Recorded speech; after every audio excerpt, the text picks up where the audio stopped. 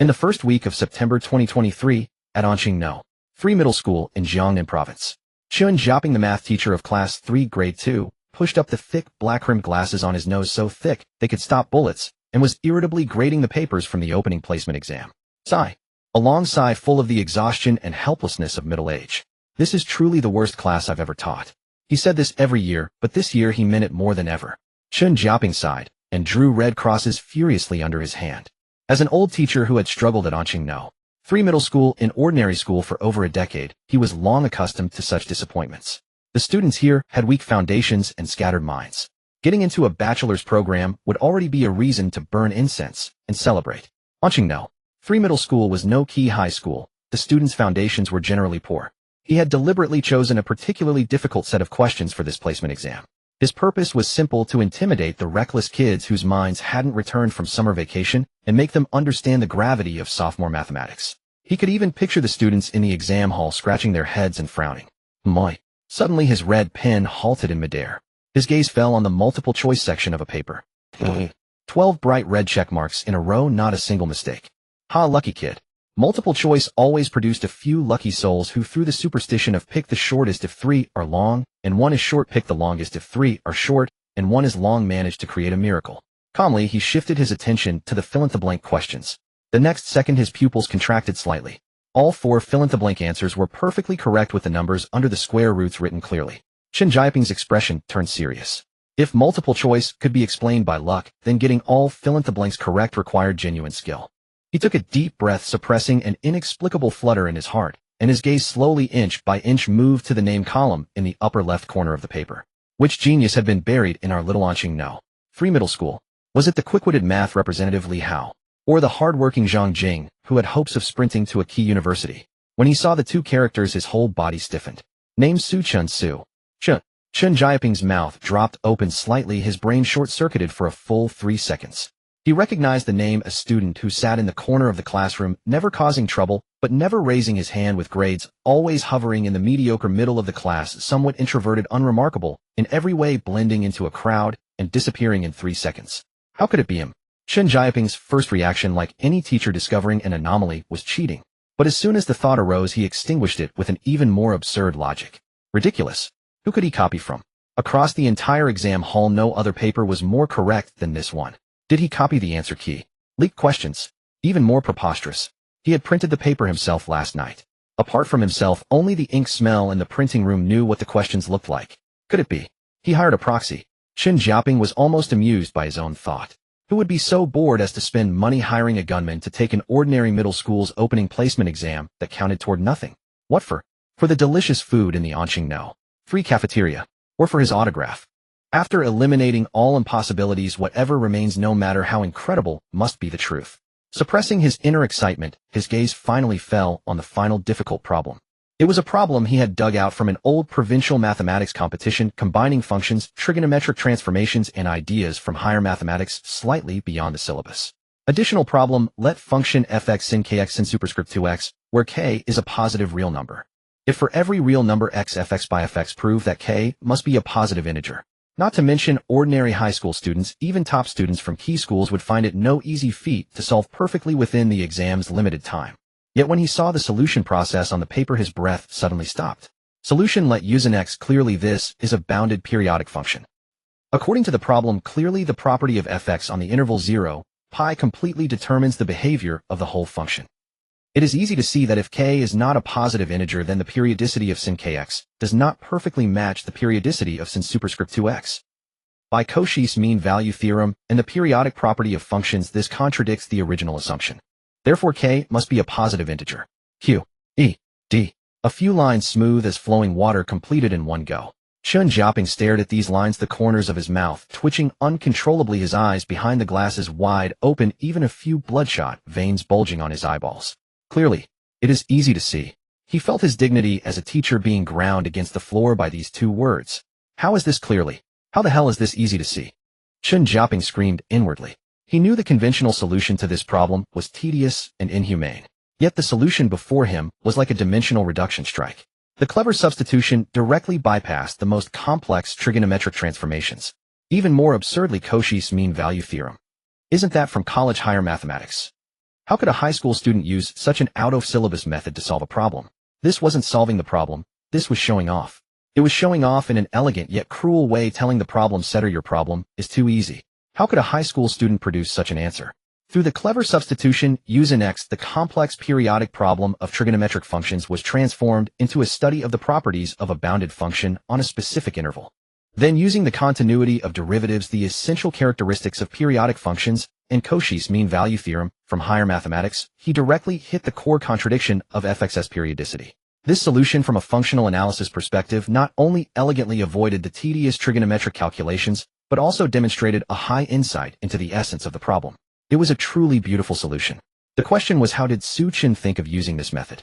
Although according to the rigid rules of college entrance exam, grading using an out-of-syllabus theorem without providing the proof process on the paper would result in heavy deductions for step points, possibly even 0 points. But looking at this smooth logic and the elegantly cruel beauty of the solution, Chen Jiaping suddenly slapped his thigh, as if making a decision that defied his ancestors. He picked up the red pen and tremblingly wrote a bright red number in the total score column. 150 points. A perfect, flawless perfect score.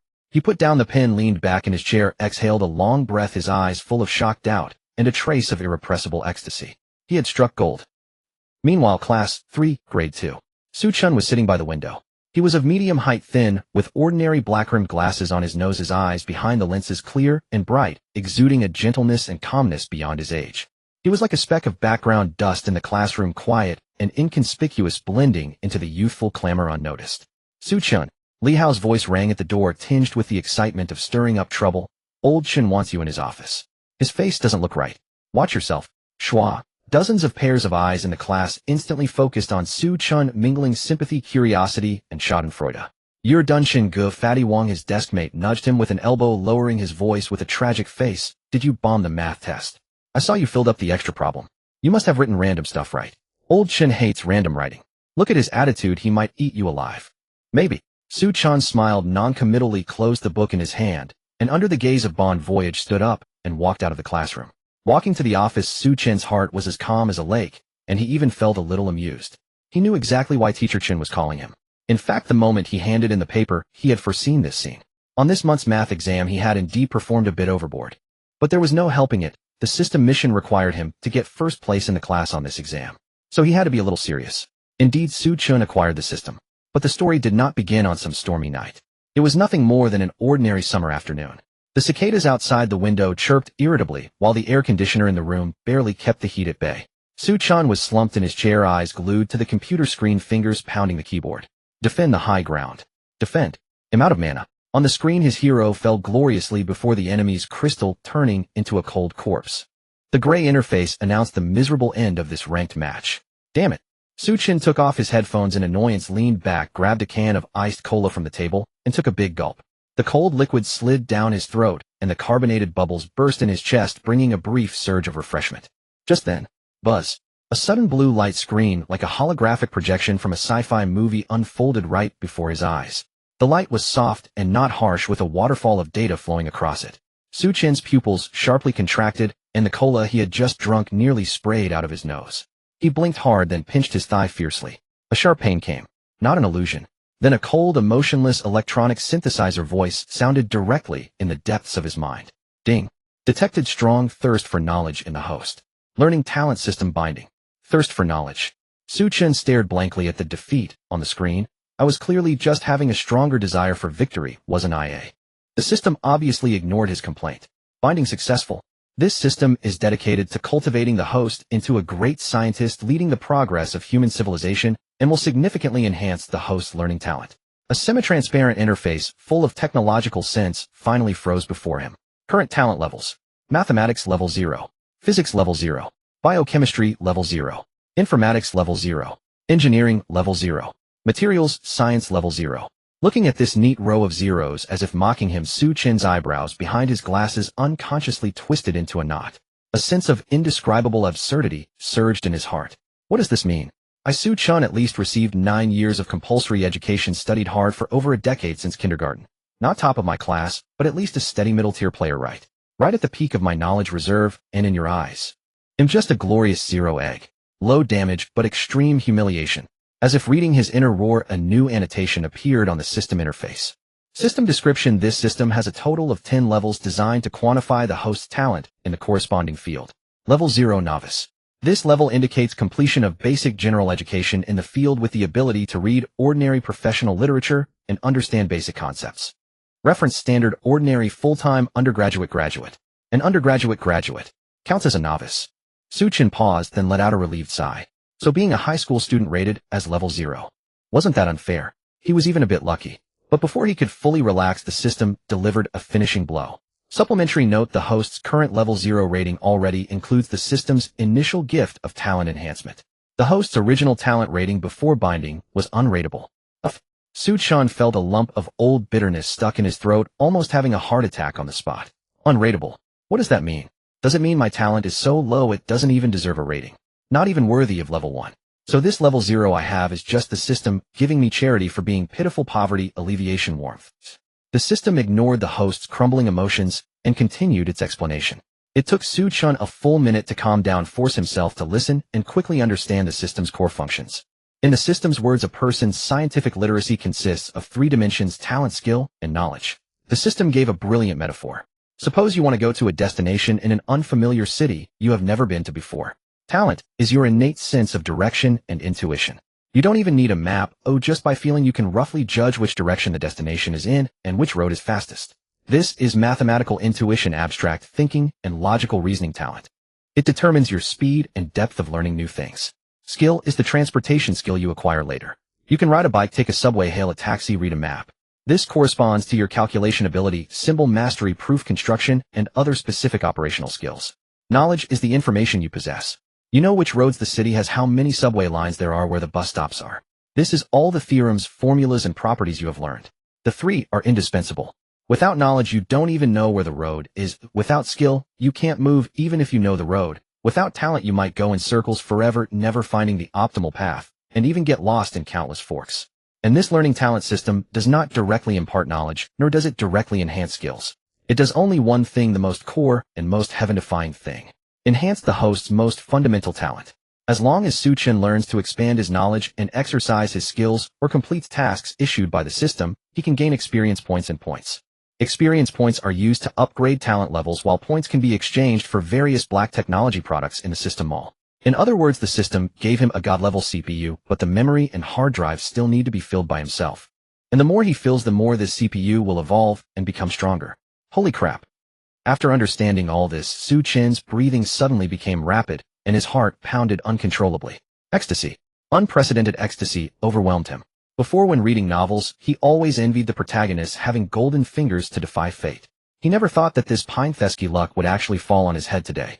Just as he was about to jump up from his chair in excitement, the system's prompt sounded again, pulling him back to reality. Newbie mission released: first glimpse of talent. Mission requirements: in the first monthly exam after school starts, the host must achieve first place in at least one subject in the class. Mission failure penalty proves that the host is an incorrigible failure. The system will unbind and seek another worthy candidate. Xu Chen's smile instantly froze. First in class. And a freaking monthly exam. He almost jumped. Bro, do you have any misunderstanding about me? I'm a middle-tier student, and you want me to be first in class in a month. How is this any different from asking the Chinese national soccer team to win the World Cup in a month? You should at least give some starter equipment. Just as he was about to curse the system for being inhuman, the system's prompt rang out again at the perfect moment. Newbie gift pack has been issued along with the mission. Congratulations to the host for obtaining absolute focus state special supply for newbie protection period. Note: this state will forcibly activate the brain's deep learning mode, simulating the information absorption and understanding efficiency of Math LV1 level. Note: this state only accelerates knowledge intake and internalization. It cannot replace the host's creative thinking and computation. The anger in Xu Chen's heart subsided by more than half. That's more like it. At least it looks like a golden finger. His curiosity was piqued, and he silently asked in his mind, "System, what is the concept of level 1? The system immediately answered, "Level 1 scholar." This level represents that the host has initially constructed a complete knowledge system in the field, possessing the ability to independently conduct cutting-edge research and publish papers in peer-reviewed professional journals. Reference: standard postdoctoral researcher at a world-class university. SSS. Xu Chen gasped, feeling a tingling sensation on his scalp. Isn't this level span a bit too outrageous? Level 0 is an undergraduate graduate. Level 1 directly jumps to postdoctoral at a world-class university. What about graduate school and PhD? Did you eat them? He couldn't help but ask further then. What about the later levels? Like level 8 or level 9? What would that be? Einstein, Newton. Insufficient permissions, please upgrade the host level and explore on your own. The system used an official cold tone to mercilessly block his curiosity. Fine, fine. Xu Chen curled his lips, but the shock inside him would not subside for a long time. 7 days. Only 7 days to make up for all the gaps he had left behind. If he didn't work hard once the absolute focus state ended, he would revert to his original self, and even lose this chance to change his fate. He'll go all out. Xu Chen gritted his teeth. If I can't die from studying, I'll study until I die. From that day on, Xu Chen's life was completely overturned. During the first 7 days using the trial card, his learning efficiency reached an incredible level. A thick high school math textbook he could thoroughly digest in just half a day. Not rote memorization, but from axioms to theorems, from deduction to application, every link was crystal clear, as if this knowledge had always been in his brain. In 7 days, he not only chewed up the entire high school math system, but even had the energy to seamlessly break through university-level advanced mathematics, linear algebra, probability theory, and mathematical statistics, and even started on the graduate-level real variable functions and introductory functional analysis. This was a feeling he had never experienced before. For the first time, he experienced the thrilling beauty of mathematics. The extreme rationality of abstracting the most complex laws of all things in the world into a few concise, elegant symbols, and then deducing them through impeccable logic deeply fascinated him. He even started reading some history of mathematics works. When he learned that Euler, after going blind, solved Newton's three-body problem of the moon, with only mental arithmetic, he no longer felt the distant awesomeness understanding barrier from high school, but a deep resonance and awe for the limits of human intelligence across time and space. Unconsciously, his mentality, his perspective, even his whole temperament underwent a transformative change. The boy who once fretted over game scores had quietly faded away. Replacing him was a youth with eyes that occasionally flashed deep, contemplative light, a future, scholarly deity. Knock, knock. Xu Chen raised his hand and knocked on the door of the high school second-year teacher's office. Receiving a come in, he pushed the door open. The next second, the sight before him made him pause slightly. Inside the office, 7 or 8 heads were huddled around Chen Jiaping's desk, touching each other like archaeologists examining a newly unearthed rare artifact. And that artifact was none other than his perfect score math test paper. This affine transformation is incredibly clever. It's like a dimensionality reduction strike. Look at this bonus problem using Cauchy's mean value theorem to prove it. This line of thought, I never even considered it during lesson prep. Old Chen, are you sure this kid is really a student at our school? Not a spy sent from the key provincial high school next door. Hearing the door open, the heated discussion in the office came to an abrupt halt. The air seemed to be sucked into a vacuum in an instant.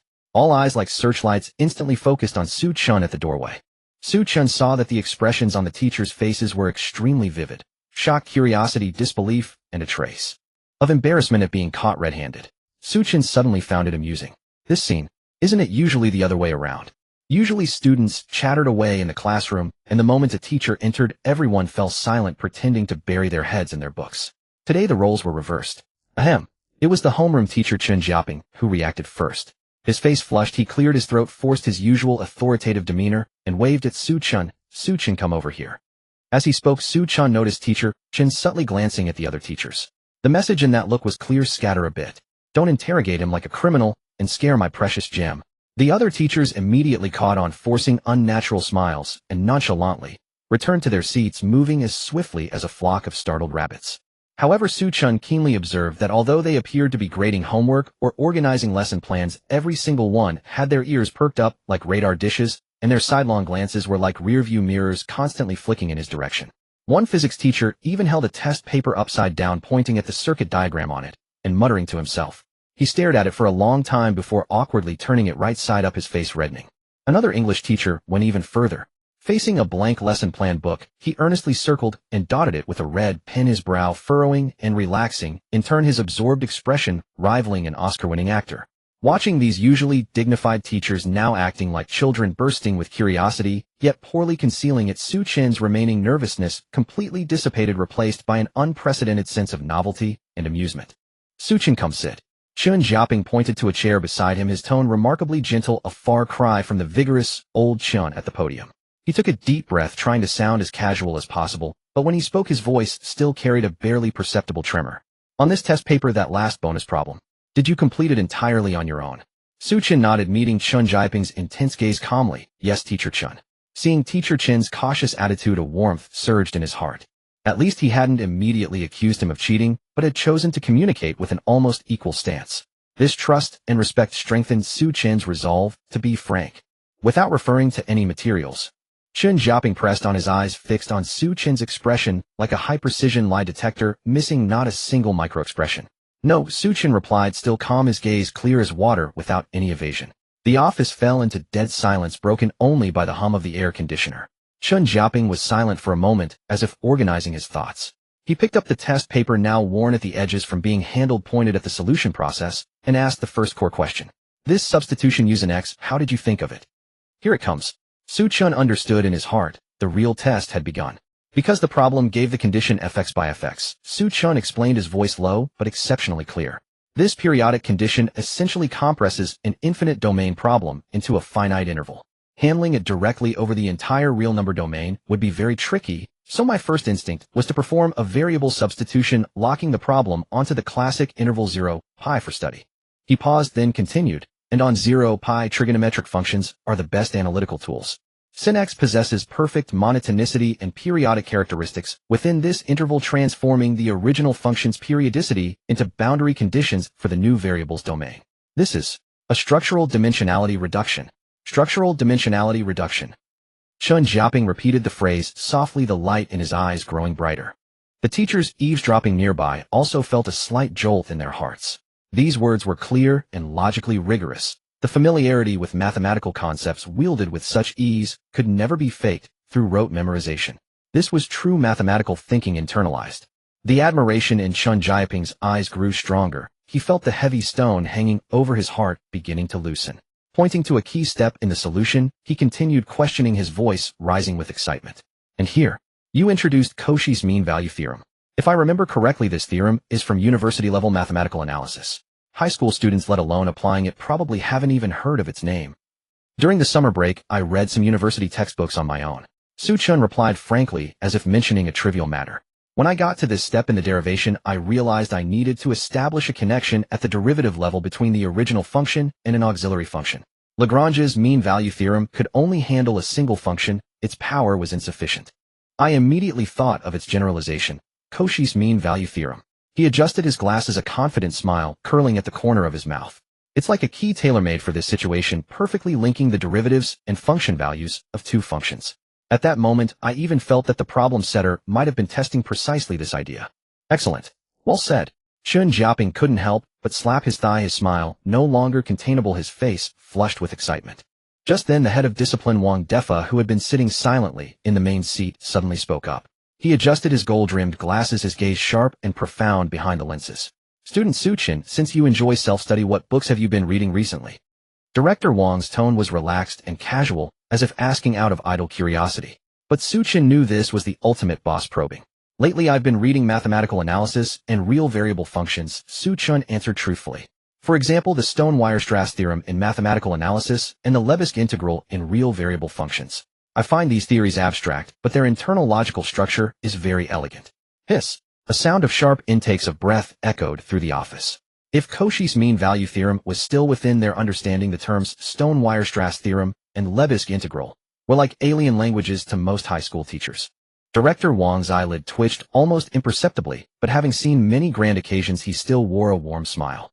Oh, this really brings back memories. Director Wang said, his eyes lighting up, feigning nostalgia. When I was young, I also loved studying these things. But speaking of the Stone-Weierstrass theorem, I always felt it had some connection with Taylor expansions, though I couldn't quite articulate it, like there was a pane of glass in the way. He deliberately spoke, vaguely throwing out a highly misleading question. Several old teachers chuckled inwardly. Old Wang was trying to boast again. Back in his university days, he was famously a slow bird, relying solely on sheer effort to get into graduate school, yet now he was talking about when I was young, as if he had once been a genius. Here it comes, the old fox is setting a trap. Xu Chen immediately caught on. This was the final test. He smiled and followed Director Wang's lead. So Director Wang had this confusion too.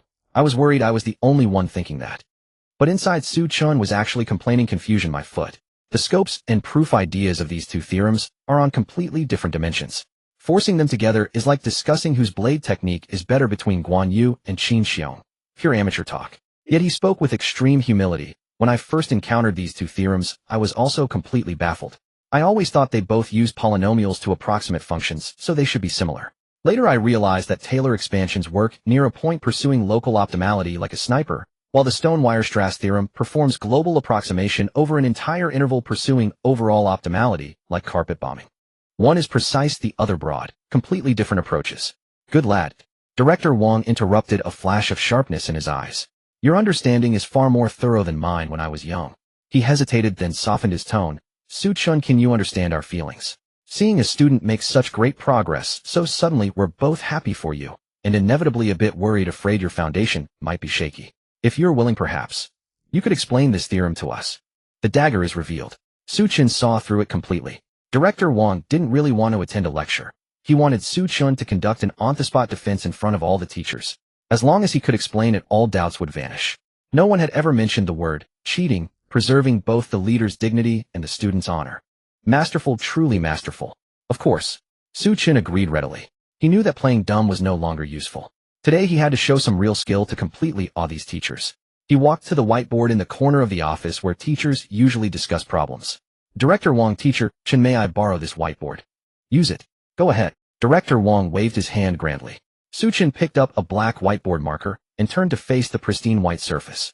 In that instant his entire demeanor transformed.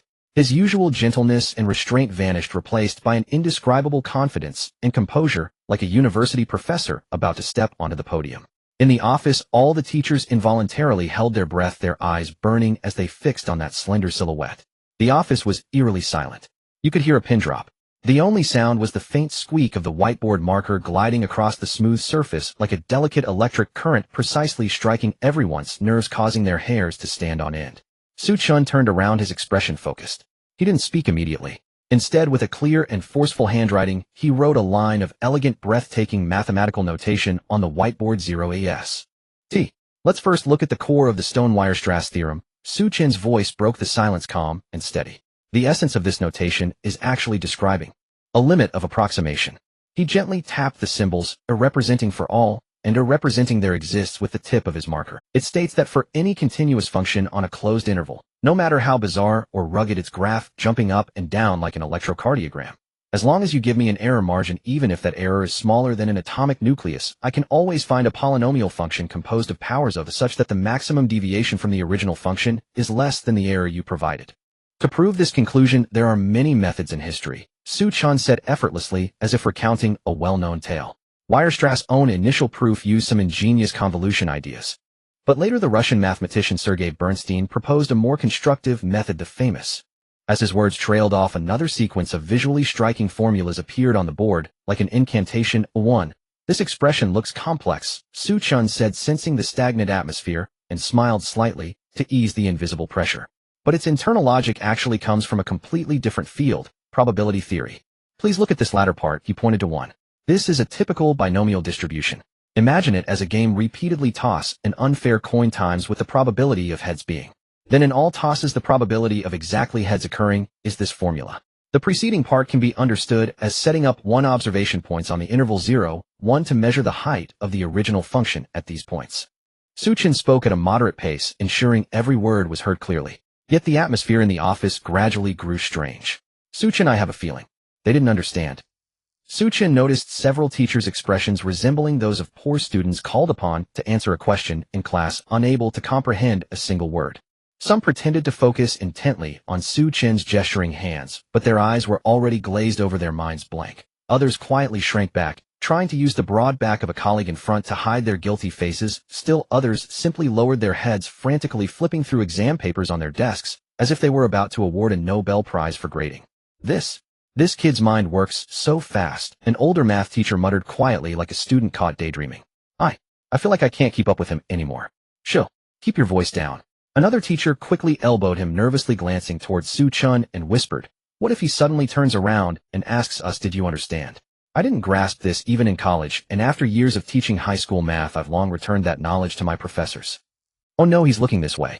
Another teacher hurriedly lowered his head, picked up a pen, and pretended to scribble furiously in a lesson plan book, writing indecipherable doodles. The most awkward position was that of the academic director Wang Defa. His back was fully pressed against the chair, hands clasped on his stomach, a classic defensive posture. He had intended to test Xu Chen and assert his academic authority, but now he found himself like a trembling student in an examination hall. He had indeed studied these theories during his graduate years, but after so many years they had faded into the corners of memory along with his lost youth. Now he could only nod continuously, occasionally forcing out a mem or write from his throat, using tactical affirmations to mask strategic confusion, terrified of being discovered that he was already hopelessly lost. But Xu Chen showed no signs of stopping. His mind had entered a state of high-speed, excited operation. Of course, polynomial approximation is just one method. We can do the same thing with trigonometric functions. That's the core of Fourier analysis. Any periodic function satisfying Dirichlet conditions can be expanded into a superposition of sine and cosine waves. He spoke with fervor, completely immersed in the world of mathematics. About this theorem, I later thought further. Xu Chen paused, offering a deeper insight. It can actually be linked to the concept of space in linear algebra. We can consider all continuous functions defined on AB as an infinite-dimensional vector space, and all polynomial functions as a subspace. Then the Stone-Weierstrass theorem essentially states that this polynomial subspace is dense in the continuous function space. Understanding it this way gives the theorem a deeper geometric meaning, Xu Chen concluded. It tells us that although polynomial functions seem simple, they form a very large set sufficient to fill up the entire continuous function space. At this point he suddenly stopped, turned around, and showed a hint of well-timed shyness and a desire for knowledge. Director Wang, Teacher Chen, and all teachers, Xu Chen scratched his head awkwardly. This last part is actually my own random interpretation, and I'm not sure if it's correct. I haven't seen this explanation in any textbook or reference material, so I wanted to seek your guidance. Xu Chen smirked inwardly. Here it comes, checkmate. Let's see how you handle this. Boom. This seeking guidance was the last straw, instantly shattering the teacher's taut nerves. In the office, several teachers exchanged glances, and for a moment no one responded. Some scratched their heads, some rubbed their foreheads, and some lowered their heads to gulp down goji berry tea, as if trying to digest Xu Chen's speech, which was akin to a celestial script. Right. Director Wang was the first to come to his senses. He nodded repeatedly, forcing a stiff smile, his facial muscles already tense. Xu Chen, you've explained it very well with very profound understanding. Especially your idea of linking continuous function space with polynomial subspace. That's very, very inspiring. This kind of thinking, drawing analogies from different disciplinary perspectives itself, represents a high level of academic caliber. Wang Defa, a seasoned veteran in teaching, had honed his diplomatic skills to perfection. He knew that at this moment making any definitive judgment, whether approval or denial, could expose his own weaknesses. This ambiguous, high-level, inspiring evaluation allowed him to appear broad-minded, while cleverly avoiding judgment on the correctness of the specific theory. At that moment, Wang Defa thought to himself, this kid is too monstrous. I originally wanted to test him, but instead he's tested me. And he specifically asks for my guidance. Isn't he deliberately making things difficult for an old man like me? How dare I say if he's right or wrong? What if this idea of his is something newly proposed by a top mathematician? Then where would I put my old face? What if it's wrong and I can't explain why? Wouldn't that be even more embarrassing? No choice, I have to praise it, loftily elevate his way of thinking infinitely, and then find an excuse to make a quick escape. The other teachers also snapped out of it, chiming in with a chorus of agreement. Yes, excellent explanation. Brilliant. I was completely captivated. Enlightening. Truly enlightening. Xu Chen smiled slightly, seemingly oblivious to the teacher's embarrassment, and continued his sincere inquiry. This kind of analogical thinking is indeed very interesting. I've recently seen concepts of density and functional analysis in some open courses and papers which seem to share similarities with the geometric interpretation of this theorem. For example, orthogonal bases in Hilbert space. But I'm not very familiar with these concepts yet. I only have vague ideas and can't connect the knowledge. You'll need to seek more guidance from the teachers in the future. Functional analysis. Hilbert space. Director Wang's mouth twitched violently, and he felt his hairs stand on end. He had tried to fob Xu Chen off with high-sounding words like inspiring, but not only did the kid not leave, he took the opportunity to climb the ladder and jump straight into concepts that even Wang himself had nearly forgotten.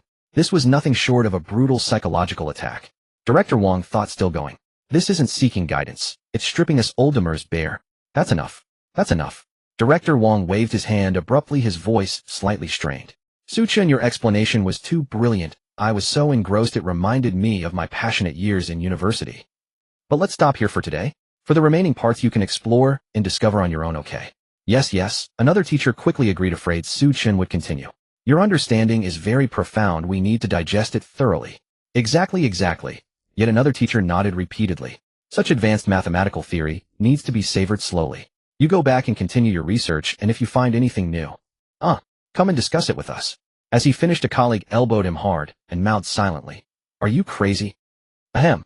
Wang Defa cleared his throat, trying to salvage the situation. Xu Chen's level is indeed very high. Our school is very pleased to have a student like you. He abruptly changed the subject and stood up from his chair. I suddenly remembered I have an important meeting to attend. I must take my leave. With that, Director Wang turned and almost fleeing hurried out of the office. Director Wang practically fled the office, his hurried back etched with the words, "survived a narrow escape." The remaining teachers in the room watched him disappear through the doorway, subtle expressions flickering across their faces. It was a complex blend of schadenfreude, self-mockery, and a trace of embarrassment. They reveled in the fact that even the all-powerful Director Wang had been stumped by the boy, yet they themselves had been equally lost, nodding along in pretense throughout. What Xu Chen had just expounded, from Weierstrass to Bernstein to the bewildering concept of spatial density, felt to these teachers steeped in high school analytic geometry and functional derivatives like a sudden return to their graduate studies. Every symbol was familiar, yet together they had become alien. They exchanged glances, momentarily at a loss for words, plunging the office into an eerie silence once more. Finally, it was the homeroom teacher, Chen Xiaoping, who broke the quiet. He took a deep look at the mathematical symbols still gleaming with wisdom on the whiteboard, then turned to Xu Chen, who stood there calm, as if he had merely answered a routine question. The shock and admiration in his eyes were no longer concealed. He was now 200% certain that Xu Chen had earned that perfect score. No, he could even say the exam's difficulty had failed to match Xu Chen's level. Having someone who could discuss Hilbert space tackle a high school math test was like asking a Michelin 3-star chef to scramble eggs and tomatoes. Doable, but a waste of talent. Just as Chen Xiaoping's thoughts settled, fully acknowledging Xu Chen's undeniable prowess, a crisp, melodious electronic chime sounded in Xu Chen's mind, audible only to him. Ding. Novice Quest first show of sharpness completed. Quest requirement: in the first monthly exam after the start of term, the host must achieve first place in at least one subject in the class. Completion rating S achieved with overwhelming superiority, establishing an image of an awe-inspiring academic prodigy among the teachers. Quest reward experience, 10 points. 1 Novice Mystery Box 1. Current talent level: Mathematics level 0, Mathematics experience 50100. Xu Chen's eyes flickered almost imperceptibly, a weight lifting from his heart. It seems that only when Teacher Chen mentally confirmed my perfect score did the system deem the quest complete. The system's judgment is intriguingly rigorous. It requires the key figure to be genuinely convinced. No sooner had the thought passed than the system's voice rang out again. Novice Quest completed. Main Quest chain officially activated. Main Quest: the Ivory Gate quest description: in the tedious high school life, and with the utmost excellence, step into the world's top university. Quest hint: the time taken to complete the quest, academic achievements during high school, and the ranking of the final university will all influence the final evaluation and rewards. Base reward experience, 200 points. 20. Experience will be scored based on performance, yielding a percentage coefficient. Multiply the coefficient by the base experience. For example, meeting expectations gives a 100 coefficient, resulting in 200 experience. Exceptional performance gives a 200 coefficient, yielding 400 experience. Entering a top university. Xu Chen mused. The college entrance exam is 2 years away. I can keep this as a long-term goal for now. His thoughts flickered between the system's virtual panel and the real world in a mere second or two. Outwardly, he stood quietly waiting for the teacher to continue. Ahem. Chen Xiaoping finally snapped out of his immense shock. He strode over to Xu Chen, patted his shoulder excitedly, with such force that Xu Chen winced. Good kid. A hidden gem. Chen Xiaoping's voice brimmed with barely contained excitement. You've truly had an epiphany. And it's a heavenly one. He now fully believed Xu Chen's tale of cramming over the summer and suddenly getting it. He couldn't think of a more plausible explanation. All right, head back to the classroom. Chen Xiaoping struggled to compose himself, but the light in his eyes was unmistakable. Remember, come to me anytime with any academic questions. No, not just academics. Anything at all. Okay, thank you, Teacher Chen. Xu Chen nodded politely and turned to leave the office where he had made his name. When Xu Chen pushed open the back door of the classroom, he barely drew any attention. He kept his head down, slipping silently through the aisle like a drop of water merging into the ocean, and returned to his seat by the window. Haching, you're back. His deskmate Fatty Wang immediately leaned in with his round body, his face bursting with gossipy curiosity. So, what did old Chen want? Did he catch you cheating on the monthly exam? I told you should pick a better person to copy from, not always the top student. Too obvious. His voice was just loud enough for the nearby eavesdroppers to hear. In an instant, several gloating gazes focused on him like spotlights. Xu Chen put down his pen, glanced at him, and stated flatly, no, I did too well on the exam and scared the teachers. They called me in to confirm. He was telling the truth. Yet the truth was often harder to believe than a lie. Puffed. Fatty Wang and the nearby students let out a synchronized, disdainful jeer. Fatty Wang patted Xu Chen's shoulder hard with an expression that said, bro, don't force it, I get it. Alright, if you don't want to talk about it, don't. I want to ask. Saying you did so while you scared the teachers. Why not claim you proved gold box conjecture, and the Ministry of Education sent a private jet to take you to the Chinese Academy of Sciences? Xu Chen shook his head helplessly and didn't explain further. He knew that this kind of thing couldn't be clarified, nor did it need to be. In their eyes, the ingrained impression of weak student Xu Chen couldn't be shaken by mere words. Only when the report card came out would they. They still might not believe it. It didn't matter, Xu Chen thought. Whether they believed it or not, he was already someone with a system. Just then the bell for class rang. English teacher Lu Yan entered, clutching her textbook, her high heels clicking on the floor. Known for her strict teaching style, she adjusted her thin-rimmed glasses and swept her hawk-like gaze across the class. Class begins. Stand up. Good morning, teacher. After the formalities, the classroom fell silent and the lesson began. For Xu Chen, now listening to high school English class was pure torture. Not because he couldn't understand, but because the teacher taught too slowly. She would spend 10 minutes dissecting a simple attributive clause. This rote teaching method was excruciatingly inefficient for someone with a budding mathematical talent and a logical mind like a computer. No, I can't waste time. Xu Chen decided to study on his own. He pondered a strategy. The essence of language boiled down to two basic elements: vocabulary and grammar. Master enough words and clarify their combination rules, and any language would be conquered. Simple, brutal, and efficient. So he picked up his high school English textbook, took a deep breath, and opened to the first page.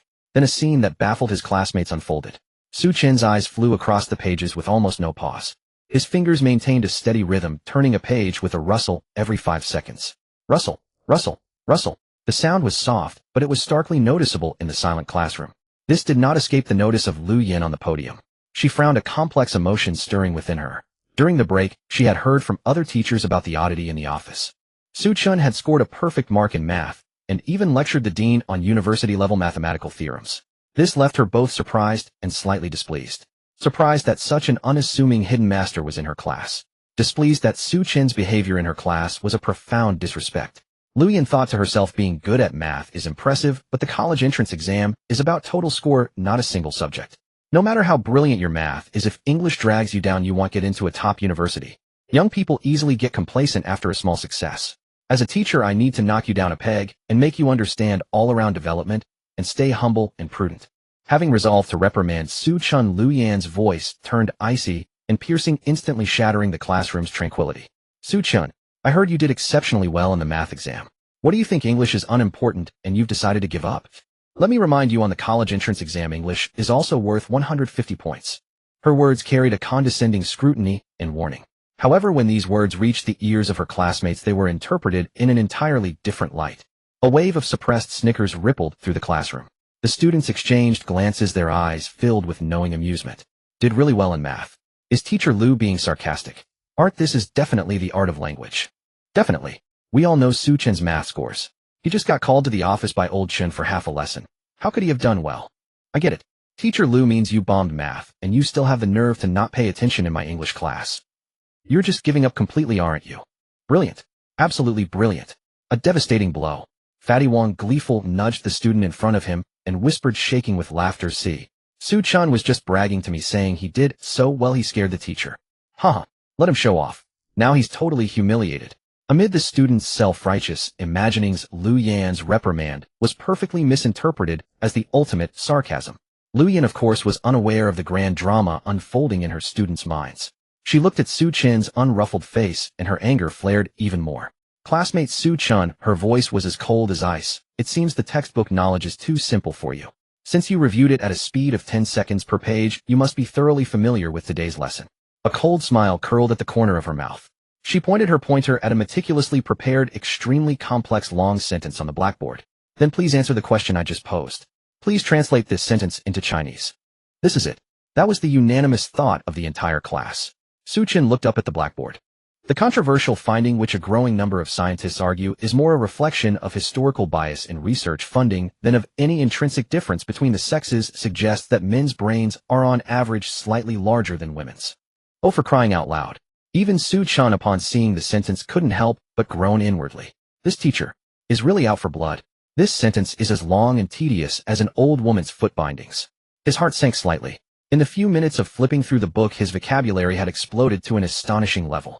Every single word on the blackboard, from controversial to intrinsic, he recognized. However, he hadn't yet systematically studied grammar, His original strategy was to memorize all the words first before tackling grammar. It was like possessing a top-tier set of Lego bricks, recognizing each one, but lacking the blueprint to assemble them precisely. On the podium, Lu Yan's lips had already curled into a victorious sneer. She had even prepared her next line, "Since you can't understand it, pay attention in class." Yet she didn't know that although Xu Chen lacked grammatical knowledge, he possessed a super brain with monstrous computational power, a brain completely transformed by mathematical talent.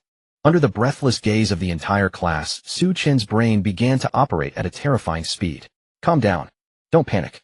Although I don't know grammar, the essence of English is also a logical language. Since it's logic, it can be modeled. A crazy idea flashed through his mind. Treat every word and phrase as a variable or constant. Treat grammatical rules as the operators and functional relationships connecting these variables. Then translating a sentence is equivalent to solving for the logically self-consistent optimal solution under a set of constraints. I will use mathematics to crack this English problem. As this thought arose, Xu Chen's entire demeanor changed. The trace of panic in his eyes vanished, instantly replaced by an extreme calm and focus.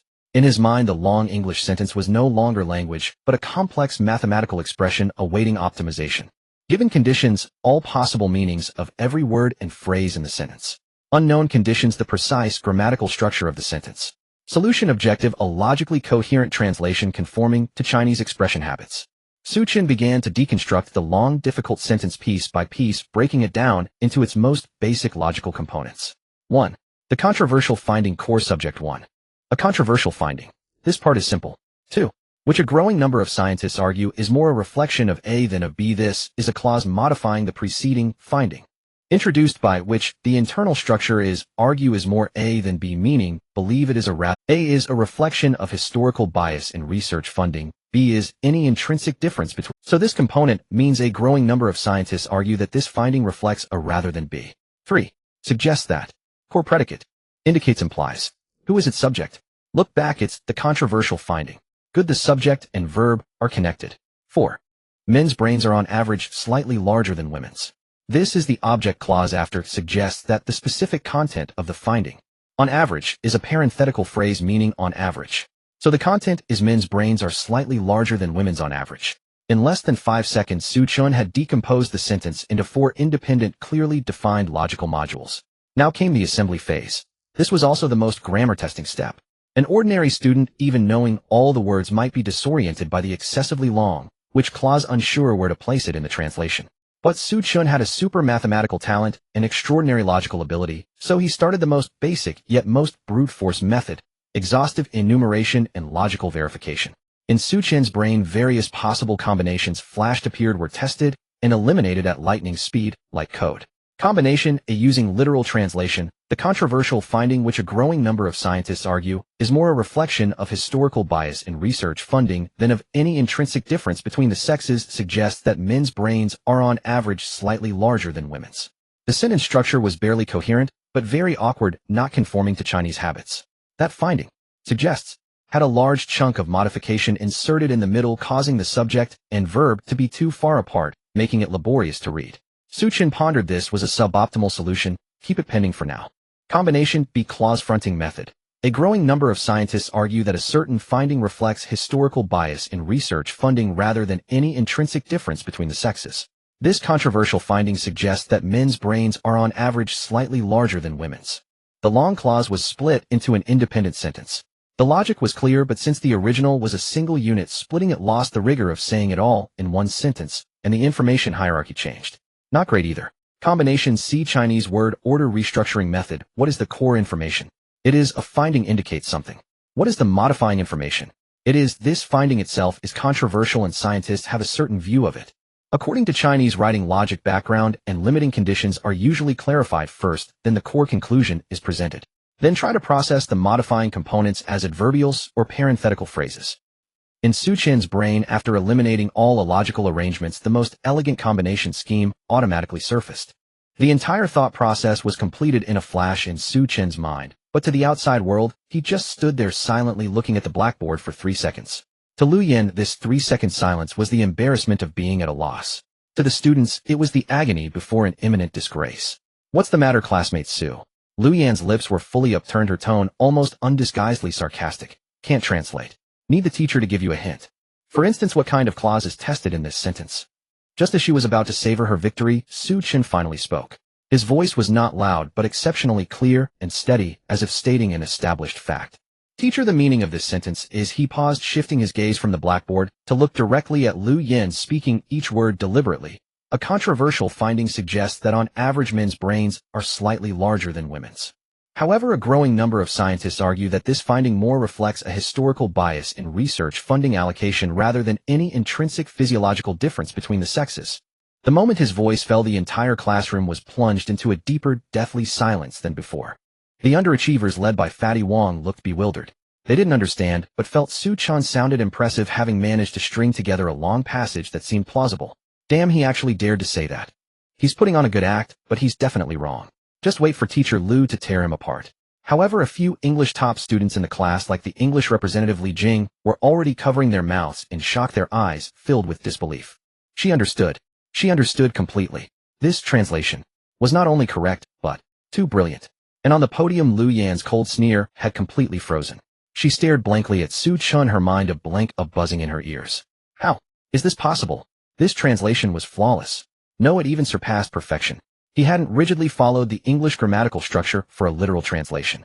Instead, he had completely shattered the original sentence's framework, then perfectly reassembled all the information using the most authentic fluent Chinese logic. He skillfully used the transitional word, however, to turn the lengthy attributive clause into an independent supplementary clause, preserving all the original information while perfectly conforming to Chinese reading habits. The entire translation was clear, precise, and elegant, sounding less like a high school student's impromptu translation and more like a finalized version meticulously polished by a professional translator. Lu Yan's cold sneer had completely frozen. She stared blankly at Xu Chen, her mind a blank. How is this possible? She had pondered over this sentence for a long time during lesson preparation before finding a satisfactory translation. And Xu Chen, this student who was openly flipping through his book and not paying attention after just 3 seconds of looking, produced a version even better than her standard answer. How did he do it?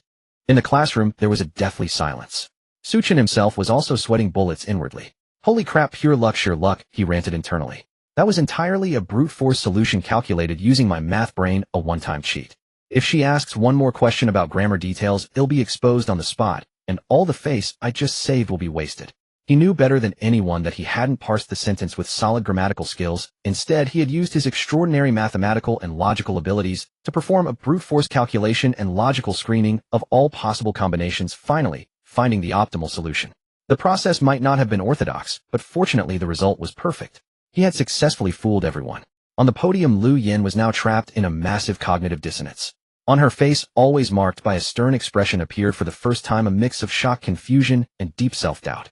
She looked at Xu Chen as if she were gazing at an unknown creature disguised as a student. According to her script, at this moment, Xu Chen should have been stammering and unable to answer. Then she would have taken the opportunity to lecture on classroom discipline, spending at least 20 minutes meticulously explaining the nested attributive clauses, appositives, comparative structures, and other knowledge points in that long, difficult sentence. Finally, amid the students' admiration, she would have re-established her authority. But now, the script was torn up. Her meticulously prepared dragon-slaying sword had been caught barehanded, and she was even shown up with a more brilliant move. How could she continue the lecture now? Should she just announce the correct answer and say, "Everyone look, classmates, Xu Chen translated it very well. Let's move to the next question"? Wouldn't that make her, the teacher, seem redundant? Lu Yin had taught for over a decade and had never encountered such a difficult classroom situation. Her throat moved, feeling dry. In the end, all her prepared words turned into just 3. Sit down. Her voice was low, even carrying a barely perceptible tremor. Xu Chen felt immensely relieved, secretly grateful that teacher Lu Yin hadn't pressed further on grammar. Otherwise his answer would have been exposed, and he would have been accused of guessing correctly. Fortunately, Lu Yin was now only concerned with how to save face herself, and had no mind to continue questioning. She also knew that if she pressed further and Xu Chen answered, she would be even more embarrassed. Xu Chen sat down, and the entire class atmosphere was completely ignited. Wang, Fatty, and the other underachievers' eyes almost popped out. They rubbed their ears vigorously, their faces full of expressions of seeing a ghost. Holy crap. He sat down. Teacher Lu actually let him sit down. What does this mean? It means he translated it correctly just now. Impossible. Absolutely impossible. I must be hallucinating. If Xu Chen can answer this question, I'll eat this English book on the spot. Meanwhile, the top students, like English class representative Li Jing, looked at Xu Chen with awe, as if he were a monster. They knew how difficult that question was, so they understood even better how terrifying the strength Xu Chen had just displayed truly was. It was no longer within the realm of a top student. It was a god of learning. The remaining half of the class completely degenerated into Lu Yan's teaching accident scene. She stumbled through her lecture, frequently losing focus, and nearly made several mistakes in her knowledge points. Her gaze kept involuntarily drifting toward the quiet figure in the back row of the classroom, as if seated there was not a student, but a teaching supervisor, who made her heart tremble. After barely enduring until the bell rang, Lu Yan almost fled out of the classroom. In the teacher's office, Lu Yan held a water cup, her hand still trembling slightly. She downed the entire glass in one go, calmed down a bit, and then rushed to homeroom teacher Chen Jiaping's desk. "Teacher Chen, that's Xu Chen. What on earth is going on?" Chen Jiaping was grading homework and was startled by her. He looked up, saw Lu Yan's disheveled appearance, and couldn't help but laugh. "What, teacher Lu, you've experienced it too." "Experienced?" Lu Yan gave a bitter smile. "He almost sent me packing on the spot." I tested him with a high-difficulty long sentence, and after a few seconds of looking, he gave a translation even more perfect than the standard answer. In the office, other teachers, upon hearing this, also gathered around, their faces full of shock. "No way. Xu Chen's English has clicked too. I thought this morning he just had a sudden epiphany in math. Could it be a total epiphany? This kid, did he go apprentice under some master during summer break? What miraculous pill did he take? Then, what about other subjects?" A physics teacher couldn't help but ask, his voice tinged with a tremor and anticipation. This question silenced the entire office instantly. In everyone's hearts rose an absurd yet eagerly anticipated thought. All-subject god of learning. That evening, Xu Chen returned home. Pushing open the door, a familiar scent mixed with the aroma of home-cooked meals, and a faint smell of cooking oil rushed toward him, instantly dispelling the tension accumulated at school all day. "Mom, I'm back." From the kitchen came a sizzling sound, the collision of hot oil and ingredients, followed by his mother, Zhou Hu's voice. "Is Xu Chen back? Go wash your hands, dinner will be ready soon." His father, Su Jiangwo, was sitting on the sofa intently watching the evening news. Hearing the door open, he habitually hummed, but didn't take his eyes off the screen. It was an ordinary working-class family. The house wasn't big, the furniture was a bit old, but every corner was spotless, filled with the warmth of life and home. Soon 3 dishes and a soup were set on the table: sweet and sour ribs, scrambled eggs with tomatoes, and stir-fried spinach. All Xu Chen's favorite homestyle dishes. Halfway through the meal, Xu Chen casually spoke, "Dad, Mom, I did pretty well on the school opening exam this time." As his words fell, the atmosphere at the dinner table subtly shifted. Zhou Hu's face immediately lit up with a gratified smile. While serving Xu Chen food, she said softly, "You studied so hard during the summer break. It made Mom's heart ache. Doing well is a given, and my son is no dumber than anyone else." Despite her words, the cautious look deep in her eyes, afraid of putting too much pressure on her son, betrayed her true feelings. Su Jiangwo put down his chopsticks, cleared his throat, and put on the typical Chinese father's demeanor. Improvement is good, but don't get complacent. Stay humble, and keep working hard, understand? You have a lot of catching up to do. He spoke words of caution, but the slight upward curl of his mouth and the fact that he had quietly turned down the TV volume revealed his true mood. Xu Chen looked at his parents, who wanted to be happy, but were desperately restraining themselves, afraid of putting pressure on him. A warm current surged in his heart. He found it both amusing and deeply moving. These parents were just too adorable. He decided to add the most intense fuel to this suppressed joy. So, following his father's words, he deliberately sighed and said with a troubled expression, "Dad, you're right. I do need to keep working hard. Alas, it's a pity. I can't improve any further." Slap. Su Jiangwo slammed the table, his brows instantly furrowing. "What do you mean you can't improve? You brat, you've only just started to show some progress, and you're already getting smug, showing off your tail, aren't you?" Zhou Hui also became anxious and quickly tried to smooth things over. "Xu Chen, don't listen to your father. Mom is already very happy that you can improve. We don't ask for overnight success." Seeing his parents take the bait, a sly smile curled at the corner of Xu Chen's mouth. He slowly revealed the answer because he deliberately dragged out the word, and under his parents' tense gaze, said lightly, "I already got full marks." "What?" At that moment, time seemed to have been muted. The air froze. In the living room, only the amplified, meaningless broadcast of the news anchor from the television remained. Su Jiangwo, the father, held his rice bowl, his hand frozen midair. The smile on Zhou Hu's face, the mother, also froze at that instant, like a movie scene paused. A full 3 seconds passed. Puff, cough. Cough, cough, cough. Su Jiangwo choked on his mouthful of rice, coughing until his face turned crimson and tears streamed down. He didn't bother to wipe his mouth, his eyes wide with disbelief as he stared at his son. You little brat, how much did you say?" Zhou Hu's chopsticks clattered onto the table with a crisp sound. She stared intently at Xu Chen, her lips trembling slightly. Son, don't joke with your mother like this. My heart can't take it." In their eyes, their son claiming a perfect score was more unbelievable than winning a 5 million lottery. For so many years they had grown accustomed to their son being the most ordinary child, devoid of any special talent or aptitude, only hoping for his safety and peace. They never expected him to suddenly achieve a perfect score. Xu Chen did not say anything more. He silently took out the carefully folded math test paper with the bright red 150 from his backpack and gently placed it in the center of the dinner table. All the emotions that his parents had deliberately suppressed moments before upon seeing that glaring vivid red number burst forth like a dam breaking, exploding with a roar. Su Jiangwo, his hands trembling, carefully picked up the test paper, held it under the light, scrutinizing each number and verifying every symbol as if appraising a rare treasure. Zhou Hui, on the other hand, stared blankly at her son's calm face. Suddenly her eyes reddened instantly. Large teardrops rolled down without warning. She didn't cry out loud, just covered her mouth with her hand, her shoulders shaking violently. Those tears held shock, ecstasy, but more than anything the relief of finally releasing the worries that had been suppressed in her heart for all these years. Good, good, she choked, repeating the words. My son has finally grown up. It's real, it's real. On the other side, Su Jiangwo had also finished his verification. He slapped his thigh hard, this usually silent and stern man now as excited as a child. He carefully refolded the test paper, but then thought better of it, afraid of leaving creases. He solemnly handed the paper to his wife, speaking in a tone almost of entrustment. We keep it safe. Find a frame and mount this paper. Mount it. Zhou Hui was taken aback for a moment, then nodded vigorously. She wiped her tears with the hem of her clothes and took the thin paper, which felt as heavy as 1,000 pounds, with both hands. Right? Mount it. Hang it in Xiaoqin's room. Xu Chen thought to himself, was this really necessary? It was just a small placement test. This would be a minor event in the future, and he believed his parents would soon get used to it. But he didn't want to interrupt their excitement. They needed to do something to feel involved. After putting the test paper away, Father Su suddenly turned and strode into the storage room. Moments later, he emerged carrying a wine box covered in a thin layer of dust. He carefully wiped the dust off with his sleeve and opened it, revealing a beautifully packaged bottle of Matai. Su Chen recognized it. A bottle his father had treasured for years, unwilling to open even during festive visits from relatives. Father always said it was for a momentous occasion. Dad, Su Jiangwo said nothing. He found 3 small baijiu glasses and solemnly placed them on the table. He filled his own glass to the brim, poured a shallow amount for Zhou Hui, and finally, picking up the 3rd glass, he looked at Su Chen with blazing eyes. He hesitated for a moment, then made a move that even surprised Su Chen. He also poured wine into Su Chen's glass. Not much, just enough to cover the bottom, but the significance of this gesture was immense. It represented a form of recognition. The highest form of acknowledgement from a father to a son, a man to a man. Su Jiangwo raised his own glass. This man of few words now had red-rimmed eyes.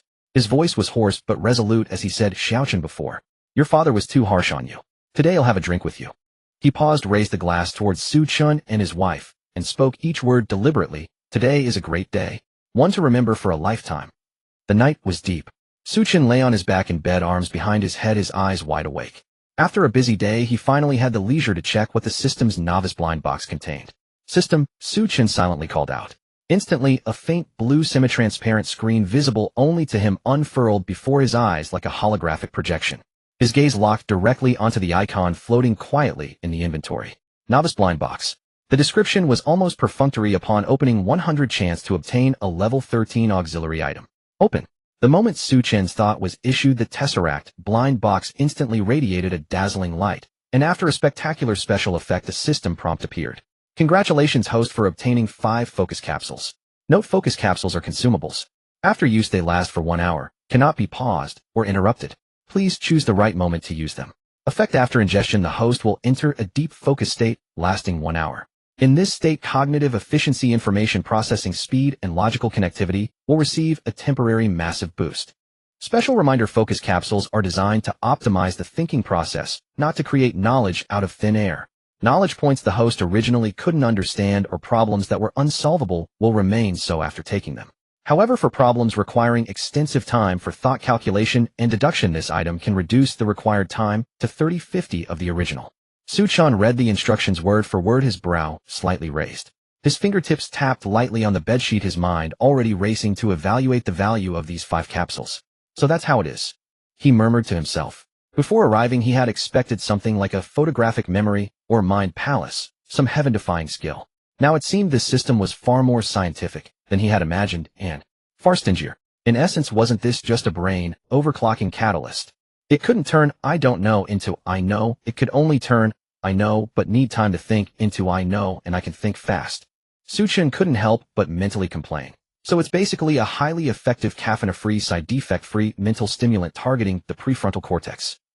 He imagined the usage scenarios. Using it for homework. Too wasteful. Using one for a few practice problems was a sheer waste, like using a cannon to kill a mosquito. Monthly exams. Perhaps, but it seemed like overkill. With his current knowledge and thinking ability, handling school exams was more than enough. Using the capsule would merely extend the time he spent daydreaming after finishing the paper from 40 minutes to an hour. As for the college entrance exam, that might be useful, though he probably wouldn't need it. But since it had a significant impact on life, it was worth taking a few. After much thought, Xu Chen couldn't decide on the best time to use them, so he set them aside for now as a hidden card. He withdrew his consciousness from the system space and returned to the real world. As the excitement of opening the blind box faded, the fatigue of the day finally washed over him like a tide. Xu Chen soon fell asleep. The next day, right after morning self-study ended, Xu Chen was called to the office by his homeroom teacher Chen Xiaoping. Chen Xiaoping didn't chat with him as usual. Instead, he pulled a brand new test paper from under a thick stack of lesson plans and gently placed it before Xu Chen. Do this paper. Put in your full effort. Do it seriously. His voice was low but carried an unquestionable seriousness.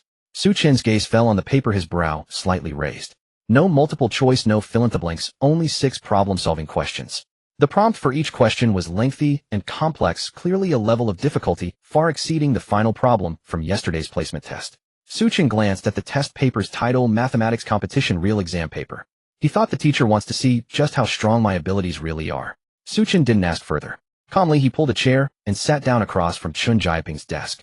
He unscrewed the cap of his pen and began to ponder. First problem: find all prime numbers p in positive integers n such that n superscript 2 p1 divides n superscript 3 p superscript 3. A classic combination of divisibility and indeterminate equations. The conventional approach involves using modular arithmetic, testing mod p or mod n, or attempting to classify by the parity of p. Yet these methods are like groping in the dark, not only computationally heavy, but also prone to dead ends. Xu Chen's pen tip hovered over the scratch paper for half a second while his mind began a high-speed operation. The crux of the problem lay in the mismatch of degrees between the quadratic n superscript 2 on the left and the cubic n superscript 3 on the right, with n and p entangled. To establish a divisibility relation, he had to find a way to reduce the degree and separate the variables. Xu Chen thought, should he perform polynomial division directly? That would produce fractions, inelegant. Then, he would actively construct an intermediate term to forcibly eliminate n superscript 3. This thought struck like a bolt of lightning. His mathematical talent endowed him with an extraordinary intuition for problem solving. He began to write. Chen Xiaoping held his breath watching. He saw Xu Chen, unlike ordinary contest students who would exhaustively test P2, 3, 5, who instead write a line on the scratch paper that made his pupils contract n superscript 2, P1, n superscript 3 and Pn. Chen Xiaoping frowned. What was the use of constructing this? Then Xu Chen wrote down a transformation that could only be called a divine move. N superscript 3 p superscript 3, n superscript 2, p1 p superscript 3, and p1. Seeing this step, Chen Xiaoping's breath instantly stopped. He understood. He understood completely. Because n superscript 2 p1 divides n superscript 3 p superscript 3, and it obviously also divides n times itself. Subtracting the two expressions, the complex divisibility relation instantly collapsed into n superscript 2 p 1 p superscript 3 and p1. This single stroke directly severed the interference of the high-degree term of n, reducing a chaotic cubic equation into a constraint analysis on p. A CM-level problem with this astonishing step was directly simplified into a pure algebraic discussion. Xu Chen's speed did not slow down. If the right side is 0, then p superscript 3 and p1. Since p is prime GCDP p11, so p11 yielding p2 and 8. If the right side is not 0, use absolute value inequality scaling. The scratch paper rustled, and the other two solutions, A31I and A304, were captured with precision like turtles in a jar. From the moment Xu Chen put pen to paper to finishing the 3 sets of answers, it took less than 3 minutes. He used no obscure number theory theorems, only one extremely precise algebraic construction, and he had slain this roadblock of national team training difficulty. Chen Xiaoping felt cold sweat on his back. Xu Chen's talent was even more exaggerated than he had imagined. Second problem, let A, B, C be positive real numbers. Find the minimum value of ABC1A, 1B, 1C. A seemingly harmless inequality problem, but one that hides a deadly trap. At this moment, Xu Chen's inner thoughts, oh, this is interesting. The problem setter has dug a huge trap here specifically for students who only memorize formulas. The trap is that many students would instinctively apply the AMGM inequality, separately ABC 3ABC 1A 1B 1C 1 ABC, then multiply them to get the original expression 9. Seemingly correct, but multiplication carries risks. The flaw in this approach is that it assumes both inequalities can achieve equality simultaneously. Although the problem coincidentally allows it, this solution is logically unsound. Xu Chen was right. In competitions, this method would incur point deductions or even a zero score. Xu Chen, of course, disdained to walk such a tightrope. He also felt too lazy to use the Cauchy-Schwarz inequality that every contest student must know. It would be like using a precision key to open a lock, efficient, but not brutal enough, not beautiful enough. He chose the most primitive method, the one that best reveals the essence of the problem. Expansion. The greatest truth is simple: return to the basics. He directly expanded the expression original 1 of ACBA 1 BCCA CB 1 3 of BA ACCA BCCB. Seeing this step, Chen Jiaping's eyes went wide. He thought this was the crudest old-fashioned method, but the next scene completely overturned his understanding. Xu Chen lightly noted below each bracket by the basic inequality x1 x2 for x0. Thus a BA2, ACCA2, BCCB2. Summing the three, the original expression 3 2 2 2 9. Equality holds if and only if ABC. The minimum is 9. This solution used no advanced inequalities, only combining the complete expansion learned in middle school with the most basic AMGM inequality from high school, yet it displayed a masterful aura of simplifying complexity and striking the core. If the first problem was a burst of divine move inspiration, this one was absolute mastery of the greatest truth is simple. Standing by the side, Chen Jiaping watched Xu Chen solve the problems, his heart pounding, his breathing becoming rapid. Because he knew better than anyone the origin of this test paper. It was the real exam paper from last year's National High School Mathematics Competition CMO, used to select members for the national team. Anqingno, 3 high school, an ordinary school that wasn't even a city-level key school, had a historical best competition result of a provincial first prize from 8 years ago, with only provincial second prizes in recent years. Now he was witnessing his own student who had never received any competition training solving this paper in a nearly brutal way, violently and unreasonably. Xu Chen's solutions might seem clumsy or inelegant to true competition participants. But in the eyes of Chen Jiaping, a seasoned teacher, this was the most terrifying part. It meant that Xu Chen's talent was powerful enough to ignore so-called techniques and tricks. He was using pure mathematical logic and computational ability to deliver a dimensionality reduction attack on the problems. A genius. A true genius. Chen Jiaping murmured, his face flushed with excitement. In all my years of teaching, I've never seen a student like this. He suddenly looked up, his gaze burning on Xu Chen, his voice hoarse from excitement. Xu Chen, go and participate in the math competition. Teacher, I haven't finished yet. There's no need to continue. Your strength is definitely enough. Tomorrow is the last day for registration in the city's math competition. We must seize this opportunity. Xu Chen frowned, thinking the system's main quest is to step into the hall of a world-class top university. Participating in the competition would leave no time to review other subjects, possibly doing more harm than good. He just wanted to quietly farm system points, improve all subjects. The competition, a specialized activity, didn't seem to fit his plan. So he said, wouldn't this take a lot of time? I'm afraid it will affect my study time for other subjects. Affect your time. Chen Jiaping almost choked upon hearing this. He took a deep breath and said with unprecedented solemnity, word by word, Xu Chen, listen carefully. For a genius like you, the math competition is another highway to university. As long as you win a provincial first prize, you'll be eligible to apply for the strong foundation programs at Tsinghua and Peking University. Your college entrance exam score could be reduced by dozens of points. If you go further, break into the top ranks of the province and join the provincial team to represent us in the national finals. The top 60 can even be directly admitted to Tsinghua or Peking University without taking the college entrance exam. Direct admission to Tsinghua and Peking University. These 6 words exploded like a thunderbolt in Xu Chen's mind. Chen Jiaping, seeing his shocked expression, continued to raise the stakes. With our school's foundation aiming for the national team is too far-fetched. My goal is for you to get at least a provincial second prize, or even strive for a provincial first prize. Even so, that would be the most glorious achievement on your resume. He paused, his tone turning serious. Of course, there are risks. If you invest a lot of time and don't achieve the desired ranking, you'll have to make up for the lost time on your own. This path is a shortcut for geniuses, but a trap for ordinary people. The office fell silent again. But Xu Chen's heart was beating faster than ever. System quest. The most excellent posture. To end the tedious high school life. He suddenly understood. The college entrance exam was a safe path, but it required grinding through until senior year. The competition was a gamble. If he won, he could secure a ticket to a top university in his sophomore year, greatly shortening the quest time and earning a higher system evaluation. and his greatest asset was the powerful mathematical foundation he had built during the 7A Math LV1 experience card combined with his current Math LV0 talent of an excellent university student. This path was tailor-made for him.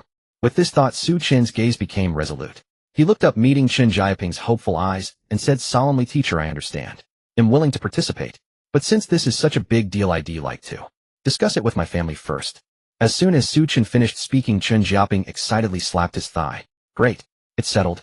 That evening, Xu Chen brought Chen Jiaping home with him. Chen Jiaping carried 2 cartons of milk in his hands, looking like a prospective son-in-law paying a formal visit, standing at the door of Xu Chen's home. Teacher Chen took a deep breath at the entrance, his demeanor less like a home visit and more like a negotiation. It was no wonder Chen Jiaping was nervous. He had taught at Anqing 3 high school for over a decade, seeing off generation after generation of students, most of whom went on to second or third-tier universities, as a matter of course, with the occasional first-tier admission warranting a celebration. A prodigy like Xu Chen was a first for him, like a bride on her wedding night, utterly unprecedented. He had no experience. He didn't know how to broach such an extraordinary topic with the parents. He feared that saying too little would fail to impress upon them the gravity of the situation, yet saying too much would make him sound unbelievable. Throughout the journey, he rehearsed countless opening lines in his mind, but still couldn't decide how to begin. "Oh, Teacher Chen, what brings you here? Please come in." Zhou Hui quickly wiped her hands on her apron, welcoming him with a mix of warmth and nervousness. Su Jiangwo, who had been scrolling through short video news in the living room, looked up at the sound. Seeing the homeroom teacher at his doorstep, he instinctively put away his phone and came forward to greet him. "Teacher Chen, please have some tea." Su Jiangwo brewed the tea and carefully placed it before Chen Jiaping, the atmosphere somewhat awkward. However, in the next moment, Chen Jiaping shattered that awkwardness entirely. He cleared his throat, leaning slightly forward in a posture reminiscent of highlighting key points in class, and dropped a bombshell. "Mr. and Mrs. Su, I'm here today to discuss with you the possibility of having Xu Chen give up on the college entrance exam." Boom. The words exploded like a thunderclap in the small living room. Cough. Cough, cough, cough. Su Jiangwo spewed out the hot tea he had just sipped, scalding himself as he grimaced in pain. Too stunned to care, he stared at Chen Jiaping in shock. Teacher Chen, what did you say? Has my son done something wrong?" Zhou Hu's fruit knife clattered to the floor, nearly striking her foot. Her face turned pale as her mind raced through countless sensational news scenarios. Early romance, fighting, gambling. Seeing the parents' thunderstruck expressions, Chen Jiaping realized he had been too blunt and quickly waved his hands to explain. You've misunderstood. What I mean is, given Xu Chen's talent, he doesn't have to walk the single plank bridge of the college entrance exam. We can switch to a different track." "Switch tracks?" Su Jiangwo was baffled. He ventured cautiously. "You mean, have my son become a sports student?" He sized up his son's slender build. Hardly the type for shot put or an 800-meter run. "Not a sports student." Chen Jiaping felt his blood pressure rising. He emphasized, "It's the math competition. The International Mathematical Olympiad." "Oh." Su Jiangwo and Zhou Hui exchanged glances, suddenly enlightened, and asked in unison, "So, is the school not letting him take the exam?" In their simple understanding, only students so poor that the school had given up on them would be advised to change paths, like learning to operate excavators or become a chef. Their Xu Chen, though average, could still scrape into a university. How had he fallen to the point of needing a track change? As for competitions, those were for gifted kids from big cities on TV, nothing to do with an ordinary family like theirs. They had never considered it, nor saw any need to understand. Chen Jiaping felt on the verge of a heart attack. He took a deep breath, deciding to skip the preamble and get straight to the point. He pulled a stack of documents from his briefcase, spreading them across the coffee table like a seasoned insurance salesman. "Mr. and Mrs. Su, look here." He pointed at a photo of Tsinghua University's gate, his voice booming. "This is the strong foundation plan, a special policy by the state to select top talent. With a first prize in the provincial math competition, the cutoff score for the college entrance exam drops by dozens of points." Then he pointed to a brochure featuring a group photo of young class students, spittle flying as he spoke. "This is the USDC Young Class, a cradle for prodigies. Once selected, you don't even need to finish high school, direct admission." He waved his arms like a general commanding troops, describing terms like IMO Gold Medal, National Training Team, and Ivy League offers, phrases Su Jiangwo and his wife had never even heard of, as if they were easily within reach. The entire living room echoed with his impassioned voice. After a long silence, Su Jiangwo stubbed out his cigarette with trembling hands and asked, his voice dripping with uncertainty, "Teacher Chen, you mean join that Ultraman competition? If he does well, he won't have to take the exam. It's the International Mathematical Olympiad." Chen Jiaping corrected excitedly. "That's right. It's not about skipping the exam. It's about Tsinghua and Peking University fighting over him. It's guaranteed admission." She sidled up to Su Jiangwo, lowering her voice to what she thought was a whisper, but was audible to everyone in the room. Honey, this sounds a bit like that telecom fraud the community police warned us about, doesn't it? They said no exam needed for college, just pay a training fee. Su Jiangwo's brow furrowed as he looked at Chen Jiaping with renewed scrutiny. Teacher Chen, this doesn't require any payment, does it? The air went silent for 3 seconds. Chen Jiaping's smile froze. A respected teacher passionate about a student's future mistaken for a con artist. Mom, that anti-fraud app of yours wasn't installed for nothing. Xu Chen quickly stepped in to mediate. But Teacher Chen is a real teacher, and this competition is real. No money needed. The risk is if he fails it could drag down his other subjects. Exactly. Chen Jiaping shot Xu Chen a grateful look. With the misunderstanding cleared, the atmosphere finally relaxed. Su Jiangwo lit another cigarette, his brow deeply furrowed. Though he knew nothing about competitions, he understood the word risk. Teacher Chen, you're saying this is a shortcut, but it could also be a dead end, right? That's one way to put it. Chen Jiaping nodded honestly. Su Jiangwo fell silent, shrouded in smoke, as he turned to Su Chen. Son, what do you think? Su Chen met his father's gaze without flinching, speaking calmly. Dad, I want to give it a try. I think I can do it. The young man's words were soft, but the confidence within them struck Su Jiangwo's heart like a hammer. Su Jiangwo stared at his son for a long moment, then suddenly smiled, stubbing out his cigarette forcefully in the ashtray. All right. He slapped his thigh, the boldness of a family head surging forth. Since you want to try, then go for it. The Su family may never have produced a top scholar, but we've never produced a coward. It's just a matter of wasting some time, right? If it doesn't work out, you can repeat a year. Your dad will support you. The next day was the final deadline for registering for the Provincial Mathematics League. Early in the morning, Chen Jiaping was already seated before his computer. Wearing his reading glasses, he meticulously filled in Xu Chen's name and academic information on the official registration webpage. As his trembling mouse clicked the confirm submission button, he let out a long sigh of relief, collapsing into his chair, his back drenched in sweat. He had made it. Finally made it. The thrill was even more intense than scrambling for a train ticket home during the spring festival rush. After securing the registration, Chen Jiaping immediately called the Dean of Academic Affairs, Wang Defa, to report Xu Chen's successful enrollment. On the other end, Wang Defa was elated. Great. Excellent. Listen, old Chen, at 3 o'clock this afternoon in the small meeting room on the 3rd floor of the administration building, gather the competition team students. He'll hold a pre-match pep talk for them. At 3 o'clock that afternoon in the small meeting room on the 3rd floor of the administration building at Anqingno 3 High School. On one wall of the meeting room hung a dusty glass display case. Inside, a few medals and yellowed certificates were scattered about the entirety of Anqingno 3 High School's glory in mathematics competitions. In the very center, the most prominent spot, sat a solitary trophy, the first prize of the 14th Provincial Middle School Mathematics League. 8 years had passed. Since that gifted senior graduated 8 years ago, no other provincial first prize trophy had been added to that case. What remained were merely second prizes and third prizes, pitifully upholding the last shreds of dignity for this ordinary high school in the realm of competitions. Lin Xiaoya was the first to arrive. A sophomore girl, the only female on the team, this was her first competition. She wore her hair in a ponytail, quietly slipped and spotted the empty meeting room, took a seat by the window, and pulled out her error notebook from her backpack, using different colored pens to circle and annotate. Soon after, Zhang Hao and Li Fan entered one after the other. Zhang Hao had won a provincial second prize last year. Logically, a senior in high school shouldn't be spending time on competitions anymore. But the policy in Jiangnan province was clear: only a provincial first prize earned bonus points for the college entrance exam. So he gritted his teeth and registered. For him, this was his last chance. Li Fan, on the other hand, was a top student from class 1 of the sophomore year, having prepared for this competition for nearly half a year. Before Xu Chen appeared, he was the most dazzling newcomer on the team. As they walked, Li Fan whispered to Zhang Hao, "Brother, how did you hear? We're getting a new member." "A new member? Haha, our school can actually scrape together 4 people for the competition. I heard he's from class 3 sophomore year. Name's Xu Chen. He scored full marks on the opening placement test, so Teacher Chen treats him like a treasure." "Full marks? That is pretty impressive," Zhang Hao remarked. Li Fan scoffed disdainfully. "It's just a placement test. Give me that paper, and I could get full marks too. But the real deal is the competition. Has he trained for it? Does he know the problem-solving techniques? We've sacrificed so many classes and done so many problems to prepare. Can he, a last-minute crammer, really handle it?" Li Fan was deeply irritated by Xu Chen. For this competition, he had abandoned basketball club activities, given up weekend movies with classmates, and forsaken regular classroom learning. He had bet half a year on this path, aiming to be the team's core figure and gain the teacher's full attention and resources. But now someone who had entered on the back of a perfect placement test score, a laughable achievement in competition circles, had effortlessly stolen the spotlight that should have been his. It wasn't fair. A nepotism case. The thought flickered through Li Fan's mind, but he quickly shook his head in self-mockery.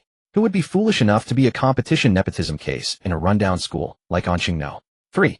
He couldn't figure it out, but the resentment lingered. Just then the meeting room door opened and teacher Chen Jiaping walked in with a slim tall boy. It was Xu Chen. His expression was calm, his gaze sweeping across the room. He nodded and smiled at the other team members as a greeting. Shortly after, Dean Wang Defa ambled in slowly, holding his signature thermos filled with bright red goji berries. Wang Defa cleared his throat and launched into his standard motivational speech.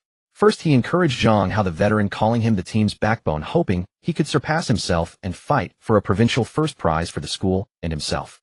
Then he urged the newcomers Lin Xiaoya and Li Fan to stay calm and perform at their best. Finally, his gaze fell on Xu Chen. For an instant, Wang Defa's eyelid twitched almost imperceptibly. This kid. Last time he nearly made me lose face. Thank goodness I was quick-witted and brushed it off with, well, delve into that later. I need to get in first and shut him up. With that thought, Wang Defa forced a genial smile onto his face and said to Xu Chen, I know you have profound insights into mathematics, and we welcome you to discuss those advanced theoretical questions with the teachers after the competition. But right now, with only 3 days left until the provincial competition, your top priority is to focus entirely on exam preparation. Understand? His words were flawlessly delivered, acknowledging Xu Chen while cleverly nipping any questions in the bud. Wang Defa breathed a silent sigh of relief, unscrewed his thermos, and took a satisfying sip of goji berry water, feeling his blood pressure stabilize. After the pep talk, Wang Defa handed the floor to Chen Jiaping. As the competition coach, Chen Jiaping's expression turned serious. From a cloth bag, he pulled out a stack, a pile of handouts as thick as a brick, and placed them before Xu Chen. Thump! The pile hit the table with a dull sound, shaking the desk. Xu Chen, these are internal materials and past exam collections I got from a friend at No. 1 high school. Time is tight, and the task is heavy. Over these 3 days, go through all these problems to get a feel for the competition. He paused and said candidly, our school's competition resources are limited, and I can't help you much. This material is your best chance. The exam is on Sunday. Cherish it. Xu Chen looked at the mountain of problems thicker than his face and asked calmly, teacher, don't they have to do these too? Chen Jiaping sighed, they already got them. They've almost finished them all. Seeing this, the hostility that had been simmering in Li Fan's heart vanished in an instant. Replacing it was a condescending, almost pitying relief. So, he's a complete outsider. Li Fan's tense lips relaxed, and he almost couldn't stifle a laugh. His earlier resentment now seemed utterly ridiculous. Had he actually been wary of someone who hadn't even done basic competition training? Regular exams and math competitions were two different worlds. The biggest difference was time. The suffocating time constraints of a competition didn't allow for slow conventional derivations. The well-honed problem-solving techniques were the key to winning time. And this stack of problems was the only ticket into the competition world. When Li Fan first got his hands on it, it took him 3 whole months to barely finish it. 3 days. How, let alone finishing it, even just reading through all the problems would be a challenge. At that thought, Li Fan almost felt sorry for Xu Chen. He no longer saw him as a rival, but as a poor soul burdened by his teacher's unrealistic expectations, about to be brutally crushed by harsh reality. Even the usually easygoing Zhang Hao showed a fleeting, almost imperceptible trace of pity. A pointless struggle. If he had prepared a year in advance, maybe there was a chance. 3 days before the exam. A pure waste of time. Xu Chen could clearly sense the subtle shift in the atmosphere, but he paid it no mind. He reached out lightly, patted the brick of papers, then looked up at teacher Chen Jiaping with a calm smile. 3 days to finish all this. For the first time, a genuine spark of challenge ignited within him. It seems. It might not be impossible. Teacher Chen Jiaping, oblivious to the student's complex inner thoughts, cleared his throat and began analyzing each person's weaknesses, offering final targeted guidance. When his gaze fell upon Li Fan, Shen's tone grew notably solemn. Li Fan, your foundation is solid, but your problem-solving approach tends to be conventional and lacks flexibility. Especially when handling multivariable inequalities. Remember, if you encounter a non-homogeneous expression, your first instinct must be homogenization construction. This technique can bypass tedious formula adjustments and is a time saver. After speaking, he scanned the room, his eyes sweeping across Lin Xiaoya and Zhang Hao, his tone intensifying. You two remember this. Techniques like homogenization construction that drastically compress problem-solving time should be used without hesitation. In a competition, every second is precious. Skip problems you can't solve and secure all the points you can first. Lin Xiaoya, Zhang Hao, and even the just-named Li Fan all nodded in unison. Homogenization construction. Xu Chen raised an eyebrow at the unfamiliar term. Sounds rather sophisticated. Seeing the tacit understanding among his 3 teammates, he knew this was likely insider jargon or basic practice in the competition circle. It's not shameful to ask. My persona is that of a gifted outsider, so asking basic questions fits. Amid the harmonious teaching atmosphere, a voice calm and almost jarring rang out. "Teacher." Xu Chen raised his hand, his demeanor composed, as if inquiring about a simple point in class. "Excuse me," his voice clear to everyone. "What does homogenization construction mean?" For a moment the air in the room seemed to vanish, plunging into dead silence. The eerie quiet was broken by a suppressed snicker. Puffed. All eyes, including Teacher Chen's, instinctively turned to Li Fan. Li Fan realized his lapse. He hadn't meant to mock, it was a reflex. He quickly lowered his head, covering his mouth with his hand, feigning a violent cough, his shoulders shaking with suppressed laughter. He dared not look up, knowing others likely wore similar expressions. "My God! My heavens!" He laughed inwardly. He doesn't even know homogenization construction. With that level, what is he here for? Teacher Chen awkwardly coughed twice. Ahem. Xu Chen, this concept is explained in detail in the first part of the handout, Inequalities. It's not advanced theory, just a common problem-solving technique to greatly reduce calculations. Take a look and you'll understand. Oh, I see. Under the focused gaze of the room, Xu Chen nodded, his expression unchanged, and calmly lowered his hand. It was as if the one who had ignited the awkward tension was not him. Xu Chen thought, it's just a technique, why such a fuss? Everyone starts from ignorance. A lion need not heed the opinions of sheep, he consoled himself. He then found the inequality section in the handout, his eyes racing over the pages on homogenization construction. 1 second, 2, 3. No more than 10 seconds. He closed the handout. Is that all? A sense of absurdity welled up in Xu Chen's heart. Essentially, it's introducing an equivalent constraint like ABC1, or using homogeneous variables to eliminate constants, forcing a non-homogeneous inequality into a homogeneous one. This allows applying universal tools like AMGM Cauchy or weighted power mean for a dimensionality reduction strike. Clever, but still in the realm of technique, not principle. Is this even worthy of being called a trick? It's just a routine operation. He knew such knowledge offered little experience from the system, as these methods were techniques for exams, not principles exploring fundamentals. Only deep dives into universal axioms and theorems would yield generous experience or points. Still, if these little tricks help me enter university early and complete the main quest, the system's rewards should be substantial. Fine, I'll reluctantly learn them. After assigning their individual focuses, Chen Jiaping took a deep breath and announced, "From now until the provincial competition ends on Sunday, you 5 are excused from all classes. Study in this meeting room full time. They'll drop by any time. Ask me immediately if you have questions." With that he left, leaving the 4 teenagers to their preparations. The room was filled only with the rustling of pages, and, from Li Fan's direction, occasional suppressed chuckles. Li Fan's nature wasn't malicious, just youthful vanity, a desire to be the center of attention, to prove his superiority for satisfaction. He half-heartedly worked on his problems, stealing glances at Xu Chen with a sneer. "Less than 3 days left. Let's see what trick you can pull." His target, Xu Chen, sat quietly, his face showing neither embarrassment nor anxiety before the mountain of problems. He picked up the thick stack of handouts, spreading them on the table like playing cards. Algebra, geometry, number theory, combinatorics. 4 modules, dozens of topics laid out clearly. 3 days to finish it all and master it. A glint of excitement flashed in Xu Chen's eyes. Interesting. He reached out and pulled the thickest one, combinatorial mathematics. Let's start with the hardest bone to chew. The next 3 days were intense and fulfilling for the entire competition group. In the meeting room, Li Fan, Zhang Hao, and the others were buried in calculations, frowning at tough problems, then enlightening at clever solutions. They occasionally discussed, but mostly studied in quiet solitude. Yet in this tranquility, Xu Chen's corner emitted a continuous rustling, the sound of pages flipping rapidly. Li Fan finally looked up, frowning. He saw Xu Chen leaning back, left hand holding the handout, right hand seemingly calculating, then quickly turning the page. Putting on a show. Li Fan sneered inwardly. He doesn't even understand. Who is he trying to impress by flipping so fast? On the 3rd day, the rustling continued. The stack of handouts, thick as a wall, visibly shifted from right to left. Over a third had been devoured. Xu Chen found that while the handouts were extensive, many problem types and concepts were highly repetitive, just differently packaged. After quickly mastering core techniques and inequalities and functions, he decided to stop wasting time and precisely fill gaps. He stood up, walked to Lin Xiaoya, who seemed most approachable, and politely asked, "Excuse me, Xiaoya. Could you tell me which handout covers Pell's equation and Euclidean-like algorithm? I couldn't find them." Lin Xiaoya, wrestling with a complex geometry problem, looked up blankly. "Huh? Pell's equation." She froze. Zhang Hao overheard too. Pell's equation. Euclidean-like algorithm.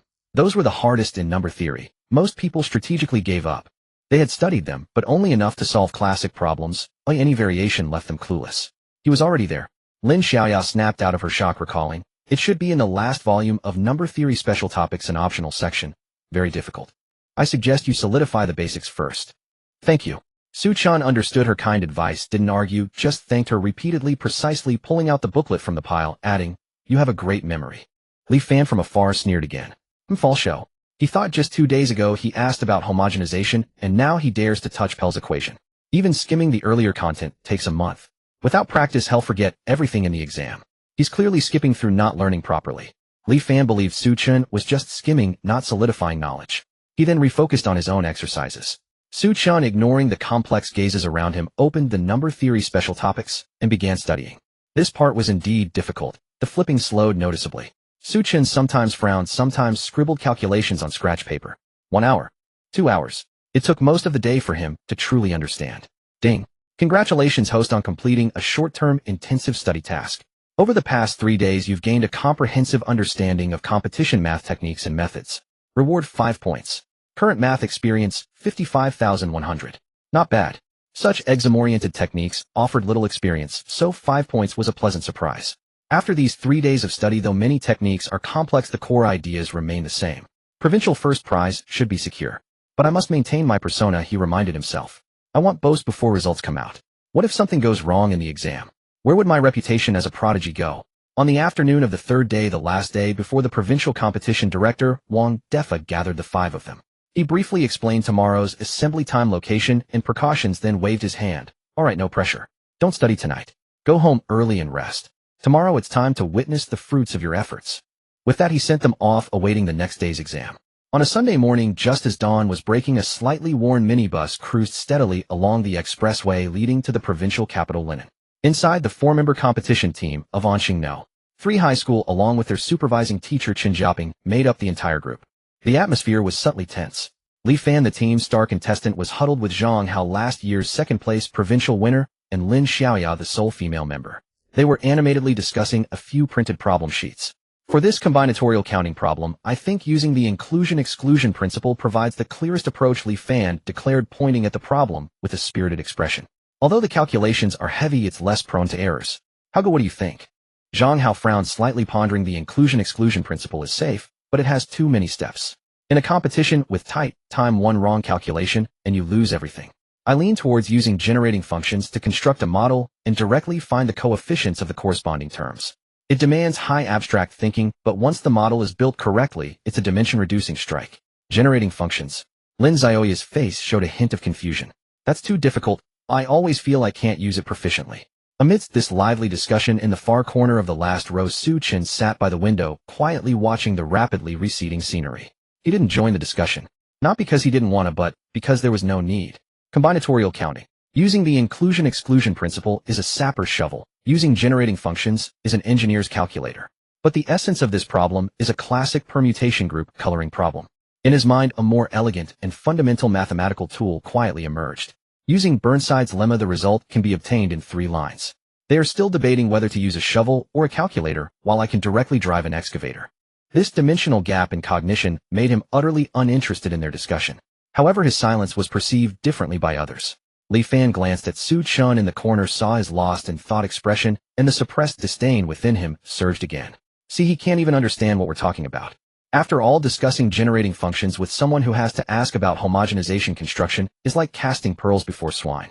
He sneered inwardly, withdrew his gaze, and engaged even more fervently in the discussion with Zhang Hao, as if using this to draw a line between himself and the outsiders. Xu Chen was oblivious to this and utterly indifferent. At 8:30 a.m., the minibus slowly entered the gate of Linen No. 1 High School. This was the venue for this year's Jiangnan Province Mathematics League.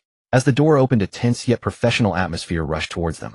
On the vast campus square, teams from all over the province had already gathered. Looking out, there was a sea of people, at least several hundred. Among them, the most eye-catching were the teams from top-tier elite schools. Students from the provincial capital's elite school Hang No. 1 High wore uniform red tracksuits with a majestic school emblem on their chests. A dozen of them stood together, forming their own circle, chatting and laughing with an imposing aura. Students from the coastal powerhouse Zhenhai High School, dressed in blue uniforms, each had a cold, sharp look in their eyes.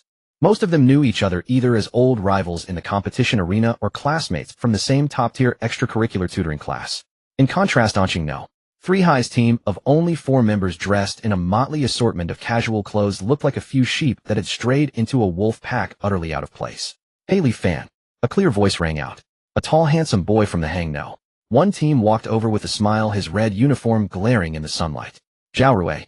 Li Fan's breath caught, and a complex expression instantly flickered across his face. A mix of surprise at seeing an acquaintance and a subtle instinctive sense of inferiority. Zhao Rui was the ace of Hangno, one high and Li Fan's classmate from the expensive Golden Key Olympiad tutoring class in the provincial capital during the summer break. In that gathering of geniuses, Zhao Rui was at the pinnacle, while Li Fan was merely an ordinary member striving to look up at the peak. How's your preparation? Zhao Rui approached familiarly, patting Li Fan on the shoulder with a warm smile, as if they were old friends. Can you snag a first-place provincial prize this time?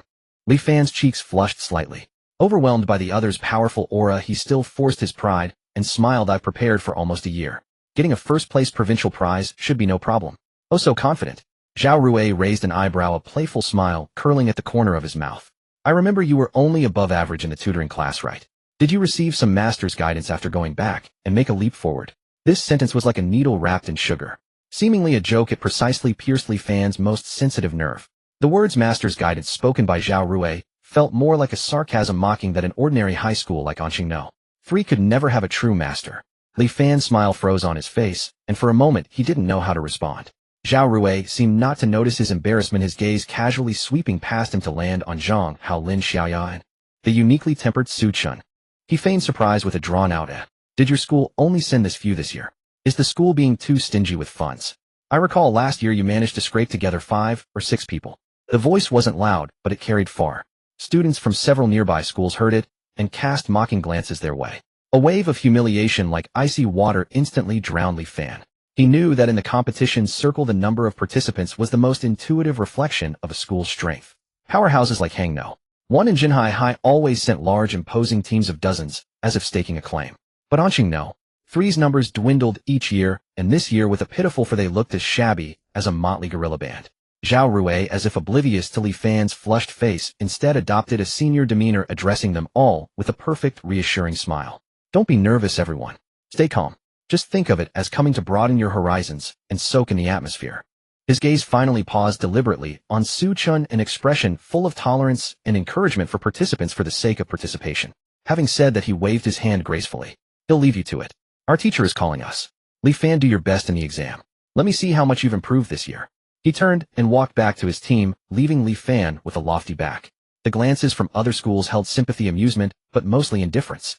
Li Fan stood rooted to the spot, his face alternating between red and pale. Every word from Zhao Rui was like a hammer wrapped in cotton, seemingly gentle, yet pounding on his chest until it ached. He clenched his fist, his nails digging deep into his palms. The suppressed youthful pride and unwillingness to lose were thoroughly ignited. Just you wait. Isn't it just Hangno 1? When the results come out, it'll make you look at me with new eyes. From beginning to end, Xu Chen, standing by like an outsider, had observed everything. For the first time, a trace of coldness appeared on his calm face. He could clearly feel the humiliation and anger erupting from Li Fan after being insulted. So this is what they call elite school socializing. Xu Chen's inner thoughts defined it with unruffled calm. Using the most polite tone to say the most hurtful words. Using the kindest smile to display the starkest superiority. Quite interesting. He glanced at his trembling teammate, then at the laughing Zhao Rui in the distance. But since he's provoked me, I can't let it slide so easily. In a while, I'll show you what true master's guidance really means. As the exam drew near, the crowd was ushered into the examination hall, a massive tiered lecture hall capable of accommodating 500 people. The room was fan-shaped with seats arranged in steep gradients from front to back. A colossal black glass blackboard occupied the entire front wall. On either side of the podium stood 2 invigilators with stern expressions. A middle-aged teacher with a refined demeanor wearing gold-rimmed glasses stood at the center of the podium, holding a seating list. He was the academic director of the No. 1 municipal high school, responsible for arranging the examination rooms. Students, silence. I will now announce the seating arrangements for each school. Please have your lead teachers organize the students to take their seats in an orderly manner. He adjusted his glasses, his gaze sweeping across the sea of faces below, his voice steady and forceful. Zone A, rows 1 to 5, Linen No. 1 high school. As his words fell, the students from Linen No. 1 high school, clad in red uniforms, strode confidently toward the throne area at the very front of the hall under their teacher's guidance. Their footsteps were uniform and precise, exuding an unshakable self-assurance. Zone B, rows 6 to 10, Jinhai High School. The blue-clad figures like a pack of silent wolves quietly occupied the second territory. Zone C, Linen No. 2 High School. Zone D, Wenshi High School. One by one, these resounding names represented the pinnacle of educational resources within Jiangnan province. The examinees from these prestigious schools were prioritized for seating. Halfway through the list, the chief examiner's pace quickened noticeably as he began to group together several weaker schools. Zone E rows 18 to 22, Linen No. 14 High School, Jiashir High School, Hushir No. 3 High School. Students from these 3 schools, find your seats yourselves. Finally, after all schools were essentially arranged, the chief examiner's gaze fell on the last page of the list, where only a few isolated names remained. Lastly, the remaining schools not yet called proceed to Zone G, the last few rows, and sit wherever you like. Zone G. The most remote corner of the hall, where some seats weren't even proper desks and chairs, but a few rows of temporary folding chairs with attached writing boards. The 4 from Anqing No. 3 High School began walking toward their designated corner. As Li Fan passed Zone A, a mocking voice came from beside him. Li Fan, do your best. I'm waiting for you to win the provincial first prize. Li Fan's face instantly turned beet red. He wanted to retort, but all words stuck in his throat, unable to utter a single syllable. He could only force an awkward smile and flee toward the back. After all examinees were seated, the chief examiner stepped onto the podium. Everyone's silence. The exam is about to begin. 2 invigilators, 1 on each side, walked to the front of the podium. One of them raised a sealed craft paper envelope, slowly turning it to face all examinees, and announced in a loud voice, "The exam papers are sealed intact. Now we will open them publicly." The other teacher began explaining the exam regulations. Exam duration 100 minutes. From now until the end of the exam, no bathroom breaks are allowed. If you have any questions, raise your hand. If you wish to submit early, you may do so at any time. The exam papers were passed down from the front like snowflakes. This was precisely why the key high school students were prioritized for the front rows. The advantage of a forward position allowed them to see the questions earlier, granting more time for contemplation. By the time the papers reached Zone G, only a thin stack remained. Xu Chen took the paper. It was a single A4 sheet printed on both sides. No flashy layout, no multiple choice questions. On the front were 15 fill-in-the-blank questions, on the back 5 major problems. Xu Chen picked up his pen and in the name field wrote his name clearly and forcefully, stroke by stroke. Then his gaze fell upon the first question. The war had begun. As the exam bell rang, hundreds of gifted students from across the province, almost in unison, transformed into the calmest of warriors, lifting their pens and setting them down upon the battlefield that would decide their fate. Li Fan took a deep breath, his gaze sharp as an eagle's, quickly scanning the first question. Question 1. In an acute triangle ABC, point P is an interior point such that PAB, PBC, PCA alpha. Prove that cot alpha, cot A, cot B, cot C. The Brocard point. He instantly felt more at ease. This was a fairly classic geometric model. In the Golden Key tutoring class, the teacher had specifically explained 2 solution methods. One was trigonometric substitution, using the law of sines to solve directly. Cumbersome calculations, lengthy process, and a slight misstep could lead into a quagmire of trigonometric functions. The other was a constructive method, using rotational similarity transformations to cleverly concentrate the 3 dispersed conditions into a single triangle, delivering a decisive blow. I gambled right. It really is these classic models. A smile involuntarily tugged at the corner of Li Fan's mouth. He hesitated, not at all opting for the more sophisticated constructive method. He swiftly drew auxiliary lines on his scratch paper, rotating triangle PAB around point A, then rotating triangle PBC around point B. His thoughts were clear, his steps precise. However, during the angle substitution, he inevitably hit a snag. A certain angular relationship after rotation stumped him for over 10 seconds before he suddenly recalled a crucial lemma. Phew. 3 minutes later, when he wrote Q, E, D, a thin sheen of sweat had already formed on his forehead. Though the process had been slightly rocky, he had ultimately conquered it. He glanced at those around him, still immersed in deep thought, a sense of superiority welling within him.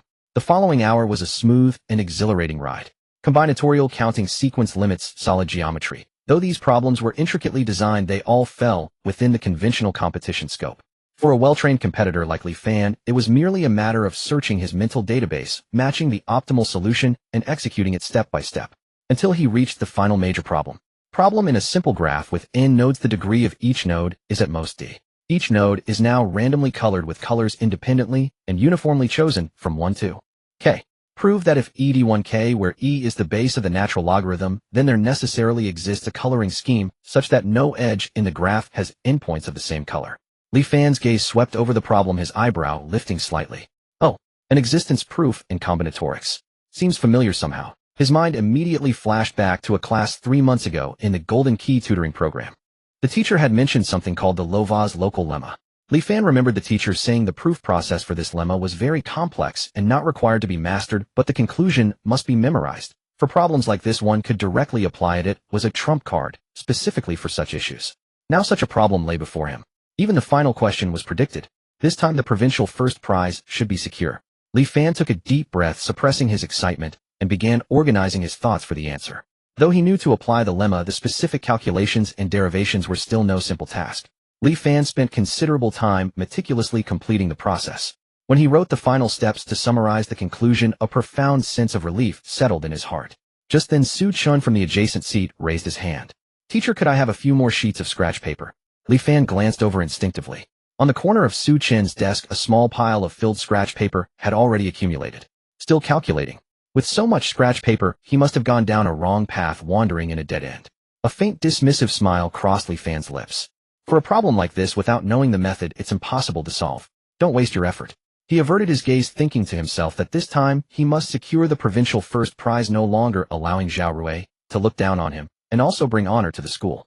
At this moment, Xu Chen was indeed in trouble. This problem was rather tricky. He reviewed the competition materials given by Teacher Chen in his mind, and was certain that no solution techniques for this type of problem had been covered. Teacher Chen's materials, obtained through connections from another school, only contained conventional competition knowledge points. For most students of Anqing 3 middle school, these materials were more than sufficient. Anything deeper would be beyond their grasp. Thus, Xu Chen only had a rough direction, but lacked the appropriate mathematical tools. He set down his pen and began to ponder. To prove the existence of a good coloring scheme, one could think in reverse: prove that the probability of all schemes being bad is less than 1. A bad scheme refers to one where at least one edge has endpoints of the same color. He thought of the most basic tool in probability theory, the union bound. Suppose AI is the event that the ith edge has the same color, then P1K. If the graph has m edges, the sum of probabilities of all bad events is mk. His pen traced a few lines on the scratch paper, then he stopped again. No, the maximum value of m could reach nd2, making the calculated sum of probabilities likely exceed 1. The union-bound method was too crude, it wouldn't work. He lightly crossed out the lines he had just written. Xu Chen closed his eyes, shutting out the surrounding noise, leaving only the abstract graph of points and lines in his mind. These bad events AI are not entirely independent of each other. One edge having a problem affects other edges sharing a vertex with it. But this influence is local. Local. That word, like a key, unlocked a door in his mind. Xu Chen's eyes snapped open, a look of intense focus in his gaze. Yes, each event AI is only related to a few neighboring events. One edge shares vertices with at most 2D1 other edges. Its sphere of influence is limited.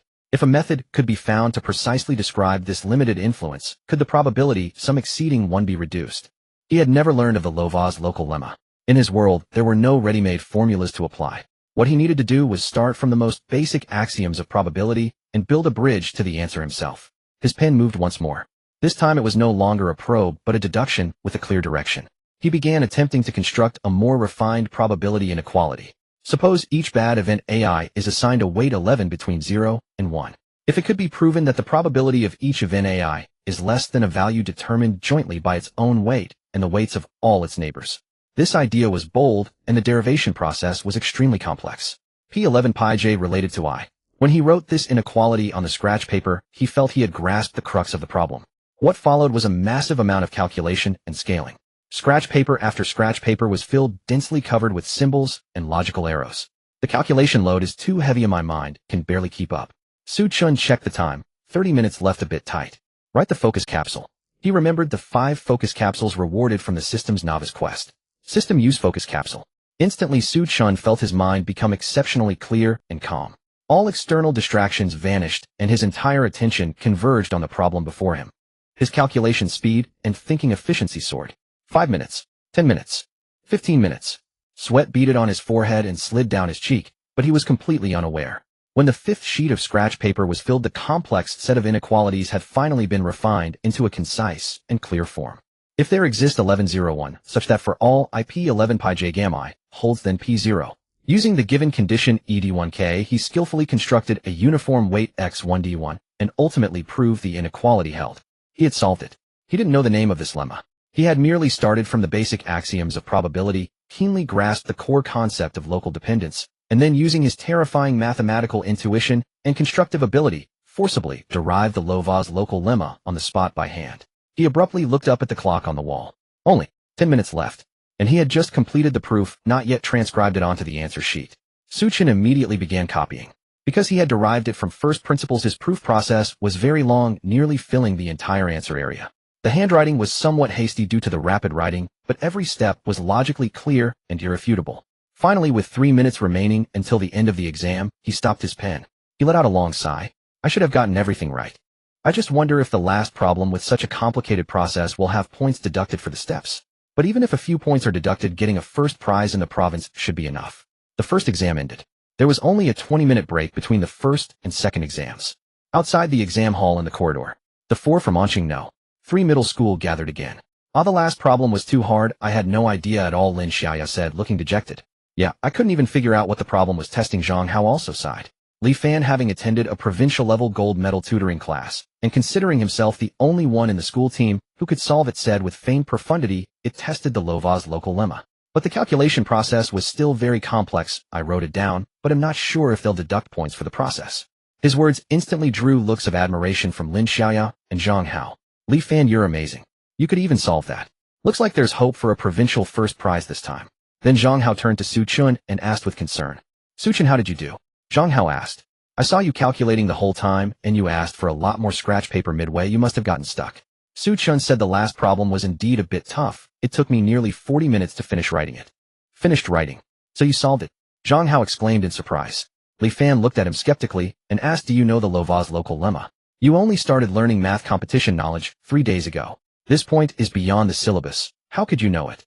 Xu Chen said, I don't know any Lova's local lemma. I just used the primitive method and brute forced it, Xu Chen stated honestly. The process was a bit tedious. I used 5 or 6 sheets of scratch paper. Puffed. Li Fan burst into exaggerated laughter as if he had heard the funniest joke of the century. Brute force? Xu Chen, are you kidding me? The calculation load for that problem, you brute forced it by hand. Impossible, absolutely impossible. Xu Chen looked at his reaction, merely smiled, and didn't explain further. Some things, no matter how much you say, are useless. When the results come out, they will have no choice but to believe. The second exam commenced. The moment he received the test paper, Li Fan sensed that the difficulty had indeed escalated. The questions were no longer the straightforward type where one could instantly identify the test point. Instead, they were convoluted, demanding deeper contemplation to peel back the outer shell and discern the core. He worked more slowly and cautiously than in the morning. As time ticked away, he conquered all preceding problems and arrived at the final, most challenging one.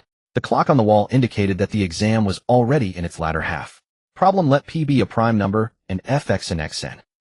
A1x, A0 be a polynomial with integer coefficients. Prove if fx0 has k distinct solutions modulo p, then the degree n of the polynomial fx must be greater than or equal to k, or all coefficients ai of fx are multiples of p. Li Fan's pupils contracted sharply. Number theory. An abstract algebra problem intertwined with polynomials. This was the weakest link in his knowledge system. He stared intensely at the problem, every convolution of his brain frantically searching. He had an impression of this conclusion, a vague memory of seeing it in a corner of some lecture notes from the Golden Key tutoring class. It was like a theorem, an obscure one he had overlooked. What is it? What exactly is it? He attempted to start from the most basic definitions, constructing a proof by contradiction, utilizing the properties of the finite field ZP. The scratch paper was soon filled with various symbols and deductions. A train of thought seemed to clear at a certain point. Right? In the finite field ZP, if in degree polynomial fx has k roots, and nk then. And then, what came next? Li Fan's pen tip hovered in midair, his mind a complete blank. The sweat on his forehead turned sticky, trickling down his temples, itching and agitating him. The more anxious he grew, the murkier the veil of confusion became. Ring. The bell marking the end of the exam tolled like a judgment, mercilessly announcing the end of his struggle. In the end, he still couldn't recall the crucial step, that fx must be a multiple of gx, and under the premise of degree nk, this was only possible if fx was the zero polynomial modulo p, meaning all its coefficients were multiples of p. A step away, yet a world apart. He put down his pen, his face expressionless, but his heart was ice cold. Meanwhile, at the other end of the exam hall, Xu Chen also froze for a moment when he saw this problem. He too was unaware of this theorem. Teacher Chen's materials still did not cover this part. So unlike Li Fan, he didn't search his memory for a ready-made theorem. His approach was to deduce from a more primitive path. If you don't know the theory, go back to the definitions. What does having k solutions imply? It implies you can set up k equations. A bold thought flashed through his mind. Why am I treating this as a number theory problem? This is just a linear algebra problem, isn't it? He suddenly felt an epiphany. His pen tip flew across the scratch paper, and a neat set of equations instantly took shape: f and x1n. A00, f and x2n. A00, f and xn. A00. This is a homogeneous system of linear equations concerning the coefficients a0, a1, and if in k, then the number of unknowns in 1 could be less than the number of equations k. He resolutely transformed this problem into a linear algebra 1. By constructing a kx in 1 coefficient matrix and utilizing the properties of the Vandermonde determinant, he performed extensive, extremely tedious determinant and modulo operations on the scratch paper. When his mental processing power neared its limit again, he didn't hesitate. System, another focus capsule. He completed the entire derivation 10 minutes before the exam ended. I should have nailed both final problems. This time the provincial first prize should be practically guaranteed. Both exams were over. Everyone looked as if they had just fought a tough battle, their faces etched with exhaustion. In the corridor, the four from Anqing No. 3 high school gathered again, the atmosphere much more oppressive than at noon. I'm finished, utterly finished with this afternoon session. Lin Xiaoya was the first to speak, looking utterly dejected. That last big problem, I didn't even fully understand the question. Me too. Zhang Hao shook his head, sighing. I feel like I can only get a provincial third prize again this time. Li Fan leaned against the wall, his expression grim. He was silent for a while before speaking slowly. For the final problem this afternoon, I had the idea, but I couldn't recall the last step. I left a big blank.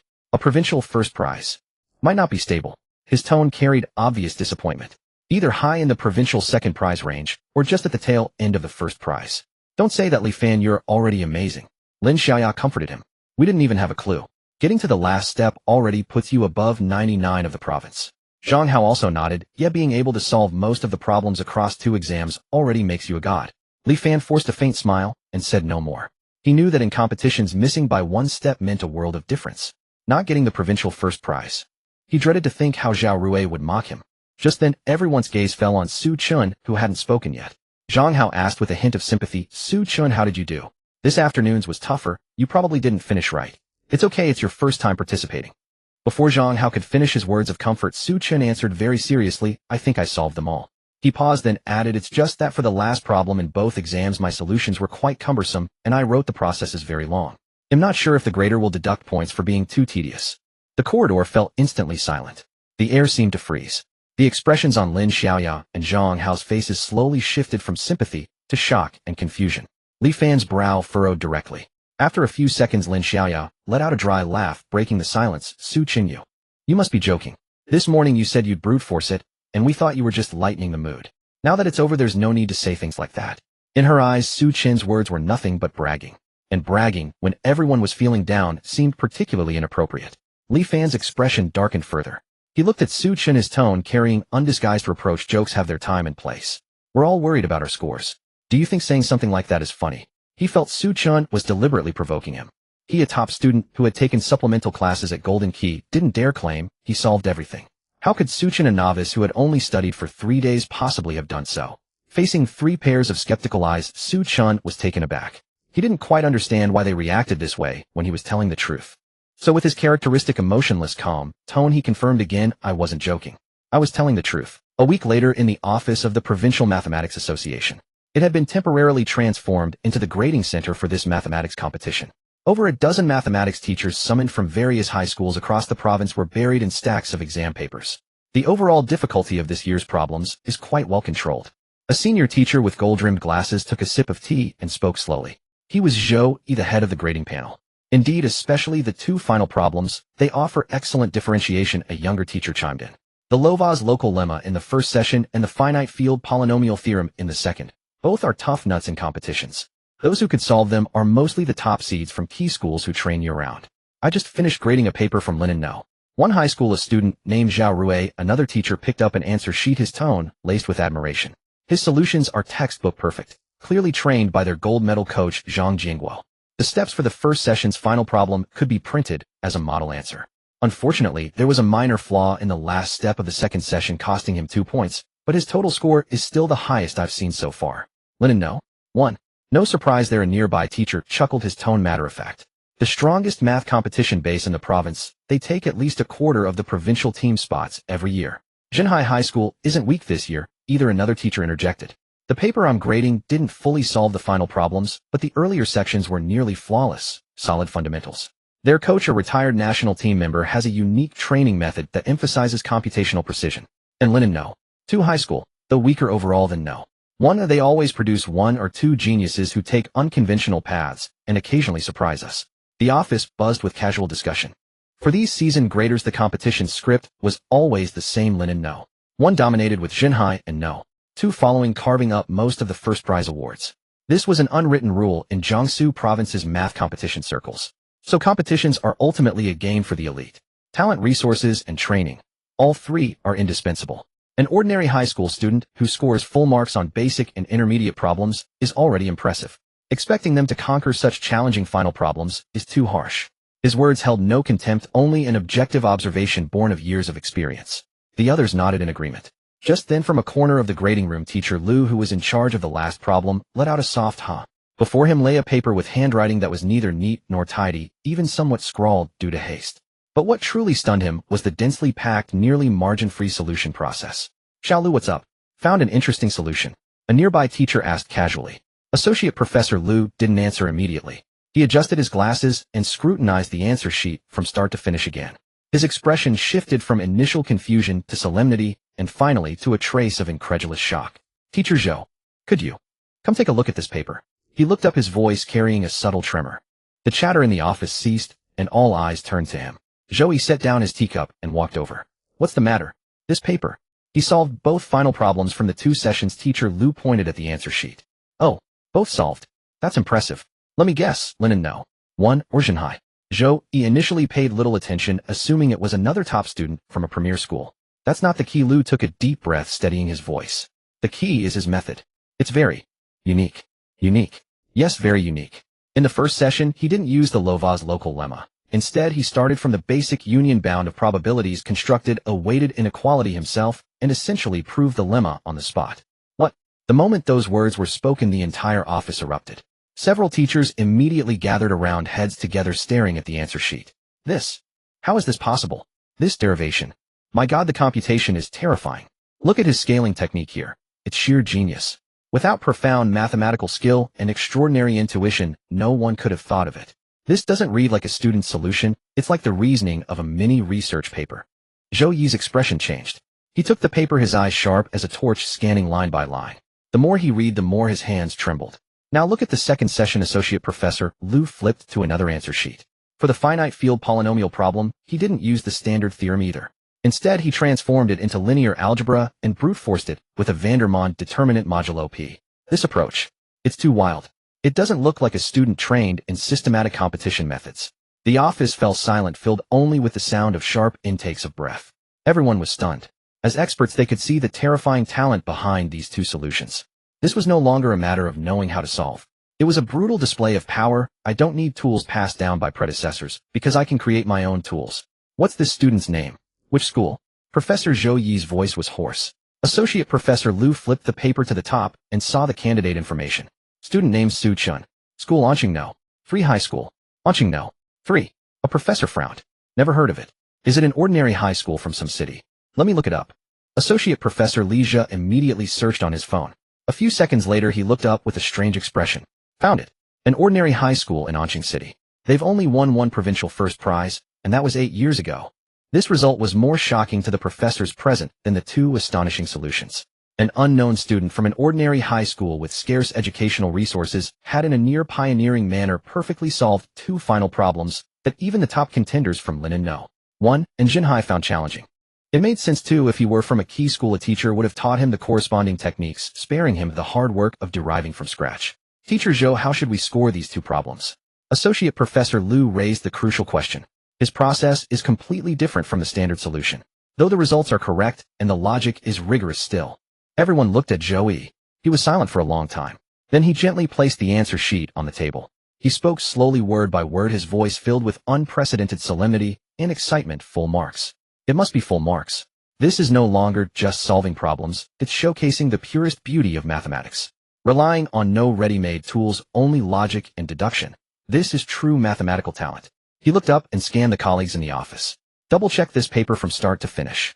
If there are no issues with the earlier problems, then this year's provincial competition will witness an unprecedented, full-score champion." The name Xu Chen, along with his 2 wild and profound solutions, was etched like a brand into the minds of every grading teacher present.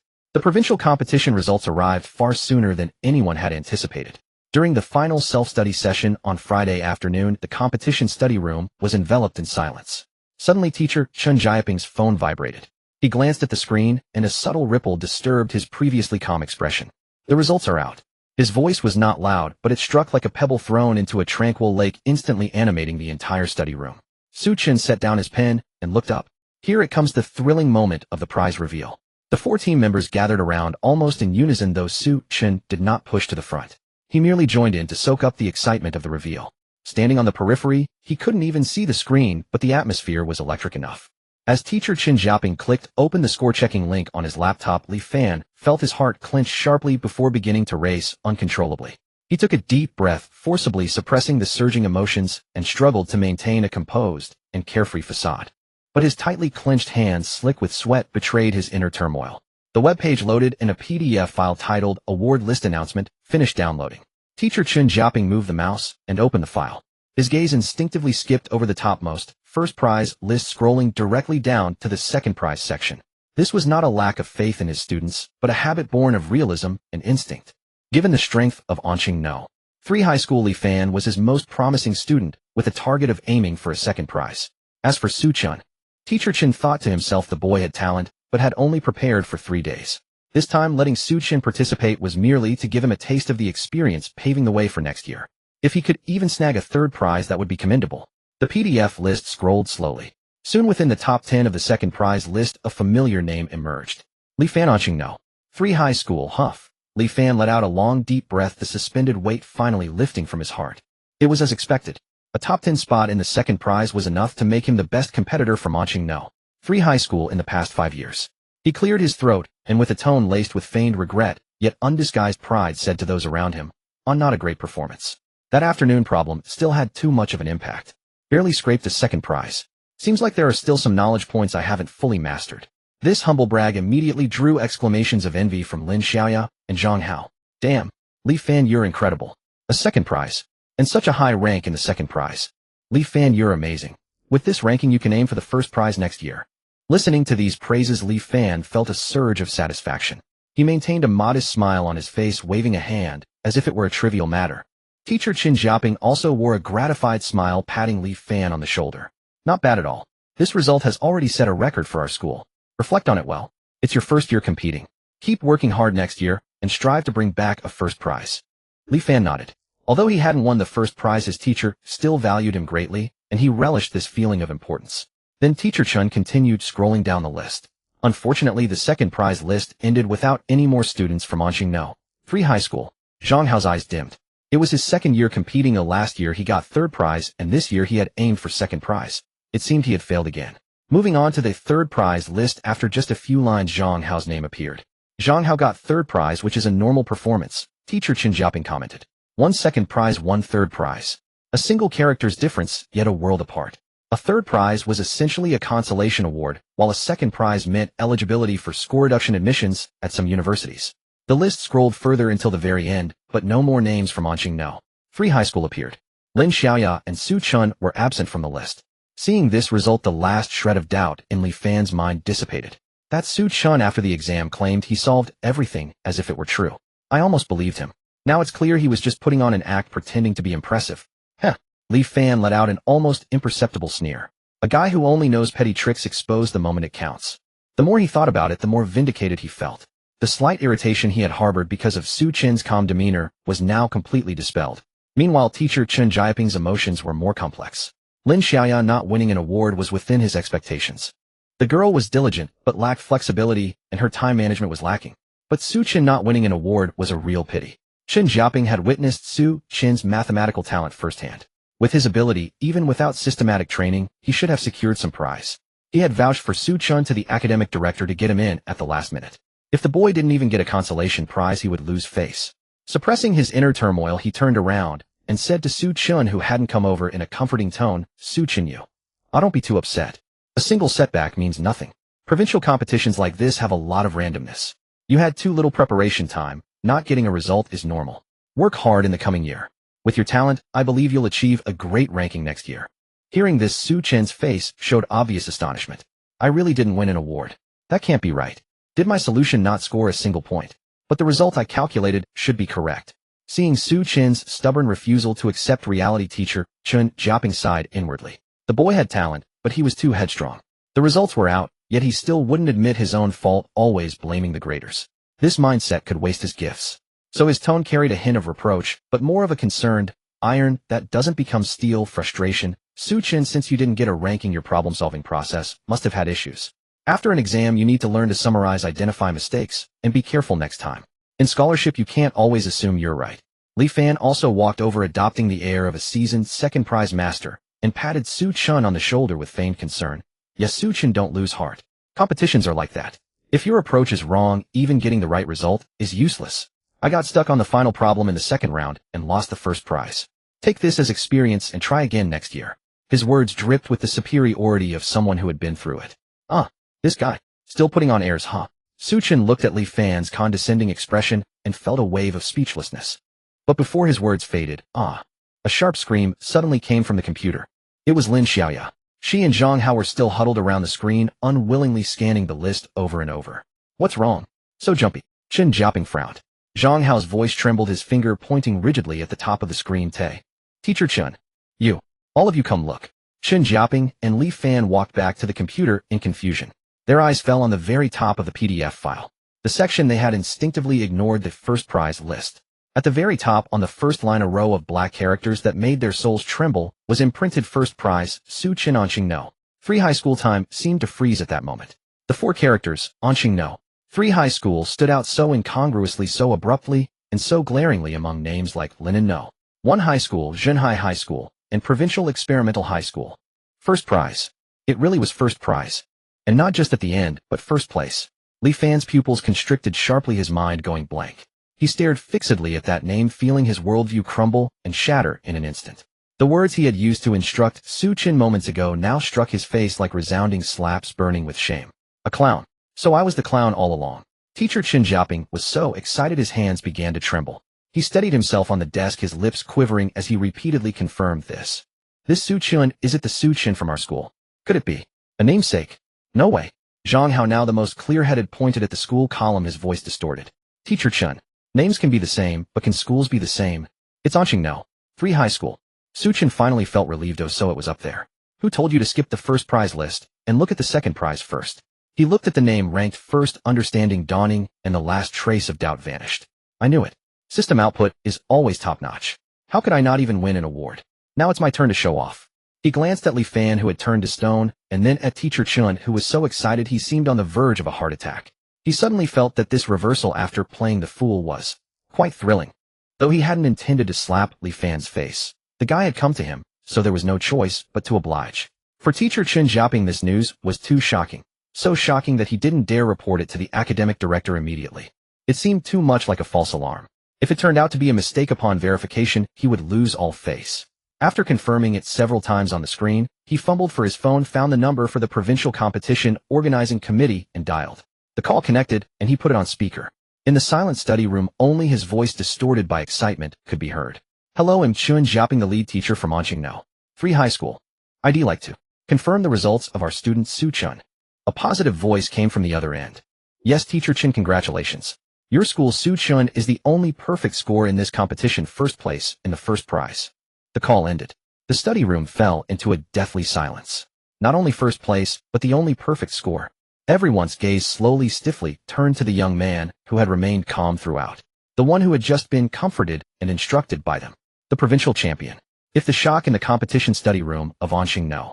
3 High School was merely a localized tremor, then, when this award list spread via email, WeChat groups, and forums across all major key high schools in the province, a true 12-magnitude tsunami had only just begun. In the office of a competition teacher at Linen No. 1 High School, the atmosphere was as heavy as if water were about to drip from it.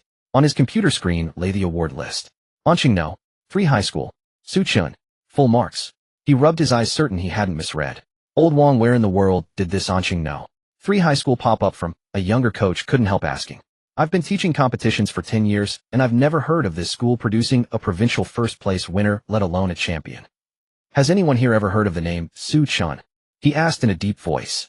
In the office, several coaches exchanged glances and shook their heads. No recollection. No record in the database. A completely unknown face, as if he materialized out of thin air. Meanwhile, in the internal groups of almost all traditional competition powerhouses, Provincial Experimental High School, Zhenhai High School, and others, the same name had set off an uproar. Holy crap! Who's going to check out this Xu Chen? Full marks. With the difficulty of this year's final problems, getting full marks is monstrous, right? Anqingno, free high school. I looked it up. It's an ordinary high school that doesn't even count as a city key school. Does this make any sense? A wild genius without systematic training just obliterates us who've been in training camps for years. This is straight out of a novel. I heard from the grading team that this Xu Chen's solutions were extremely wild. He brute-forced both final problems on the spot without using any standard techniques. Really? That's not a genius, that's a monster. In an instant, the unfamiliar name, Xu Chen, exploded like a heavy bomb over the province's competition circles. At almost the same moment, leading teachers from elite schools picked up their phones, mobilizing all their connections to frantically investigate the origins of this wild genius. The storm's center soon shifted from students and coaches to the principal's offices of major key high schools. In the office of the principal of Provincial Experimental High School, Director Liu of the admissions office stood with his head bowed, enduring the principal's wrath. Xu Chen, a genius seedling like that, and he ended up in Anqingno, free high school. What the hell is your admissions office doing? Every year I give you so much funding to scout talent across the province, and this is the result you bring back. Director Liu, drenched in sweat, explained aggrievedly, Principal, that's unfair. We really hadn't heard of this person before. Our network covers all the major middle schools in the province. Every standout seedling is recorded. This Xu Chen had mediocre scores in the high school entrance exam, and after entering Anqingno, free high school, he remained obscure throughout his first year. How could we have noticed him? So what caused this sudden outburst? I just asked around, Director Liu quickly reported. Apparently, he only made a stunning debut in the first monthly exam after the new semester, ranking first in the school. From his emergence to this provincial competition, it's only about half a month. We simply didn't have time to react. The principal listened, slammed the table hard, and was too furious to speak. Half a month. A genius who had lain dormant for over a year had transformed from an ordinary student into the provincial competition champion in just half a month. What about now? Is it too late to recruit him? The principal asked, still simmering with anger. Director Liu shook his head bitterly. Principal, recruiting him now would be unwise. He's already the provincial first-place winner. He'll definitely participate in the CMO next. If we recruit him now, even if we succeed, other key high schools will say Provincial Experimental is just reaping the rewards. Unable to cultivate our own champion, only stealing others' achievements. If our rivals use this against us, our reputation. Moreover, if we fail to recruit him, it'll be even easier for people to say that even Anqingno, three students look down on Provincial Experimental, making our reputation even worse. The principal fell silent. He knew Director Liu was right. Adding to someone's glory is far less valuable than offering timely help. Having missed the optimal window for recruitment, acting now would only invite criticism. Useless. A bunch of useless idiots. The principal could only vent his anger at the admissions office's inefficiency. Your information gathering ability is terrible. From now on, cast a wider net, and don't let this happen again. The same scene played out almost simultaneously in all top high schools like Linenno 1 and Jinhai High School. The principal's roars, the admissions director's grievances, and the final helpless sighs. Compared to the turmoil outside Anqingno, free high school was completely immersed in immense jubilation. When teacher Chen Xiaoping reported the news to the academic director, the director on the other end of the line was silent for a full half-minute before repeatedly confirming it 3 times in a tone of, "Are you kidding me?" before daring to believe it was true. After confirmation came overwhelming ecstasy. The next morning, Xu Chen shouldered his backpack and walked towards school as usual. However, as he turned the street corner and saw the school gate, he abruptly halted, frozen in place. What the hell is this? At the school gate, the electronic screen that usually displayed "Welcome Leaders for Guidance" was turned off, replaced by a massive bright red, even somewhat tacky, banner that hung from the second floor down to the guardhouse roof, glaring and dazzlingly red. Warmly congratulations to Xu Chen from Class 3, Grade 2 of our school for winning first place in the National High School Mathematics League Provincial Division with the province's only full marks. The 6 characters "province's only full marks," designed by some genius director, were not only bolded and outlined in gold, but also a full size larger than the surrounding text. The barely concealed smugness and the urge to beat drums and gongs to announce it to the world practically overflowed from the red fabric. Public shaming. This is outright public shaming. Xu Chen felt his scalp tingle. This aesthetic is just identical to the banner hanging at the newly opened Wangwang supermarket next door. But this was only the beginning. As he steeled himself to step onto campus, a cheerful and alto familiar melody blared through the broadcast speakers, echoing through every corner of the school. Today is a good day, wishes all come true. This song, typically heard only at store grand openings or village celebrations, was now playing on maximum volume, looping endlessly through the solemn campus. But this was only the beginning. Identical banners hung on the teaching building, the lab building, the cafeteria entrance, the bulletin boards by the playground. Everywhere something could be hung. Some students even found an A4 printed notice of good news pasted on the inside of the restroom door in the teaching building. The students erupted in chaos. Holy crap! Is this our school's banner? Am I seeing things? When did I get into a key high school? Xu Chen, that guy who ranked first in the monthly exam last time. I thought he was just good in our school, but he went and won the provincial championship. And the only full marks. Oh my god, what kind of deity is this? Is our school soil so fertile that it can grow a prodigy of this level? I'm done for. If my mom sees this banner, she'll definitely say, look at other people's kids again. The one in the restroom is the best. I have to look up at the prodigy's glory even while taking a dump. The pressure is too much. Listening to the chatter around him, Xu Chen wished he could find a crack in the ground to crawl into. This was public shaming. He quickened his pace toward the teaching building, and along the way students kept recognizing him, casting looks of admiration, curiosity, or shock, with whispers never ceasing. Look, that's him. Xu Chen. In the flesh. God, Xu. Good morning.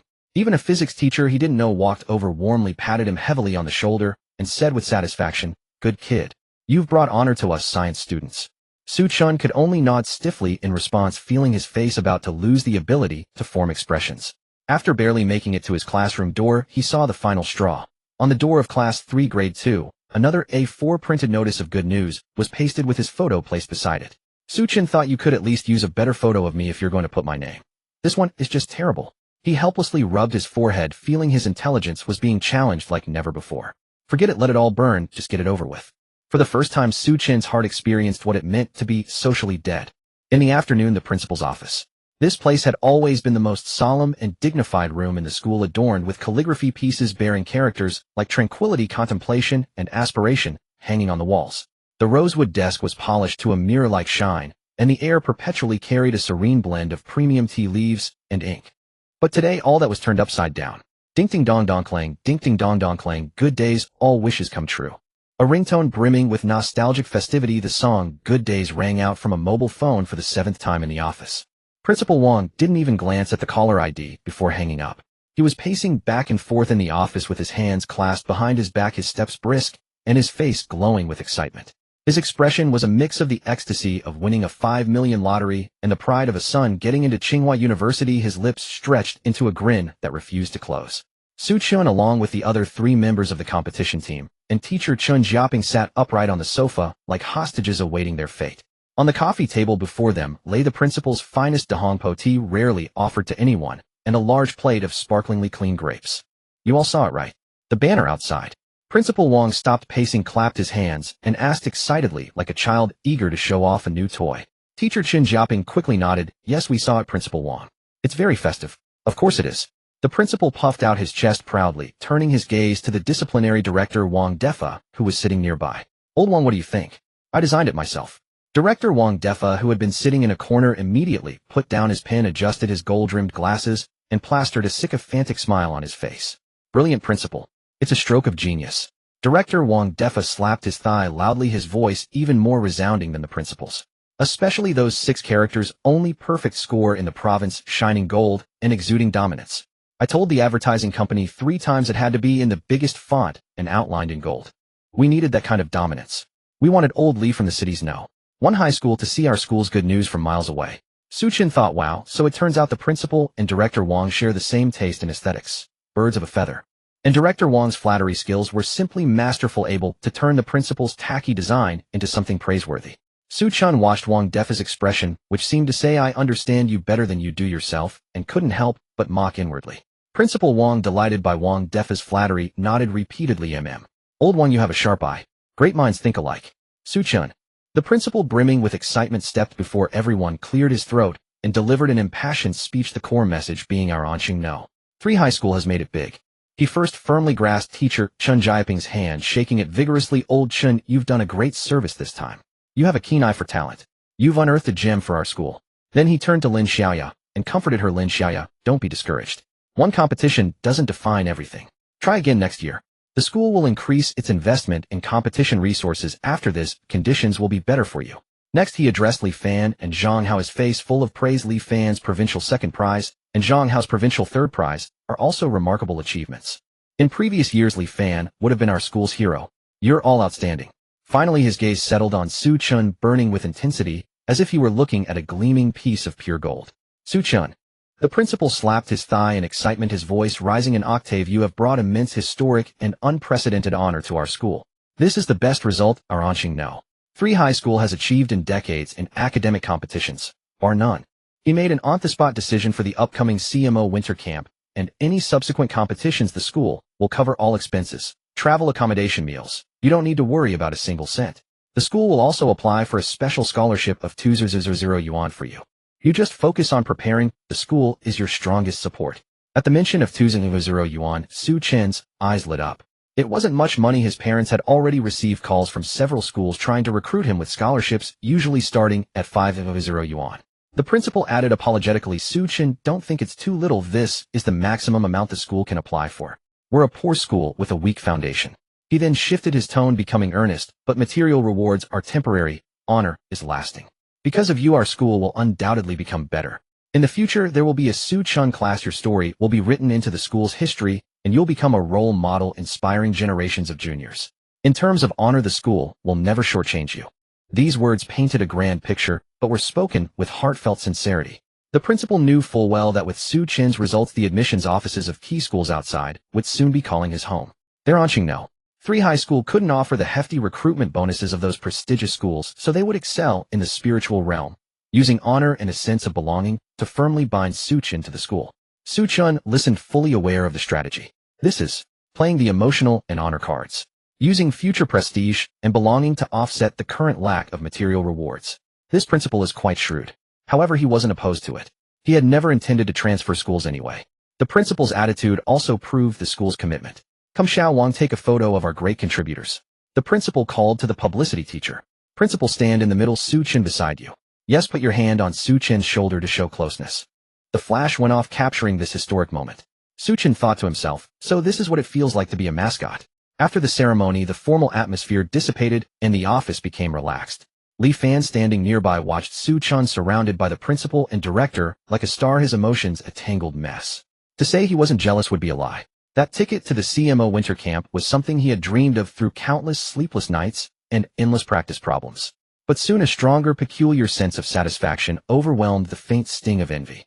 He thought of Zhao Rue from the provincial experimental high school, the guy whose gaze always carried a hint of disdain during their meetings.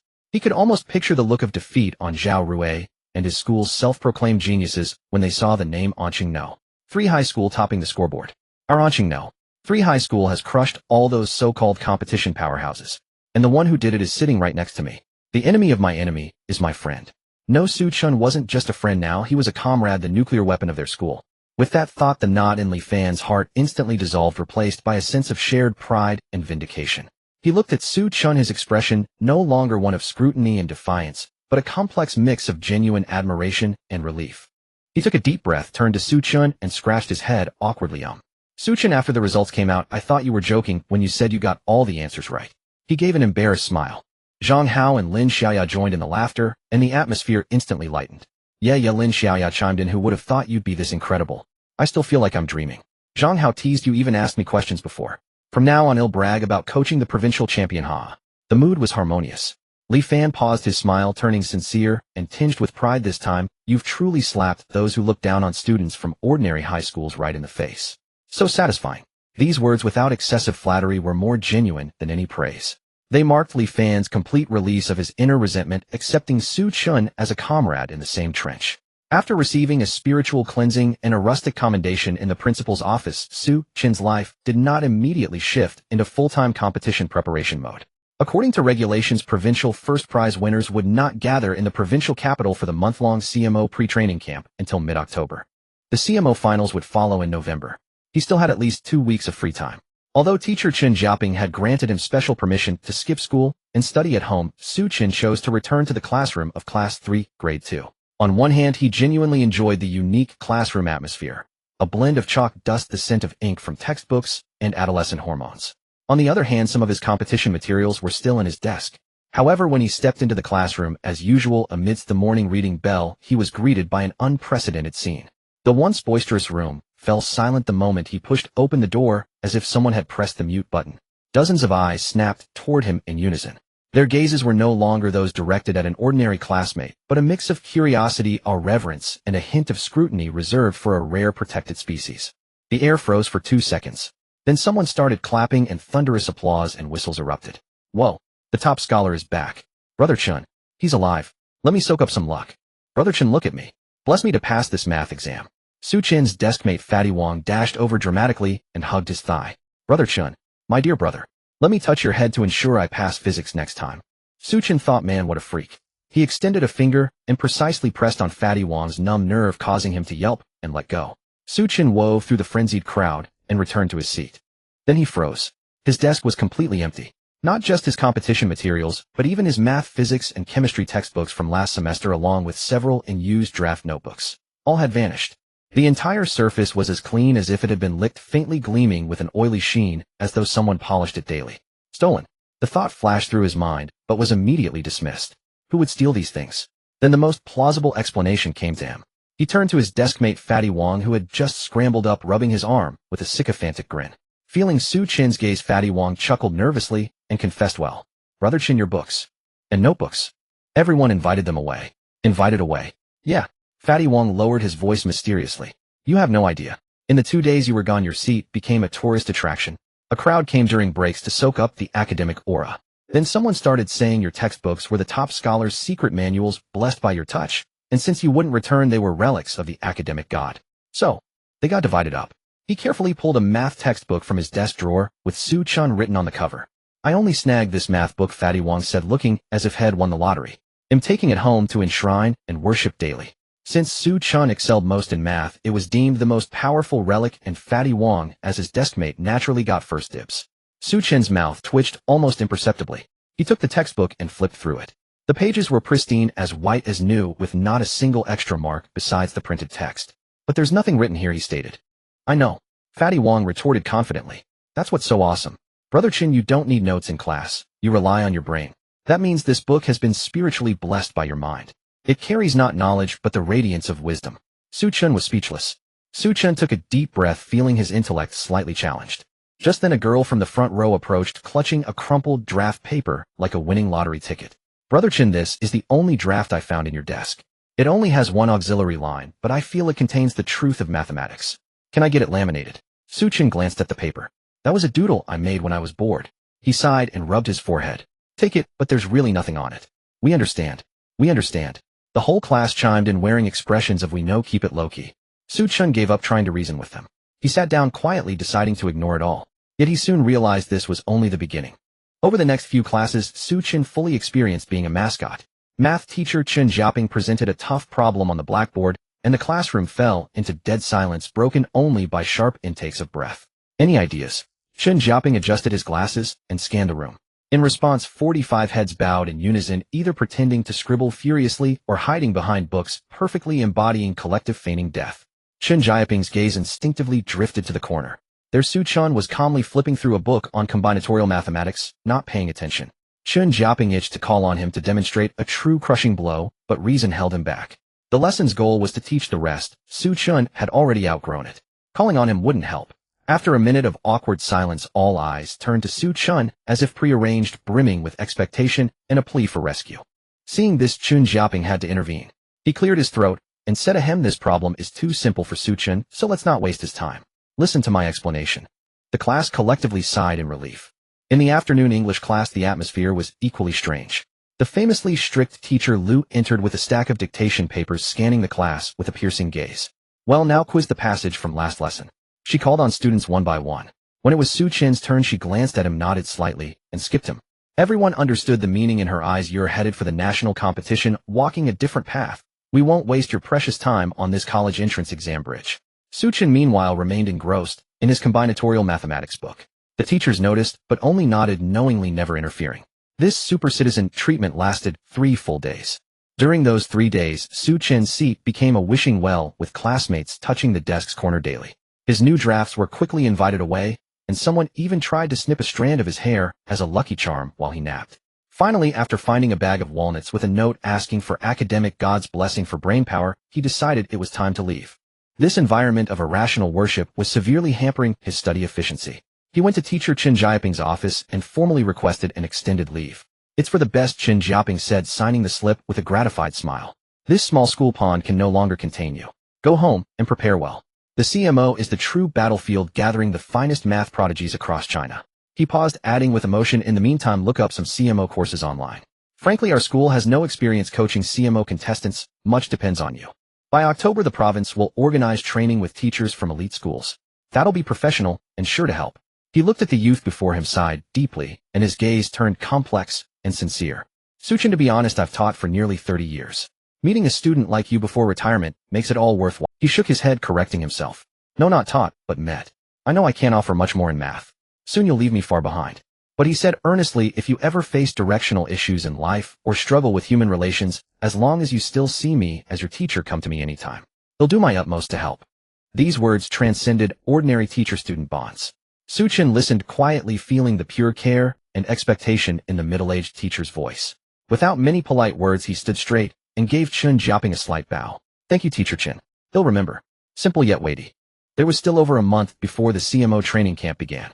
This period of complete freedom felt even more enjoyable than summer vacation for Xu Chen. No morning reading sessions, no evening self-study classes, not even summer homework. Time was entirely under his own control. But for Xu Chen, playing around was out of the question. In his view, unraveling a complex mathematical problem, the logical deduction process, and the moment of sudden clarity, released a rush of dopamine 1,000 times more intense than beating any video game.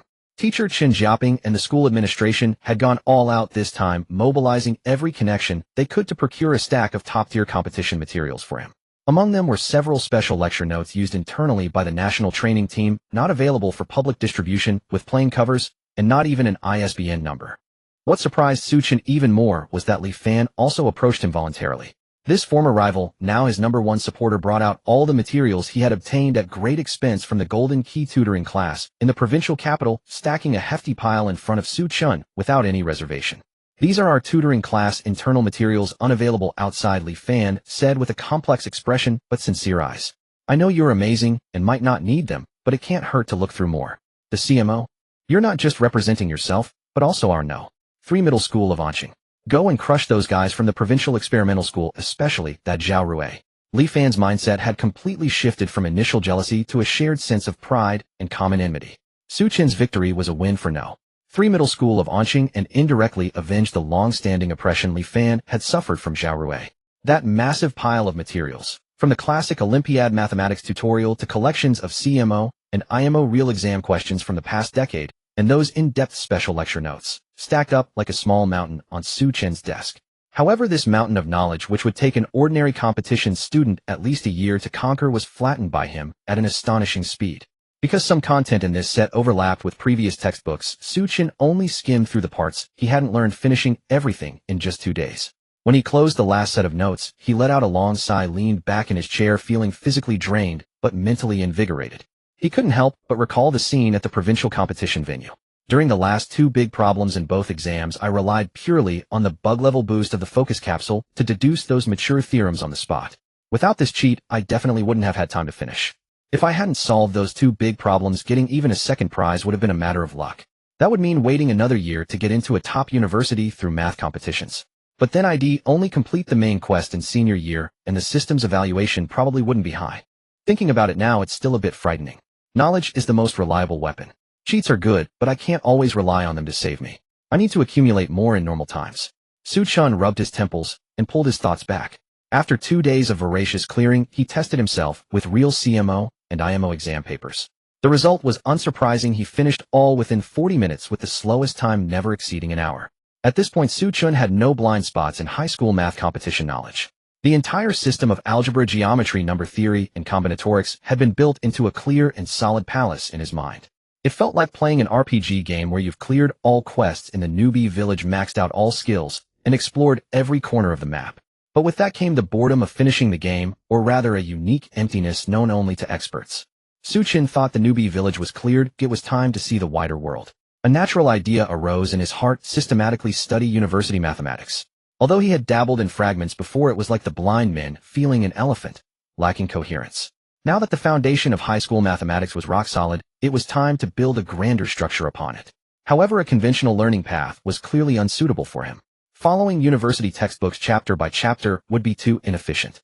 What he needed was a point-and-shoot learning method. When encountering an unfamiliar concept, he could instantly search online for the most precise explanation and related knowledge threads. So he decided to buy a phone.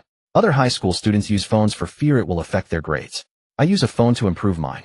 Besides going to the CMO training camp for a month away from home, I really need a communication tool to keep in touch with my family.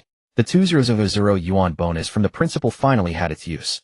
The next day, he walked into the city's mobile phone market street. Amid the dazzling array of phone counters, he approached a domestic brand's booth pointed at a mid-range model priced at 3,299 yuan and said, "Hello, I'll take this one." The sales assistant enthusiastically introduced, "Good taste, sir. But we also have the new flagship model with excellent camera features." "No need, just this one," Xu Chen interrupted. After all, he bought the phone only for communication convenience and didn't need top-tier performance. As for the camera, although Xu Chen thought he was quite handsome, he didn't like taking selfies, so a camera good enough for scanning QR codes would suffice. In the end, he paid over 3,000 yuan for the phone. At the moment the payment went through, he still felt a twinge of pain. Even though he wasn't short on money now, this was his first major expense with money he had earned himself. With the phone and a SIM card set up, Xu Chen directly dialed teacher Chen Jiaping's number. "Hello, teacher Chen, it's me, Xu Chen." "Xu Chen, what's up? Encountering any tough problems?" Chen Jiaping's voice was as warm as ever. "No tough problems," Xu Chen said in a calm, matter-of-fact tone. "I've basically finished reading all the high school competition materials you gave me." He deliberately used the words basically and finished reading instead of all and mastered to avoid shocking the teacher's fragile nerves too much. Yet he still underestimated the impact of his words. There was 3 seconds of silence on the other end of the line. All of them." Chen Jiaping's voice shot up an octave like a cat with its tail stepped on. "Those newly issued internal training team lecture notes. You finished those too?" Finished. Xu Chen paused, then added the multiple proof methods for a few theorems in them were quite interesting. Sigh. Xu Chen clearly heard a sharp intake of breath on the other end, and he even wondered if teacher Chen had sucked the phone into his mouth. "It seems my learning speed still exceeds the normal human cognitive range. So why are you calling?" Chen Jiaping's voice sounded a bit weak, as if he had just run a kilometer. "I'd like you to recommend some classic university math textbooks and some books to broaden my horizons. I want to preview ahead." All right. He steadied himself, his tone filled with barely contained excitement and admiration. "Wait a moment, I'll make a book list for you. You can start with these introductory ones." A few minutes later, Xu Chen's phone received a long text message. "Xu Chen University Math is a different world from high school with a vast system. He'll first recommend some foundational books. These are the most commonly used textbooks in domestic university math departments, the bedrock you must thoroughly understand. Mathematical Analysis, East China Normal University Edition, Advanced Algebra, Peking University Edition, Analytic Geometry, and Space Chiu Weixing Edition. These 3, commonly known as the Big 3, are the basic introductory books for university math. The content is solid and the system is complete enough to handle most problems, especially the mathematical analysis from ECNU. Its logic is rigorous and the exercises are of high quality, ideal for self-study. If you have extra energy to lay a stronger foundation and see further, I strongly recommend these advanced versions. A Course in Calculus by Fichtenholz, 3 volumes in 8 books. Introduction to Algebra by Kostrik and Terence Taus. Real Analysis. The first 2 are masterpieces from the golden age of Soviet mathematics, revered as Bibles by our generation of math students. Especially that Course in Calculus. We call it Fichtenholz or the Brick Book. It covers everything in meticulous detail. Mastering it will give you a much deeper analytical foundation than your peers. The last one, Terence Taus. Real Analysis, written by the contemporary math genius Terence Tao, offers a fresh perspective to better understand the essence of mathematical analysis. These are tough nuts to crack, but the rewards are immense. Finally, I'll recommend a few extracurricular readings to broaden your thinking. I don't expect you to fully understand them, mainly to get a taste of modern mathematics charm. What is Mathematics by R. Courant and H. Robbins. Mathematics, its content, methods, and meaning, edited by the Soviet Academy of Sciences Mathematics Institute, A Mathematician's Apology by G. H. Hardy. These aren't traditional textbooks, but more like musings on mathematical thought. What is Mathematics can help you build a macro understanding of the entire math discipline. The Soviet set offers a high-level view showing how different branches interconnect. Hardy's little book is a pure mathematician's heartfelt confession of the beauty of math. Skim through them when you have time. They'll greatly help you understand why we learn math. Xu Chen looked at this information-packed text message and felt that teacher Chen had put real thought into compiling the list. He then opened the shopping app he had just downloaded on his phone and entered each book title into the search bar, adding them to his cart. Then he couldn't resist clicking on related recommendations. Complex Analysis. Sounds more advanced than Real Analysis. By Ordinary Differential Equations. The name alone has style. By Lecture Notes on Point Set Topology. Topology. Sounds impressive without knowing why. By Like a child let loose in a candy store, he stuffed his cart to the brim. When he clicked go to checkout and saw the total 2786. 50 yuan figure on the screen, he felt that familiar heart-wrenching pain again. My wallet. It's wailing. But investing in the brain is the investment with the highest return in the world. No loss, no loss. Xu Chen had just ordered books online, and they would take 1 to 2 days to arrive by courier. During this time, he didn't remain idle. Having obtained a phone for the first time, he was eager to explore the online world. However, while his peers were busy scrolling through short videos, gaming, or browsing forums, Xu Chen's exploration path appeared somewhat peculiar. He typed keywords like mathematics, frontier, and conjectures into the browser. Soon he discovered a reality that overturned his understanding. The pure world of mathematics was far from the dull formulas and ivory tower isolation he had imagined. Here too existed a martial world, filled with sword flashes, bounties, and glory. The first things he saw were the legendary names, the 7 Millennium Prize problems, offered by the Clay Mathematics Institute, each with $1 million reward. The Riemann hypothesis, the Poincaré conjecture, the P versus NP problem. Each name, like a peerless divine art in martial arts mythology, hung at the pinnacle of the mathematical world. They were the ultimate challenges to human intellect, the unsealed dome atop the grand edifice of mathematics. Solving any one of them would immortalize one's name in history, placing a mathematician alongside Euler and Gauss. Beyond the Millennium Problems, he also saw many other famous bounties, such as the 2500 Beal conjecture, the 100 Goldbox conjecture, and various mathematics breakthrough awards established by wealthy individuals or foundations. These remained the domain of the elite mathematicians. Forget it, he decisively closed the webpage. Don't even think about solving these. I need half a day just to understand what the problem says. What is destined to come will come, what isn't, don't force it. Next, he continued exploring downward, and soon a more down-to-earth world opened its doors to him. In a post on an academic forum, he saw a name, Professor Sun Jiwei from Jinling University. Following the link, he arrived at an extremely plain personal blog. Xu Chen learned that Professor Sun had profound expertise in number theory and combinatorics, and possessed an astonishing hobby, proposing conjectures. He had even published a book titled New Conjectures in Number Theory and Combinatorics, which collected exactly 820 challenging conjectures he had personally proposed. Curious, Xu Chen clicked on the introductions of a few conjectures.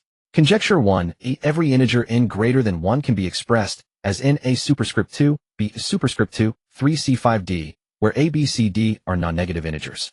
Reward 3500. Conjecture 2, every non-negative integer n can be expressed as n x superscript 2, y3 1 z5 z1 2, where x, y, z are non-negative integers. Reward 135. Conjecture 3, there exists a series relationship sigma 1 tk to 1 5 pi superscript 23001. Reward 300. Some of these conjectures appeared simple and accessible, understandable even to high school students. Others involved complex number theoretic functions and series filled with a professional aesthetic. What astonished Xu Chen even more was that Professor Sun had personally funded bounties for most of these conjectures, ranging from over $100 to several $1,000s. Interesting. Xu Chen's fingertip glided across the screen. He realized these conjectures formed a dungeon cluster with an impeccably designed difficulty gradient. Those with bounties of a few $100s were understandable, and he even had vague inklings of possible approaches, feeling that after completing basic university math courses, he might take a shot. Those with bounties of several $1,000s clearly required deeper specialized knowledge and research experience. There was even one conjecture for which Professor Sun himself noted, this conjecture may surpass current human solving capabilities. Xu Chen simply needed to progress step by step according to the bounty size, saving himself the trouble of finding suitable dungeons. This is practically a complete mathematical monster leveling guide from novice to god tier. This discovery made Xu Chen realize for the first time that pure intellectual activity could directly translate into tangible rewards. For him, this was a novel and intriguing experience. However, he didn't immediately dive in. These conjectures mostly require university level or even higher mathematical tools. My knowledge base is insufficient now, forcing a solution would yield little for much effort. He continued wandering through the online world, and soon a martial world, more suited to his current stage, appeared before him. Through a competition discussion group, he followed a public account named Su Kanghua's Competition Excellence. The operator teacher Su Kanghua was a senior high school teacher and a renowned expert in setting mathematics competition problems. Behind this public account was an extremely active community of high school mathematics competition enthusiasts. Scrolling through the account's historical articles, Xu Chen saw a frequently appearing column, bounty for solutions. Bounty of 50 yuan for a better proof of an inequality problem. Bounty of 100 yuan for a pure geometric solution to this geometry problem. Bounty of 300 yuan for challenging an IM-level combinatorial problem. The bounties here were modest, typically ranging from 50 to 500 yuan. Xu Chen learned that teacher Su posted these bounties to collect ingenious solutions to various competition problems, enriching his teaching and problem-setting materials, and also to maintain community activity, providing a platform for math enthusiasts to exchange and compete. Oh wow, isn't this the novice village's daily quests and bounty board? A faint, barely perceptible smile curled at the corner of Xu Chen's mouth. Not much experience, not much money, but plenty in quantity, just right for a newbie like me who's just left the novice village and hasn't yet equipped a full set of blue gear. This was tailor-made for Xu Chen at his current stage. Although he was exceptionally talented, his exposure to competitions was brief, and he lacked practice and problem-solving experience. The bounties here perfectly addressed this gap. First, the problems were all at the competition level, well within his mastered knowledge scope. Second, it demanded more innovative solutions. This greatly tested the integration of knowledge and creative thinking, prompting him to consider the same problem from multiple angles, thereby deepening his understanding of the essence of mathematics. A faint, barely perceptible smile curled at the corner of Xu Chen's mouth. Instead of rushing to try his hand at the latest bounty, he browsed with interest through the expired bounty posts, especially the comment sections below. This reading proved to be a treasure trove. He found the comment sections here far more fascinating than any competition reference book he had ever seen. Those reference books for efficiency's sake typically presented only one or two optimal curated standard answers. They showed you the fastest path to the summit, but never revealed the scenery along the way, the forks or the cliffs. The comment sections here, however, were a complete map of paths. Under the same problem, you could see a variety of solutions. Some used coordinate systems and analytic geometry for a dimensionality reduction strike. The process tedious as an ox pulling a cart, but clear in logic, step by step turning geometry into algebraic calculation. Others used vectors and trigonometric functions, maneuvering through a sea of symbols, showcasing astonishing computational skill. Still others constructed brilliant auxiliary lines, their ideas stunning, only to get stuck at a critical step, leaving a comment like, "No further ideas for now, just a humble offering to attract jade," sparking a chain of discussions and supplements below. There were even some solutions that, due to excessive computation or limited knowledge, only provided a preliminary framework and then fizzled out. I see. Xu Chen read with great relish. For him, solving these problems themselves was no longer very difficult. But these diverse, even erroneous or inefficient solutions opened a new door for him. They showed him different manifestations of a mathematical problem under different knowledge systems, helping him understand why some approaches led to dead ends, and why some methods, though clumsy, were incredibly reliable. This was an anatomical level of understanding of a problem. Talent lets me quickly find the optimal solution, but lack of experience means I know little about those non-optimal paths. Here precisely fills my biggest shortcoming. He immediately bookmarked several particularly lively discussion threads, planning to manually work through every solution below when he had time. This would yield far more than simply grinding through 100 new problems. After browsing nearly an hour of historical posts, Xu Chen, satisfied, returned to the public accounts homepage and clicked on the latest bounty for solutions. On the screen, a geometry problem lay quietly with a bounty of 200 yuan. The problem's diagram was simple, the conditions clear, a plain geometry problem about a cyclic quadrilateral and angle bisectors. Below were only a few sparse comments, most containing only vague ideas. Since these problems required some university-level mathematical knowledge for innovative solutions, Xu Chen jotted down a few of the newer ones, planning to study them slowly when he had time.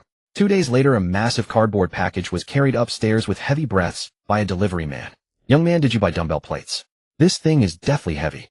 Xu Chen thanked him, closed the door, and slit the tape with a box cutter. He took the books out one by one and arranged them neatly on the desk, like a general reviewing his troops. Let's start the study sequence with the 3 pillars. Mathematical analysis and advanced algebra are the 2 main lines. They can be pursued side by side. Analytic geometry will serve as a supplement. Without a moment's hesitation, he pulled out the East China Normal University edition of Mathematical Analysis Volume 1 and the Peking University edition of Advanced Algebra Volume 1. He vaguely recalled, while idly browsing online, seeing some college students' blood and tear accounts of these 2 subjects. There once was a tree called Advanced Math, and many people were hanging from it. Linear algebra, from getting started to giving up just by flipping to the first page. After studying real variable functions, you realize how gentle mathematical analysis really is. These self-deprecating and helpless complaints indirectly proved how terrifying these courses were for ordinary students. Xu Chen opened the first chapter of mathematical analysis, real number sets and functions. For ordinary students, this initial concept alone would be enough to leave them dizzy and bewildered. Yet for Xu Chen, the logical beauty of constructing the entire edifice of mathematics step by step from the most fundamental axioms filled him with an unprecedented intoxication. He did not memorize the conclusions, but instead delved directly into the proofs. Every step, every use of each symbol was crystal clear in his eyes. Time slipped away unnoticed. Outside the window, the sky shifted from brightness to darkness, then from darkness to dawn once more. Xu Chen was utterly immersed in this pure world of symbols and logic. When hungry, he would nibble on a piece of bread. When thirsty, he would take a sip of cold water. His mind operated at an unprecedented speed, greedily absorbing this fresh knowledge. When he finally lifted his head from the book and rubbed his sore eyes, the morning light was already spilling through the window. In just a single all-nighter, he had thoroughly mastered the first 4 chapters of Mathematical Analysis, Volume 1, Real Number Theory, Limit Theory, Differential Calculus of Univariate Functions, and Integral Calculus of Univariate Functions. The first 3 chapters of Advanced Algebra, Volume 1, Polynomials, Determinants, and Systems of Linear Equations, were also entirely under his command. If any university mathematics professor were to learn of this learning speed, they would likely question their very existence. At that moment, a long-forgotten cold mechanical prompt sounded in Xu Chen's mind. Detected improvement in host's mathematical knowledge. Gained 15 points of mathematics subject experience. Mathematics level increased. Current mathematics subject level LV 10500. Xu Chen was momentarily stunned, then summoned his attribute panel. He saw that the level behind mathematics had changed from LV 0 to LV 1. Meanwhile, other subjects like physics, chemistry, and informatics lacking systematic study remained at LV 0 with only single-digit experience points. This was all part of the plan. Mathematics is the foundation of all natural sciences, the language that describes the universe. By elevating his mathematics level first, studying other subjects in the future would surely yield twice the results with half the effort. Xu Chen closed his eyes, carefully sensing the changes brought by the level up. It was not an enhancement of memory or an increase in computational speed, but a deeper talent level transformation. If level 0 him viewed mathematical problems like navigating a path on a 2-dimensional map, able to find a way yet with a flat limited perspective, then now at level 1 his perspective seemed to be instantly elevated, entering a 3-dimensional space. He could clearly see how limit theory in mathematical analysis connected with linear spaces in advanced algebra, how coordinate transformations in analytic geometry were essentially matrix operations in linear algebra, and how the roots of polynomials could be more perfectly interpreted within the framework of complex analysis. The various branches of mathematics were no longer isolated islands in his mind, but were linked by countless invisible bridges into a complete and harmonious continent. He acquired a mathematical intuition stronger than before, a terrifying ability to swiftly grasp the essence of a problem, anticipate solution paths, and even make cross-domain associations between different branches of mathematics. What a marvelous feeling. Then the system prompted again. Ding. Congratulations to the host for leveling up. Obtained upgrade chest X1. Chest lottery probability 50 for a souvenir, 45 for items level 13, 04 for items level 35, 1 for items level 6. The novice chest last time guaranteed an item. This upgrade chest has a 50 chance of being empty. Xu Chen thought to himself, now, we'll see if I'm lucky or unlucky. He took a deep breath and silently commanded, open. In the system's inventory, the plain chest radiated a soft glow. As the light faded, the system prompt sounded, congratulations host. Obtained souvenir, an utterly ordinary pen. Xu Chen's mouth twitched. I can't believe it. First time drawing from this probability chest, and am this unlucky. A 50 chance and I hit it right away. With a thought, he retrieved this trophy from the system space. The next second, a sleek all-black minimalist pen materialized in his hand.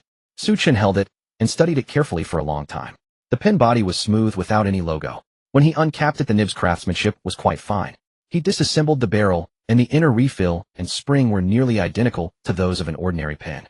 Looks like it really is just a souvenir. He smiled helplessly, picked up a hotel notepad, and used the new pen to write a line of formula.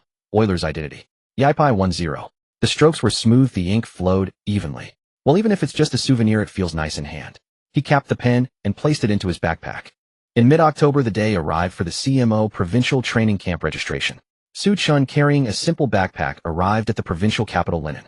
The so-called training camp was more like a large study hall. 25 top mathematics students from across the province were gathered here, following a unified schedule for a 20-day, closed-door study session. Occasionally, a teacher would come to explain difficult problems, but most of the time self-discipline was required. At the first meeting of the training team, the leading teacher Zhang Jingguo, a middle-aged man with glasses and a stern demeanor, briefly explained the differences between the CMO and the provincial competition. First, everyone must understand that the CMO, also known as the National High School Mathematics Olympiad or Winter Camp, is a completely different concept from the provincial competition you've taken before. Zhang Jingguo's voice echoed in the quiet classroom. He first scanned the young prodigies seated before him, a faint smile appearing on his face as he continued, "Before I talk about the differences, let me congratulate you all. Just being here is a tremendous success in itself.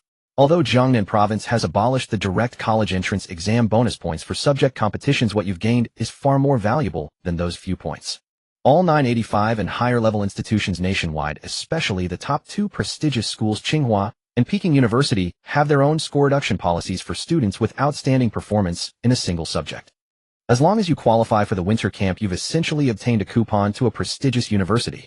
Some schools are willing to reduce scores by 20 points, and some are even willing to admit students at the first-tier admission line.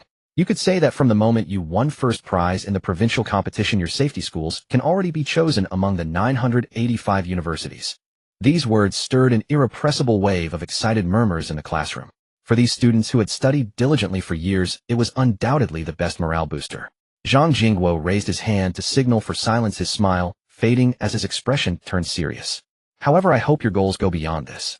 The provincial competition tests proficiency in knowledge. The CMO tests the depth of thinking and creativity. There are fewer problems, but each one might be a fortress requiring 1 or 2 hours to conquer." He paused and continued, "The schedule is also more brutal. 2 days, 1 session, each day 4.5 hours per session, with only 3 problems to solve. This means you have on average 1.5 hours to solve a problem, far more difficult than the provincial competition's final challenge. This is an immense test of your knowledge reserves, problem-solving skills, and even your physical stamina and mental fortitude. Your goal should be gold medals, silver medals, or even entering the national training team to secure direct admission qualifications." After teacher Zhang Jingguo detailed the exam scope, precautions, and other specifics, the session moved on to self-introductions by the team members. As the provincial team members briefly got to know each other, everyone was generally surprised when they saw Xu Chen. So this was Xu Chen, the perfect score prodigy. Zhao Rui's gaze was particularly complex. He looked at Xu Chen with scrutiny, resentment, and a trace of barely concealed jealousy. Losing to an unknown in the provincial competition still rankled him. Xu Chen naturally noticed Zhao Rui's complicated look. Recalling Zhao Rui's seemingly caring, yet subtly mocking words to Li Fan before the provincial competition, and seeing his current awkward expression, eager to provoke yet unable to swallow his pride, Xu Chen couldn't help but find it amusing. IQ and EQ are indeed two different kinds of talent. This classmate, Zhao, clearly hasn't even started on the course of emotional management. Subsequently, Zhang Jingguo distributed a thick stack of brand new study materials to each person and then announced, "From now on, everyone will self-study in the classroom." This set of materials, specifically compiled for this training camp, covers all core exam points and classic problem types of the CMO. If you have any questions, feel free to come to the podium for unknown discussion with me. The classroom immediately filled with the rustling sound of pages turning. Xu Chen also picked up the materials. He gave them a cursory glance. Part 2, Combinatorics. From the pigeonhole principle to the inclusion-exclusion principle, then to generating functions and combinatorial identities. These problems for the other team members were materials requiring repeated practice or review to fill gaps. But for Xu Chen, utterly bland. During the provincial competition, he indeed lacked these techniques and knowledge, but now he had already reviewed the competition knowledge points, covering everything comprehensively. Moreover, his mathematical talent had now reached LV1A, and his understanding of mathematics had undergone another qualitative transformation. So doing these problems now was essentially a waste of time. He withdrew his thoughts, took out his phone, and opened the familiar public account. Su Kanghua's competition excellence. Compared to solving these fully mastered problems, he found it more interesting to check the reward task section that suited him best. He opened a previously bookmarked test question. This was a combinatorial geometry problem marked as IMO difficulty with a reward of 300 yuan. It had been posted for nearly a week, and although there were dozens of discussions below, no one had yet provided a complete solution that satisfied the poster. Problem on a plane given in 3 points, no 3 of which are collinear. Prove that there exists a triangle formed by 3 of these points such that the interior of its circumcircle contains no other given points. This is a classic existence problem of an empty circumcircle triangle. In the comments section below, someone had already given a conventional solution approach. Consider all line segments formed by pairs of points. Take the shortest one denoted as AB. Then among the remaining N2 points, find point C that maximizes ACB, then triangle ABC is the desired one. This approach was correct and was the standard answer in competition textbooks. However, the reward requirement was to provide a solution with a different approach. Xu Chen's gaze lingered on the screen for a moment as he began to think. The conventional solution uses the extremum principle of minimum and maximum. So can we approach it from another angle? For instance, the convex hull. Consider the convex hull of these endpoints. If we can prove that a triangle formed by one edge of the convex hull and another point satisfies the condition, or proof by contradiction, assume that the circumcircle of every triangle contains other points, can we derive a contradiction? Ideas flashed through his mind only to be rejected one by one. He was well aware that solving this problem from a different perspective essentially tested a profound insight into the intrinsic connections between various branches of mathematics. This problem, on the surface a geometry issue, has at its core a combinatorial problem about existence. The conventional approach starts from geometry using extremum to solve it. So can we instead examine it from a purely combinatorial algebraic or even topological viewpoint? This is precisely the difficulty of such problems. For most people, their knowledge system is modular. Geometry is geometry, algebra is algebra, combinatorics is combinatorics. They excel at applying skilled techniques within their respective modules to solve problems. But asking them to engage in cross-disciplinary thinking, such as using number theory to solve a geometry problem or employing topological concepts to construct a combinatorial proof, exceeds their capabilities. This requires a macroscopic understanding of the overall structure of mathematics that transcends modular knowledge. It requires seeing the commonalities in the underlying logic of different branches and building bridges between them. This was the most valuable ability Xu Chen gained after his math level upgraded to LV1. For instance, the convex hull. Consider the convex hull of these endpoints. If we can prove that a triangle formed by one edge of the convex hull and another point satisfies the condition, this approach isn't bad, but it still seems inseparable from extremum, or proof by contradiction. Assume all triangles circumcircles contain other points. Can we use this assumption to construct an infinitely descending sequence of points or some geometric structure, thus deriving a contradiction? This resembles Fermat's method of infinite descent, a number theory concept. Ideas flashed through his mind, each examined and deduced. That reward combinatorial geometry problem was trickier than Xu Chen had imagined. He tried several different approaches, but found that bypassing the classic extremum principle to give an equally concise and elegant proof always seemed to lead to more complex case discussions or require introducing more advanced tools. Xu Chen quickly realized the issue. It seems my current knowledge system still has some blind spots. Although he had mastered all high school competition content facing such IM-level problems, especially those requiring innovative solutions, his existing toolbox was still somewhat insufficient.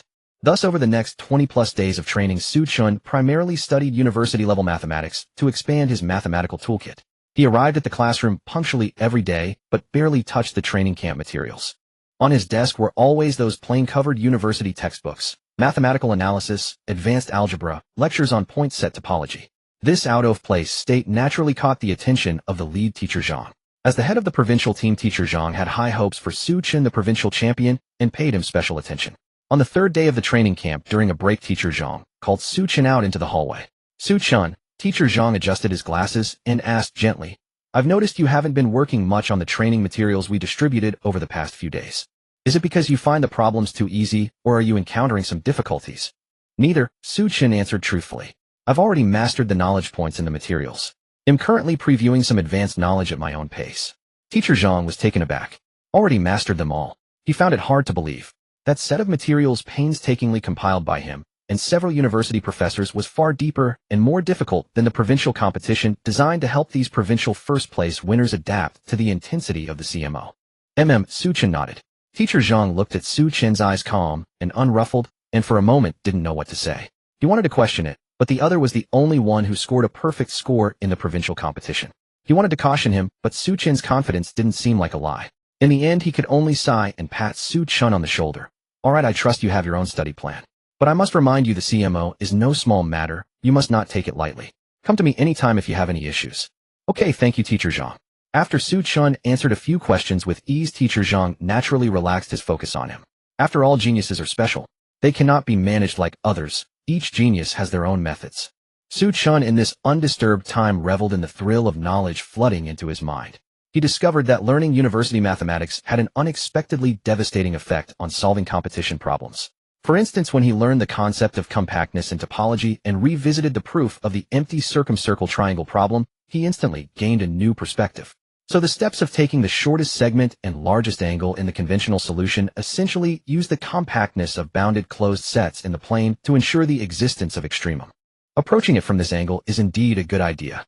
The acquisition of new knowledge and intense thinking steadily increased the experience points on the system panel. Over more than 20 days, as the training camp was about to end, his math subject experience had risen from 0,500 at the time of upgrading to LV1 to 20,500. Although it was still far from another upgrade, the feeling of continuous progress brought him immense satisfaction. The 20-day training camp was soon coming to an end. On the penultimate day, teacher Zhang announced a test that fully simulated the CMO process. The CMO format involved 2 exam days with exams from 8:00 a.m. to 1:30 p.m. each day, 3 problems per session, totaling 6 major problems over 2 days. Each problem was worth 21 points for a total of 126 points.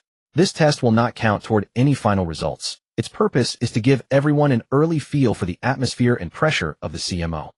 When the final test results were projected onto the screen by teacher Zhang, the entire classroom fell into a deathly silence. First place, Xu Chen. First session, 63 points, perfect score. Second session, 63 points, perfect score. Total score, 126 points, perfect score. And the second place contestant Zhao Rui had a total of 120 points. A chasm, a gulf, an abyss. Everyone stared blankly at that glaring perfect score, feeling their perceptions completely overturned. Teacher Zhang's hand holding the score sheet trembled slightly. He exchanged glances with the other teachers who had graded the papers, and in each other's eyes they saw barely concealed ecstasy and excitement. They had initially thought Xu Chen's perfect score in the provincial competition was a matter of luck. They had initially thought Xu Chen's loafing during the training camp was a genius caprice. Only at this moment did they truly understand. It was neither luck nor caprice. It was a devastating strike born of absolute strength. It's settled. An assistant teacher leaned close to teacher Zhang's ear and whispered, as if in a dream. This year's CMO top 3 feels secure. As for CMO first place, it's not impossible. The day of departure arrived. It was November 12th, early morning. In the departure hall of Linan International Airport, the 25 members of the Zhejiang provincial CMO team assembled. This was Xu Chen's first time flying. The team leader Zhang Jiangwo was evidently experienced, arranging the entire boarding process with meticulous order. Seated by the window, Xu Chen felt the intense thrust as the aircraft accelerated down the runway, and the slight weightlessness as it finally broke free from the Earth's embrace and soared into the clouds. This novel experience held his attention outside the window for about 10 minutes. After 10 minutes, as the plane entered the stratosphere and the view outside became nothing but a monotonous expanse of blue sky and white clouds, the novelty quickly faded. Boredom began to creep in. Xu Chen's thoughts naturally drifted back to the mathematical problem he had been pondering. That combinatorial geometry problem with a 300 yuan bounty proved there exists a triangle formed by 3 of these points such that the interior of its circumcircle contains no other given points. The conventional solution uses the extremal principle whose essence is compactness. So can we bypass this analytical approach and prove it using pure combinatorial or geometric methods? His mind began to conduct a thought experiment deduction without scratch paper. Suppose we apply a growth process to these endpoints. Imagine each point is the center of a circle initially with radius 0. Then all circles expand their radii synchronously at the same speed. This process is like casting n pebbles simultaneously onto a calm water surface, creating an ever-expanding concentric ripples. When the ripples of 2 circles first touch, connect their centers to form a line segment. The perpendicular bisector of this segment is the boundary of the sphere of influence of these 2 points. When the ripples of 3 circles first intersect at a single point, connect their centers to form a triangle. This intersection point is the circumcenter of this triangle. A completely new prototype based on the concepts of Voronoi diagram and Delaunay triangulation slowly took shape in his mind. The circumcircle of the triangle formed by these 3 points that first intersect cannot contain any other points inside. Because if it did, the circle corresponding to that contained point would inevitably intersect one of these 3 circles earlier. This contradicts the first condition. This line of thought seems feasible, but it needs rigorous mathematical language to prove. The 2-hour flight passed in the blink of an eye. As they walked out of Wuhan Tianhe Airport, a wave of damp, chilly air, distinctly different from linen, greeted them. The host of the CMO, Wugong No. Free Middle School, had sent a bus to pick them up. The team leader guided the members smoothly into their assigned dormitories. The next day was the opening ceremony. In the school's auditorium, capable of holding 1,000 people, 510 top mathematical talents from 31 provinces, municipalities, and autonomous regions across the country gathered. The lengthy but necessary speeches from officials gave Xu Chen a clearer understanding of the CMO. A leader from the organizing committee stood on stage, his voice loud and solemn. Students, first of all, welcome to the heroic city of Wuhan to participate in this year's China Mathematical Olympiad, the CMO. All of you here are the cream of the crop, selected from millions of high school students nationwide. You represent the highest level of Chinese high school mathematics. Here I will elaborate on the structure and significance of the CMO. The CMO is not just an exam, it is a selection. Its full name is the National High School Mathematics Winter Camp. The term winter camp reveals its essence: intensive training and selection. This winter camp lasts 5 days. The core consists of 2 exams over the next 2 days.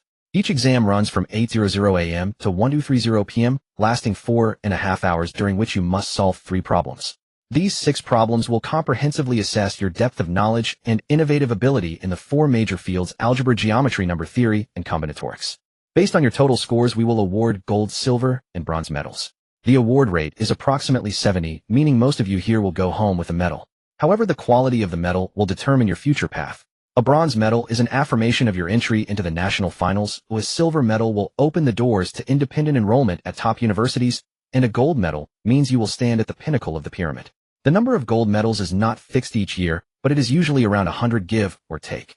This means you need to rank in the top 20 of these 510 top-tier talents to secure a gold medal. The competition will be fierce. And a gold medal is not the end. The leader emphasized among all gold medalists, the top 60 students in total score, will be directly selected for the national training team. This is the true purpose of the CMO. Once in the national training team, you will receive guidance from the nation's top coaching staff and undergo 2 rounds of even more rigorous examinations. Ultimately, the 6 most outstanding students will be chosen to form the Chinese national team representing our country at next year's IMO, the International Mathematical Olympiad. From the provincial competition to the national CMO and then to the international IMO. This is the complete Grand Slam path that every math competitor pursues. Your battlefield is not just this exam paper. Your goal is the vast universe to win glory for our country. These words ignited the passion of the young audience. The climax of the opening ceremony was a speech by an academician of the Chinese Academy of Sciences with graying hair, but a vigorous spirit. When the academician took the stage, Xu Chen distinctly felt the team leaders beside him, and even the venue staff unconsciously straightened their backs, their eyes filled with reverence. Seeing an academician in person for the first time, Xu Chen was struck by the commanding academic aura, the effortless ability to explain profound mathematical ideas in simple terms with just a few words. He truly felt the weight of the term luminary. The entire process was solemn and full of ceremony. Just the speeches and group photos took up the entire morning. The afternoon was for familiarizing themselves with the exam venue and free campus exchange. That evening, Teacher Zhang gathered all team members again in the meeting room for a final pre-battle mobilization. Wake up at 7:00 a.m. sharp tomorrow. Have breakfast at cafeteria No. 1 at 7:30. No being late. We will depart from the dormitory at 8:00 a.m. sharp and walk to the exam venue. Put your ID card and admission ticket in your pencil case tonight. After the exam, do not linger. Go straight to the hotel lobby to meet up. I will be waiting for you there. Do not discuss the problems. Teacher Zhang emphasized every detail meticulously, which helped calm the nervousness of the team members. After the meeting, Xu Chen returned to his dormitory. Since the Zhejiang team had 25 members, leaving 1 extra person, Xu Chen volunteered for a single room. Teacher Zhang naturally was accommodating to the perfect scorer. Xu Chen washed up, lay on the bed, but felt no sleepiness. He thought again of that combinatorial geometry problem and the circle growth model he had constructed on the plane. That intuitive, almost physical image kept circling in his mind, making him restless. He got out of bed, took out scratch paper, and began to translate that model into rigorous mathematical language. Let the point set be p2. P. For any point x on the plane, and any pp, define a distance function dxp. Now consider a time variable t0. For each point P, we can define a closed disk BPT with center P and radius T. My idea is to find the first time point T such that 3 disks BPT intersect at exactly 1 point. This intersection point is the circumcenter of PPP. The pen tip flew across the paper, symbols and lines of deduction made the vague idea increasingly clear. The problem is how to rigorously prove that this first intersection time, T, must exist and is unique. This involves issues of continuity. We can construct a function gt-minusc rppp, where r is the circumradius of the 3 points. As T increases this function, his train of thought hit a dead end here. He felt he had grasped the core of the problem like a climber who could already see the flag at the summit and feel the wind at the peak. But beneath his feet lay an invisible, bottomless chasm. He needed a bridge, a crucial lemma, or an ingenious transformation to cross it. He tried proof by contradiction, assuming that at time T the circumcircle contained another point P. This meant xp where x is the circumcenter. This seemed to lead to a contradiction, but the derivation was extremely cumbersome and involved complex geometric inequalities. No, there must be a simpler method. He looked at the complex symbols on the scratch paper, feeling he might have strayed off course. He glanced at the time on his phone. It was nearly 1:10 p.m. Forget it, I have an exam tomorrow. He took a deep breath, forcibly stopped his deduction, and carefully tucked the paper filled with symbols into a book. He cleared his mind, turned off the light, and went to sleep. The next day at dawn, Xu Chen opened his eyes, his mind devoid of the usual morning haze. The unfinished proof from the previous night lingered like a recurring melody echoing in the deepest recesses of his consciousness throughout the night. He could feel that he was just one step away from the ultimate answer. It was an extremely subtle, indescribable state. It was as if a crucial logical component lay right before his eyes, yet shrouded in an impenetrable fog. He could sense its existence, trace its rough outline, but still could not see its true form. The circle growth model he had constructed last night felt intuitively perfect. It transformed a static existence problem into a dynamic visualizable process. Such ideas were not uncommon in mathematics, like translating combinatorial problems into random walks on graphs, or using potential functions from physics to solve geometric inequalities. But intuition, after all, required rigorous proof to be crowned. What exactly was it? What was that crucial link that could turn the entire circle growth model from an intuitive physics-tinged imagination into an irrefutable rock-solid mathematical logic? Throughout the history of mathematics, countless great minds have been troubled by similar problems. Andrew Wiles, to prove Fermat's last theorem, secluded himself in his attic for 7 years. The final breakthrough came from the moment of insight, when he connected the Taniyama-Shimura conjecture with elliptic curves. This extreme focus on a single problem was both a torment and a unique happiness belonging only to thinkers. Dong dong dong. A knock came at the dormitory door, accompanied by a teammate's voice. Xu Chen, it's 7 o'clock, time to get up. His train of thought was interrupted. Xu Chen glanced at the time and reluctantly set aside the mental puzzle.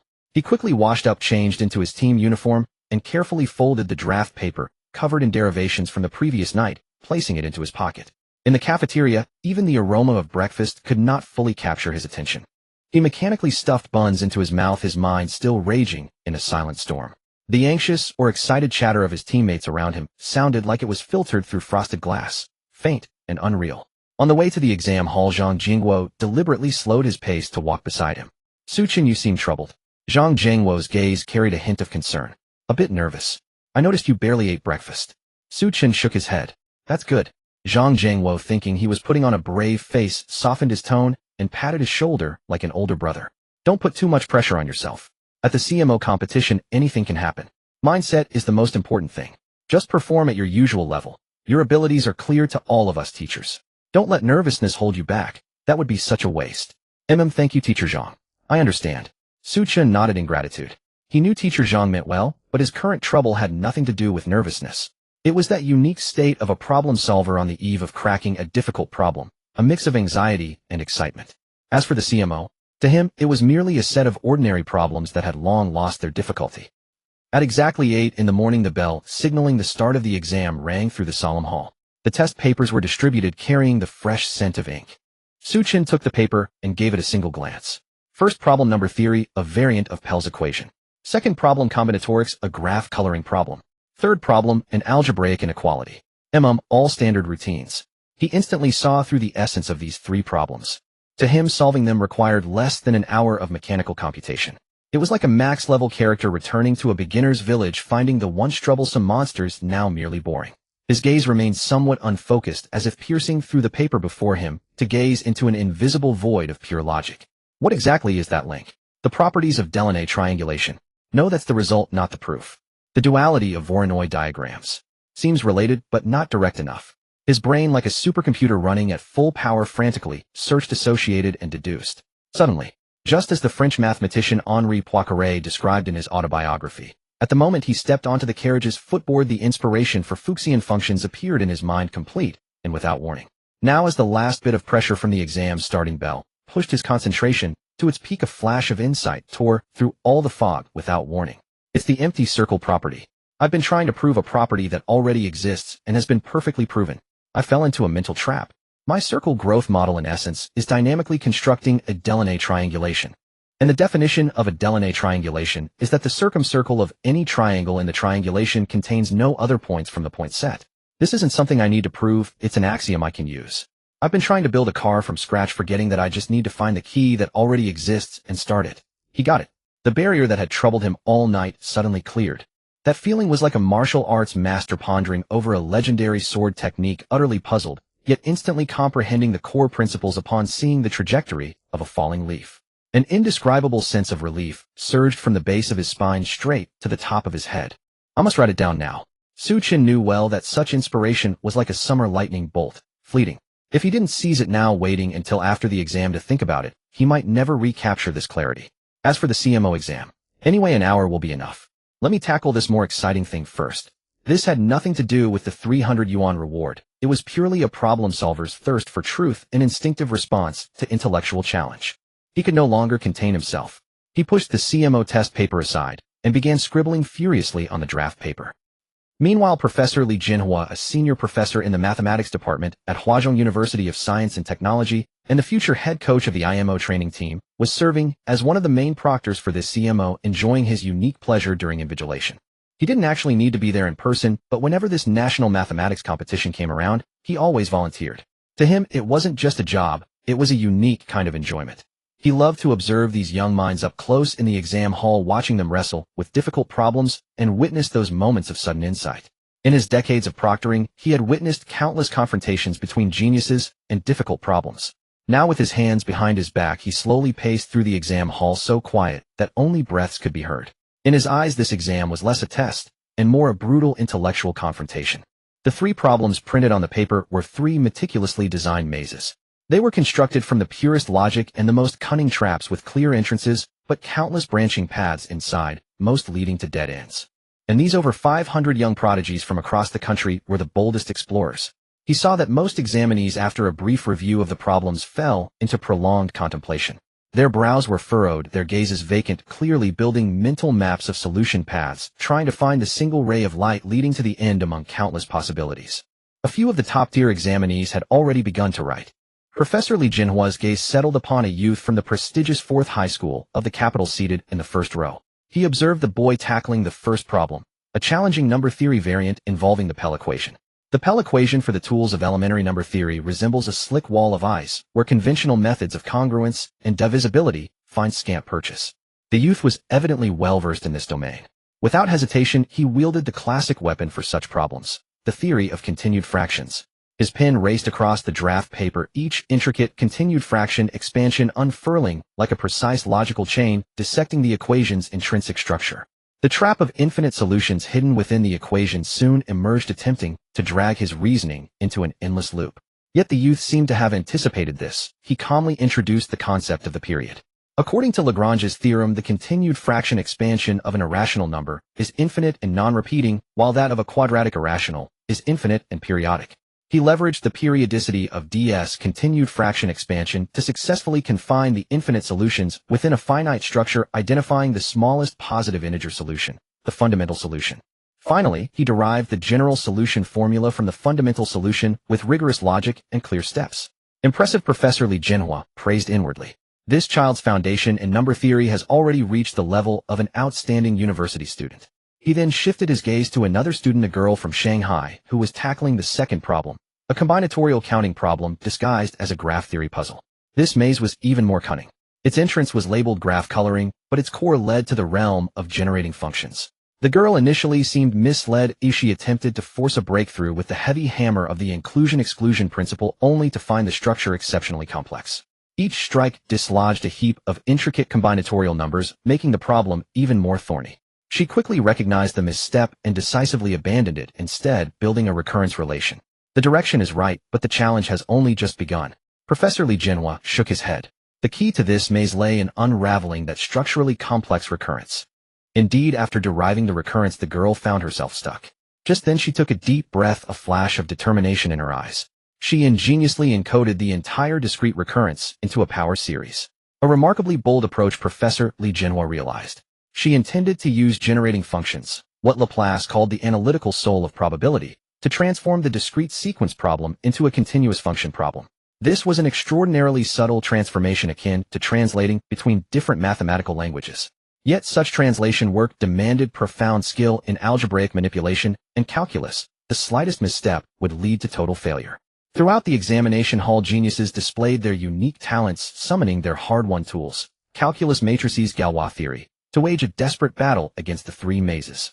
Some succeeded in finding a branch of the maze, earning partial scores, and others lost their way in a trap, leaving a chaotic mess of calculations on their draft papers. Many more, faced with the maze's complex structures, could not even take the first step. As Professor Li Jinhua walked along, a myriad of emotions stirred within him. This was the CMO where even among geniuses the gap could be as vast as a chasm. Just then he arrived beside Xu Chen. A delicate-featured youth was hunched over his draft paper writing furiously. This student, isn't he the perfect scorer from the Jiangnan team, Xu Chen? Professor Li Jinhua remembered him well. The grading panel had discussed this wild genius with great fervor. A spark of anticipation rose within him. He wondered what earth-shattering approach this legendary prodigy would use to crack the three mazes. He silently approached Xu Chen and glanced at his test paper. Then he froze. The paper was blank. The name and candidate number were written neatly, but the answer areas for all three problems were untouched. What's going on? Has he given up? Or is he overwhelmed by the difficulty? A flicker of disappointment crossed Professor Li Jinhua's mind. He turned his gaze to Xu Chen's draft paper, hoping to see where he was stuck. The paper was covered in dense symbols and diagrams. But, wait, what is this? Professor Li Jinhua's pupils contracted sharply. He realized that Xu Chen's scribbles had nothing to do with the three problems on the test paper. There were complex point sets intersecting circles, and terms like Voronoi diagram and Delaunay triangulation. What is he doing? Professor Li Jinhua was utterly baffled. The three problems on the CMO paper, one in number theory, one in combinatorics, and one in algebraic inequalities, had no connection whatsoever to the branch of computational geometry. What on earth was he calculating? Could it be that he was applying a cross-dimensional approach I couldn't possibly understand to solve one of these problems? For instance, like growth in Deke, using highly abstract algebraic geometry to unify seemingly unrelated fields. No sooner had this thought arisen than he dismissed it. Impossible. That level of abstract thinking was rare, even among top mathematicians, let alone high school students. Moreover, the reasoning on the draft paper was very concrete, addressing a specific geometric problem. The only explanation was this candidate in the CMO examination hall amidst the battle for the nation's highest honor, while all other geniuses are fighting tooth and nail. He is conducting his own mathematical research. This conclusion sent an unprecedented shock through Professor Li Jinhua's worldview. He recalled the legend of the mathematician Erdos, a man who spent his life pondering mathematical problems whether at a friend's wedding or while waiting for a flight. But that was in everyday life. At the CMO, a top-tier arena where every second counted and future academic paths were decided to be distracted by other mathematical problems. This was no longer arrogance. This was sheer madness. Time passed, and another half-hour slipped by under Professor Li Jinhua's astonishment. Within the examination hall, the first round of confrontation had already yielded initial results. Several top-tier contestants had successfully conquered the first problem and begun their assault on the second fortress. The exam lasted 4.5 hours, allowing an ample hour and a half per problem on average, yet only a little over an hour had elapsed, and most examinees remained trapped in the quagmire of the first problem. Xu Chen, however, had finally set down his pen. He let out a long, relieved sigh, a pure, unadulterated satisfaction spreading across his face. He carefully reviewed the draft paper covered in what looked like a celestial script, committing it to memory, for according to the rules, draft papers could not be taken out of the exam hall, so he had to memorize it and reproduce it after the exam ended. Finally, solved it. Xu Chen's mind was clear. Though these 300 yuan are not much, the joy of conquering a difficult problem is priceless. Moreover, the system panel shows that my mathematics subject experience has increased by another 5 points. It seems that solving math problems with innovative methods is indeed an excellent way to grind experience. It trains the mind, earns money, and gains experience, far more efficient than simply grinding problems. Anyway, the CMO competition holds no pressure for me. Gaining some system experience is the most practical outcome. He organized his thoughts, and for the first time his gaze formally fell upon the CMO exam paper before him. Only then did he notice that a proctor had appeared beside him, staring at him with an expression of utter disbelief, as if observing an alien. Xu Chen glanced at the clock on the wall. 9:03. Already over an hour. He smiled at Professor Li Jinhua with a hint of embarrassment, like a student caught daydreaming in class. Professor Li Jinhua did not walk away. Instead, his curiosity deepened. He wanted to see how this madman, who had wasted over an hour of precious time, would tackle the three labyrinths on the test paper that even the most brilliant prodigies found daunting. Little did he know he was about to witness the most paradigm-shifting scene of his teaching career. Xu Chen turned his attention to the first problem. Problem 1. Find all pairs of positive integers a b such that a superscript 2 b3 and b superscript 2 a3 are both perfect squares. Professor Li Jinhua noticed that Xu Chen stared at the problem for only about 15 seconds. Then he began to write. He did not engage in any complex scaling, but directly introduced variable substitutions. Let a superscript 2 be 3 square meters, b superscript 2 a 3 and superscript 2. Subtracting the two equations gave m in m and a b1. A very conventional start, Professor Li Jinhua thought. But the real trap of this problem lies ahead. The trap of this equation lay in its ability to lure solvers into an exceedingly intricate case analysis. One would need to consider cases where a B, and a B, as well as the parity of M and N each branch, potentially spawning new subbranches. It was like a vast maze. One wrong step, and one would exhaust their energy in endless algebraic transformations, ultimately losing their way. Yet Xu Chen never entered this maze. He deftly shifted his approach, drawing inspiration from the Vieta jumping technique, a method hailed as a nuclear weapon in number theory Olympiad specifically designed for certain Diophantine equations. It gained fame for its brilliant application in the 1988 IMO Problem 6, one of the hardest IMO problems in history. The core idea was to treat one solution of the equation as a root of a quadratic, then use Vieta's formulas to construct a smaller solution, leading to a contradiction via infinite descent, or revealing the structure of all solutions. Xu Chen cleverly treated variable b as a constant, transformed one of the original equations into a quadratic in A, and then using the quadratic formula and divisibility directly established a profound intrinsic relationship between A and B. The entire process flowed like water without a single superfluous step. He was like a player with a god's eye view, seeing the maze's endpoint directly and drawing a straight path, effortlessly bypassing all detours and traps. In less than 15 minutes, he had written down all solutions, 1, 1, and all pairs of the form k superscript 2, 3, k, where k is an integer greater than or equal to 2. Professor Li Jinhua's breath caught for a moment. He effortlessly sidestepped all the traps. He saw the essence of the problem from a higher dimensional perspective. If the genius from Beijing No. 4 High School had dismantled the beast's defenses with exquisite swordplay, Xu Chen was like a deity who merely cast a glance at the beast, and the beast offered up its vital point on its own. This kid's number theory foundation is unfathomable. Professor Li Jinhua mused. Xu Chen did not pause. His gaze shifted to the second problem. Problem 2. On a 10 by 10 chessboard, several shaped triominoes, which can be rotated, are placed. Each domino covers exactly 3 squares, and they do not overlap. Question: what is the maximum number of squares that can be left empty? Professor Li Jinhua's eyes sharpened. This was a classic combination of combinatorial geometry and coloring problems, seemingly simple but a perfect embodiment of the invariant concept. The crux of such problems lay not in trying millions of specific placements, but in finding a property that remained invariant under domino coverage, thereby deriving an upper bound. The key lies in coloring.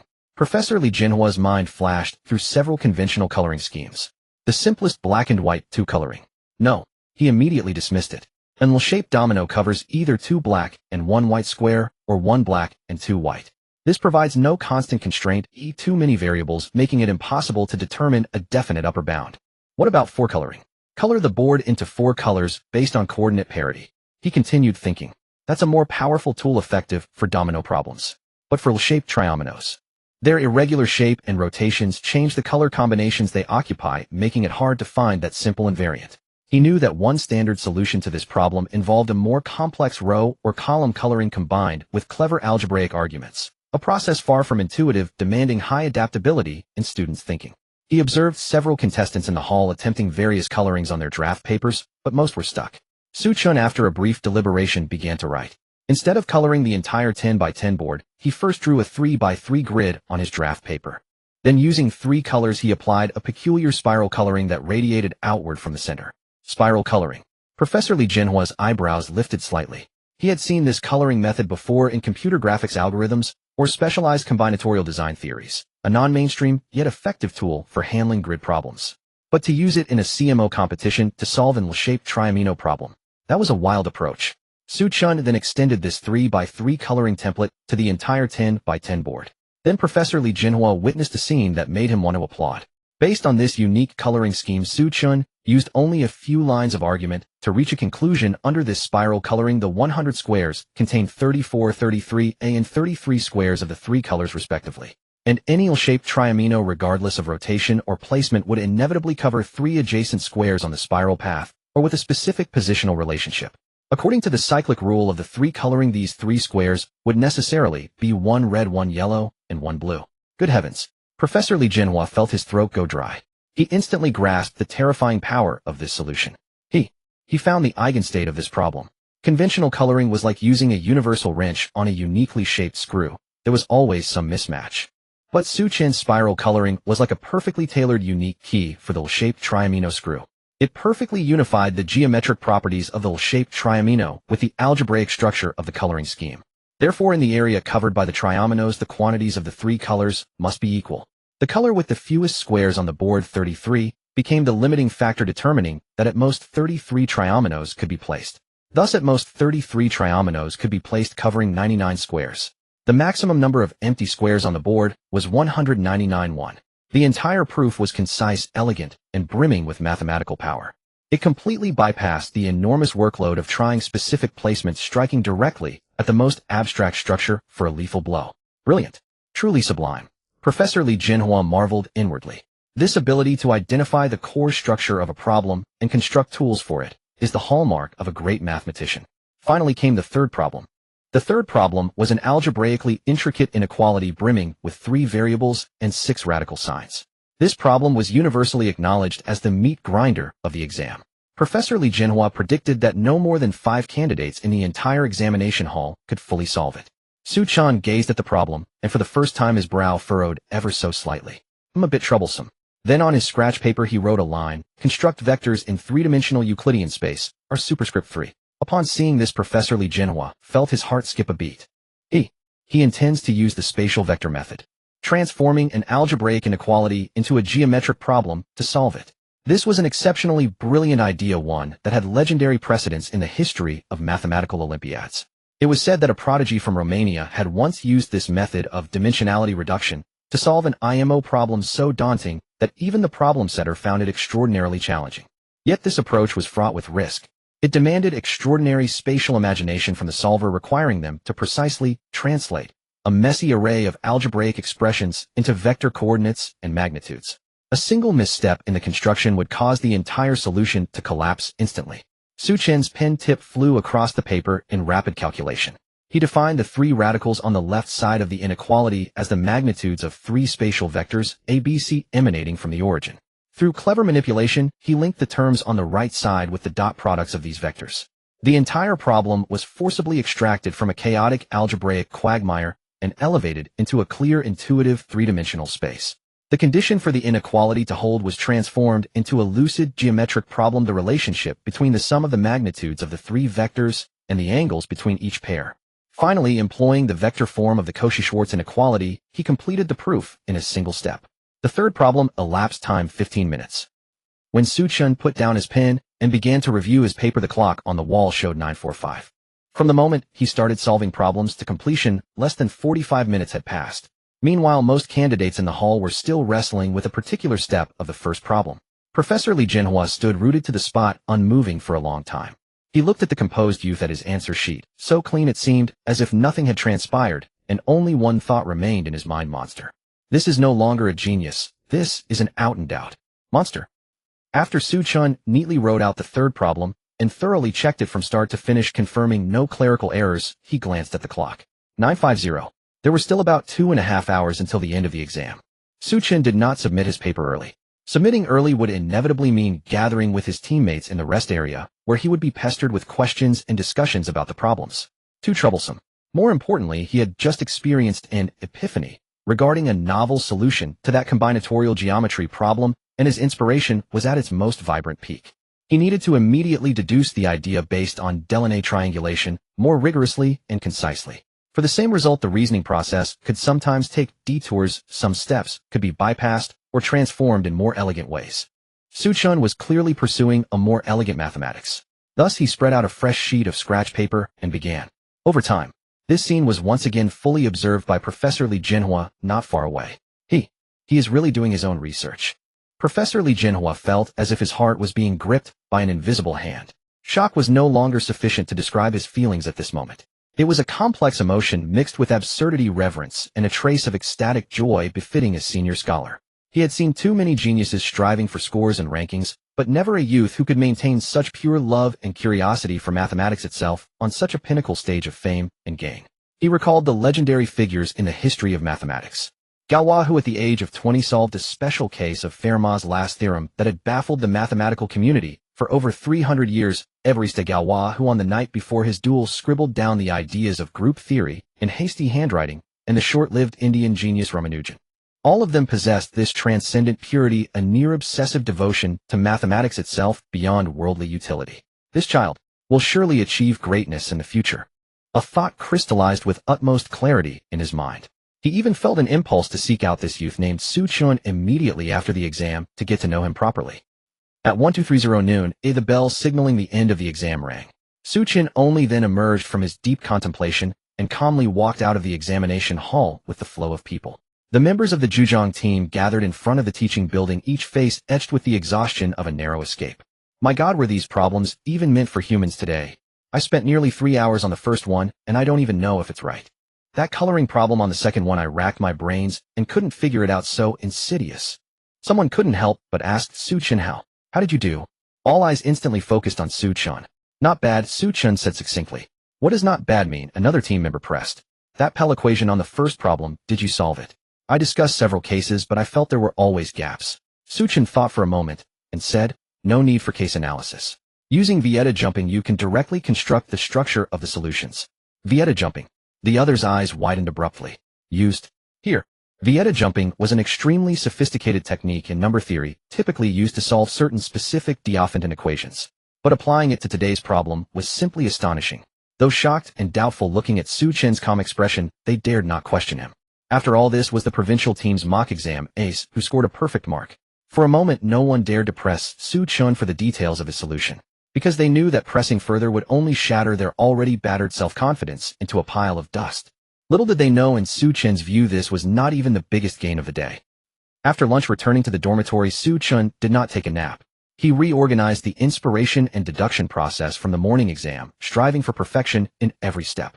Then he took out his phone, snapped a clear photo of this proof process, a veritable work of art, and uploaded it to the comments section of the bounty problem on the Su Kanghua's Competition Excellence public account.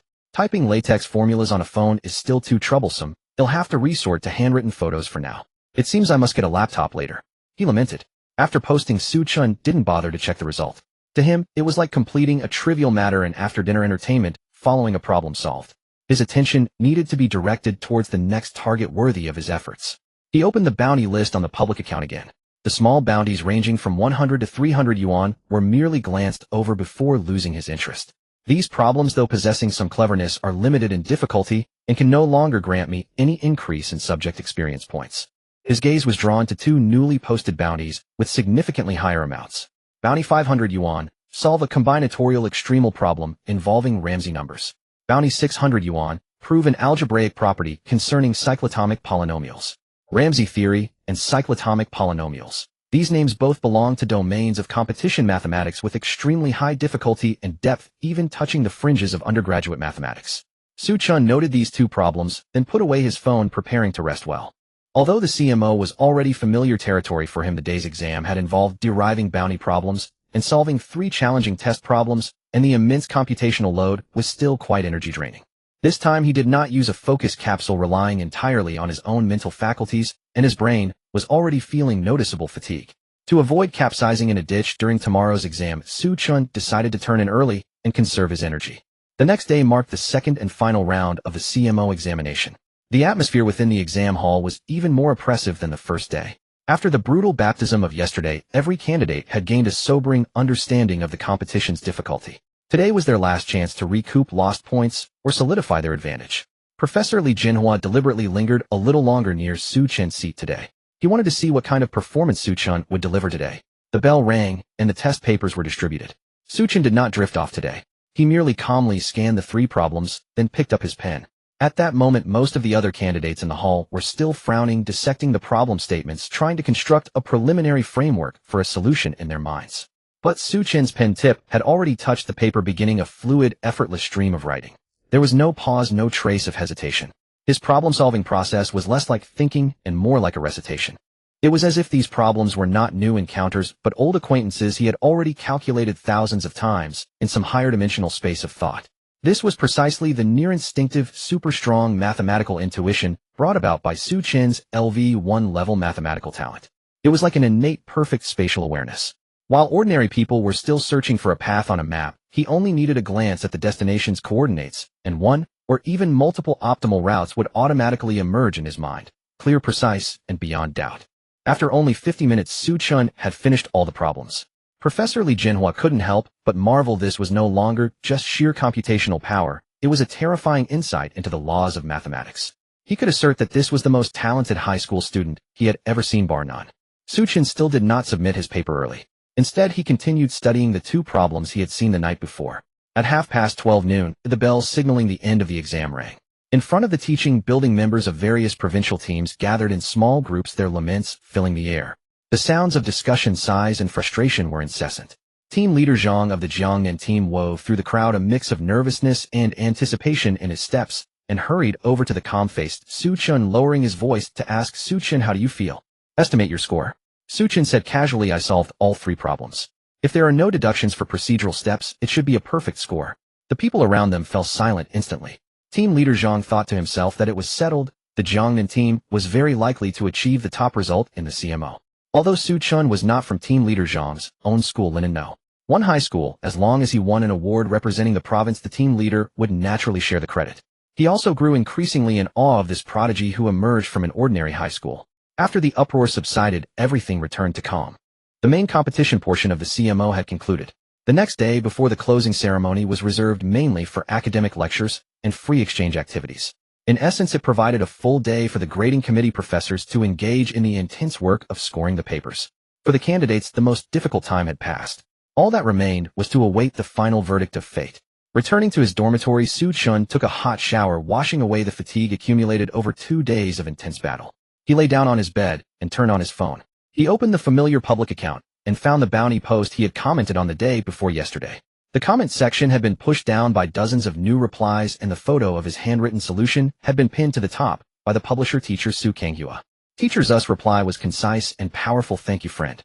The solution is a stroke of genius, perfect. The bounty will be sent shortly." Below was a string of comments like, "I don't understand, but it's impressive and my utmost respect." Whoa. Delaunay triangulation. Are you sure this is a high school geometry problem? I feel like my brain has been dimensionally reduced. I was still struggling to prove it using the extremum principle, and this master directly pulls out a computational geometry axiom to crush it. Learned. This circle growth model is so vivid. It's art. How could I not have thought of it? Please reveal the master's ID. I want to latch onto their leg. From now on, when the master solves problems, he'll be the first to like. Xu Chen calmly scrolled through these comments, his heart undisturbed. Just then a red dot appeared on the new friends section of WeChat. He tapped it open and saw a friend request from a user named Su Kanghua with the verification message, "Bounty for solution." Xu Chen accepted the request. Almost instantly upon acceptance, the other party sent a 300 yuan red envelope transfer with the note, "I am Su Kanghua. Thank you for your brilliant solution. Please accept the bounty." Xu Chen received the payment and replied, "Thank you, teacher." The other party sent a smiley face, "You're welcome. Your solution was exceptionally brilliant, especially the introduction of Delaunay triangulation. It was a stroke of genius. May I ask, are you a professor at a university or a doctoral student? This line of thinking doesn't seem like something an ordinary student could come up with." The other party's wording was very polite, even using the honorific "you," clearly mistaking him for a senior or peer in the academic circle. Xu Chen thought for a moment and replied truthfully, "Hello, teacher. My name is Xu Chen. I am still a student." In his inexperienced understanding, anyone who hadn't taken the college entrance exam was a student. Those who had entered university were college students. He thought this way the other party would understand his identity. On the other end of the phone, sitting at his desk, Su Kanghua saw the reply, smiled knowingly, and typed quickly, "I knew it. I guessed you were an undergraduate math major. Inspiring youth. Which school? Maybe we know your advisor." Xu Chen didn't expect the misunderstanding and had to clarify, "Teacher, no, I'm a high school student. I'm in my second year." After this message was sent, silence fell on the other end of the screen. A full minute passed before Su Kanghua sent a new message, his words brimming with incredulous shock. "Second year of high school. Classmate, are you kidding me?" "No," Xu Chen replied succinctly. Su Kanghua drew a sharp breath, feeling his worldview shaken. A second-year high school student could use such a brilliant approach to solve a combinatorial geometry problem that even he found challenging. He immediately thought of another possibility, his fingers flying across the screen. "With such strong talent, you must be in math competitions, right? Did you go to the CMO? CMO just finished." Seeing this reply, Su Kanghua's mind went boom, as if a lightning bolt had struck, connecting all the clues. His fingers even trembled slightly from excitement. "Wait. The CMO exams were yesterday and today, right? The solution you sent me yesterday afternoon. Don't tell me. You solved my bounty problem during a break in the CMO." He dared not think further. That possibility was too absurd, too fantastical. However, Xu Chen's next reply shattered his understanding completely. Actually, to be precise, it wasn't during a break in the CMO. Su Kanghua's heart skipped a beat. "I thought of it during the first exam session right there in the exam hall and worked it out on my scratch paper." On the other end of the phone, Su Kanghua stared at the message, frozen stiff. He leaned back in his chair, his mind blank, a ringing in his ears, as if an invisible heavenly thunderbolt had struck him squarely on the crown of his head. Not done during a break, but done during the exam. A difference of one word, a chasm of meaning. Xu Kenghua had originally thought that Xu Chen had solved his bounty problem while participating in the CMO. Now he realized how wrong he was. The truth was Xu Chen, while solving his bounty problem, had casually taken the CMO. What the hell? Was this even human? After a long while, Xu Kenghua finally recovered from the immense shock. Student Xu Chen, your talent astounds me. I wonder, are you interested in the other high-value bounties on the public account? Xu Chen replied, I'm currently studying the problem about Ramsey numbers and cyclotomic polynomials. Good then. I await your good news. On the day following the conclusion of the CMO finals, the customary academic exchange day commenced. In the morning, the organizers invited several mathematics professors from Huazhong University of Science and Technology and Wuhan University to deliver academic lectures on topics such as applications of number theory in modern cryptography and an introduction to topology for these future mathematical elites. The primary aim of these lectures was to broaden the horizons of these mathematical prodigies, allowing them to grasp the cutting-edge applications of mathematics and cultivate more adept mathematical talents. Xu Chen sat in the audience listening with keen interest. He realized that although many concepts introduced by the professors were beyond his systematic study, his LV1 mathematical talent enabled him to quickly grasp the core ideas of the lectures and even vaguely anticipate the future developmental directions of certain theories.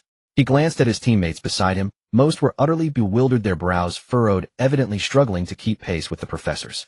It seems my LV1 talent is indeed no joke, he mused. Meanwhile, in a large conference room within the administrative building of Wugongno 3 High School, the rigorous grading process that would determine the ultimate fate of these 510 examinees was underway. This was the CMO Grading Center. Over a dozen mathematics professors drafted from top national universities were immersed in mountains of exam papers. The atmosphere was solemn and oppressive, punctuated only by the rustling of paper and occasional hushed discussions. The final problem this year is a bit beyond the syllabus. I've graded 30 papers, and only one managed partial credit. The third problem is also tricky. The construction of that inequality was too ingenious. Most students fell into the trap. Alas, those who can correctly solve more than 3 problems are likely looking at the gold medal line. Professor Li Jinhua was among them, tasked with grading the 4th problem, a complex combinatorial issue. When he came across a paper with neat, elegant handwriting, his movements halted. Impeccable logic, concise steps, flawless conclusions. He instinctively glanced at the name field on the paper, Xu Chen.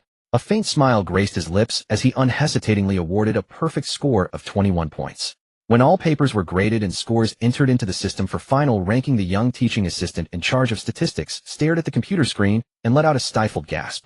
Come look at this. The grading team leader, an old professor from Wuhan University, approached upon hearing the commotion. What's wrong? Here. There's a perfect score. The assistant's voice trembled. What? The entire grading room erupted into chaos.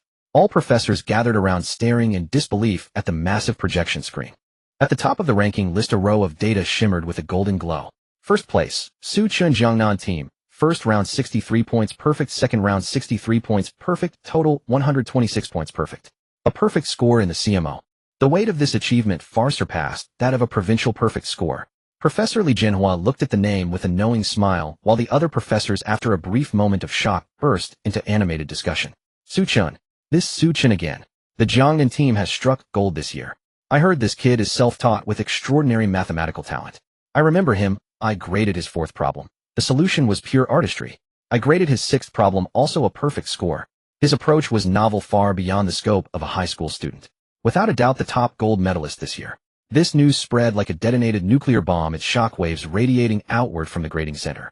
That afternoon, in the mathematics office of Anqing 3 High School, teacher Qin Xiaoping was leisurely sipping from his thermos, infused with over 20 goji berries, a testament to his last bastion of middle-aged defiance, while reading a copy of middle school mathematics teaching reference, humming an old tune. Suddenly his phone rang. It was an unfamiliar landline number with the area code 010. From the capital. Even telemarketers are this aggressive now, he muttered, swiping to answer. Hello. Hello, is this teacher Qin Xiaoping of the Anqing 3 High School mathematics competition team? On the other end came an exceptionally gentle, magnetic voice, speaking standard Mandarin, as pleasant as a news anchor's.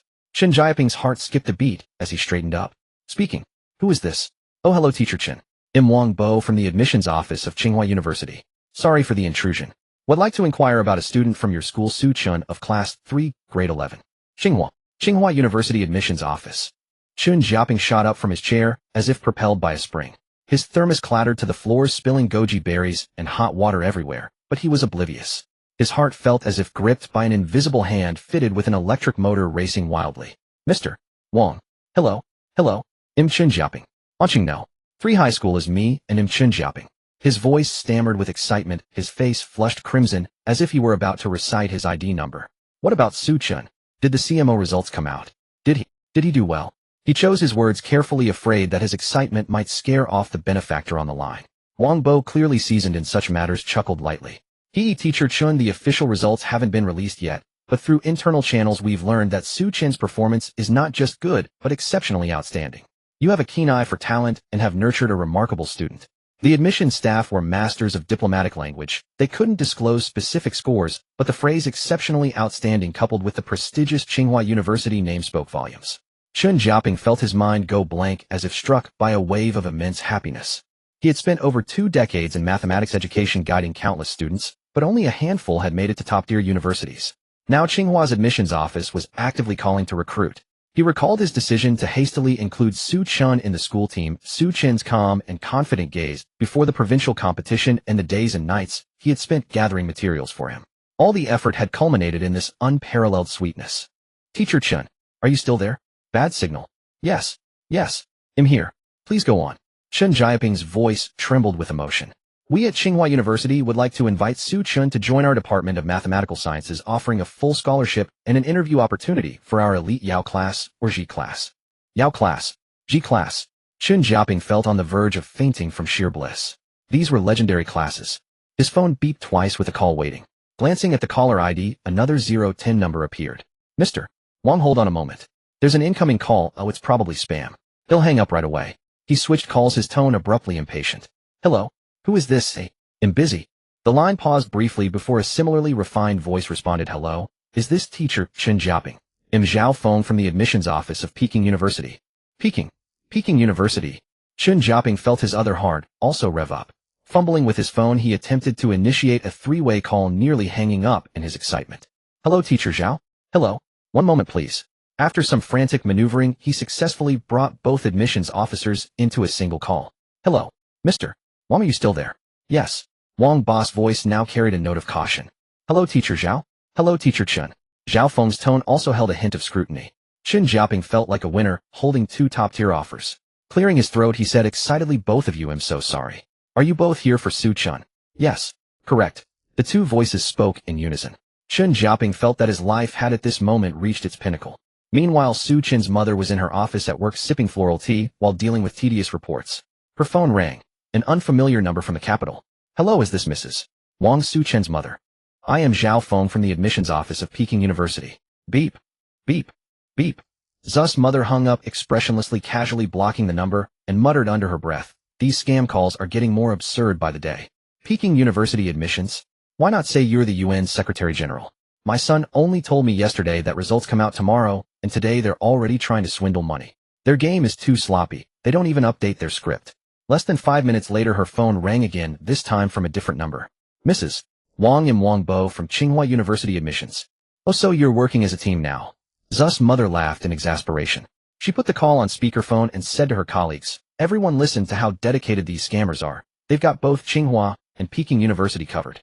Next up, Harvard and Oxford, I suppose. Wang Bo, clearly hearing her on the other end, sounded anxious. Mrs. Wang, I'm really not a scammer. We sincerely want to invite Xu Chen. All right. Zu's mother interrupted impatiently. Just tell me how much you want. If it's over 100, I lose. I'm telling you, I've already called the police. Your behavior is seriously disrupting our family's normal life. With that, she slammed the phone down and the office erupted in laughter. Meanwhile, Xu Chen's father, who was supervising work in the workshop, also received the second round call from Tsinghua's Wang Bo. Hello? Who's this? Zu's father's voice was gruff. Hello, are you Xu Chen's father? I'm from Tsinghua University. You again, eh? Zu's father's temper flared up instantly. My wife already told me.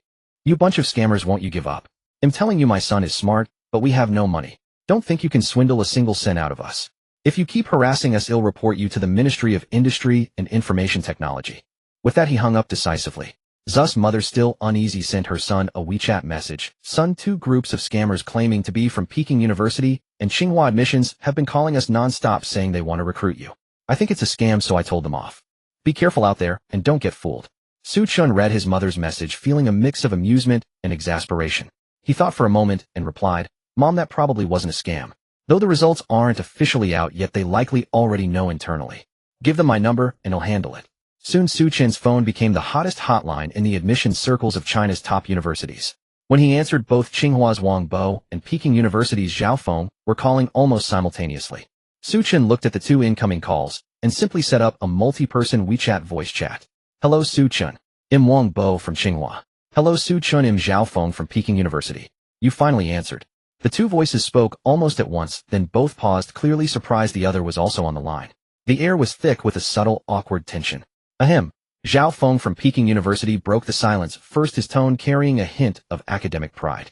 Xu Chen, congratulations on your outstanding results. The School of Mathematical Sciences at Peking University is nationally recognized as #1 with deep historical roots and a legacy of renowned scholars. We sincerely invite you to join us and have prepared a freshman scholarship of 2,000 yuan. Wang Bo from Tsinghua immediately chuckled, his tone laced with engineering cynicism. Teacher Zhao still throwing money around, how vulgar. Xu Chen, money is secondary. Choosing the right platform and future direction is what matters most. Tsinghua's Yao class and Ji class represent the future of computer science and artificial intelligence. The integration of mathematics with cutting-edge technology is the true path. Of course we won't skimp on scholarships either. If they offer 2,000, well, match it. Teacher Wang, don't peddle your engineering nonsense here, Zhao Feng retorted bluntly. The temple of mathematics lies in pure math and fundamental science. Don't lead a mathematical genius astray into a coder's path. Well, increase the scholarship to 250,000. And we guarantee him a spot in an academician's seminar from his freshman year. What's an academician's seminar? Wang Bo shot back, getting heated. We'll have Mr. Xingtung Yao write him a letter of recommendation to facilitate his future studies abroad. Well, match the scholarship. Also 250,000. Plus we'll help him secure a Beijing household registration. Household registration. Big deal. We offer a on-stop service from Peking University affiliated kindergarten, elementary to middle school. His children's education will be covered. And we promise if you make the IMO national team, well, add 1,000 to your scholarship. If you win a gold medal at the IMO, well, add another 5,000. That brings the total to 3,000. You? Seeing the two about to argue from academics to household registration and then to his children's education, Xu Chen had to interrupt. If this continued, it would turn into a market haggle. He tactfully ended the discussion, using a tone full of gratitude to conclude the negotiation. Mr. Wang, Mr. Zhao, thank you so much for your kindness and recognition. Every condition you've offered is truly tempting. Honestly, my mind is a bit overwhelmed. Could you give me some time to discuss this with my family? Wang Bo and Zhao Feng reiterated their offers one last time before hanging up. Soon after, calls from Jiangnan University and Fudan University poured in, each offering even more generous terms. Of course, for a student of Xu Chen's caliber, they were only reaching out with a faint hope. Xu Chen politely handled each call, his mind already made up. The offers from Tsinghua and Peking University were like weights on a scale clearly laid out. Tsinghua's strength lay in the future and application. Mr. Yao's recommendation letter was an option to reach the world's pinnacle. The Yao class and Ji class were fast tracks to cutting-edge fields like AI and computer science. Peking University's advantage was in the present and purity. Immediate access to top-tier pure mathematics resources from academicians, its deep roots in number theory, algebra, and geometry were like fertile soil for fundamental disciplines to take root. Given the system's clear classifications, mathematics, physics, biochemistry, it leaned toward pure theory that could enhance basic disciplines. Thus an answer had already formed in his mind. He picked up his phone without hesitation and directly called back Zhao Feng from Peking University. The call was answered almost instantly. Clearly the other party had been waiting anxiously. Hello, Xu Chen. Have you decided? Zhao Feng's voice betrayed his barely contained tension. Xu Chen didn't answer directly. Instead, he asked in a relaxed, almost teasing tone, Mr. Zhao, my mind was a bit fuzzy earlier, and I didn't catch it clearly. You mentioned that if I got lucky and won an IMO gold medal, the total scholarship. How much was it again? Zhao Feng paused on the other, and then a surge of joy welled up inside him. He knew that asking for details meant there was a real chance, a big one. Struggling to contain his excitement, he repeated in a steady voice, word by word. Xu Chen listened carefully. If you choose Peking University, we promise a base scholarship of 2,000 yuan paid in a lump sum, an additional monthly living allowance of 2,000 yuan until your undergraduate graduation. If you make the IMO national team, we add 5,000. If you win a gold medal for the country, we add another 5,000. That means you can get up to 3,000 yuan in scholarships plus 4 years of living allowance. He emphasized the words 3,000 with extra clarity. Xu Chen did a quick mental calculation. That amount was enough to buy a top-tier computer and achieve financial freedom for his early college years. Although money wasn't the core reason for his choice, securing the best practical benefits at the final moment was a no-brainer. He smiled and said 2 crisp words into the phone. Deal. Great. Great. Great. On the other end, Zhao Feng's voice rang out with relief, repeating the word great 3 times. Though he had used nearly all his admissions authority for this promise, and might even need to report to the faculty leadership, he felt a pang of reluctance. But the thought of personally recruiting a perfect scoring prodigy, rare, even in CMO history, a future star who might shine in the global mathematics world, into Peking University instantly drowned that reluctance in immense joy and a sense of achievement. This deal was worth it. Absolutely worth it. The final day of the CMO, the closing ceremony. The grand auditorium of Wugong No. 3 Middle School was packed to capacity. Over 500 young mathematical prodigies from across the nation, along with their team leaders, sat upright in their seats.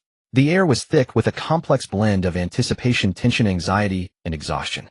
Here the final verdict of their past years, or even several years, efforts was about to be delivered.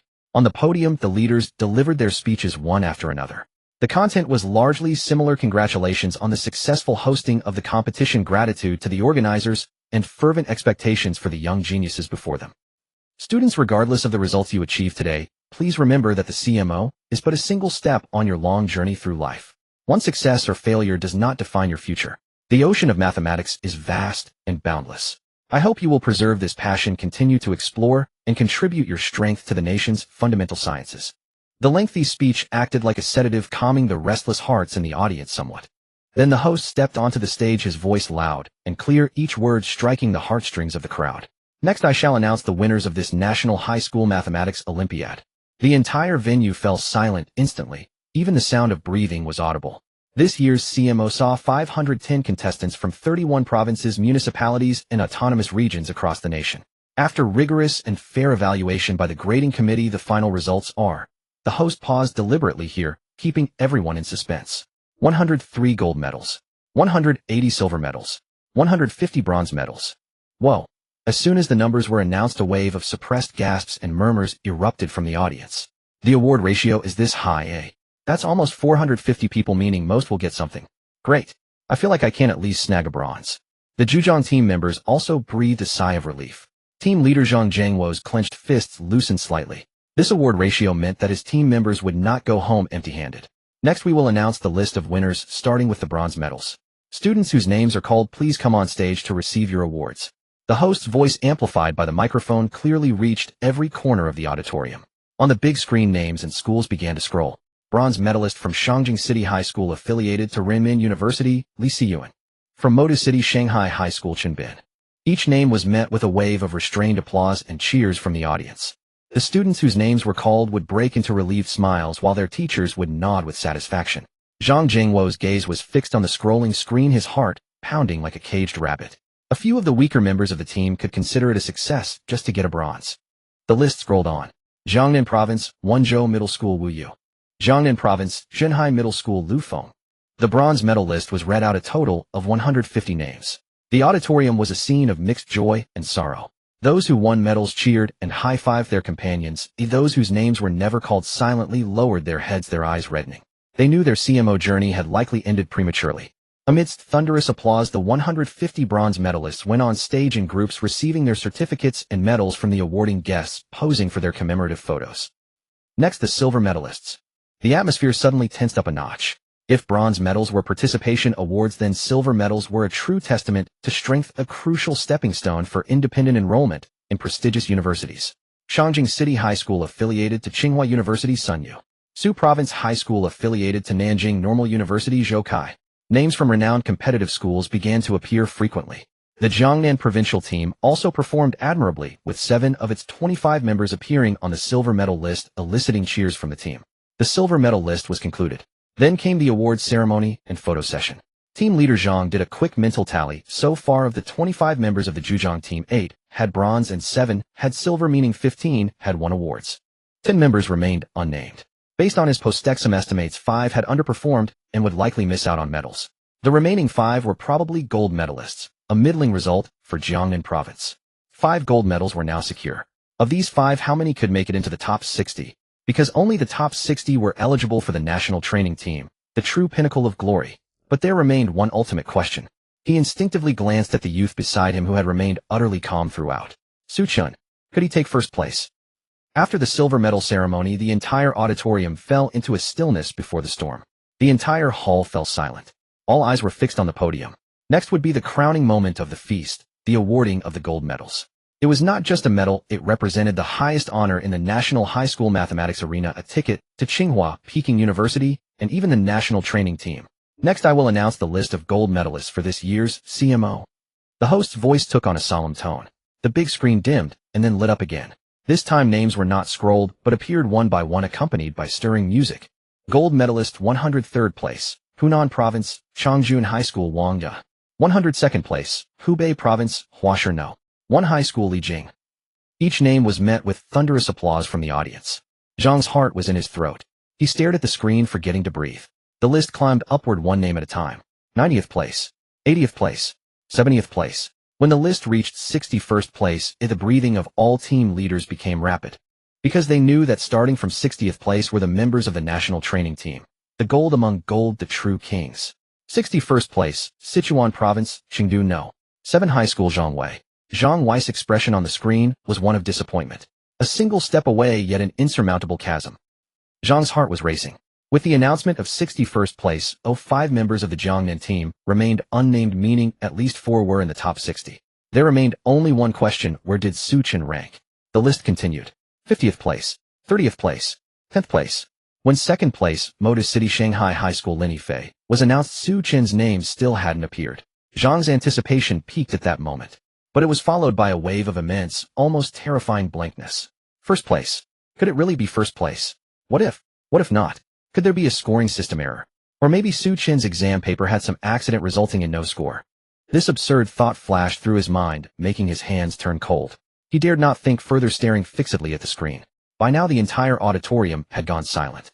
The ace contestants from traditional powerhouses like Modu Shangjing and Hubei had all appeared on the list.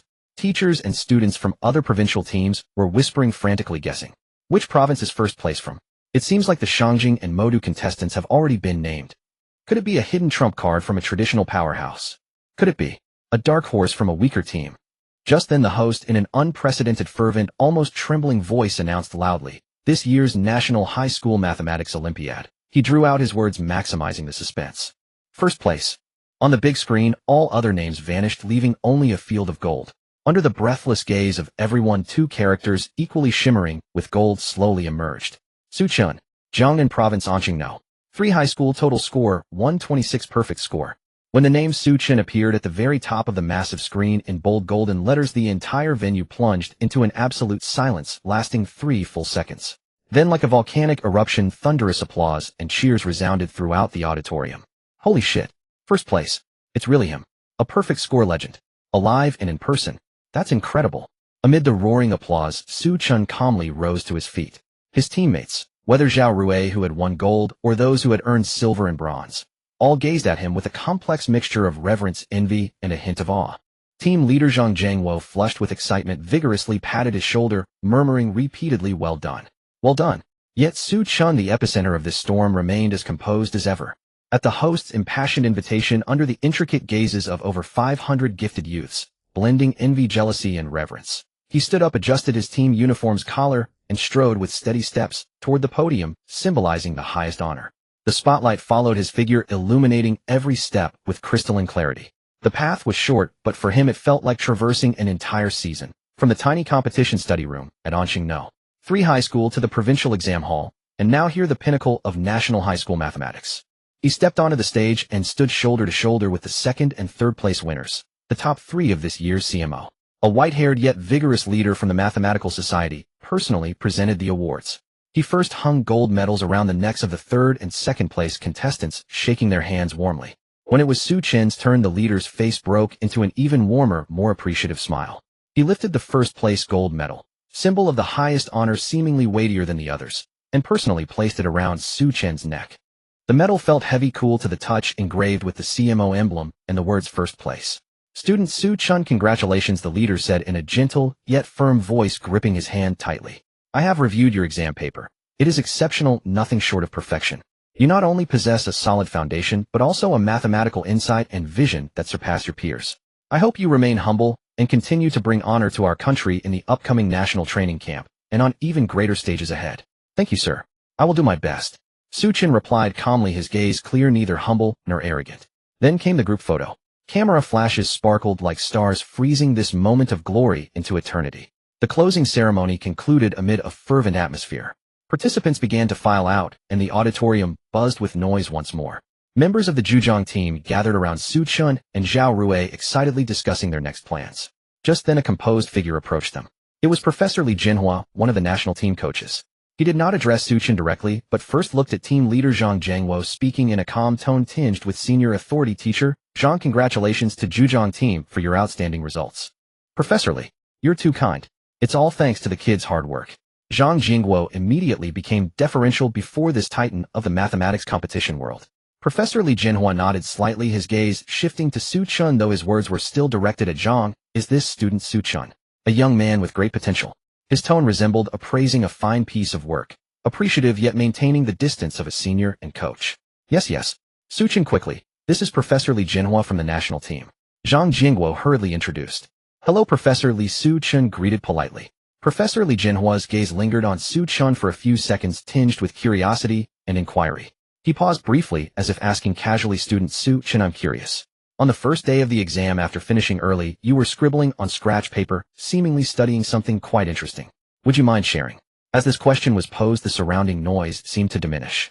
Members of the Zhejiang team pricked up their ears, gazing at Xu Chen with curiosity. Xu Chen was momentarily taken aback, then a hint of embarrassment crept onto his face. He hadn't expected that his little move during the exam had been noticed so clearly by the national team's head coach. It felt like being caught daydreaming in class by the homeroom teacher. He scratched his head and replied shyly, it's nothing much. I was just looking at a challenge problem by teacher Su Kanghua. I had a sudden inspiration, so I casually worked on it. Su Kanghua. Professor Li Jinhua raised an eyebrow at the name. As a key figure in the domestic math competition circle, he naturally knew this well-known public account, and that Su Kanghua himself was a highly skilled Olympiad coach. Oh, which problem was it that could distract you even during the CMO exam? Professor Li pressed, his tone tinged with interest. Xu Chen thought for a moment, and said it was a combinatorial geometry problem that involved some properties of Delaunay triangulation. Delaunay triangulation. This time not only Professor Li Jinhua, but also Zhao Rui, and several other teammates couldn't help but gasp softly. They knew exactly what this term meant. It was a concept from computational geometry, well beyond the high school curriculum. What made their scalps tingle even more was the casual tone in which Xu Chen said it. On the CMO exam floor. Casually. Using a university-level geometric tool. To solve another tough problem. A terrifying thought dawned on every teammate, so he not only got a perfect score, but did so as a side note. To him, the most important thing seemed to be his own research, and the CMO was just something he took on a whim. In an instant, the teammates' gazes towards Xu Chen shifted once more. If before it was reverence and awe, now they felt they were no longer looking at a peer, but at a being from a higher dimension. A flicker of barely concealed shock also flashed in Professor Li Jinhua's eyes. But as a man who had weathered many storms, he quickly regained his composure. He gave Xu Chen a deep, penetrating look, as if trying to see through the young man completely. After a long moment, he set aside all thoughts and revealed a genuinely appreciative smile from the heart. He patted Xu Chen's shoulder, his tone growing much warmer. Good lad, interesting. It seems I've underestimated you. He paused, then spoke with the expectation of a senior toward a junior. Next up is the national training camp. We'll meet again soon. I'm decades older than you, so if you ever have any questions about mathematics, feel free to come and discuss them with me anytime. These words were no longer mere polite formalities from a coach to a player, but more like an equal invitation between scholars. This was without doubt the highest form of recognition. When Xu Chen's name was linked with the phrase, CMO Perfect Gold Medal, it triggered not merely an earthquake within the competition circle, but a tsunami of public opinion that swept across his hometown Anqing City. Chen Jiaping was the first to learn the news. Xu Chen sent him a WeChat message immediately after the award ceremony. After all, without Teacher Chen's exceptional promotion and unwavering support along the way, his CMO journey would never have been possible. Xu Chen held this gratitude in his heart. At first, it was only the math teachers who let out suppressed cheers in the office. Then Chen Jiaping rushed into the principal's office, gesticulating wildly and speaking incoherently as he reported this earth-shattering good news. After the old principal saw the photo on the phone, this seasoned educator, over half a century old and always composed, snatched the phone excitedly. He stared at Xu Chen's image on the screen for a full 3 minutes. He even took out his reading glasses, wiped them repeatedly, afraid of missing a single pixel. Once he confirmed it was correct, he slammed the table with a bang, his voice booming like a bell, shaking the pen holder on the desk. Propaganda department. Immediately. Right now? Change the headline on the school's official website. Use the largest font. Warm congratulations to our student Xu Chen for winning the full-mark gold medal at the National Mathematical Olympiad, making history. He paused, feeling it wasn't enough, and once again unleashed his signature, tacky aesthetic. And banners. Hang them from the school gate all the way to the teaching building. The longest and reddest ones. With gold edges. Let the satellites see the good news from Anqing. Free High School. Soon this news spread like a nuclear bomb dropped into a calm lake, its shockwave instantly sweeping through every grade, every class, every corner. Xu Chen from Class 3 to Grade 2 won first place in the National High School Mathematical Olympiad. Full marks. What a national first place. Really, isn't it just provincial first? It's true. Gold medal first. Full marks. The photo has been sent back. Damn, our school is about to soar. Who dares to call us an ordinary high school now? Anqing. Free High School rocks, screaming. The classmates who had previously borrowed Xu Chen's textbooks and scratch paper were now even more ecstatic. Xu Chen's deskmate Fatty Wong posted a photo in the group. He had placed Xu Chen's math book under an exquisite glass cover with 2 bananas and a bottle of want milk beside it. Brothers, I declare that from today this is the treasure of our dormitory. Before the final exams, everyone can come to pay homage once sincerity will bring blessings. Someone immediately replied below, Brother Kai. Please bless it. Am willing to trade a week's allowance for the chance to touch the champion's secret script once. For a time, the teaching building hallways and playground were filled with excited students. They rushed to tell each other, their faces glowing with pride and joy, as if they themselves shared in the glory. It seemed the name standing at the nation's pinnacle was not Xu Chen, but their own. Anqing. Free High School, an ordinary school that had long struggled on the edge of provincial key status, and couldn't even rank in the top 3 of the city, saw its name, because of Xu Chen, tightly linked for the first time with phrases like national top tier and unprecedented. Li Fan listened to all the news about Xu Chen with a very complex heart. He was genuinely happy for Xu Chen, a thrill of witnessing history, a pride as a teammate. But at the same time he felt immense pressure and a touch of wry frustration. This guy is a monster, Li Fan complained inwardly. He just got a perfect national first place, smashing through the ceiling. How am I supposed to compete next year? He had originally planned to aim for a provincial first prize next year, bringing honor to the school and showing off a bit. But now, Xu Chen has taken all the glory for Anqing. Free High School. Even if I get a provincial first prize next year, it will pale in comparison to his CMO perfect national first place. He could even imagine the future scene. Wow. Senior Li Fan is amazing. He won a CMO gold medal. Yeah, but still a bit less than Senior Xu Chen. He got a perfect score back then. Thinking this, Li Fan felt a pang of annoyance. Yet this minor frustration was soon replaced by a stronger emotion. Forget it, there's no point comparing with such a prodigy. He's no longer mortal. He's the kind who doesn't even care about top-tier schools like Province Experimental or RDFC. And me, Li Fan, I was a teammate who fought alongside this prodigy. When I brag to others later, I can say back in the day I was teammates with Xu Chen, the CMO perfect score champion. We took exams together and even discussed problems. At this thought, Li Fan's mood instantly lightened. Yeah, thinking about it that way, it's pretty cool. In the principal's office at Anqing. Free High School, the phone had been ringing non-stop for nearly an hour. The old principal felt he wasn't answering calls, but receiving imperial edicts. Each call was filled with joy and flattery. Hello, Director Li. Yes, it's our student. His name is Xu Chen. Haha, not at all, it's all thanks to your leadership. The city's education is well managed. Our school is just basking in your glory. The City Education Bureau Director's booming, joyful voice almost burst through the receiver. Principal Wong. Congratulations. Congratulations. Free High School has brought great honor to the entire Anqing education system. I just reported to the mayor, and he personally praised your school. Once upon a time, Anqing. Free High School always sat in the corner at city meetings like an unwelcome stepchild. Now they had become the pride of the entire Anqing education circle, a model unit, praised by the mayor himself. After the old principal hung up the director's call, the next one came in immediately. His face was radiant, his wrinkles smoothed out, as if he had aged 10 years younger. For the first time in decades since its founding, Anqing Free High School had produced a recommended student, one guaranteed admission to Tsinghua or Peking University. He knew his career was secure, and perhaps he could even rise higher on this wave of success. While he was busy handling congratulations from all sides, and the math office teacher, Chen Jiaping, was also enjoying his moment of glory. He was surrounded by colleagues overwhelmed with praise. Teacher Chen, your eye is incredibly sharp. You're like the golden eye of the math world. With just a glance, you pulled this peerless gem from our pile of rocks. Old Chen, you've truly cultivated students far and wide. A national first-place student. That's enough to brag about for a lifetime. When you're up for special grade teacher evaluation, just slam Xu Chen's gold medal on the table. Who would dare to object? Chen Jiaping held his beloved thermos, a restrained yet undeniable smug smile on his face. He knew his senior title was secure. There was even hope for the future special grade teacher selection. Just then the principal's internal line rang. "Old Chen, come to my office immediately. City leaders are coming to our school to hold a commendation meeting for Xu Chen in person. The city bureau has also awarded 300 yuan. Come over quickly and let's discuss the reception details."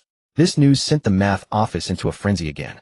City leaders personally coming to the school for a commendation meeting. What an honor.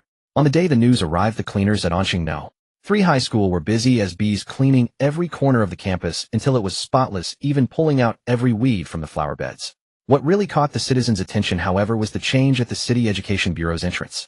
The usually solemn and dignified City Education Bureau building against its norm hung a huge striking red banner with golden characters gleaming in the sunlight. "Warm congratulations to Xu Chen from Anqing 3 High School for winning the National Mathematical Olympiad, bringing glory to our city." Passers-by stopped to take photos with their phones and discuss. "Wow, a banner at the Education Bureau entrance. That's a first. Has the sun risen from the west?" No kidding, they used to make schools hang them, but they never did anything this flashy themselves. Looks like a truly remarkable figure has emerged this time. Anqing 3 High School is about to become famous. In the teaching building, younger students were excitedly discussing the legendary scholar. "So cool. From now on, Senior Xu Chen is my idol. Will our school become a super high school? Can we get into Tsinghua or Peking University too?" They had no idea what awaited them. From the moment Xu Chen won the Xu Chen model at Anqing 3 High School was set in motion. The school leaders met late into the night, deciding to fully promote Xu Chen's successful experience, even though they didn't know exactly what that experience was. Still, that didn't stop them from imposing stricter requirements, assigning more homework and holding more exams. The next day, a school-wide mobilization meeting titled "Learn from Senior Xu Chen" was held. The dean of students spoke passionately on stage. "Students, Xu Chen's success tells us that nothing is impossible. If he can do it, so can you. Starting today, our morning self-study begins half an hour earlier. Evening self-study is extended by an hour. Weekend remedial classes will include 2 extra intensive math sessions." The students below.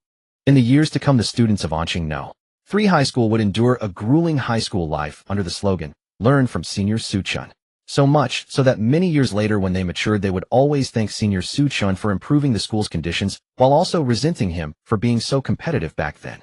If the tremors within Anqing 3 High School and the education system were merely the prelude to this storm, then the true curtain raiser for a sweeping online frenzy was the intervention of the media, whose senses were sharper than a police dog's. Xu Chen's story was the perfect raw material, tailor-made for viral articles. Labels such as "From an Ordinary High School Dark Horse at the Provincial Competition, Perfect Score at the CMO, Studying Advanced Problems During the Exam," and triggering a bidding war between Tsinghua and Peking University. Each one alone could fuel a blockbuster article with over 100,000 reads. When they converged on a single individual, the chemical reaction was exponential. Initially, the news spread only within the education and competition circles. But soon official accounts of mainstream media outlets such as Jiangnan Youth Daily and Jiangsu Education Online began to follow up with reports. The headlines were still restrained: "A prodigy from a humble home. How an ordinary high school student staged an upset to achieve a perfect score in the national math competition." The articles primarily stuck to factual narratives, emphasizing Xu Chen's ordinary background and the difficulty of his achievements. Although the journalists themselves couldn't quite pinpoint where Xu Chen's difficulty lay, that didn't stop them from skillfully employing their craft to mold him into a diligent and hardworking archetype that fit mainstream propaganda needs. However, math competitions are far removed from the daily lives of ordinary people. These few lukewarm reports were like pebbles cast into the vast ocean, barely stirring a ripple. The true detonation point came from Jihu. As more details were leaked by CMO staff and participants, it began to draw widespread attention. On Jihu, a question appeared: "How do you evaluate Xu Chen, the perfect score winner of the 2023 CMO?" A highly upvoted answer came from an anonymous user claiming to be a participant. "Thanks for the invite, but he'll remain anonymous for fear of being crushed by the genius. For context, I am a participant in this year's CMO, finishing at the bottom of the silver medalists on site. Let me cut to the chase. This is no human. He's a monstrous prodigy. You see only the result, a perfect score. But we witnessed the process. On the first day of the exam, while we were still scratching our heads over the first problem, the genius had already finished everything and started working on extra problems. Yes, you read that right. Inside the CMO exam hall, solving other problems. Another version I heard is that he finished the extra problems first before even starting the CMO exam. Either way, it felt like he was just casually taking the CMO. At the time, Professor Lee from the national team was pacing back and forth beside him. We all thought he was about to be caught cheating, but Professor Lee just watched his expression shifting from seriousness to shock then to awe. That scene is etched in my memory forever. As for his solutions, don't ask. They're like a celestial scripture. Let me put it this way, we were solving problems while he was telling the problems you should be solved like this. Finally, about the bidding war between Tsinghua and Peking University, all I can say is that the market haggling you see online might actually be an understatement. I won't say more. I'm off to practice. I feel like if I don't work harder, I won't even see the back of the genius anymore. This answer, brimming with on-site vibes and impact, was like the first depth charge thrown into the lake of public opinion, instantly detonating Jihu. Holy crap, this answer gave me chills. The line "you should be solved like this" is so badass. I'm stealing it. Answer or don't go. Tell us more about the Tsinghua-Peking bidding war. They'll subscribe to your membership. The likes surged past 10,000 in just a few hours, and the comments section was utterly overrun. Then self-media sensed the massive flow of traffic converging, and countless accounts swarmed in like sharks drawn to the scent of blood. Official reports demand rigor, but they didn't need that. What they needed was a more impactful, more dramatic truth. Thus, various sensationalized, in-depth interpretations with intricate details began to spread like wildfire. You think he was taking an exam, but he was actually solving extra problems, unveiling the truth behind the CMO perfect scores slacking off in the exam hall. This article vividly depicted the inner monologue of the invigilator Professor Li Jinhua, from shock to numbness to existential doubt, describing his psychological state more clearly than the professor himself knew. Shocking. Tsinghua and Peking University admissions offices engaged in a market-style bidding war over a high school student on the phone.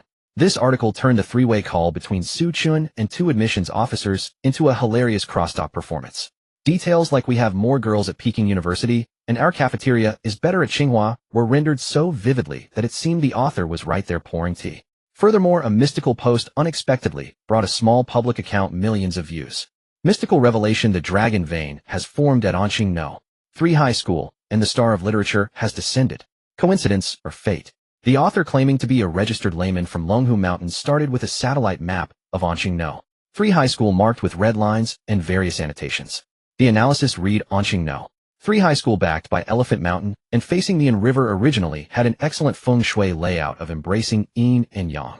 However, the key point is that for decades the school gate faced an old narrow stone bridge over the Yin River, a throat-locking formation that tightly sealed the river dragon's chi, stifling the school's literary fortune, resulting in no top talents for decades.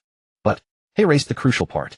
Last year, the municipal government demolished the old bridge and built a new 3-arch stone bridge in its place named Wenchang Bridge. This bridge unlocked the dragon vein, with its 3 arches opening like dragon gates, channeling the water dragon's chi of the Yin River straight into the school gate, creating an auspicious omen of carp leaping over the dragon gate and 3 successive top scholars. This bridge was only officially opened to traffic this spring, and the Earth's energy has surged. The dragon vein is complete. The article concluded, therefore, Xu Chen is no accident. He is the star of literature, born from the feng shui of Anqing No. 3 High School, turning for the better. This is the inevitable result of the right time, place, and people. Though these articles grew increasingly absurd, they precisely hit the sweet spot for netizens, rapidly dominating the trending lists on major platforms. At least 4 of the top 10 trending topics on Weibo were related to Xu Chen's CMO perfect scores. Xu Chen explosive: what it's like to solve extra problems during an exam. Explosive: how far will Tsinghua and Peking go to recruit students. Explosive: what kind of legendary school is Anqing No. 3 High School new? When an event reaches its peak of popularity, it inevitably evolves into a nationwide meme frenzy. In a way he never anticipated, Xu Chen became an internet sensation and a cultural symbol. First to suffer were the various memes.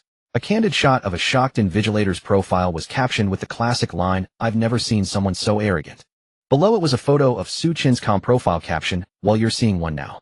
Another candid shot of the shocked invigilator Li Jinhua was turned into a meme akin to "old man on the subway looking at his phone," captioned, "This problem, can it really be solved like this?" A photo of Xu Chen's calm expression while receiving his award was paired with the classic line, "I haven't even used my strength and you're already down." Another photo of Xu Chen's calm face was photoshopped onto the fire cloud evil god from the movie Kung Fu Hustle with the text, "I just want to beat you two to death, or be beaten to death by you two." The two in this context was humorously altered by netizens to refer to CMO and the bonus problems. Xu Chen was no longer just a top student. He had become a symbol, a cultural icon representing overwhelming superiority, effortless swagger, and the everyday life of a god of learning. His story was deconstructed, remixed, and disseminated in an entertainment-driven manner, ultimately evolving into a unique online carnival of this era. In the first half-month after Xu Chen returned to Anqing, he was inundated with various honors and monetary awards. He had become a veritable golden signboard, a walking emblem of the city. It began with a commendation ceremony within the school. Before the entire faculty and student body, the venerable principal personally awarded him a special scholarship of 300 yuan and announced that the school would establish a Xu Chen scholarship in his name to inspire future students. This was followed by recognition from the municipal authorities. Leaders from the Municipal Education Bureau received him and granted a prize of 100 yuan. He also gave an interview for the local television station. Even some local entrepreneurs contacted him through the school to offer special scholarships. Many of these business people were motivated purely by a desire to give back to their hometown and reward talented youth, which deeply moved Xu Chen. Despite the dense schedule of activities with an obvious promotional intent, Xu Chen showed no impatience. He cooperated calmly, wearing a composed smile and reciting platitudes of gratitude towards the school and his hometown. He was fully aware that Anqing No. 3 High School and indeed the entire city of Anqing desperately needed such a prodigy to boost morale and serve as a symbol to secure more educational resources from higher authorities. Since he could contribute to his alma mater and hometown, he did not mind. After this half-month of award tours, Xu Chen roughly calculated that he had accumulated 3,500 yuan. The scholarship from Peking University was to be received upon enrollment, but it was also a certainty. Thus, Xu Chen's assets were nearly 5,000 yuan. Xu Chen could not help but sigh. There is indeed a golden house within a book. When all the clamor finally subsided and life returned to tranquility, he immediately slipped back into his most familiar and comfortable state. The official International Mathematical Olympiad IMO competition was scheduled for the distant month of July. The national training team, lasting several months, would not convene in the capital until the following March, when spring blossoms bloomed. This meant that from now until the training began, Xu Chen had over 3 months of completely free time entirely his own. He once again turned his gaze to the 2 high reward problems on the Su Kenghua Competition Excellence public account.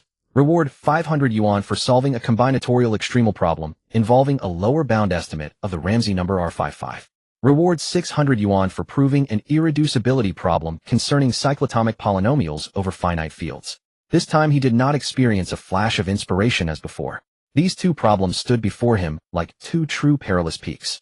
Their difficulty lay not in computational complexity, but in the path dependency of thought. Estimating Ramsey numbers is a classic challenge in combinatorics, with the conventional solution, the probabilistic method, being the standard answer in almost every textbook. To circumvent it and provide a novel constructive proof was as arduous as carving a new path on a sheer cliff. The properties of cyclotomic polynomials over finite fields, on the other hand, touched the very core of abstract algebra. This problem conventionally required extensive preparatory knowledge of field extensions and Galois groups, forming an extremely long interlocking chain of logic. Proving it with more elementary methods was nearly impossible. That was precisely their challenge. It challenged not only problem-solving ability, but also the ingrained mindset of the entire mathematical system. Facing the first peak, Xu Chen did not attack hastily. He spent 3 full days immersing himself in the ocean of Ramsey theory. He systematically studied the relevant knowledge from the fundamental generalization of the pigeonhole principle to the van der Waerden theorem and various complex graph coloring problems. He did not merely learn the conclusions, he repeatedly scrutinized the details of every classic proof, striving to understand the underlying mathematical ideas.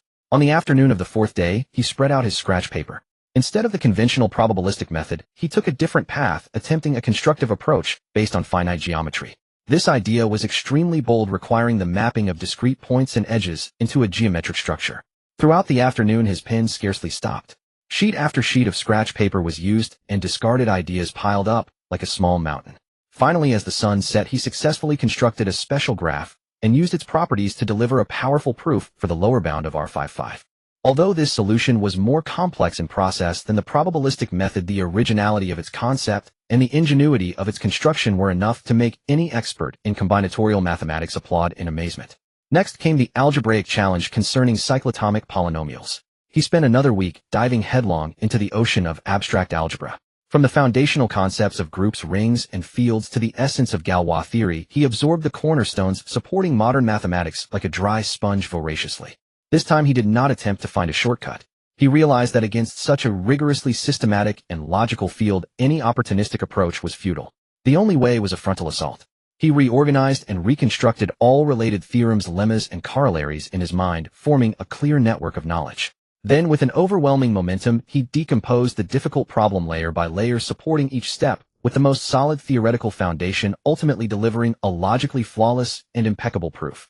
When he photographed this equally artistic proof and uploaded it to Xu Chen, the system's pleasant chime sounded in his mind.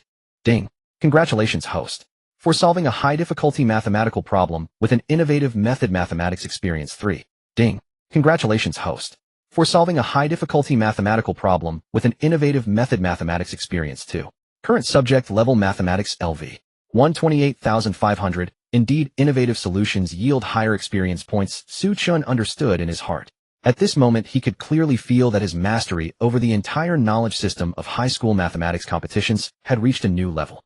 He could subconsciously analyze the core test points of a problem, what abilities it intended to examine, and how each condition acted like precise fences guiding the solution path towards the direction preset by the problem setter. This shift in perspective, from solver to reviewer, and even to problem setter, was a qualitative leap. Relying on the extraordinary talent bestowed by the system and his self-constructed knowledge system far surpassing his peers, Xu Chen knew that in the realm of high school mathematics competitions, he now possessed the vision and strength to stand on equal footing with the problem-setting teachers who made the rules. He could not only provide answers, but also offer diverse solutions along different paths, each with its own scenery. In March, within the capital city of Beijing, Xu Chen bid farewell to the tranquility of Anqing and stepped through the gates of the national training team. Here, 60 of the nation's most brilliant mathematical minds gathered from every corner of the country converged. Each one of them was a king who had emerged victorious from the brutal crucible of the CMO, the hope of China's future mathematical landscape. The training team's regimen was similar to that of the provincial teams, yet its intensity and depth were incomparable. Each day was filled with lengthy self-study sessions, mock examinations, and specialized lectures. Occasionally, Professor Li Jinhua and other members of the national team's coaching staff would hold lectures expounding upon profound theories or exquisite problem-solving techniques. Every individual here was like a mainspring wound to its tightest, operating with frantic energy. They all understood that these 60 people were merely a beginning. According to tradition, the training team would undergo 2 rounds of ruthless selection examinations. The first round would cull the 60 down to 15, who would then enter the second phase of training. The second round would select the top 6 from those 15 to form the Chinese IMO team, representing the nation on the international stage in July. Each examination was a round of elimination from the bottom. The competitive pressure here far surpassed that of the CMO. Selecting 6 individuals from the nation's high school students each year was truly a selection of 1 in 10,000, 1 in 100,000, even 1 in a million. Yet after just 1 week, Xu Chen began to feel a hint of confusion. He discovered that whether it was what the coaches emphasized in their lectures or the standard solutions championed in the distributed problem sets, they all leaned towards a universal solution. These solutions were often the most core and universally applicable theorems or models within a particular branch of mathematics. For instance, when dealing with inequalities, they repeatedly stressed the application and transformation of basic inequalities like the AMGM Cauchy-Schwarz and rearrangement inequalities. When solving combinatorial problems, they advocated for establishing recurrence relations or using jack-of-all-trades routines like generating functions. This feeling was akin to equipping every soldier with an indestructible heavy hammer. No matter whether the enemy before them was a wooden door, a stone wall, or iron armor, the tactic was singular: swing the hammer and smash. The advantage of this method was its extreme stability and high floor. As long as one mastered it while facing most difficult problems, one could find a breakthrough that could be smashed open. Yet Xu Chen instinctively felt a sense of repulsion. Because this heavy hammer tactic often entailed massive computational loads and tedious deductive processes. It abandoned the insight into the special structure of the problem itself, abandoned the search for that key capable of a single fatal strike, and instead used the dumbest method for a heating collision. In his view, this lacked the simplicity and elegance that mathematics should possess. More importantly, this formulaic problem-solving gave him no sense of challenge. Having previously solved the reward problems, he had already tasted the joy of breaking conventions, finding a new path, and ultimately solving problems in a remarkably ingenious way that defied expectations. That was a pinnacle intellectual experience far beyond the rote application of formulas. During a break in a lecture, Xu Chen found Professor Li Jinhua and candidly raised his confusion. After listening, Li showed no surprise, but looked at him calmly and asked in return, "Xu Chen, do you know what the goal of our national team is?" "Win a gold medal." "Not entirely." Professor Li shook his head. "It is to achieve the highest total team score." He paused and explained, "This means we need the total score of our 6 members to be as high as possible. What we pursue is not one member displaying astonishing brilliance on a difficult problem, but all 6 members steadily securing every point they should earn." Professor Li acknowledged that Xu Chen's feelings were factual. The purpose of this high-intensity training of repeatedly instilling these general methods is to forge muscle memory in the team members. In the examination hall, upon seeing a problem, they can immediately match it to the most reliable solution template, minimizing errors and ensuring a high floor. He sighed and continued, this kind of intense training will indeed, in a sense, weaken a competitor's innovation.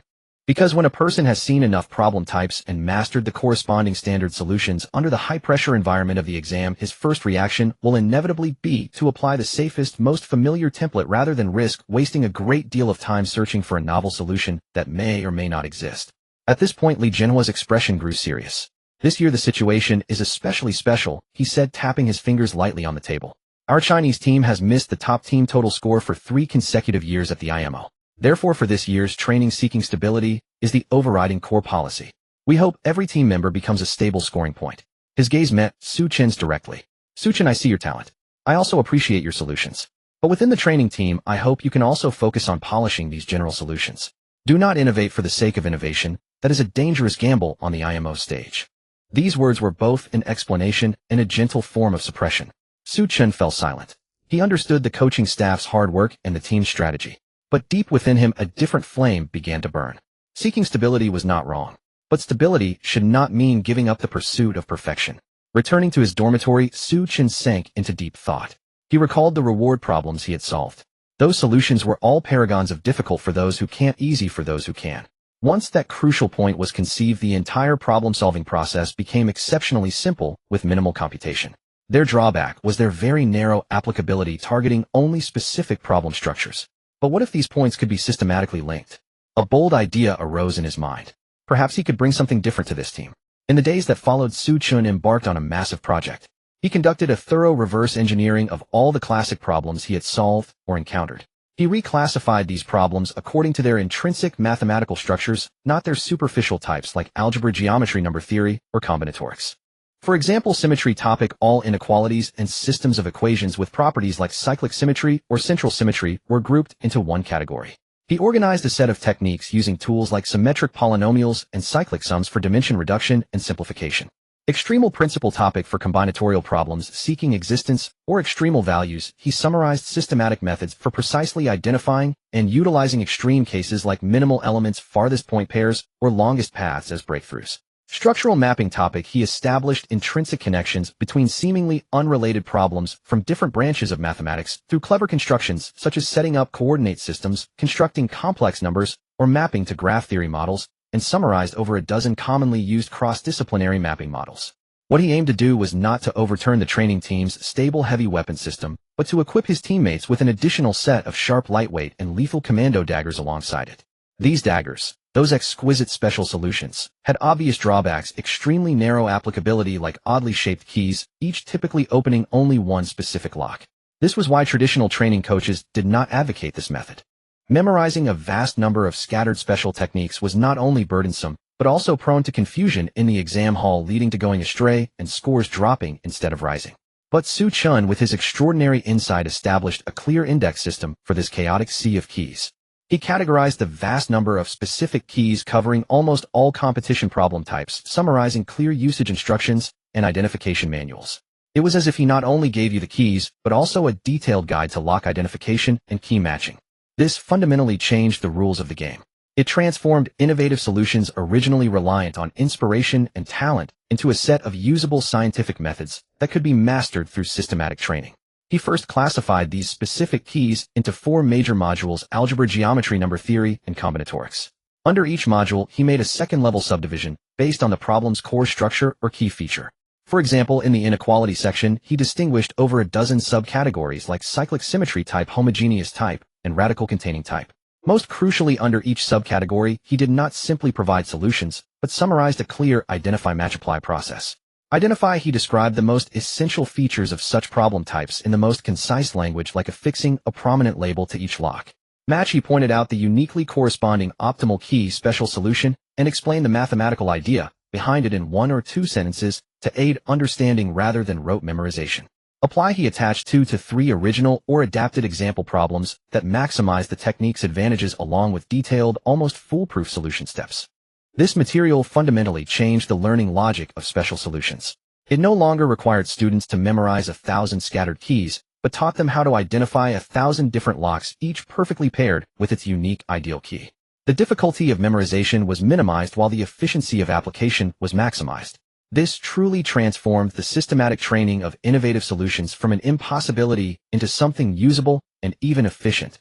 A month later, when Xu Chen placed a stack of over 100 pages neatly printed on A4 paper with the cover title Concept and Classification of Special Solutions for Common IMO Models on Professor Li Jinhua's desk, the veteran coach, accustomed to geniuses, was utterly astounded. He flipped through the pages, initially curious, then surprised, and finally overcome with indescribable excitement and ecstasy. He saw not just a compilation of problem-solving techniques. He saw a young man, with his mathematical vision, transcending his era, opening a brand new door for the entire national team's training system. In Professor Li Jinhua's office, a profound silence settled.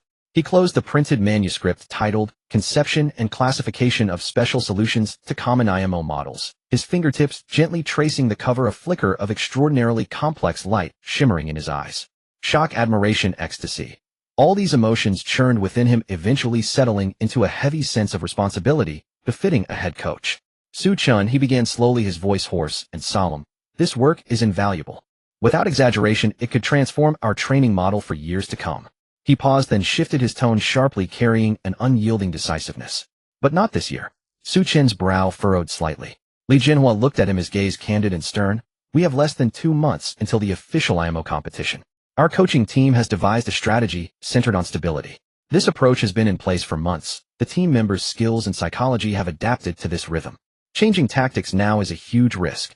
He stood and paced the office, his tone carrying the resignation and caution of one in a high position. Your method is a double-edged sword. It demands exceptional insight and judgment from the user. Used well, it's a divine weapon, but if a misjudgment occurs in the exam, applying the wrong key and wasting precious time, the consequences are dire. I cannot gamble the entire team's performance on this possibility. So he stopped, facing Xu Chen with the final decision. I will keep this material safe, even use it as core reference for next year's training. But this year I will not promote it officially in any form.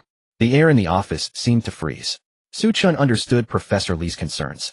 Seeking stability was the head coach's duty, yet he trusted his own judgment more. Just as he prepared to argue, Li Jinhua, as if reading his mind, waved a hand, his tone softening. However, he sat back down, giving Xu Chen a deep look, a trace of subtle admiration and indulgence in his eyes. Though I can't officially promote it, I can grant you a loophole. Li Jinhua's lips curled into a meaningful smile. My stance is do not advocate, do not oppose, do not interfere. He explained. After all, this 60-person training team will undergo 2 brutal rounds of selection, leaving only 6. If your method is as effective as you claim, then those who ultimately break through will likely be the ones who master this dagger tactic. Conversely, if it's flashy but impractical, its users will naturally be eliminated in the selection exams. The final results will prove everything. He concluded, so you can privately exchange and study in a small circle. But don't affect those sticking to general solutions. Let the market make its own choice. Xu Chen instantly grasped Professor Li's intention. It was an exceedingly clever open scheme. Li avoided the huge risk of official promotion while giving Xu Chen's new method a chance for small-scale trials. He left the choice to the team members and the upcoming selection exams. It was both responsible for the team and a sign of care and trust for the genius Xu Chen. I understand, thank you, Professor Li. Xu Chen picked up the manuscript and bowed solemnly to the professor. Stepping out of the office, Xu Chen took a deep breath. He knew an unofficial bottom-up tactical revolution was about to begin by his hand. He didn't publicize it widely, but sought out a few teammates he had observed and deemed most trustworthy. Among them was Luo Yalong, a gold medalist from the Jiangnan team, like himself. His foundation was solid, but his thinking sometimes grew rigid, needing such clever methods for inspiration. Also from the Shangjing team was Feng Bo, a member with extraordinary computational ability. He excelled at using the dullest methods to brute force the most complex problems. Xu Chen's approach could greatly liberate his computational power. And from the Modu team came Meng Lingyao, a girl with remarkable mathematical talent and inspiration. Xu Chen's systematic summary was like a timely gift for her. One evening, Xu Chen gathered them in a corner of the study room. Without many words, he placed freshly copied manuscripts of Conception and Classification of Special Solutions to Common IMO Models, still smelling of ink, before them. You've always asked how I scored full marks at the CMO and what my secret was. I've compiled some things that might help with our upcoming exams. If you're interested, we can study them together. The 3 picked up the manuscripts, puzzled. Holy, Xu Chen, did you just write down a martial arts manual? As they delved deeper, seeing the exquisite classifications, progressively challenging examples, and incisive analysis of various problem-solving philosophies, the room fell into a chorus of gasps. They felt as if a door to a new world was slowly opening. Thus, beneath the official heavy hammer tactic of the national training team, an undercurrent of daggers and scalpels initiated by Xu Chen began to flow quietly within a small circle. No one knew where this undercurrent would ultimately lead the team. The moment to test the fruits of this exercise was fast approaching. 2 weeks later, the first round of selection exams for the national training team was about to begin. This exam would directly eliminate 45 out of the 60 participants. The first round of the national team selection examination officially commenced. This exam would sift the top 15 from 60 gold medalists, advancing them to the next phase of intensive training. The atmosphere in the examination hall was as heavy as the sea before a storm. Even these battle-hardened competition prodigies could not maintain absolute calm in the face of this internal elimination match, often described as a clash of titans. Every face was etched with solemnity and focus, for they knew that everyone seated here possessed strength equal to, or even surpassing their own. The slightest mistake could cost them any chance at the final 6 slots. 3/4 of the 60 elite geniuses would leave in dejection after tomorrow. It was a number that no one could face with equanimity. The bell for the start of the exam rang. As the test paper was handed to him, a faint, almost imperceptible smile curled at the corner of Xu Chen's lips. The 3 problems on the paper were extremely difficult, each one worthy of an IMO final level finale. Yet the problem models of 2 of them matched a specific topic in his handout almost perfectly. He could even clearly sense the malice of the question setter hidden behind the problems. Using extremely complex backgrounds and conditions to mask the core mathematical structure, luring test takers onto a conventional path with immense computational burden. But for Xu Chen, who already held the key, all of this was like a facade. He picked up his pen, and his writing flowed like a stream. While others were still racking their brains over a branch discussion of the first problem, he had already slain the second combinatorial challenge with an ingenious symmetry construction. On the day the exam ended and results were announced, a tense atmosphere pervaded the entire training team. Professor Li Jianhua personally entered the study hall with the score sheet. Without any superfluous words, he directly posted the printed rankings on the bulletin board. With a whoosh, everyone surged forward. At the very top of the ranking list, a name dominated the first place with a landslide advantage. First place, Xu Chen. No one was surprised by this result. Everyone had already tacitly accepted that Xu Chen's strength had transcended their competitive dimension. What people truly cared about were the composition of the final 15 and how the members of Xu Chen's study group had performed. Their gazes continued down the list. 5th place, Fang Bo. 7th place, Luo Yaolong. 12th place, Meng Lingyao. Besides Xu Chen, 3 of the other 4 members of that secret study group had also firmly secured a spot in the top 15. This result was like a pebble dropped into a calm lake, stirring ripples among the remaining 15 team members. Earlier in the group of 60, information flow was relatively restricted. Many didn't even know that a secret study group existed beyond the official standard solutions. But now only 15 remained. This was an elite circle within the elite. Any slight disturbance would spread instantly. That very afternoon, before Xu Chen could even speak, the remaining 11 selected members, as if by unspoken agreement, proactively approached him. Xu Chen, could you let us see your handout too? We promise just to learn the thinking. I genuinely want to study it myself, one said, deliberately emphasizing the word want, fearing Xu Chen might withhold it for fear of the coaches discovering it. Some of the eliminated members also came to consult Xu Chen for his secrets. Although they were already CMO gold medalists admitted to Tsinghua and Peking University and would not compete in math contests next year, some hoped to take the methods back to train students at their former schools. Xu Chen was quite willing to help. After all, Professor Li Jianhua had mentioned that the Chinese team had failed to secure first place for 3 consecutive years. If this method was truly effective, improving China's overall mathematical strength would be a good thing. Perhaps his small effort could truly contribute to changing this situation. Without any reservation, he opened his laptop and dragged a PDF file titled Conceptualization and Classification of Special Solutions for Common IMO Models into the training team's shared drive. Feel free to download. Discussion is welcome, and suggestions for improvement are also welcome. That night, the study hall of the training team was brightly lit. All the members, like Columbus discovering a new continent, greedily studied the handout, which was akin to a martial arts manual, occasionally letting out exclamations of astonishment. Holy crap! I never knew this problem could be solved with generating functions. The calculation is reduced by more than 10 times. This inversion theorem is incredible. It's like a master key for combinatorial counting problems. My God, why didn't I ever think of using the concept of projective geometry to look at this plane geometry problem? Professor Li Jianhua stood at the door of the study hall, hands clasped behind his back, quietly observing the bustling scene through the glass window. A complex smile of relief appeared on his face. He had thought he would need to exert great effort to foster a learning atmosphere, yet Xu Chen had effortlessly ignited it in a way he had never imagined. However, alongside his relief, a deep anxiety that only he as the head coach could feel crept into his heart. Another young coach beside him watching the scene couldn't help but voice his concern in a low voice. Professor Lee, is this good or bad? The team members' enthusiasm is high, but I feel a bit unsettled. What if they become obsessed with these clever tricks and neglect the fundamental universal methods we emphasize? What if they encounter a problem on the exam with no shortcut? The young coach's words trailed off, but the implication was clear. Li Jinhua did not answer immediately. His gaze remained fixed on the study hall. He saw Xu Chen surrounded by a group of people, but he wasn't lecturing unilaterally. Instead, he was guiding a discussion. Someone raised a question and Xu Chen didn't give a direct answer, but offered another perspective to inspire their thinking. Sun Feng Bo and Lin Yifei proposed two different solution approaches from different directions, sparking a new round of debate and refinement. This was no longer mere learning, it was research. A genuine collision and elevation of thoughts among the sharpest minds. Li Jinhua's heart was filled with profound contradiction.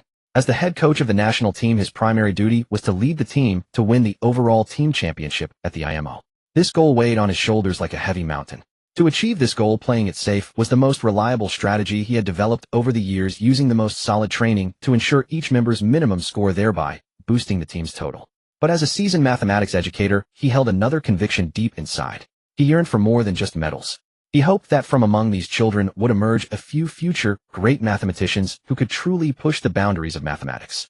And great mathematicians were not forged by universal methods alone. What they needed was precisely that kind of unrestrained imagination, that unconventional creativity, that courage to challenge authority and blaze new trails. In a sense, the safe strategy he had been promoting was stifling these precious qualities. He was like a conflicted gardener, wanting the flowers to bloom brilliantly, yet constantly pruning away the most distinctive branches for fear of the wind and rain. Perhaps I have been too conservative, he murmured to himself. Li Jinhua sighed softly in his heart. He knew that Xu Chen's emergence was like a catfish stirring up the entire ecosystem of the training team. This bottom-up change was fraught with unknowns. Whether it would lead the team to unprecedented glory or result in failure at the final competition was anyone's guess. And he as the head coach had to silently bear it all. Just a few days ago, a leader from the Mathematics Society had called specifically to inquire about the training team's progress and had repeatedly emphasized the hard target of winning gold. Though the leader's tone on the phone was gentle, the heavy pressure was clearly conveyed through the receiver. Li Jinhua did not and dared not report the tactical revolution happening within the team to his superiors. He chose to shoulder all the pressure himself. He still could not openly support Xu Chen's methods. He continued to emphasize the importance of basic training at daily meetings, warning the members not to reach for what is beyond their grasp. But in private, he tacitly allowed it all. He even quietly asked the logistics staff to prepare more whiteboards and markers for the study hall to facilitate their discussions. He was like a tightrope walker, carefully maintaining the balance between tradition and innovation. Watching the children in the study hall, their eyes shining from the collision of ideas, he made a decision in his heart. Let them grow wild for a while longer, he said softly to the young coach, beside him, his voice carrying a hint of barely perceptible fatigue and a deep-seated desperate hope. Gold medals are certainly important, but if this adventure can preserve a few truly creative sparks for the future of Chinese mathematics, then even if this old man has to take the blame, in the end it will be worth it. Time flew by amidst the relentless cycle of intensive discussions and simulated training. The national training camp finally arrived at its day of reckoning. The ultimate selection round to narrow 15 down to 6.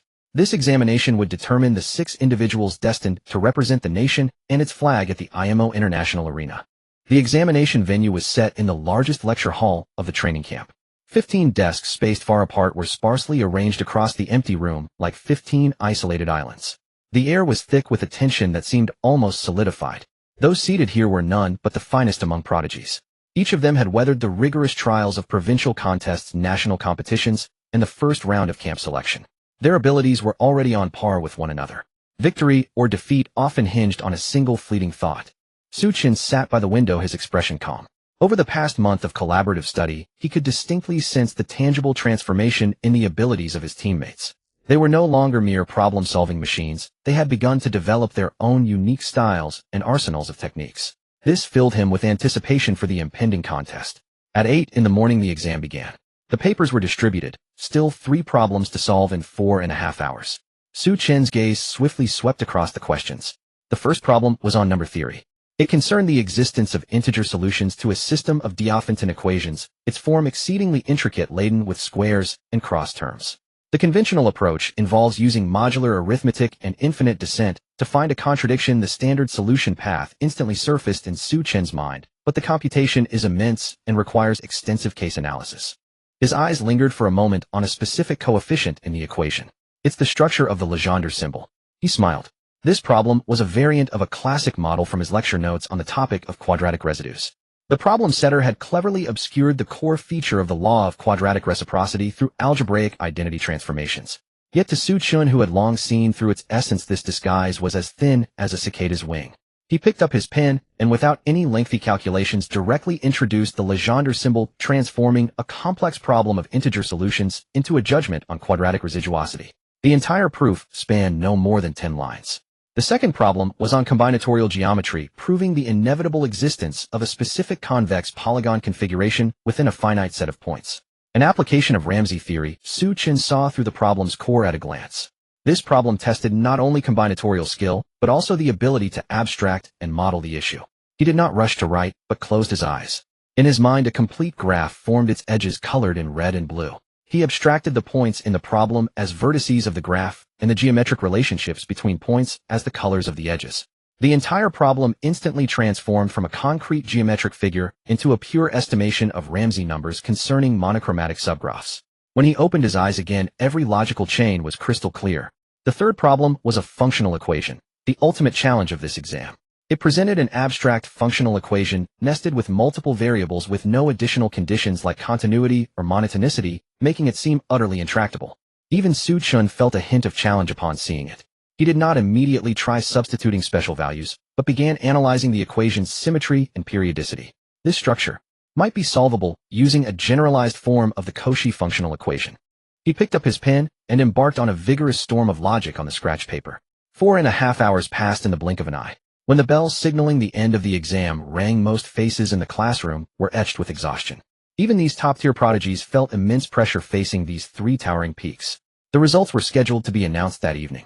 The 15 team members, along with Professor Li Jinhua and several coaches, gathered in the small meeting room. No one spoke. The air was eerily silent. Professor Li Jinhua held the thin yet weighty score sheet, his gaze slowly sweeping across every young face in the room.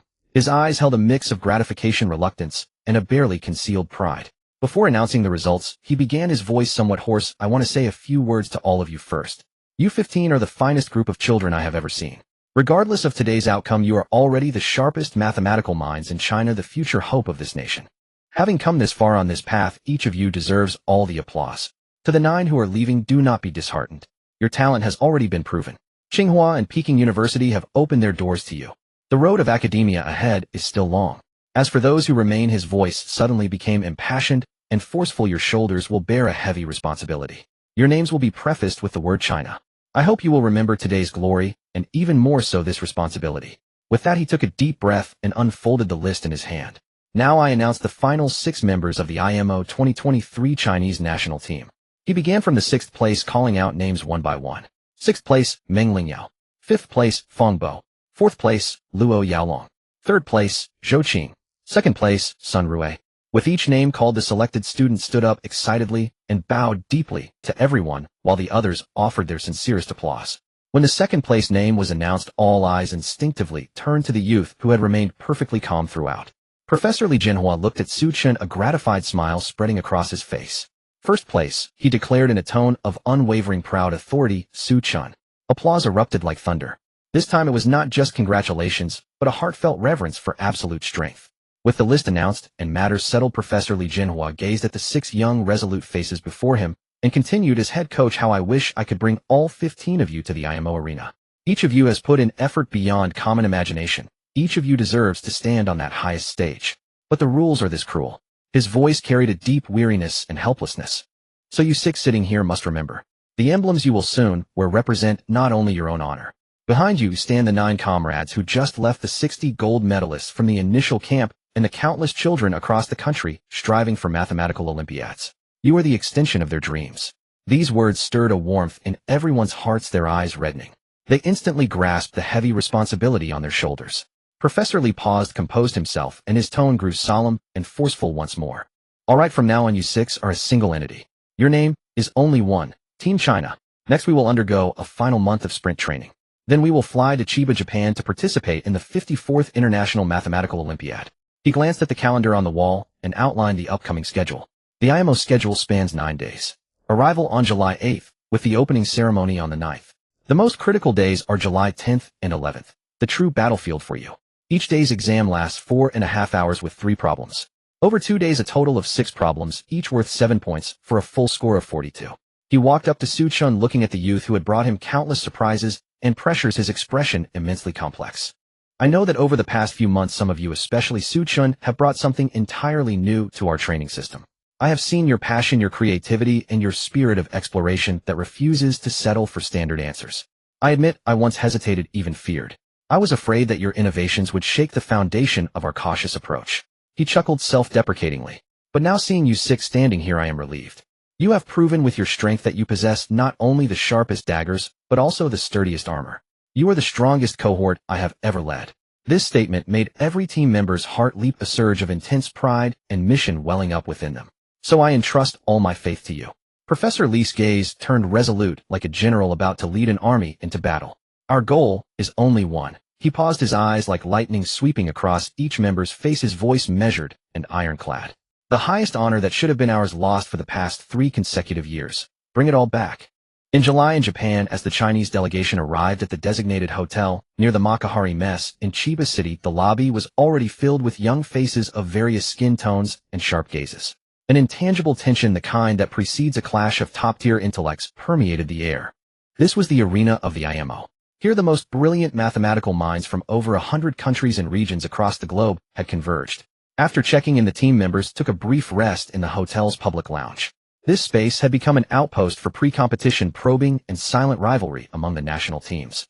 Not far away, a group of youths in uniforms emblazoned with the Star-Spangled Banner were gathered around a Chinese-American teenager, like stars surrounding the moon. He was tall with handsome features, but his dark eyes held a blatant arrogance and confidence, a stark contrast to Eastern restraint. He was the ace of the U.S. team, Ethan Lin, a legendary figure who as a sophomore had clinched an IMO gold medal and was hailed by the American media as the next Terrence Tao. In the international high school math competition circuit of the past 2 years, his name was virtually synonymous with terror. Last year as a sophomore, he had won an IMO gold medal with an astonishing 3rd-place individual ranking. More frighteningly, he wasn't a specialist. He displayed overwhelming dominance across algebra, geometry, number theory, and combinatorics. An authoritative journal in the American mathematical community even described him as a youth possessing Euler's algebraic intuition and Gauss' insight into number theory, with the chorus calling him the next Terrence Tao growing louder. Ethan looked at the Chinese team. A white American team member, named David, himself a strong gold medalist from the previous year, gestured towards Xu Chen and his group with a pout of his chin. But even he was merely one of the stars circling Ethan Lin. Ethan Lin lazily lifted his eyelids, his gaze sweeping over the Chinese team members. A contemptuous smirk curled at the corner of his mouth. "Oh, 6 new faces again," he said, his voice loud enough for those nearby to hear. "It seems they still haven't learned how to keep their strongest players in continuous competition." This statement was laden with provocation. It was also a key reason the U.S. team had managed to outscore China in the overall standings for 3 consecutive years. Their team often had 2 or 3 experienced veteran members providing stability, like a pillar holding up the sky. As everyone knew, because competition results in China were directly tied to college admissions, once a student was selected for the national team, they were usually pre-admitted by prestigious universities like Tsinghua or Peking University and wouldn't compete the following year. The U.S. team was different. A prodigy of Ethan Lin's caliber would often participate in 2 or even 3 IMOs to gain experience and aim for higher individual rankings. This was another crucial factor in the U.S. team's 3-year overall victory streak over China. "I heard they produced a perfect score this year," Ethan Lin said nonchalantly. "How, just a perfect score in the CMO? I looked at last year's CMO paper.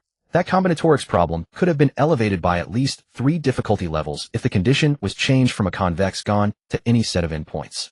Unfortunately, their problem setters don't seem to have that audacity." He didn't directly disparage the competitors, but expressed his disdain by belittling the problem-setting level of their country. This was a more sophisticated and malicious provocation, as it directly attacked a nation's mathematical competition system. His teammates responded with a chorus of sycophantic laughter. The Chinese team members, hearing this, were visibly angered. Luo Yaolong clenched his fists, ready to step forward and argue. Xu Chen, however, gently held him back, shaking his head to signal him to remain calm. For this level of trash talk, a verbal retort was the most feeble response. Just then, a group of Korean team members in uniforms bearing the taiguki walked over. The leader was a youth named Park Jun-hee, the overwhelming #1 pick in Korea's domestic selection. He appeared courteous, but his eyes burned with a competitive fire. The Korean team was renowned for its extreme computational ability and fervent study of combinatorial geometry. Their training regimen, jokingly called Hell on Earth, was notoriously intense. Park Jun-hee was the strongest to emerge from this crucible. Almost simultaneously, a few members of the host Japanese team clad in uniforms with cherry blossom patterns approached with formality. The leader, a youth named Watanabe Yuichi, first bowed deeply to everyone, his demeanor exceedingly humble. The Japanese team was known for its deep-rooted traditions in number theory and algebraic geometry. Their problem-solving style was often filled with ingenious ideas and brilliant constructions, showcasing great creativity, but sometimes lacking stability. Mr. Lin, I have long admired your reputation. Park Jun-hee spoke first, directly targeting Ethan Lin. In last year's competition, I was 1 point behind you. I hope this year I will have the chance to compete with you on equal footing. Anytime. Ethan Lin shrugged, a playful smile on his face. But first you'll have to ensure you can keep up with my pace. Watanabe Yuichi of the Japanese team, upon seeing Ethan Lin, showed a flicker of obvious fear in his eyes. He bowed again and said in somewhat stiff English, Mr. Lin, you are our role model. Please guide me well. This Eastern humility stood in stark contrast to Korea's sharpness and America's arrogance. The atmosphere instantly became tense. The top talents of China, the US, Korea, and Japan formed a subtle confrontational standoff. Yet just as the tension was about to ignite, a loud voice with a thick curry-flavored rolled our English broke the stalemate like a boulder thrown into a lake. Oh my friends. Everyone turned to see a group of Indian team members in bright yellow uniforms walking over with broad smiles. A pungent mixed scent of curry and sweat arrived at the battlefield before they did. The youth at the forefront had dark skin and a head of overly gelled curly hair, his eyes twinkling with a puzzling, enigmatic confidence. He strode into the center of the group as if it were his domain, enthusiastically reached out and unceremoniously grabbed the hand of Xu Chen, who was nearest, shaking it vigorously. Hello, my name is Rajesh, from the great land that gave birth to Ramanujan, he declared, puffing out his chest with pride. Our Indian team's goal this year is the gold medal. All the gold medals. Xu Chen's hand was squeezed painfully, but he maintained a polite smile, thinking only, I must wash my hands with sanitizer 3 times. No, 5 times when I get back. Rajesh released Xu Chen and turned to Ethan Lin and Park Jun-hee, speaking in a patronizing tone. You are all very strong, I know. But your mathematics lacks a soul. Our Indian mathematics is connected to the very breath of the universe. We will definitely secure first place as a team this time. At these words, silence fell over the entire area. It was well known that the Indian team's performance in the IMO's history had been mediocre, often ranking outside the top 10. Producing a silver medalist was considered an exceptional achievement. And now they were openly declaring their intention to sweep all the gold medals and win the team championship. Ethan Lin's arrogant expression froze. Park Jun-hee's battlefield gaze solidified. Watanabe Yuichi was so shocked his glasses nearly slid off. Looking at the Indian youth whose self-confidence bordered on delusion and his teammates behind him with equally were awesome expressions. The previously hostile Ethan Lin and Park Jun-hee exchanged a look. That look contained a complex mix of emotions, speechlessness, absurdity, and a shared disdain of why are we even in the same place as this guy. The contempt on Ethan Lin's face vanished, replaced by a helpless wry amusement. The fighting spirit in Park Jun-hee's eyes also died out, transforming into deep bewilderment. Even the perpetually timid Watanabe Yuichi couldn't help but twitch his lips. Wang Hao couldn't hold it in any longer and let out a snort of laughter. The previous tense confrontational atmosphere was completely shattered by the appearance of this Indian guy. Everyone seemed to instantly reach a tacit understanding. Hating the inexplicable confidence of Indians was a universal language among math competition contestants worldwide. Rajesh was still chattering on, trying to impart his surefire gold medal secrets to everyone. Just then, Ethan Lin's eyes lit up as if remembering something important. He suddenly slapped Park Jun-hee on the shoulder, speaking in a remarkably familiar tone. Hey Jun-hee, didn't you say you wanted to discuss last year's problem about the fixed point of function iteration? I happen to have time right now. Park Jun-hee was momentarily stunned, but then immediately caught on to Ethan Lin's intent, a glint of not bad kid approval in his eyes. He quickly played along. Oh, yes. Ethan, you reminded me. That problem has been bothering me for a long time. Let's find a quiet place to discuss it now. The two played off each other perfectly, like partners who had rehearsed for years. Xu Chen thought to himself, you could have come up with a better excuse. At the IMO finals, discussing such a basic problem. The excuse was terrible. How could anyone here still be stumped by fixed point of function iteration? Watanabe Yuichi, the Japanese team captain, who had been trying to minimize his presence, suddenly gathered his courage and spoke up. Ethan Lin and Park Jun-hee could turn their heads simultaneously, worried he might say something to ruin their plan, and started making faces to signal him not to interfere. Watanabe Yuichi adjusted his glasses looking at them with admiration and spoke in English laden with honorifics. Mr. Lin, Mr. Parkham. Regarding the fixed point problem, I am also very interested. May I have the honor of listening in? This left Ethan Lin and Park Jun-hee completely baffled. This Japanese guy sure knows how to play dumb. But before they could react, Xu Chen also spoke. He said to Wang Hao and Sun Rue in Chinese just loud enough to be heard, "Hey, weren't you two wanting to check out the official souvenir shop the organizers mentioned? I think I saw a sign for it. Come on, let me take you there." Wang Hao and Sun Rue were sharp and immediately understood. Oh. Right. Captain, I almost forgot. Let's go, we don't want to miss out. I'm coming too. The 6 members of the Chinese team instantly found the perfect excuse to retreat. Watching the teams from China, the US, Korea, and Japan suddenly become so harmonious, even planning to go discuss academics and go shopping together, Rajesh and his Indian teammates were completely bewildered. Weren't they about to fight just now? How did it suddenly become world peace? In an instant, only the Indian team remained in the lounge. They looked at the empty space around them. Rajesh scratched his greasy, shiny hair in confusion. You see how agitated they were just now? They must all be so nervous. Not like us, full of confidence in winning the gold, he confidently concluded to his teammates. Upon returning to his room, Xu Chen immediately rushed into the bathroom and meticulously scrubbed his hands with sanitizer 3 full times. The 2 days of rest and adjustment passed in the blink of an eye. The official IMO examination commenced. The exam spanned 2 days, each from 8:30 a.m. to 1:00 p.m., lasting 4.5 hours to solve 3 problems. 6 problems in 2 days, totaling 9 hours. On the first day, the examination hall was solemn as an ancient ritual. When the test paper was handed to him, Xu Chen took a deep breath and quickly entered his zone. The first 3 problems had a clear gradient of difficulty. The first was geometry, the second algebra, and the third number theory. Although each problem was filled with intricate traps for a competitor of Xu Chen's caliber, they were all within his range. He wrote with lightning speed, effortlessly drawing upon various theorems and lemmas, his solution process, both concise and elegant. For the Faranda-Hafer exam, he used less than 3 hours to complete all solutions and checked his work twice. When he put down his pen, he looked up and scanned the hall. Not far away, Lin Yixuan from the American team appeared, equally composed, clearly finished as well. On the other side, Park Jun-hee from the Korean team was frowning, seemingly stuck on a detail, but judging by the clear logical chains on his scratch paper, breaking through was only a matter of time. The first day's exam passed without any major surprises. The top talents from various nations advanced almost neck and neck with scores tightly clustered. This was more like a qualifier, filtering out those slightly weaker in skill and paving the way for the ultimate showdown on the second day.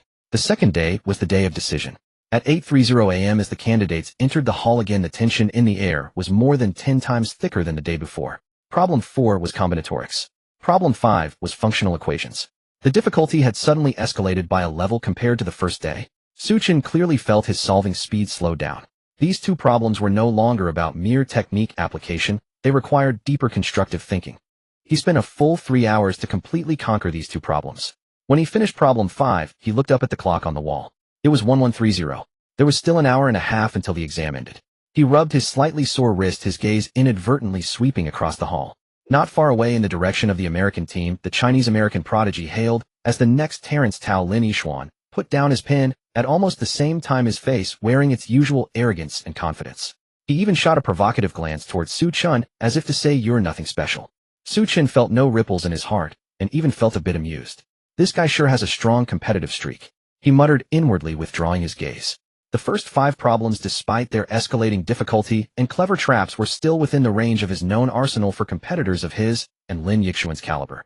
It was merely a matter of who had the faster thinking and more stable calculations. In terms of time, the 2 were almost neck and neck, evenly matched. The true battle lay in the final problem. Xu Chen's gaze fell upon that problem. Then his pupils contracted slightly. Problem 6. Let a and b be positive integers such that ob1 divides a superscript 2b superscript 2. Prove that a superscript 2b superscript 2 ob1 is a perfect square. The problem statement was astonishingly short. Xu Chen's pupils contracted slightly.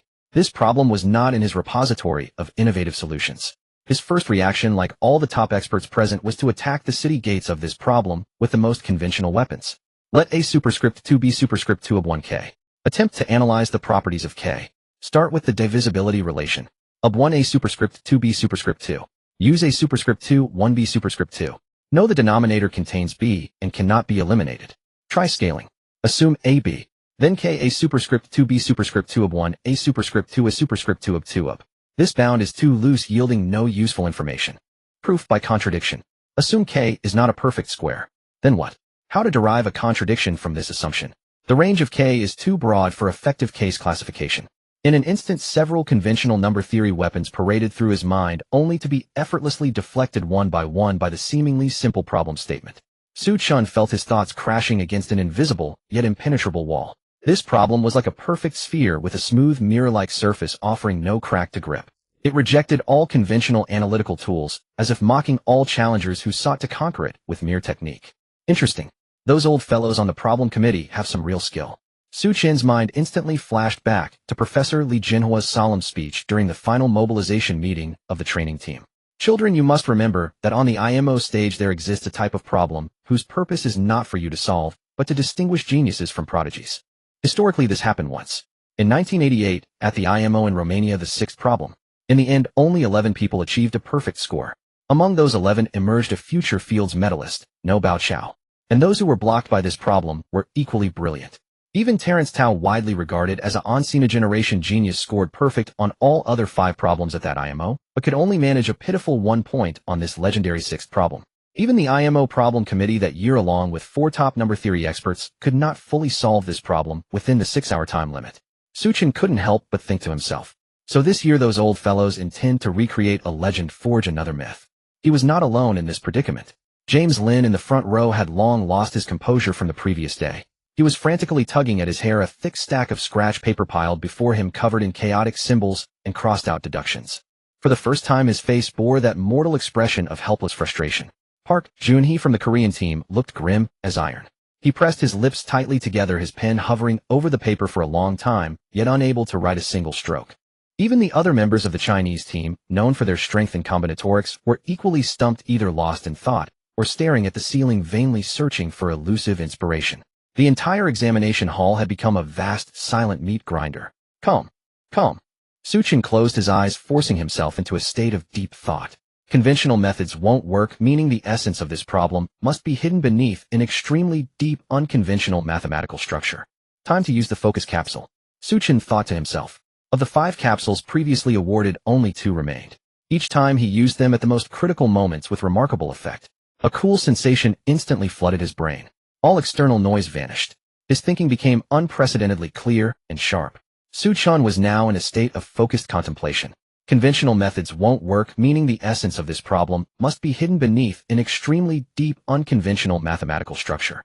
A superscript 2 b superscript 2 of 1k, where k is a positive integer. A superscript 2 kba b superscript 2 k0. This is a quadratic equation in a. If ab is a solution, then by Vietta's formulas there must exist another solution, a kba. This line of thought is the core of Vietta jumping. But the question is how to prove that k must be a perfect square. His brain at this moment operated at a speed beyond its limits. Countless mathematical theorems, axioms, and properties flashed, collided, and recombined in his mind like stars. Suddenly, an extremely obscure theorem, one that occupied only a negligible corner of his vast knowledge base, streaked through all the thought like a meteor. Fermat's method of infinite descent. No, not exactly. A variant of it, its application in the structure of solution sets for Diophantine equations. A bold, almost audacious notion arose in his heart. If I can prove that for any non-square k the solution set of this equation can via Vietta jumping construct an infinitely decreasing sequence of positive integers.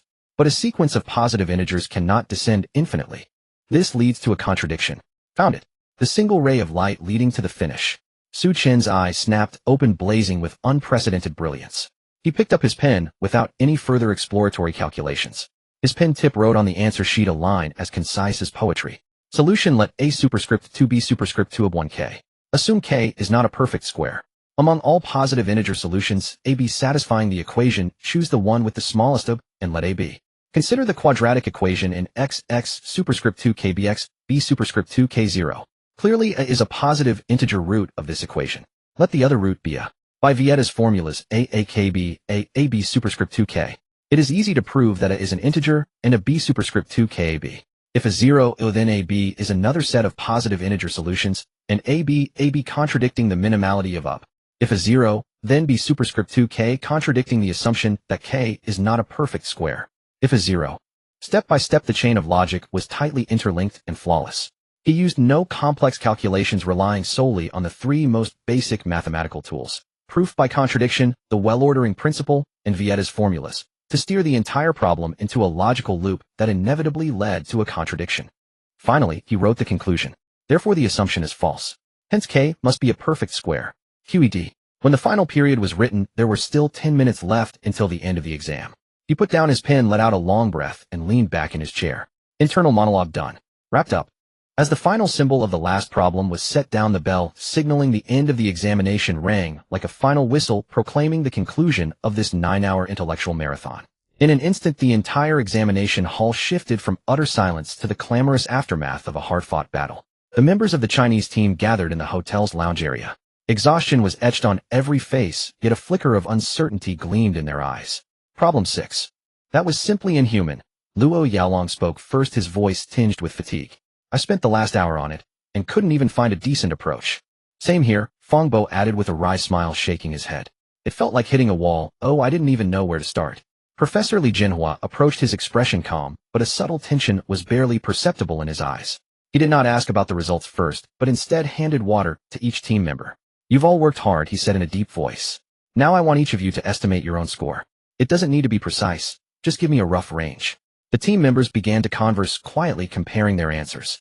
Soon a preliminary estimate emerged. Aside from Xu Chen, the other 5 members had exceptionally high scores on the first 5 problems, generally ranging between 30 and 35 points. However, on the hellish 6th problem, everyone had stumbled with estimates typically falling between 0 and 2 points. All eyes eventually converged on Xu Chen. I should have a perfect score, Xu Chen replied, as calm as ever, as if stating an insignificant triviality. This answer stirred no ripples among his teammates. They had long grown numb to it. Li Jinhua nodded. This result was within his expectations. He turned and left for a while, evidently to leverage his connections and gather intelligence on other strong teams. He returned over 10 minutes later, his expression even graver than before. The situation isn't optimistic, he said, looking at his 6 team members, enunciating each word. I just spoke with the coach of the American team. Their estimated scores are very close to ours. Lin Yixuan also claims to have solved the 6th problem. The other team members' situations are similar to ours. He paused, then added, this means that the overall team champion this year hangs in the balance of 50-50 chance. The final outcome may depend solely on the leniency of the grading panel regarding the highly open-ended solution to the 6th problem. This news made all the team members' hearts clench once more. Then, what about the other teams? Fongbo couldn't help asking. A strange expression, a mix of amusement and embarrassment, suddenly flickered across Professor Li's face. Our main rival remains the American team, but I also inquired about the others. The South Korean and Japanese teams are estimated to be on average 3 to 5 points lower than us. He cleared his throat. I also ran into the leader of the Indian team and asked about their estimated scores. What did they say? The team asked curiously. They said, Professor Li's lips finally twitched uncontrollably, that all 6 of their members estimated a perfect score. Puffed. The Chinese team members were stunned for a moment, then couldn't help but burst into laughter. The tense and oppressive atmosphere of moments before was instantly swept away by this wave of mysterious confidence from across the Ganges. The official IMO scores and final rankings were not to be announced until the closing ceremony the following day. The intervening day was set aside for free activities among the participating nations' teams. The organizers arranged sightseeing trips to several famous attractions in Chiba City, but for these youths who had just endured extreme mental exertion, ancient temples and tranquil gardens held little appeal. Ultimately, everyone returned to the hotel early to rest. In the dead of night, Xu Chen lay on the soft hotel bed, yet he felt no drowsiness. He opened the system panel. Today's 6th problem had indeed been something. Upon completing the solution, the system had rewarded him with 5 points of mathematics experience.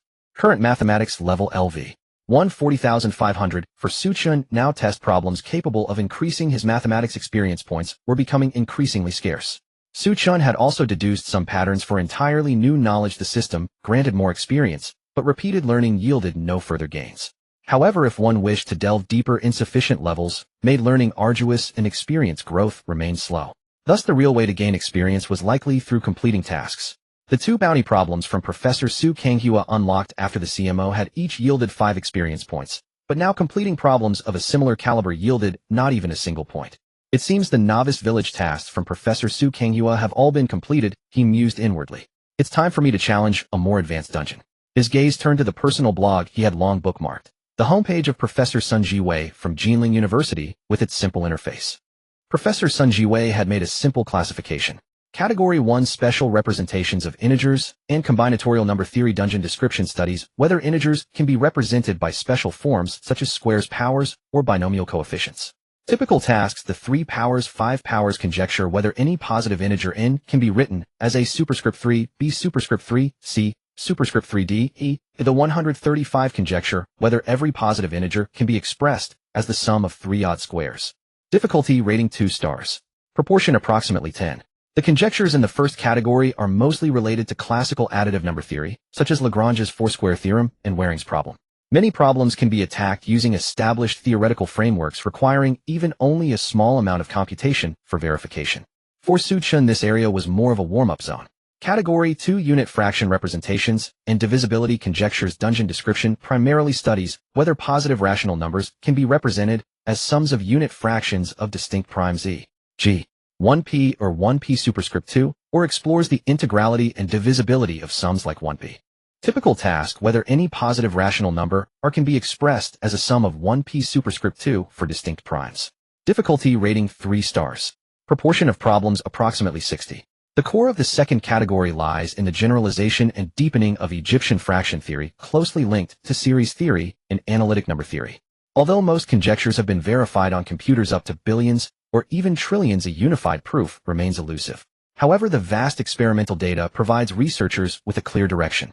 Category 3 sum and difference representations of consecutive or alternating primes. Dungeon description explores whether the addition and subtraction combinations of consecutive or alternating primes can generate any integer. Typical task: within a consecutive segment of primes p of length not exceeding n, can alternating addition and subtraction yield any positive integer m. Difficulty rating 4 stars. Proportion of problems approximately 30. The third category of conjectures touches upon the local properties of prime distribution, requiring advanced methods from combinatorial number theory or probabilistic number theory. Although large intervals can be tested on computers, the underlying laws are as elusive as a butterfly in chaos, demanding entirely new theoretical frameworks. Category 4 numerical and combinatorial properties of the nth prime p. Dungeon description focuses on the numerical characteristics of the nth prime itself and the algebraic or divisibility relationships among them. Typical task: for each positive integer n, does there exist a positive integer k such that ppk? Difficulty rating 5 stars. Proportion of problems approximately 30. The fourth category of conjectures points directly at the most central, most mysterious holy grail of the entire field of number theory, the global laws of primes. Behind each conjecture may lie intricate connections to century-old problems like the Riemann hypothesis or the Goldbach conjecture. To date, only isolated special cases have been proven, and as a whole these remain frontier challenges yet to be conquered by human mathematical intellect. He did not aim too high and directly challenge the 5-star difficulty conjectures. He knew well that one must eat a meal bite by bite and walk a path step by step. He fixed his gaze on the least difficult category 1 problems. From among them, he selected a problem that Professor Sun himself had marked with a bounty of 300 as his first step into this new territory. Conjecture 138. For any integer n greater than 1, the equation for n1x1y1z must have a positive integer solution xyz. This was a long-standing conjecture in number theory, seemingly simple, yet remarkably resilient. It belonged to the realm of Egyptian fractions, requiring the decomposition of a simple rational number into the sum of 3 unit fractions. Countless mathematicians had attempted to conquer it, but a complete universal proof had yet to emerge. Interesting. A Diophantine equation of such elegant simplicity has become an unsolved conjecture. A spark of challenge ignited in Xu Chen's eyes. He spread out a sheet of draft paper and began his ascent of this unknown peak. Step 1. Try small data and special cases. N2 42 2. 11 12 12. A solution exists. N3 43 11 16 16. A solution exists. N4 44 1. 12 13 16. A solution exists. N5 45 12 14 120. A solution exists. It seems solutions always exist. Then the key to the proof lies in construction. He did not jump to conclusions, but began to contemplate the core of the problem. For n1x, 1y1z, this equation has too many degrees of freedom, 3 unknowns. I must find a way to reduce the variables or discover constraints among them. The core idea should be to construct corresponding xyz based on the properties of n. Suddenly a flash of insight struck. It's the congruence property of n, particularly its remainder modulo 4. A powerful oft-proven weapon for solving Diophantine equations surfaced in his mind. Any integer n based on its remainder modulo 4 can be divided into 4 classes: 4k, O4k1, O4k2, and 4k3. If I can find a universal construction formula for each class of n, wouldn't the problem be solved? Xu Chen's spirits lifted, all drowsiness vanished. He felt like an engineer no longer blindly searching for a specific part, but beginning to design a mold capable of producing all the parts. Case 1, N4K. For N4, 4K, 1K. 1K, 1, 2K, 1, 3K, 1, 6K. Thus X2K, Y3K is Z6K. Done. This class is the simplest. Case 2, N4K, 2, 2, 2K1. For N4, 2, 2K1, 2, 2K1.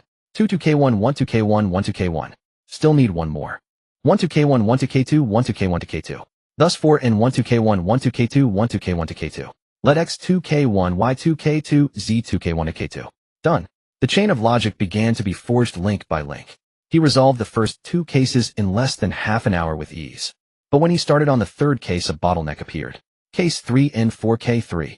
He tried various identities and transformations attempting to construct a universal solution, but each time the denominator inevitably involved K, compromising the generality of the solution. This path is a dead end. Or rather, simple identities have failed here. He felt a growing anxiety. It was like a climber who had reached halfway up the mountain only to find a sheer, featureless cliff before him. He put down his pen and paced the room, forcing himself to break free from his previous mindset. What if I look at it from another angle?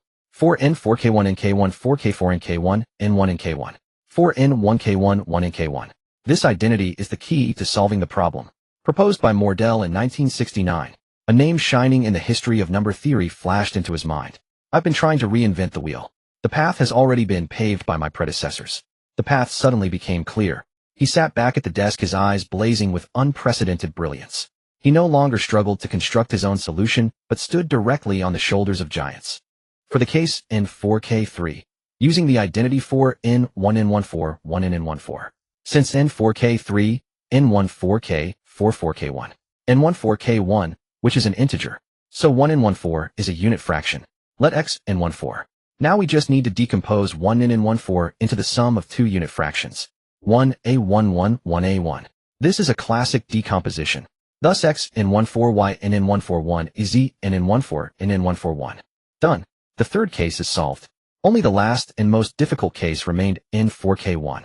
Using the same method, he transformed the problem, but found that no matter what, more complex fractional forms inevitably arose. What have I been overlooking? He gazed at the scattered city lights outside the window, his mind blank. Suddenly, he recalled his initial verifications. N5, 45, 12, 14, 120. What relationship exists among X, Y, and Z here? What if I can find a system of linear congruences in N whose solutions exactly yield X, Y, and Z? The Chinese remainder theorem. An ancient and powerful Eastern wisdom, like the morning star, illuminated the final darkness. He rushed back to the desk, his heart pounding. He no longer tried to construct a universal formula, but to prove the existence of a solution. For the case N4K1, we can find an integer t such that Tn1 is a multiple of 4, or even a multiple of some other number. Now let's think more directly. We can find two integers a, b such that N1, 4b. By Bizout's identity, since GCD-N4, GCD4K14, one such a and b must exist. Using the extended Euclidean algorithm, we can find such a pair ab. Then 4N4, a and 4A4B1. This path seems more complicated. He fell into contemplation once more, but this time he felt he was only one step away from the truth. Return to the equation itself, 4xyz and xyyzzx. What if I can find a special x to simplify this equation? Let x kn. Substituting. Doesn't work. Let x na 4. A bold hypothesis formed in his mind. After an extremely complex algebraic deduction, using modular arithmetic and properties of quadratic residues, he finally locked the problem onto a specific congruence equation. Ultimately, it can be proven that for all primes, N1 mod for a solution always exists. For composite numbers, a solution can be constructed through their prime factorization. As the final period was placed, he let out a long breath. An indescribable, exhilarating sense of satisfaction surged from the depths of his heart, spreading through his entire being. This joy of conquering an unknown conjecture was far purer and more intense than achieving a perfect score on an exam. He rubbed his slightly sore eyes and instinctively glanced out the window. The sky outside had shifted from pitch black to the pale gray of dawn. The rising sun was casting its first golden rays upon this foreign city. Day had already broken.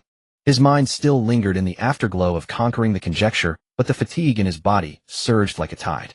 Xu Chen's head had barely touched the pillow before he sank into a deep slumber. He did not know how long had passed when he was roused by a frantic knock on the door and Luo Yaolong's booming voice. "God, Xu, wake up. The closing ceremony is about to start." Xu Chen opened his eyes. The sunlight streaming through the window was already harsh. He glanced at his phone. It was 9:30 in the morning. He had slept for less than 3 hours. After a hasty wash and a change into the uniform red team jersey, Xu Chen and his teammates followed Professor Li Jinhua back into the main hall of the Makahari Mess International Exhibition Center, the very arena that had witnessed their grueling 9-hour battle. The hall had been completely transformed. What was once a vast, empty examination hall had been arranged into a solemn awards ceremony venue. Rows of seats were neatly lined up with small flags of different countries and regions placed in each section. The Chinese team's seats were arranged in the central area of the very front row. Xu Chen and his teammates settled down as delegations from other nations filed in one after another. The hall buzzed with a cacophony of languages: English, French, Russian, Spanish, all merging into a tremendous wave of sound that echoed beneath the majestic dome. The American team still wore that air of unassailable confidence.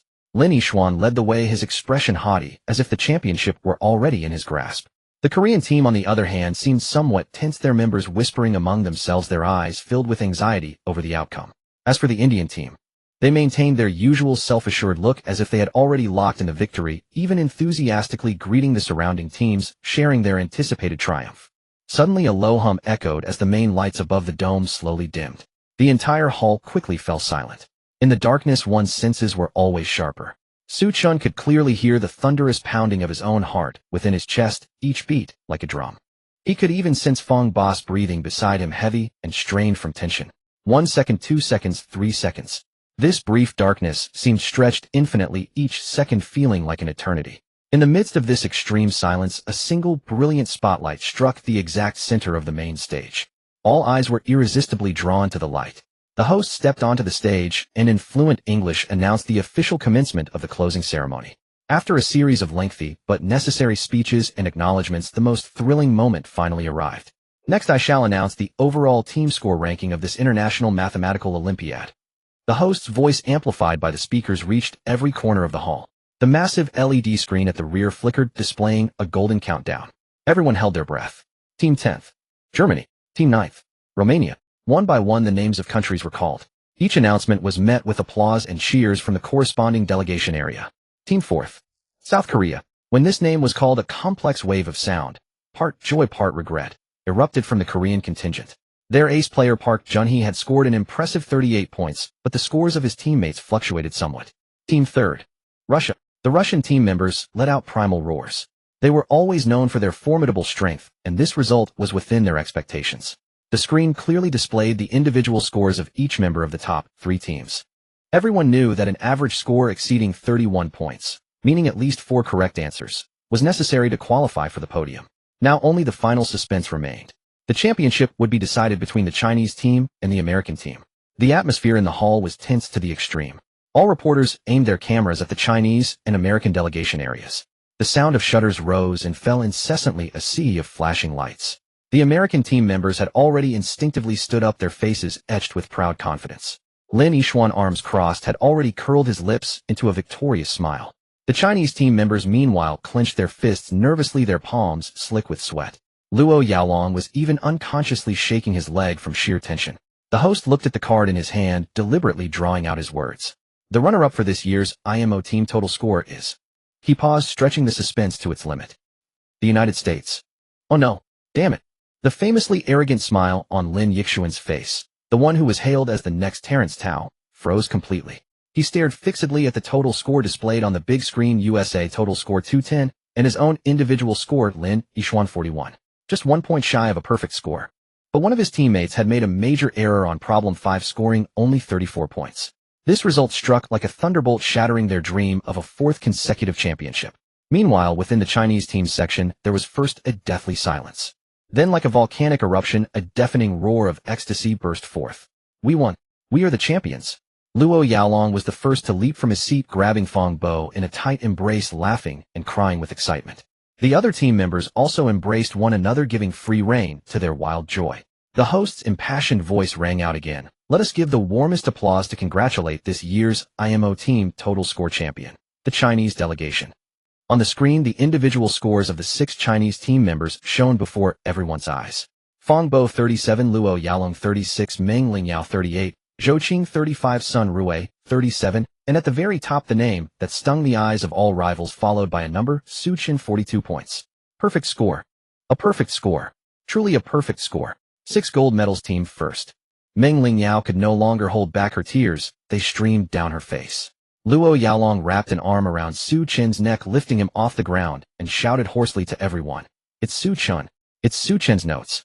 Without his notes, I wouldn't have saved so much time on problem 4. I would never have had the chance to tackle problem 5. Me too. Fongbo exclaimed excitedly. That combinatorial geometry problem. The moment I saw it, I remembered the structural mapping section from God's lectures. Otherwise, I would have fallen into the trap of the conventional solution. We owe our victory entirely to God Su. God Su is the best. In the next second, all the teammates surrounded him. They hoisted the still-dazed Xu Chen high into the air, then tossed him upward with all their might. Once, twice, 3 times. Under the gaze of thousands in the hall bathed in the light of countless camera flashes, Xu Chen's body rose and fell in the air. Hey, you guys. Don't you know this is terrifying?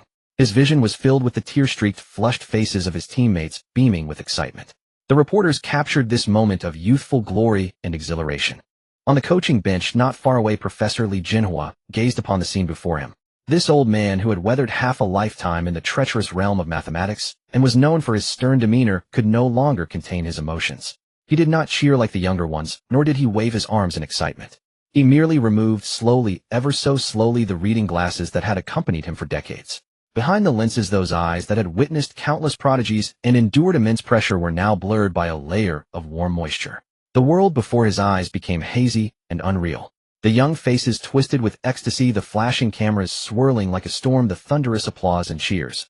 All of it dissolved into a dazzling, flowing backdrop. His thoughts seemed to pierce through this clamorous present, returning to those countless sleepless nights of the past. He recalled 3 years ago, after the defeat in St. Petersburg, when his temples had turned white overnight on the flight home. He remembered 2 years ago, after the narrow loss in Oslo, the team members sobbing in each other's arms at the airport. He thought of last year, when after missing the championship once more, the domestic media had unleashed a torrent of doubts and criticisms. Playing it safe, conservative, stifling genius. These words were like invisible needles piercing his heart. He also recalled months ago in the training camp office the young man who had calmly placed a set of lecture notes on his desk. Notes that would overturn all his coaching philosophies. In that moment, he chose to believe in Xu Chen. He staked his reputation of half a lifetime, the fate of the entire team, on trusting a force he had never witnessed before, a force called genius. Now his gamble had paid off. He slowly put his glasses back on, and his vision cleared once more. He watched the young man being tossed high into the air by his teammates, saw the still calm expression on his face, as if everything were only natural. The corner of Li Jinhua's mouth slowly curled upward. It was a smile of relief, of gratification, brimming with boundless pride. Moreover, Xu Chen's training system, which emphasized creative thinking, would bring not just this championship, but also the direction for China's mathematical competitions over the next decade. He could almost see in the years to come that the Chinese national team would produce not merely problem-solving experts, but wave after wave of future mathematicians. Those who truly loved mathematics, brimmed with creativity, and held the potential to strive for the field's medal. Nurturing talent for the nation. These 4 words were the ultimate faith he had pursued all his life. Professor Li Jinhua composed himself as quickly as possible. When he stood up again, his face had regained its usual calm and authority, though his slightly reddened eyes still betrayed the turmoil within. Children, quick, get ready to go on stage.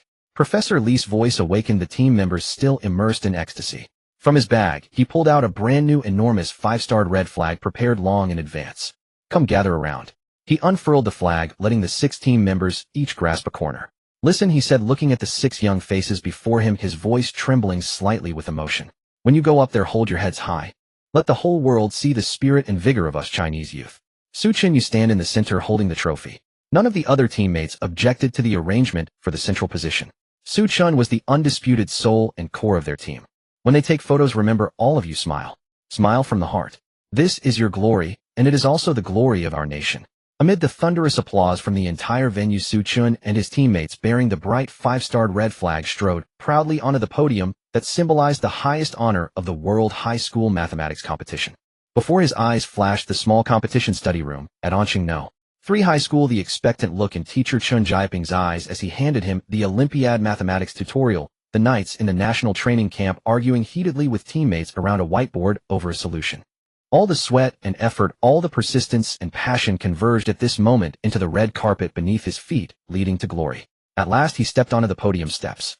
Presenting the award to Xu Chen was the president of the International Mathematical Union, Gregor Dolinar, an elderly professor from Slovenia. As he handed the championship trophy to Xu Chen, he murmured in a tone of admiration, "Young man, I saw your solution to the sixth problem. That was not skill, that was art. Congratulations to you and to your team." Xu Chen had switched to studying mathematics after learning only basic English, so his English was not very good, but he could still understand congratulations. Assuming it was words of praise, he responded with a slight bow and a word of thanks.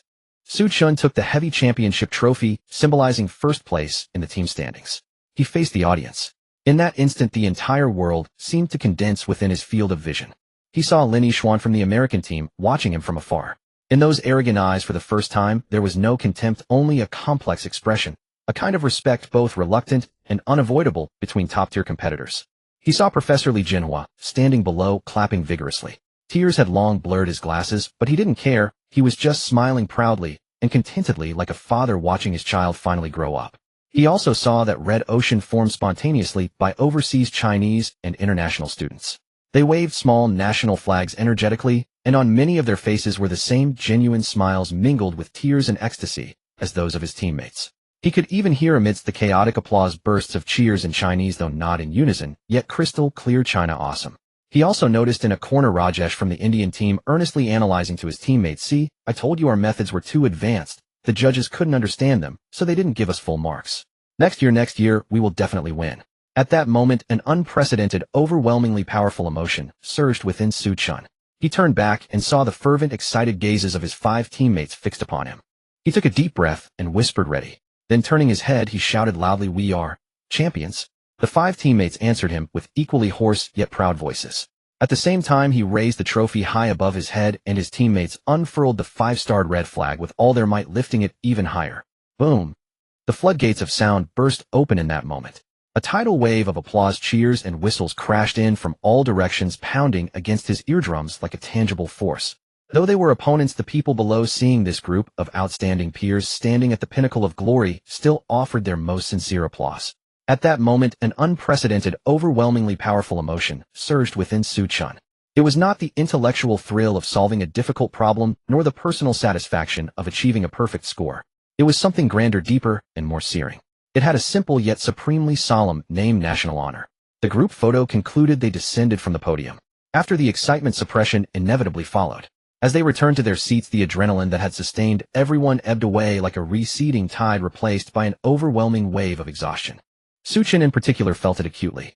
Having stayed up all night refining his conjectures, he had slept less than 3 hours. After experiencing the most intense emotional upheaval of his life, the moment his taut nerves relaxed, drowsiness surged over him like a breached dam, engulfing him instantly. He slumped back into his seat, his eyelids heavy as lead. His teammates beside him were still excitedly patting each other on the shoulders, murmuring about every detail of the award ceremony. Meanwhile, on the main stage, the host began announcing some subsequent, less important matters. Xu Chen's consciousness began to blur. Figuring Professor Li and his teammates would handle the closing remarks, he decided to rest his eyes for just a moment. His head gradually drooped, leaning back against the chair. The applause, music, and cheers around him faded into a distant, indistinct background hum. He fell asleep. Just as Xu Chen's mind sank into a chaotic dream, the host on the stage spoke again with an unprecedented solemnity and excitement, announcing that the IMO committee would present a very special award. The previously relaxed atmosphere in the venue grew serious again. This award was called the IMO Special Prize. The announcement caused an uproar throughout the hall. Even veteran coaches who had led teams for years wore expressions of disbelief. They questioned if they had heard correctly, noting that this award had not been given in over a decade. The last time it was awarded was in 2005 to a Romanian prodigy who used the Lagrange mean value theorem to solve a geometry problem. Professor Li Jinhua's heart skipped a beat. He understood the weight of this award better than anyone. It disregarded total scores and rankings, existing solely to reward those moments of extraordinary creativity and mathematical beauty that transcended the competition itself. This award represented the IMO committee's highest recognition of a contestant's mathematical talent. In some ways, its value even surpassed that of an individual gold medal. The host announced that during the grading of the 6th problem, they had discovered a unique artistic solution. The host's voice brimmed with admiration. On the large screen behind him, a scanned image of a handwritten answer sheet appeared. It was Xu Chen's paper, with its print-like neat handwriting, its ultra-concise logical chain, and its poetic condensed proof process clearly displayed for the world to see. The president of the International Mathematical Union, the elderly professor who had presented Xu Chen with the championship trophy, personally walked onto the stage and picked up the microphone. His face radiated the excitement and joy of discovering a rare treasure. He asked to show the masterpiece to everyone. Pointing at the screen with emotion, he explained that this solution had transcended the boundaries of competition. It used no advanced or complex tools, relying solely on the most fundamental concepts of Vieta jumping and infinite descent to elegantly dismantle an seemingly unassailable fortress of number theory from within. This was not just a correct answer. It showcased the beauty of simplicity and profound insight in mathematics. It was a thought process that reached the artistic realm of mathematics, and this award was given for this unique creativity. The winner of this IMO special prize was Xu Chen from the Chinese team. The entire hall erupted in thunderous applause, more fervent and sincere than any before. All contestants, including the previously disgruntled American team members, spontaneously stood up to pay the highest tribute to this genius masterpiece that would be recorded in IMO history. Professor Li Jinhua's eyes welled up again. He felt immense relief and joy, having not only secured the team's first place, but also this legendary special prize. All spotlights and camera lenses turned simultaneously toward the youth about to make history again. Everyone froze. Amidst the roaring applause and the pinnacle of honor, the legendary youth hailed as the mathematical artist was leaning back in his chair, nodding off, fast asleep. Even the thunderous applause seemed to disturb his slumber, causing him to frown slightly, smack his lips, and shift to a more comfortable position to continue sleeping. He wondered why everyone was so excited over his speech. That was Xu Chen's only thought in his half-awake state. The entire venue fell into a deathly silence, once more followed by a burst of good-natured, helpless laughter. Xu Chen was jolted awake by his teammates' frantic shaking. He groggily opened his eyes, rubbed them, and let out a huge yawn. He asked what was going on, only to see his own face live on the big screen. Startled, he realized he was being called to the stage for another award. Luo Yaolong urged him to hurry. Xu Chen, confused, thought they had already received their awards. He looked up blankly to see thousands of eyes in the audience, including the IMO chairman on the stage, all gazing at him with a peculiar mix of shock and amusement. At that moment, viewers worldwide shared the same thought. Faced with this legendary, unparalleled honor, he had been so indifferent as to fall asleep. Was this the world of a genius? While others were excited over gold and silver medals, he had already come to regard such worldly honors as fleeting clouds. His calmness and detachment were terrifying. The gap between them and a god lay not only in intelligence, but also in state of mind. Even Lin Yixuan, who had been reluctant to concede, couldn't help but twitch his lips at the scene. His lingering resentment finally dissolved into a bitter yet accepting smile. He knew his defeat was not unjust. While he was still fighting for scores and rankings, Xu Chen had already reached a state of equanimity, viewing honors as nothing. This gap in mindset was even more despairing than the gap in scores. If Xu Chen had known how everyone was projecting onto him, he would have been speechless. Professor Li Jinhua, both anxious and amused, hurried over and personally dragged the still-dazed Xu Chen up from his seat. Urging him to go up for the special prize, Xu Chen finally came to his senses. Sleepily, he walked back onto the podium he had just left. Professor Dorinard personally handed him a uniquely designed award certificate, a work of art in itself. Then, turning to the world, he excitedly displayed a printed copy of Xu Chen's solution to the sixth problem. He declared with passion that it involved no complex calculations or advanced theorems. Using only the most basic tools of proof by contradiction, the principle of the smallest number, and Vieta's theorem, it constructed a flawless logical loop. This solution transcended the competition, showcasing the beauty of simplicity and profound insight in mathematics. It was a thought process that reached the artistic realm of mathematics, and this award was given for this unique creativity. The hall erupted in thunderous applause, this time a heartfelt tribute to pure wisdom. All contestants, including the once defiant American team members, stood up to applaud him. The Chinese team members finally realized that the innovative solutions Xu Chen had always advocated and organized during the training camp had indeed earned the highest recognition in the world. Professor Li Jinhua, looking at the youth on stage who was still yawning while holding the gold medal and special prize certificate, wept again with joy. He had fulfilled his mission. Not only had they reclaimed the team championship lost for 3 years, but a Chinese contestant had also forever etched his name into IMO history in an unprecedented way. After the award ceremony, the crowd gradually dispersed. Lin Yixuan, the ace of the American team, approached Xu Chen. With a still somewhat awkward expression, he extended his hand and acknowledged Xu Chen's remarkable solution. He admitted his defeat, which for such a proud genius was the highest praise. Xu Chen smiled, shook his hand, and acknowledged Lin Yixuan's strength as well. Just then, a familiar, enthusiastic voice and a familiar scent approached again. Rajesh from the Indian team rushed over with a beaming smile, grabbing Xu Chen's hand and shaking it vigorously. He congratulated Xu Chen, but claimed that their team had just had a minor mishap. The judges hadn't understood the cosmic philosophy in their answers. He vowed that the Indian team would win the championship next year. Recognizing the person shaking his hand, Xu Chen instantly felt wide awake. Muttering a polite, "Yes, yes, you'll definitely win," next year Xu Chen struggled to maintain a smile. As soon as Rajesh released his hand, he immediately told Professor Lee he needed to go to the restroom. With that, he dashed off at a sprint toward the nearest restroom, leaving behind Professor Lee and his teammates, their faces contorted with barely suppressed laughter. The frenzy of the IMO did not subside with the closing ceremony. In the hotel room, Professor Lee Jinhua's phone had grown so hot it could fry an egg. From the end of the award ceremony till now, his phone had not managed to lock its screen for more than 30 seconds at a time. Calls poured in one after another, from leaders of the Mathematical Society Education Bureau, officials, old friends, and journalists from major media outlets. Every call was brimming with excitement and congratulations. "Old Lee, well done. You've brought immense honor to China's mathematics community. Professor Lee, congratulations. You fought a resounding and glorious victory." Li Jinhua leaned back on the sofa, responding to each call, and turned a relieved smile, never fading from his face. In the brief lulls of the commotion, he had already begun contemplating how to proceed with future work. He started drafting an outline for a report in his mind. Report on the innovation and achievements of this year's IMO National Team Training Model. No, the title needs to be more striking. Exploration and practice of building a talent cultivation system for mathematical competitions in the new era, driven by thinking innovation. He had even envisioned the core content of the report: limitations and reflections on the traditional play-it-safe strategy. 2. Empirical analysis of the effects of introducing special solution typology on stimulating team members' creative thinking. 3. Feasibility suggestions for establishing a dual-track training model combining official general methods and personal exploration and innovation. He knew that once this report was submitted, it would inevitably cause a considerable stir in the domestic mathematical competition community. But this time he had Xu Chen, the weighty team championship trophy, and that special award sealed for 18 years as his most solid foundation of confidence. He had to seize this opportunity to solidify this successful experience into a system and pass it on. Meanwhile, in another room, the team members were also immersed in the joy of victory.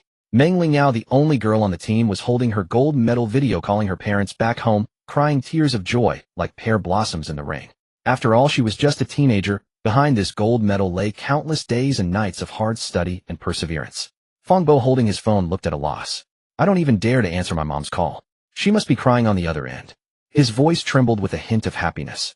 Luo Yaolong was video calling his parents back home, grinning foolishly all the while. Xu Chen watched this scene, a warmth stirring in his heart. After a moment's thought, he felt this historic moment truly deserved to be recorded, and perhaps to show off a bit. Xu Chen posted a group photo of the 6 of them holding the national flag on his social feed with a caption that was simply and bluntly, "We are champions." Trophy national flag. Instantly, it was flooded with hundreds of likes and comments. "Shen Jiaping, well done." Followed by 10 thumbs up emojis. "Li Fan Shen Gu, you're my idol now." "Lin Xiaoya, Xu Chen is incredible." "High school classmate A Chen Gu. Can I brag to others from now on that I was in the same class as the IMO world champion?" "Kneeling high school classmate, be God of learning, please accept my knees." "Su Kang, you a damn awesome. I knew you were no ordinary guy." Xu Chen looked at these comments with satisfaction, his vanity greatly gratified. Then he called his parents. "Hey mom, son, I saw on your feed that you're a world champion. My son is amazing. Yeah, I won first place in a math competition representing the country," and they raised the 5-star red flag on site. Raised the 5-star red flag. On the other end of the line, his mother's voice instantly shot up an octave. "Oh my, that's incredible. Your dad, come listen. Our son raised the national flag for the country." Then came his father's voice, trembling with excitement as he grabbed the phone. "Son, really? Is it like winning a gold medal at the Olympics?" Something like that.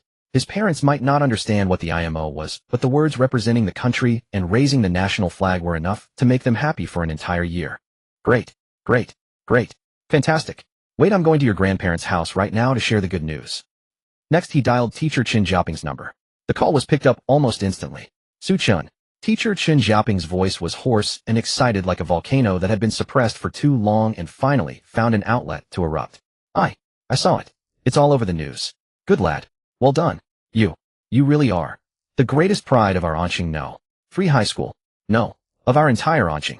Xu Chen could clearly hear the thunderous cheers of the other math teachers on the other end, and even someone excitedly pounding on a desk. "Teacher Chen, don't get too excited. Take care of yourself," Xu Chen said with a smile. "How can I not be excited?" Chen Jiaping shouted on the other end, his voice tinged with tears.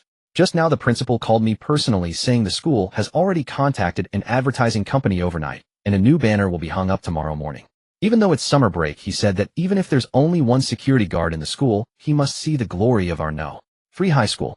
The corner of Xu Chen's mouth twitched involuntarily. The principal's obsession with banners is as steadfast as ever. On the other end of the line, the noise gradually subsided. Chen Xiaoping seemed to have moved to a quiet corner. His voice had returned to its usual gentleness, but the excitement had settled into a deeper emotion.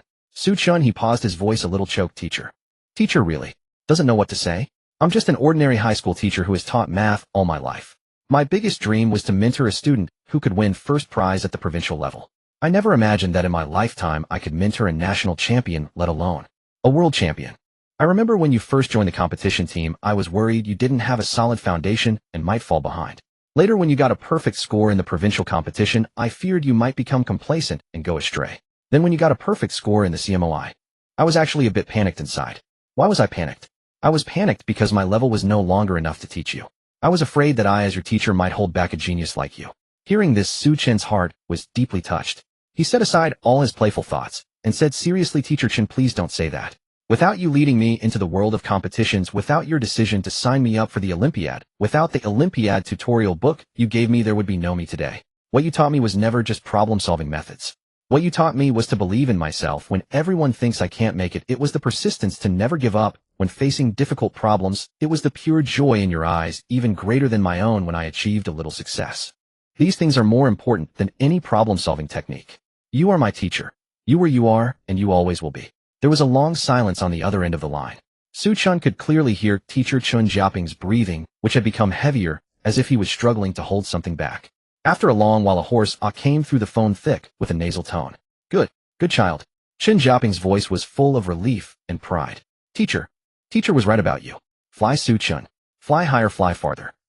When the news of the Chinese team reclaiming the top spot in the team standings after a 3-year hiatus, along with Xu Chen achieving a perfect score and winning the legendary special award, was relayed back to China via a Xinhua news agency bulletin, a far-reaching and fervent storm of public opinion erupted across the nation. Xu Chen's name had completely broken through every label. Champion reclaimed after 3 years, the only perfect score, the special award unseen for over a decade and calmly asleep during the award ceremony, was brimming with drama and explosive viral potential. On Weibo's trending list, 3 of the top 10 topics were related to him. Countless netizens flooded into the relevant discussions, leaving behind fervent comments. Holy crap, even a screenplay wouldn't dare write this. A perfect score plus a special award. What kind of divine maneuver is this? The one above you forgot about fell asleep during the award ceremony. That's the finishing touch. A true master treats honor as dirt. Only sleep is the eternal pursuit. Ha ha ha, I declare that Xu Chen has single-handedly redefined the highest realm of the top student. Not getting first place, but sleeping so soundly after winning first place in the world. I'm a fan. This is the kind of star we should idolize. A man who embodies wisdom, strength, and humor.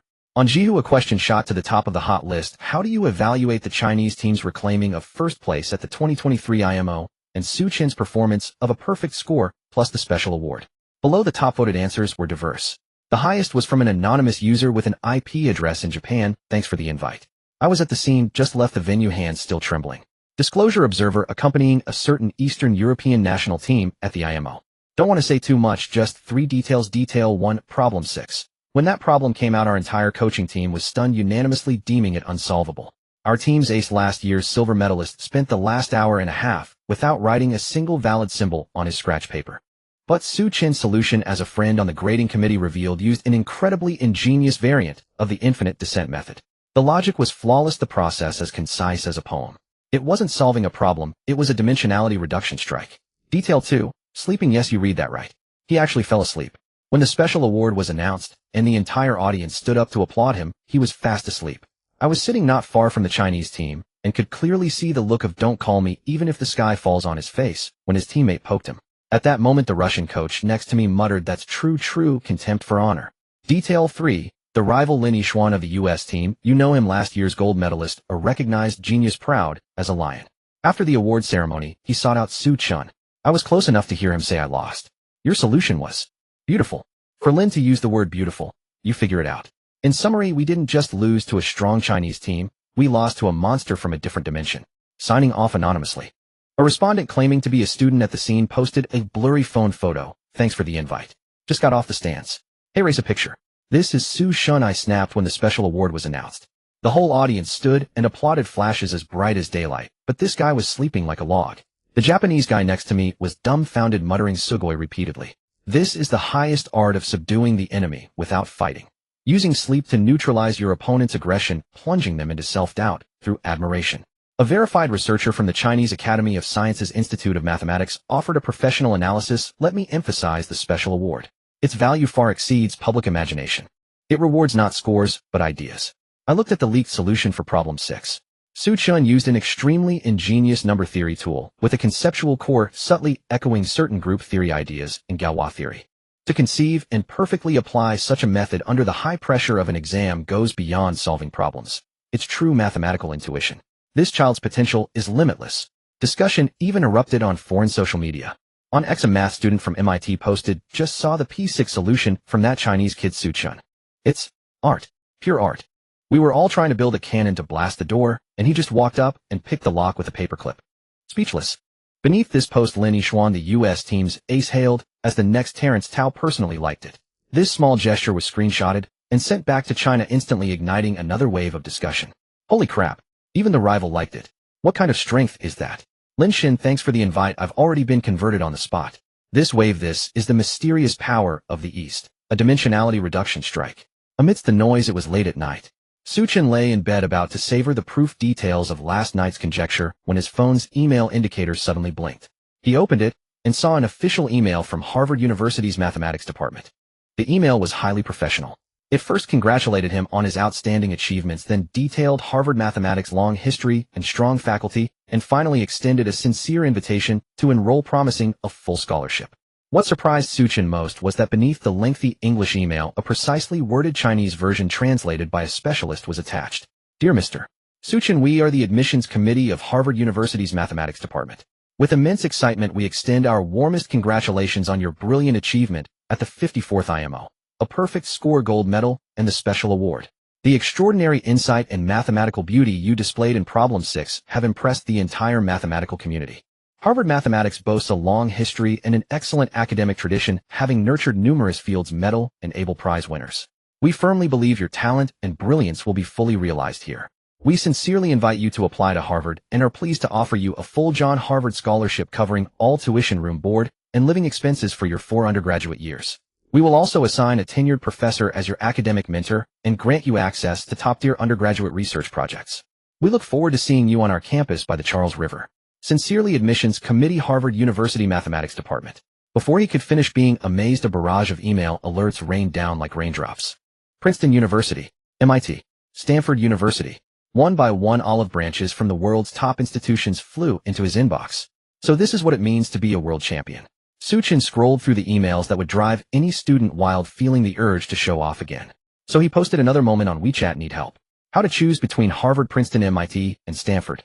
Waiting online, kind of urgent. Doge. He even thoughtfully screenshotted key parts of several emails, stitched them into a long image, and attached it. For his soon-to-be senior high school classmates still suffering through summer cram school, this post was a spiritual nuclear bomb. Lin Xiaoya, Cleaver Xu Chen. Act human. Zhang Hao reported reason Versailles literature. Li Fan, Xu Chen, listen to me, go to MIT. It's close to my relative's place, so I can mooch meals later. Manual Doge, Chun Xiaoping, Xu Chen, think carefully. Serving the country is also important. High school class monitor, I advise you to be kind. Smile, Su Kanghua, kids make choices, adults I suggest. Reject them all, come teach for me, I'll pay you double. Evil grin, deskmate Wang Fatty, suggest letting me go in your place, Doge. Putting away his phone, Xu Chen began to seriously contemplate his choice of school. To me it doesn't really matter where I go, he mused inwardly. The system itself is my true university. All I need is an environment with a top-tier library and an atmosphere of academic freedom. Peking University in China is more than sufficient. But then a thought quietly tugged at his heart. However, these offers, though I won't take them, seem not entirely useless after all. A sly, slightly mischievous smile curled at the corner of his mouth. He picked up his phone, found a familiar number in his contacts, and dialed. On the other end of the line, Zhao Feng, the admissions officer from Peking University, had clearly already received the news. Hello. Xu Chen. Congratulations. Congratulations. We've all seen the news. World champion. The only perfect score. And that legendary special award. You truly are the pride of Peking University. Thank you, teacher Zhao. Xu Chen replied with a smile, getting straight to the point. I'm just calling to confirm that I will be attending Peking University. This time I was fortunate to win the IMO gold medal. I just wanted to confirm the scholarship agreement we discussed earlier. Good. Good. Good. Choosing Peking University is definitely the right decision. Rest assured we agreed on a 2,000 yuan scholarship plus 5,000 for the IMO national team and another 5,000 for the IMO gold medal. That's 3,000 yuan in total. It will be deposited into your account as soon as you enroll. Also, I was quite lucky this time. Besides the IMO gold medal, I also received a special award. This award, as you know, has only been given out once in over a decade. What do you think? He deliberately spoke the word special award as if it were a casual offhand remark. Zhao Feng, a shrewd man, instantly caught the underlying implication. Here it comes, this kid, he's at it again. Yet he was perfectly clear in his mind.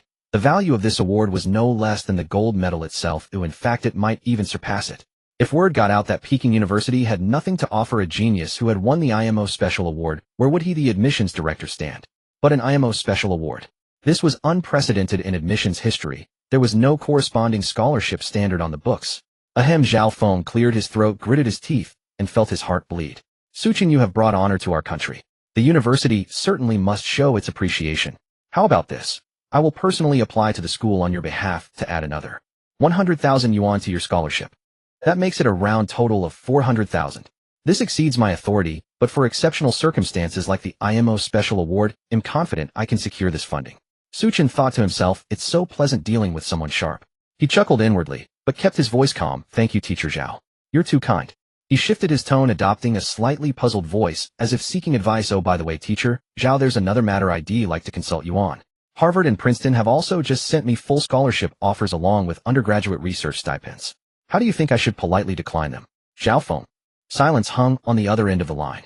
Was this a consultation? This was blatant extortion. Zhao Feng gritted his teeth, feeling as if his heart were being squeezed and twisted by an invisible hand. Xu Chen.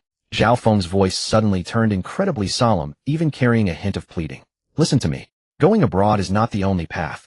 Our country's fundamental sciences are in desperate need of talents like you. You must not be fooled by the imperialist sugar-coated bullets. I know, Xu Chen quickly reassured him. Peking University is definitely my first choice.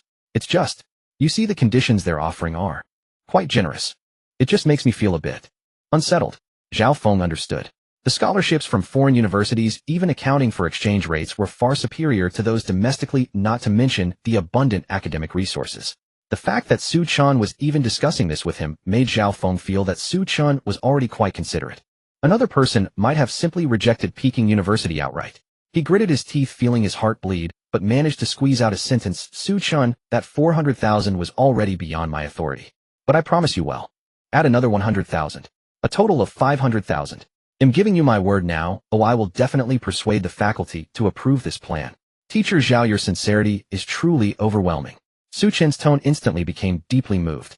I don't really care about the money. What matters to me is the value the school places on me.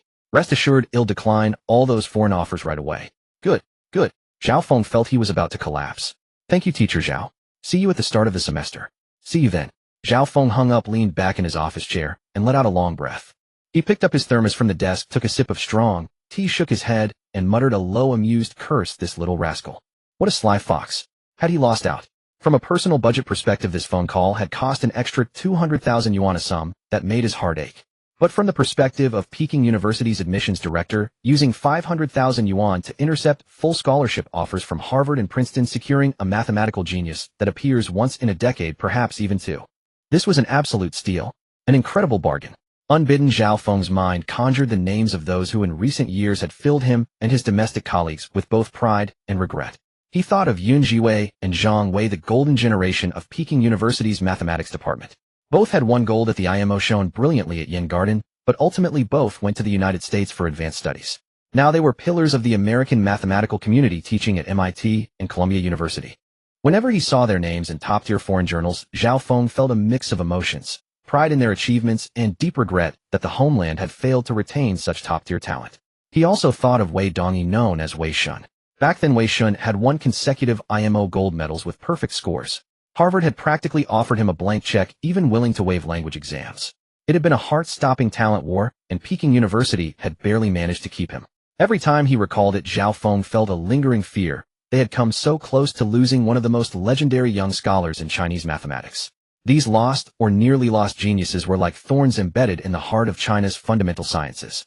It wasn't that they were unpatriotic. At that age, faced with better conditions and cutting-edge resources from the world's top universities, choosing a path more beneficial for personal development was understandable. His job, and that of Peking University, was to do everything possible to keep these top-tier seeds in the soil that needed them most. At this thought, the sting of loss in Zhao Feng's heart vanished, replaced by a huge sense of accomplishment from winning the talent war. He put down his teacup, his mood suddenly bright, even a little smug. "You want to play games with me?" he teased. "Little fox, just wait until you get to Yin Garden. They'll show you how to arrange things." He was already planning to pack Xu Chen off to the strictest, most student-squeezing old professors in the math department as soon as he enrolled. For a gifted student, this was the fastest path to growth, but the pressure was immense. "You dared to extort me today," he thought. "When the time comes, you'll have a taste of your own medicine." With this thought, teacher Zhao Feng's mood lightened considerably. He even began to hum a tune as he started drafting the application report for an additional special scholarship for Xu Chen, recipient of the IMO Special Award. The clamor of the IMO finally began to subside. On their last day in Japan, the team members went out to enjoy their rare free time. Xu Chen, however, chose to stay in the hotel. The proof of Professor Sun Jiwei's conjecture he had worked on the previous night had yet to be organized. He opened a fresh sheet of draft paper and meticulously reorganized the complete proof of conjecture 138, the fruit of his all-nighter 2 days ago. He not only recorded the final solution, but also annotated his thought process, the bottlenecks he encountered, and the key turning points that led to his breakthrough. After finishing, he felt an insatiable urge to continue. Following the same line of inquiry, he found 2 other problems among the 820 conjectures with similar structures. Conjecture 204 proved that for any positive integer n there exists a prime p such that Pn 1 and Pn. Conjecture 315, let Sn sigma 1k, proved that for any n1 Sn is not an integer. The first is a variation of Euclid's classic proof of the infinitude of primes, but with the addition of factorial, transforming the problem from existence to lower bound estimation, dramatically increasing its difficulty. The second appears to be a simple corollary of the divergence of the harmonic series, but confined to the realm of finite sums. It demands more refined number-theoretic tools based on Paddock valuation. These 2 problems were like twin brothers to conjecture 173, different in appearance, yet both flowing with the genes of prime factor analysis and divisibility. Grouping the 3 together as a series would give them just the right weight. Xu Chen immersed himself again. With the experience of solving the core problem, he approached them like a skilled butcher carving an ox. His thoughts clear, his cuts precise. By the time he had transcribed these 2 progressively challenging problems along with their respective proofs, works of art in themselves, onto the draft paper, the sky outside had unknowingly been tinged with a gentle twilight. That evening, Professor Li Jinhua came to the team members' rooms, reminding everyone to rest early as they had to catch a flight back home the next morning. Pushing open Xu Chen's door, he saw not a youth packing his luggage, but a figure furrowing his brows over a draft paper. The paper was densely covered with complex mathematical formulas and logical symbols. Still working on research. Professor Li Jinhua walked over with a smile, curiosity in his tone. "Yeah, Professor Li." Xu Chen looked up, scratching his head a little sheepishly. "Just working on some problems." "Let me see." Li Jinhua's curiosity was thoroughly piqued. He wanted to know what kind of monstrous problems this genius who had just stunned the world was pondering after the competition. He adjusted his glasses and picked up the draft paper to read. The moment he looked, his pupils sharply contracted. "This is research on special representations of integers and combinatorial number theory." Although Li Jinhua didn't specialize in this area as a seasoned mathematics educator, he had the discernment for it. He immediately recognized that the draft paper discussed an extremely profound and widely applied field in number theory. "Yeah, I solved a small problem earlier and thought about 2 of its extensions as well," Xu Chen said nonchalantly. Li Jinhua's gaze fell on the proof at the very beginning of the draft paper. The more he read, the faster his heart beat. The more he read, the harder it became to conceal the shock in his eyes. Did you come up with all this in the past 2 days?" Li Jinhua's voice was a bit dry. "Yeah, after solving the first one I felt like continuing, so I found 2 similar ones and organized them together." Li Jinhua fell silent. He felt as if his heart was being gripped by an invisible hand. Solved it as a side task. Felt like continuing. Organized them together. Does this kid realize that any one of these 3 problems could serve as a qualifying graduate thesis for a math student? He took just 1 night and an afternoon to solve them as if they were homework exercises. What kind of monster is this kid? He took a deep breath, forced himself to calm down, and re-examined the manuscript with a professional eye. The proofs for these 3 problems are logically rigorous, the conclusions profound, and they build on each other from a classic problem to 2 deeper extensions, forming a complete mini-system. Xu Chen, this is the foundation of a high-quality academic paper. Li Jinhua's voice was filled with undisguised excitement. "Which journal are you planning to submit this to?" Xu Chen was taken aback, a look of bewilderment spreading across his face. "Journal? Paper. He said somewhat confused, "I didn't think that far ahead. I just wanted to organize this and send it to the moderator of that math forum to see if I could claim the bounty they set up. I think it's $300. Uffed. Professor Li Jinhua nearly spat out blood. He looked at the youth before him, torn between laughter and tears. This kid, with mathematical talent that could make the world sit up and take notice, and all he's thinking about is a few $100s in bounty. In that moment, a complex emotion, a mix of envy and admiration, surged within Li Jinhua. To be honest, he envied Xu Chen. He envied his pure love for mathematics, driven neither by fame nor fortune, only for the primal joy that came from solving a difficult problem itself. For Li Jinhua, the pursuit of that $300+ was negligible. It was hardly a quest for profit, more like a child's playful reward. This was the most precious and most easily lost quality of a scholar. I didn't expect you to be so indifferent to fame and fortune, trading such a great achievement for just $300. Xu Chen thought, what? Me indifferent to fame and fortune? If Lu Feng, the director of Peking University's admissions office, heard this, he'd probably laugh in exasperation. Although Li Jinhua admired Xu Chen's pursuit of mathematics, he also realized that Xu Chen would eventually enter the academic world and would need his own accomplishments. Xu Chen was about to start university life, and it was time for him to get acquainted with the academic circle. Even though he was only responsible for the IMO national team as a senior, he felt it was his duty to provide this uncut jade, yet to step into academia with a necessary beginner's guide. Moreover, being the guide for a genius like Xu Chen entering the academic world was in itself a stroke of luck. Xu Chen, Professor Li Jinhua's expression turned serious and earnest. A few $100s in bounty is an insult to your intellectual achievement. Do you know what the true value of what you have in your hands is? He decided to give Xu Chen a proper lesson. In academia, the hard currency for measuring a scholar's level is not bonuses, but academic papers. And what carries these papers are academic journals. First, you need to understand a concept called SCI. He looked at Xu Chen, seeing the contemplative expression on his face, and explained SCI, full name Science Citation Index, is an international authoritative retrieval tool for academic journal literature. Simply put, only journals indexed by SCI are internationally recognized as academic journals. Only when your paper is accepted by an SCI index journal can it be considered a true academic achievement. Xu Chen nodded. This concept was not difficult to grasp. It was like the academic world's whitelist. And these SCI journals are also graded into different tiers. Internationally, there is a universal evaluation system called JCR Quartile. It ranks journals within their subject field based on their impact factor, the frequency with which their published papers are cited. The top 25 are Q1, 25 to 50 are Q2, and so on. Q1 represents the internationally recognized top-tier journals. Xu Chen nodded. Li Jinhua smiled and continued, but domestically we have our own stricter and more widely accepted standard called the CAS journal ranking. It also divides journals into zones 1, 2, 3, 0, and 4, but the distribution ratio is much stricter than JCR, more like a pyramid. He raised his fingers to illustrate. Zone 1 is the apex of the pyramid, taking only the top 5 of journals by impact factor within a discipline. It is the true jewel in the crown. Publishing a paper in a Zone 1 journal might take an ordinary scholar 5 or even 10 years. Zone 2 is the upper middle part of the pyramid, representing the top 5 to 20 of excellent journals. Publishing in Zone 2 is enough for a young faculty member to establish a foothold at a university and meet the hard criteria for becoming an associate professor. Zone 3 covers the 20 to 50 middle tier. Publishing a Zone 3 paper is the minimum requirement for a PhD to graduate and a stepping stone for a lecturer's promotion. Zone 4 comprises the remaining 50. Publishing a Zone 4 paper is usually required for a master's degree or represents basic exploratory work. So you see, Li Jinhua stressed, highlighting the key point. An internationally designated Q1 journal might only be Zone 2 or even Zone 3 in our CAS ranking. Therefore, in the domestic academic circle, when we say a Zone 1 paper, it by default refers to the CAS Zone 1. That is the true gold standard, the hardcore capital for becoming a professor, securing projects, and establishing academic status. And in the field of mathematics, among the Zone 1 journals, 4 are considered the sanctuary by everyone, known as the Big Four: Annals of Mathematics, Inventions Mathematicae, Acta Mathematica, and Journal of the American Mathematical Society. Although they are also Zone 1, you can think of the Big Four as an entity existing above Zone 1. There are hundreds of Zone 1 math journals, but only 4 in the Big Four, and each publishes only a few dozen papers per year.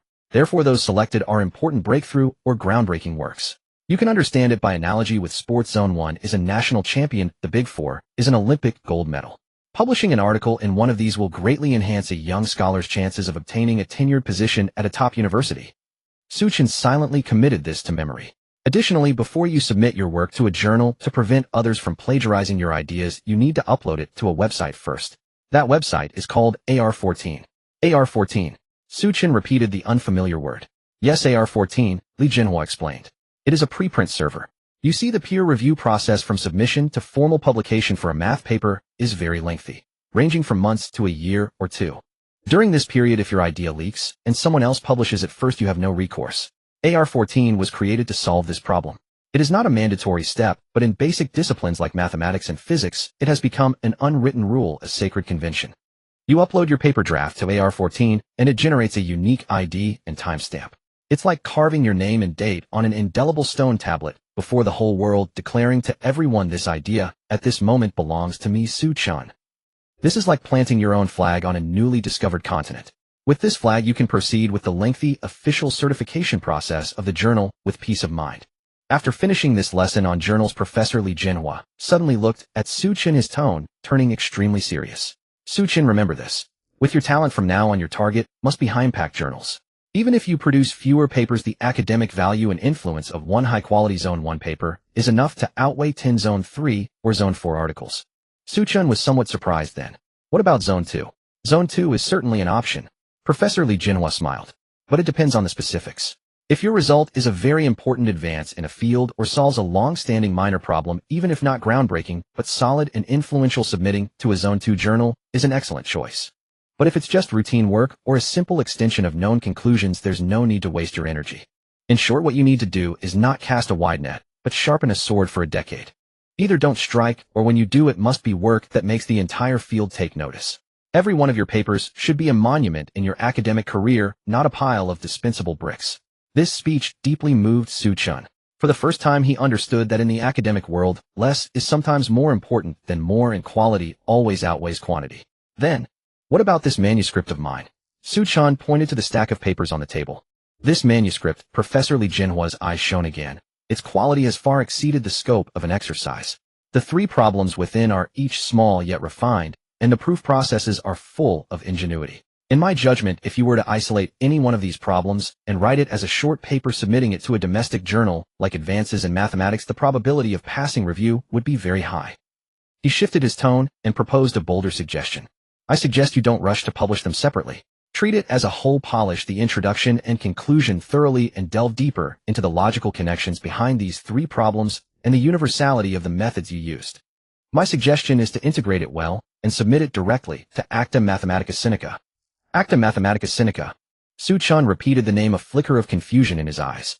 He remembered that when Professor Li had introduced the big 4 sanctuaries at the pinnacle of the mathematical world, he seemed to have mentioned that name too. Professor Li Jinhua saw his confusion and immediately smiled, waving his hand to explain, I'm not talking about the one in the big 4. Pay attention, this is a common point of confusion. Many young scholars new to the field get it wrong. He picked up a pen and wrote down 2 names on the paper, marking the difference with emphasis. Acta Mathematica Sinica English series. You see, he pointed to the first name. This one is published by the Royal Swedish Academy of Sciences, one of the big 4 in mathematics, a true sanctuary. Its name is in Latin, literally translated as Mathematical Journal. Then he pointed to the second name. The one I recommend you submit to is this one, a journal hosted by the Chinese Mathematical Society and the Chinese Academy of Sciences. Its English name has an extra Sinica, meaning of China. We also commonly call it Acta Mathematica Sinica, but referring to our own. Although the names are similar, the positioning is different. Professor Li's tone carried a hint of pride. Our own Acta Mathematica Sinica is one of the oldest and most internationally recognized mathematical journals in China. Its English edition is a top-tier Zone 2 journal in the CAS ranking, just a step away from the Zone 1 threshold. Using such a high-quality paper published in a top domestic Zone 2 journal as the start of your academic career will both showcase your strength to the world and contribute to our domestic journals. This starting point is already far higher than that of most PhD graduates in mathematics. This detailed explanation enlightened Xu Chen. He not only understood the difference between the 2 journals, but also felt from Professor Li's tone a deep affection from the older generation of scholars for the nation's academic development. I understand, Professor Li. Xu Chen nodded solemnly. He'll submit to Acta Mathematica Sinica. Seeing Xu Chen's half-comprehending expression, the passion for nurturing talent in Li Jinhua's heart was thoroughly ignited. Let me teach you how to write a paper. He took out his phone, pulled up a PDF of a paper he had published, and began to teach Hansen how to transform this problem-solving report into a paper that met international academic standards. You see here, you need to add an abstract summarizing your core work and conclusions in the most concise language. Here you need an introduction detailing the historical background of the problem, the current state of research, and the main contributions of your paper. Your proof process is well written, but the format needs adjustment. It's best to present each key step as an independent lemma or proposition for a clearer logical structure. Finally, you need references listing all the theorems you cited and the work of predecessors. This shows respect for others' research and is the foundation of academic norms. Professor Li Jinhua grew more excited as he spoke and even directly made a voice call. Hello, Xiaolu. Are you free right now? Send me the latest thesis format template Word file from your department. Yes, and also send a LaTeX source file with formulas. I need it now. On the other end of the line, his graduate student Lu Ming received the supervisor's call, utterly bewildered, but still scrambled to open his computer and sent the files over. He muttered to himself, Boss Li at his level is asking me for such basic stuff. Could it be? He's teaching someone who doesn't even know LaTeX how to write a paper. My God, what level of genius would make Boss Li personally teach him paper formatting? That evening, Professor Li Jinhua, the head coach of the national team, acted like the most patient mentor, pouring out half a lifetime of academic experience unreservedly to the youth who had shown him the future of Chinese mathematics. And Xu Chen, like a dry sponge, frantically absorbed all this new knowledge. So this is how a math paper is written. It seems the first thing after returning home is to buy a laptop. When the flight carrying the Chinese delegation touched down at Beijing Capital International Airport, what greeted them was a summer heat wave even more fervent than that of Chiba, Japan. A warmth that belonged to their homeland, along with a media presence rivaling the frenzy of a top-tier celebrity's arrival. After a series of official receptions, the national team was arranged to stay in the capital for about a week, primarily to attend the commendation ceremony and celebration banquet. The next day, a dedicated vehicle transported the team directly to the headquarters of the Chinese Mathematical Society in Zhongguancun. This was the highest hall of Chinese mathematics. Portraits of esteemed predecessors such as Hua Luogeng and Chen Jingrun adorned the walls, and the very air seemed to exude a solemn and sacred academic aura. The venue was dignified with bold song-style characters on the backdrop of the podium proclaiming, warmly celebrating the Chinese team's triumph as the overall champion of the 54th IMO International Mathematical Olympiad. Seated in the audience were titans of the Chinese mathematical community. Several white-haired academicians who were usually elusive and rarely seen had all attended today. The central section was filled with outstanding student representatives from top-tier secondary schools across the nation. They were the cream of the crop in national mathematics competitions, the hope of the future. Today they were organized to be here to undergo this highest form of baptism of glory, with the sole purpose of planting a seed of role model in their hearts, inspiring them to scale even greater peaks. Before returning to the country, Professor Li Jinhua had specifically sought out Xu Chen, informing him that he would need to prepare a speech for today's meeting. Don't make it too long, and don't use formalities or cliches, Professor Li had advised. Just speak as a senior to those middle and high school students, share your insights on learning mathematics. You're their greatest idol right now.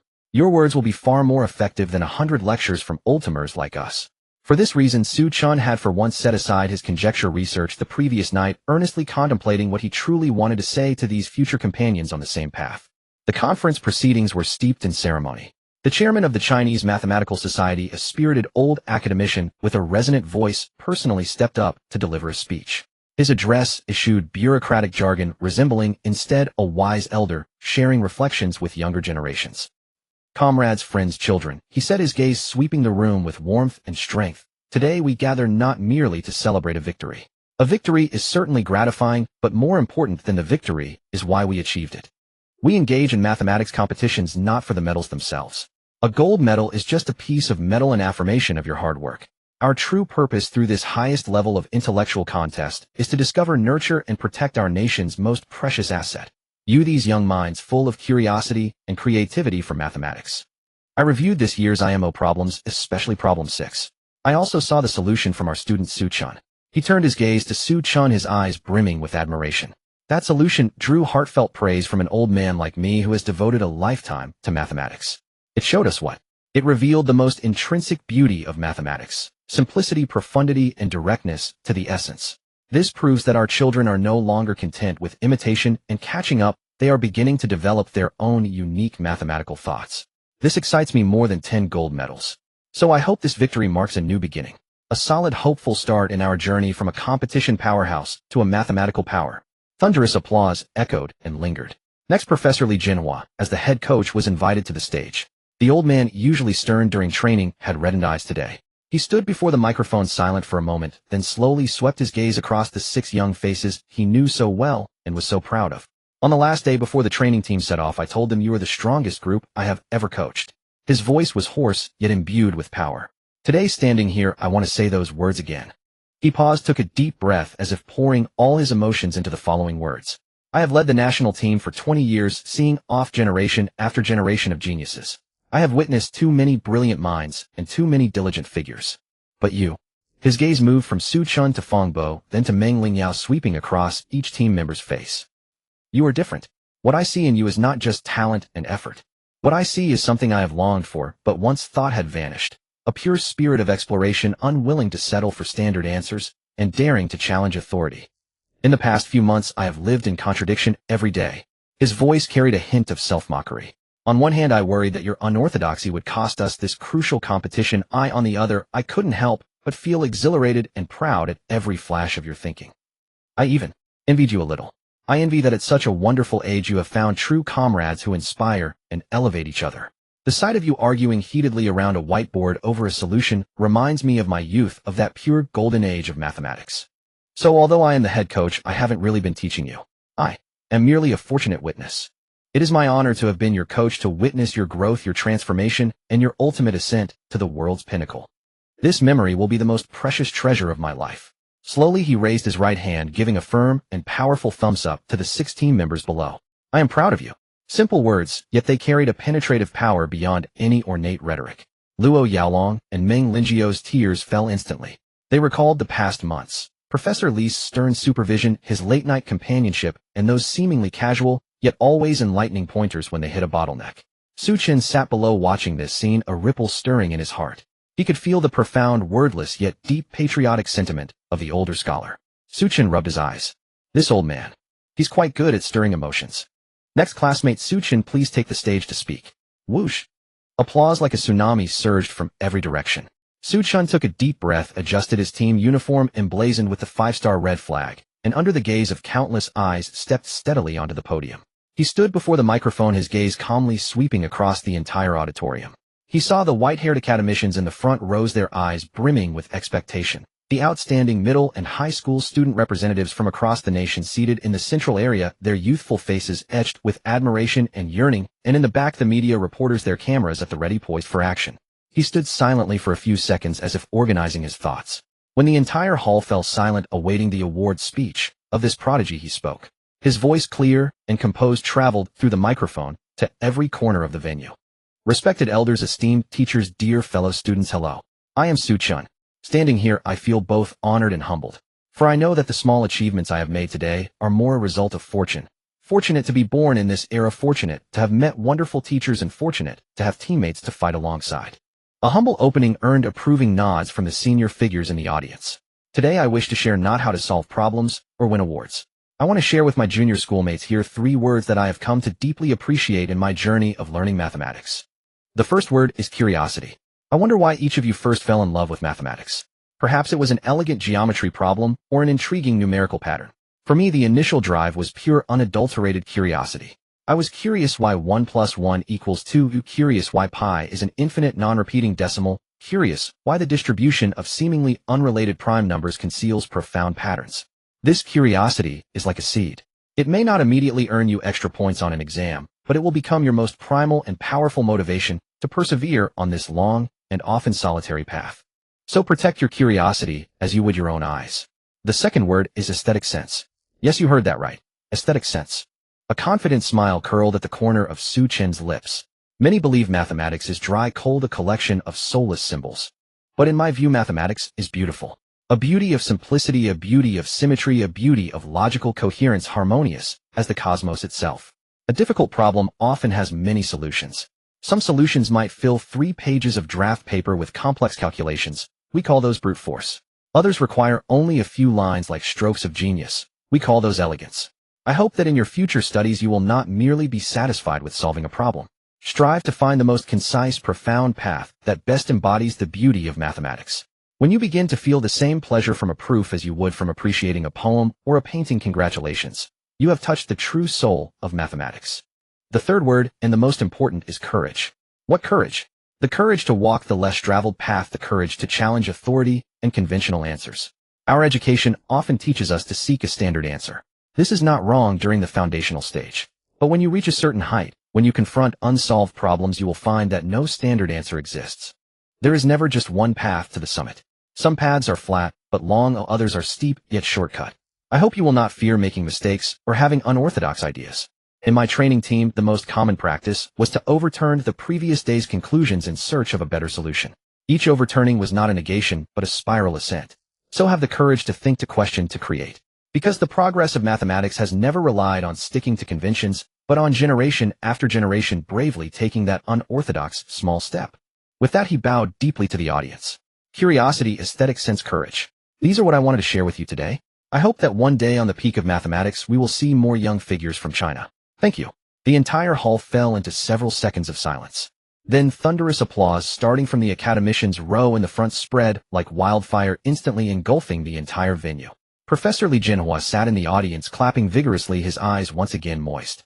He watched the composed, eloquent youth on stage, his heart brimming with profound emotion. Finally, the most anticipated moment, the award ceremony. To commend the outstanding performance of national team members Xu Chen, Bo Luo, Yalong Mengling, Yao Zhou and Sun Rue, at this year's IMO, the Chinese Mathematical Society has decided to award each member a bonus of 200,000 yuan. Whoosh! At this figure, applause erupted from the audience. The old chairman paused, his face breaking into an even more radiant smile, his gaze precisely landing on Xu Chen. Furthermore, to reward classmate Xu Chen for his unparalleled mathematical talent at this IMO, which won our country the long-dormant special prize after 18 years, the organizing committee has unanimously decided to add a special contribution award of 300,000 yuan on top of the 200,000. Another wave of warm applause swept through the hall. Xu Chen's heart skipped a beat. That made a total of 500,000. His previous assets were roughly the same amount. This single event had doubled his wealth. After a series of official events in the capital, Xu Chen finally embarked on his journey back to Anqing. And a more grounded yet far busier harvest of prize money was just beginning. In the half-month following his return to Anqing, Xu Chen's schedule was even more packed than during his training camp days. Today it was the grand commendation ceremony held by Anqing No. 3 High School, titled warmly celebrating our school's student Xu Chen winning the IMO World Championship. Tomorrow it was the Outstanding Young Student Achievement Report meeting for Anqing City, led by the Municipal Education Bureau. The day after, he was invited by the Provincial Education Department to the provincial capital to participate in the Provincial Basic Education Achievements Exhibition and speak as an outstanding student model. Prize money also came pouring in like snowflakes. Anqing No. 3 High School awarded 100,000 yuan. The Municipal Education Bureau awarded 15,000 yuan. The Provincial Education Department awarded 2,000 yuan. Additionally, several prominent local entrepreneurs from Anqing generously contributed, establishing various Xu Chen special scholarships that totaled nearly another 3,000 yuan. Xu Chen was bustling every day, shuttling between various venues and cameras. Though the process was exhausting, every time he thought of his ever-increasing bank balance, he felt he could endure this suffering for a while longer. During the highest-profile commendation ceremony held by the Municipal Education Bureau, an interesting before the award ceremony, Principal Wang of Anqing No. 3 High School quietly pulled Xu Chen aside. With his usual warm smile, he patted Xu Chen's shoulder and said casually, "Xu Chen, all the top city officials are here today. They place great importance on the achievements our school has made. Just now in the lounge, the director specifically asked me what unique teaching methods our school used to cultivate a talent like you. See, that really stumped me." He paused, his gaze deep as he looked at Xu Chen, his words laden with implication. A student's success certainly depends on their own efforts.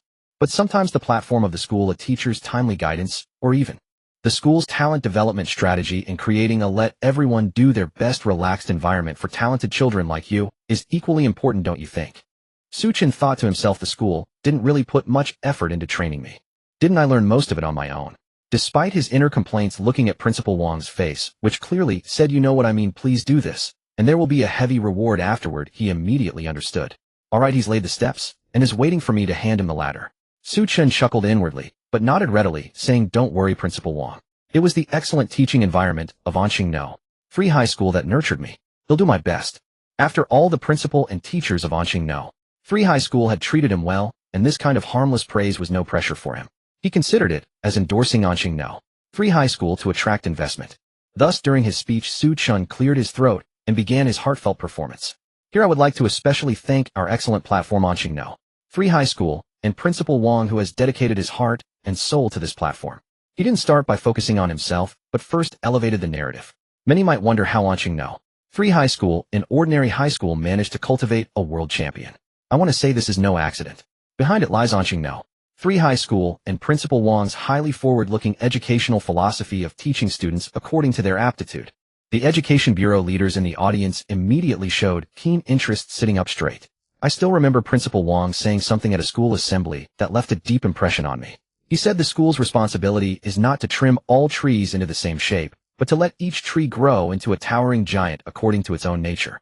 It is this strategy of not restricting talent to a single mold that gave students like me with special academic strengths the space to explore freely and grow wildly. As Xu Chen spoke, he glanced sidelong at Principal Wang in the audience. Principal Wang sat upright, a humble yet proud smile on his face. He occasionally waved his hand at the City Education Bureau leader beside him with an expression that said, "It's all my duty, nothing worth mentioning." His acting was so good that Xu Chen almost believed it himself. After the celebration, Principal Wang, his face beaming, found Xu Chen and patted his shoulder vigorously, saying excitedly, "Well said. Excellently said.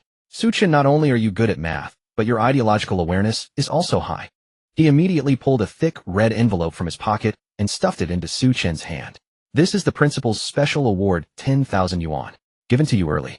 Tomorrow at the school's commendation meeting there will be other scholarships.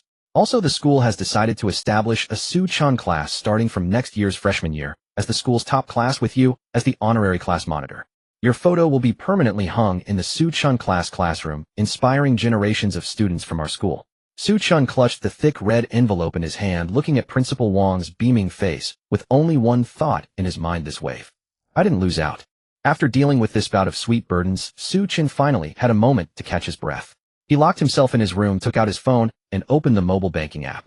Staring at the long string of numbers, he couldn't help but gasp. Including the previously promised 500 yuan from Peking University, various rewards from the CMO, and the nearly 1.3 million yuan received after returning from the IMO this time. The balance in his personal bank account had quietly surpassed the 2 million yuan mark. 2 million. What did this number mean for an ordinary county-level city like Anqing? It meant an average working-class family without eating or drinking would need to work for 30 or even 40 years. It meant he could buy a 100-square-meter commercial apartment in the city center with full payment. It meant he had already completed the wealth accumulation that most people could never achieve in a lifetime. Knowledge really can change destiny. Xu Chen turned off his phone, his heart filled with emotion. The money-collecting business was done, now it was time for the real work. He recalled Professor Li Jinhua's teachings and the unfinished paper he planned to submit to a top international journal. He needed a professional productivity tool. What computer should he buy? He knew nothing about electronics, so he directly called Professor Li Jinhua. Buy a computer. For writing papers. Professor Li on the other end of the line was clearly prepared for this question. I'm familiar with this. Listen to me, just get the top spec Apple MacBook Pro. Apple. Xu Chen hesitated. I've heard that system has compatibility issues with many software programs. Professor Li explained the macOS system provides the most hassle-free and efficient development environment for the scientific computing tools we commonly use like Python or MATLAB, and most importantly the LaTeX typesetting software. Remember, good tools allow you to focus all your energy on thinking about the problem itself rather than wasting it on dealing with software compatibility issues and system crashes. For fields like pure mathematics and statistics, it's the most suitable choice. Okay, thank you, Professor Li. I understand. Hanging up, Xu Chen hesitated no longer. He opened the e-commerce app, found Apple's official flagship store, and directly ordered the latest 16-inch MacBook Pro with maximum memory and storage. As he paid over 2,000 yuan with a blank expression, only one thought crossed his mind: this feeling is really good. After the clamor subsided, life returned to tranquility. When Xu Chen solemnly handed over the weighty IMO gold medal and the legendary special award certificate to his parents, watching them carefully lock it away in the safe alongside his provincial and national competition awards, he knew that the dungeon of his high school years had been completely conquered. Xu Chen declined all unnecessary social engagements and shut himself back in his study. He opened the brand-new metallic luster MacBook Pro and began the first formal task of his academic career, compiling the proofs of 3-number theory conjectures into a paper conforming to international academic standards. It was far more complex than he had imagined. Following Professor Li Jinhua's instructions, he first used LaTeX to structure the entire paper: abstract, introduction, preliminaries, main results, proofs, references. Each section had strict formatting and writing requirements. He placed the resolution of the first conjecture as a prelude in the introduction to contextualize the problem and research motivation. Then he distilled the core technique shared by all 3 problems, the combined application of the smallest prime factor method and the LTE lemma, into an independent main lemma in the preliminary section, providing a detailed proof. He discovered that the essence of these three problems pointed to a profoundly deep property in number theory, the constraining role of the smallest prime factor in divisibility structures. This became the soul of his paper. Finally, in the main results section, he presented the other two deeper conjectures as direct corollaries of this lemma, stating two concise, yet powerful theorems and completing their proofs. Thus, the paper's structure evolved from a mere problem-solving report on three isolated issues into a logically progressive, universally significant small theoretical system, moving from lemma to theorem. The entire process consumed 3 full days. He gave the paper a precise and academic title, A Study on the Solution Structures of Several Classes of Diophantine Equations based on the Smallest Prime Factor Analysis Method. In the introduction, he wrote, Introduction, the renowned number theorist Professor Sun Jue has proposed numerous profound conjectures in his works, a considerable portion of which concern integer solutions to specific Diophantine equations. This paper selects conjectures 138, 204, and 315 as research subjects. Traditional methods often encounter difficulties when dealing with such problems due to the nonlinear and exponential hybrid structures of the equations. This paper proposes a unified analytical framework based on the smallest prime factor. By examining the congruence relations and properties of the order that the smallest prime factor of a solution must satisfy, we successfully provide concise and consistent proofs for these three seemingly unrelated problems, revealing the profound algebraic structural connections underlying them. At the end of the paper, he added an acknowledgments section, solemnly writing, Acknowledgments. The final completion of this paper is inseparable from the meticulous guidance of Professor Li Jinhua, the head coach of the Chinese Mathematical Olympiad national team. Professor Li not only provided invaluable advice on academic norms and paper formatting, but also with his profound academic insight inspired the author to delve deeper into the essence of the problems. Hereby I extend my sincerest gratitude to Professor Li. After typing the last character, Xu Chen let out a long breath. He sent the final PDF to Professor Li Jinhua for review. Half an hour later, Professor Li called back, his voice brimming with barely contained excitement. Not bad. Xu Chen, this paper of yours is very well written. But Professor Li's voice paused. Kid, did you have to mention me in the acknowledgments? All this superficial flattery. Xu Chen chuckled. It's just academic convention, thanking my advisor for guidance. Stop right there. Professor Li's tone suddenly turned serious, but more teasing. Don't you try to butter me up. What I taught you was how to adjust line spacing in LaTeX, how to write an abstract and introduction. What does that have to do with the core mathematical ideas of the paper? If this gets published, people might think Li Jinhua is so arrogant he has to claim credit for his student's debut work. I can't afford to lose face like that. He paused, then said in a joking but firm tone, Delete it. You must delete it. When you crack some major conjecture, and I've actually helped, then you can put me in the acknowledgments and I'll frame it on my wall. For now, forget it. Alright, Professor Li, as you wish. Hanging up, Xu Chen deleted the acknowledgments, took a deep breath, and prepared for the final step, submission. However, just as he opened the submission system to fill in his author information, an extremely real and awkward problem confronted him. Author affiliation. What is my affiliation? He stared at the blank field for the first time, feeling a constraint born from the rules themselves. He couldn't help but grumble internally. The people who designed the academic submission process probably never imagined that a wild researcher not affiliated with any institution could write a paper worthy of an SCI journal. This feeling was like a max-level fully equipped player ready to challenge the final boss, only to find they lack entry to the dungeon because they haven't joined any guild. It was utterly absurd. Should I write Anqing? No. Free high school. He had already graduated high school. Moreover, a paper intended for a second-tier mathematics journal signed by an obscure county high school. The image was just too incongruous. Then Peking University. But he hadn't officially enrolled yet, and didn't even have a student ID. Strictly speaking, he wasn't a Peking University student. If some busybody checked, would it be seen as piggybacking on PKU's reputation? Would it count as academic misconduct? Could I write independent researcher? Xu Chen didn't know if this was acceptable, and even searched online. He found that quite a few divine figures had published top journal papers as independent researchers. The most famous was the legendary Indian mathematician Srinivasa Ramanujan. Before being discovered by Hardy, he was just a clerk at the Madras Port Trust. The letters that stunned the European mathematical community could only list himself as the affiliation. He was only accepted by Trinity College, Cambridge, after proving his worth to the world. More recently, there was Grigory Perelman, the reclusive Russian mathematician who solved the Poincare conjecture. When he completed that proof of the century, he had already resigned from all academic positions and was unemployed. His paper was also published on AR-14 under the identity of independent researcher, and he refused all awards and honors.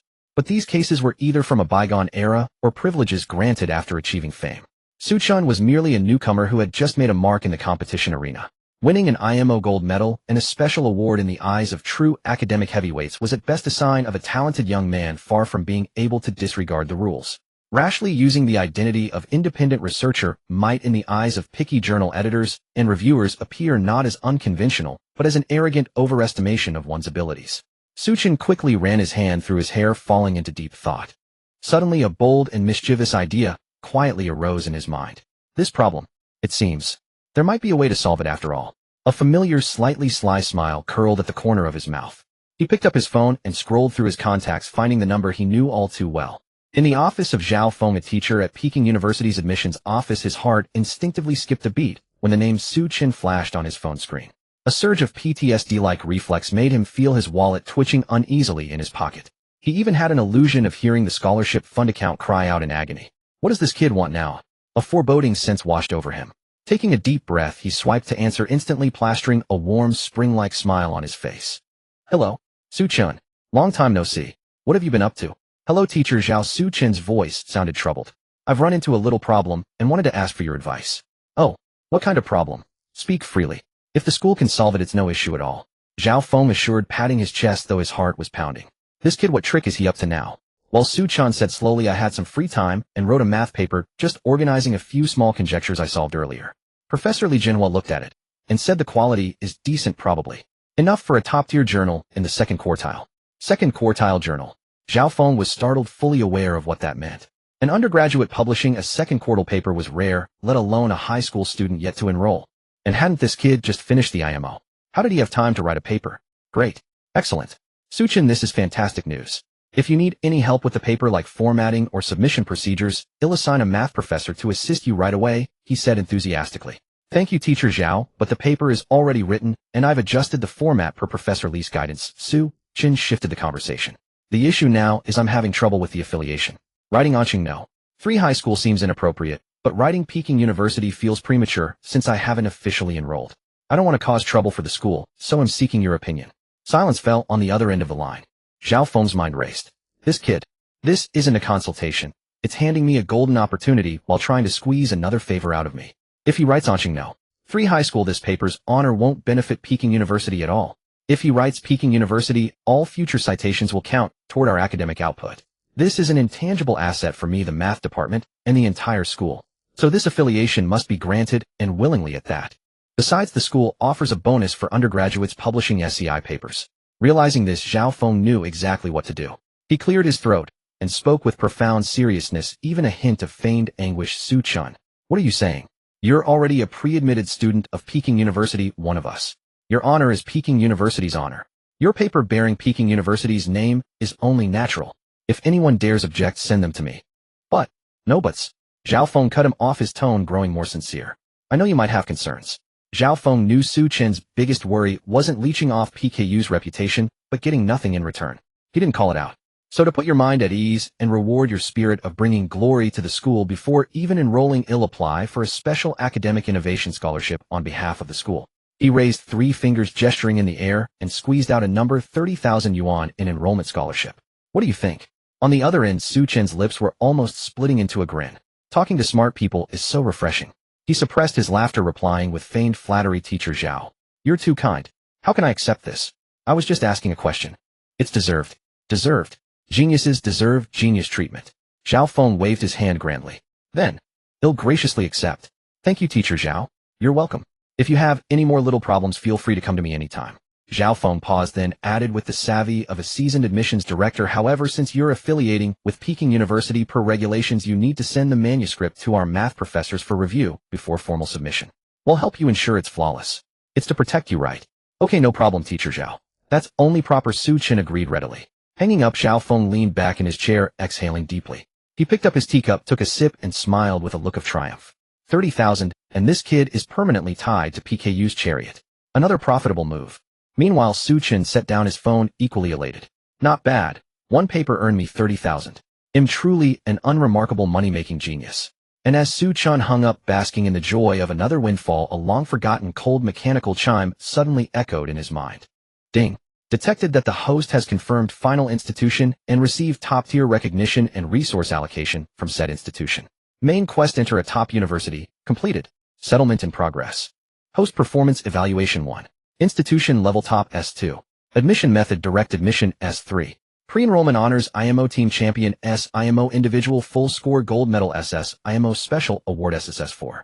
Pre-enrollment Resource Acquisition Scholarship reached Theoretical Maximum SSS. Overall Evaluation SSS. Quest Reward Issued Experience 400 points 30. Obtained 1 Main Quest Reward Chest. Current Math Discipline Level LV. 1 Current Math Experience 450500. Xu Chen was utterly stunned, staring at the massively increased experience bar and the pre-enrollment resource acquisition SSS rating. He suddenly understood. So, scholarships count toward the quest evaluation. Good thing I was thick-skinned and squeezed out another one. Otherwise I might have missed that SSS rating. He felt a wave of relief. This quest gave 400 experience points in one go. Previously he had spent days and nights studying conjectures and learning new knowledge, only gaining a few points. And the further he progressed, the slower the efficiency of learning alone became. Indeed, for rapid leveling, I need to follow the system's quests. The system is the ultimate lifeline. His attention soon focused on the newly appeared reward. A main quest reward chest. Xu Chen opened the system inventory to examine the chest's description. The chest's opening probability 70 chance for level 13 items, 29 chance for level 4 items, and 1 chance for level 5 items. Damn, doesn't that mean a 100 chance of winning something? Recalling the previous level-up chest that had left him deeply resentful, the corner of his mouth twitched involuntarily. That wretched chest had a staggering 50 chance of yielding a souvenir, and he unfortunately had been the unlucky one. It produced a pen that, aside from a slightly futuristic appearance, was utterly indistinguishable from a 2-yuan office supply store pen. At the time, Xu Chen had foolishly believed it possessed some hidden buff, like writing like a divine hand, and he even used it to plow through an entire advanced mathematics exercise book. In the end, it was utterly useless except for consuming ink at an alarming rate. If not for its system origin, he would have already tossed it into the recycling bin downstairs. Now this main quest reward chest not only guaranteed a prize, but also ensured at least a practical level 1 item. As expected of a main quest that took over a year to complete, the reward is truly different. He rubbed his hands together, feeling like a lottery player about to scratch a ticket, his heart filled with tension and anticipation. No, this needed a ritual.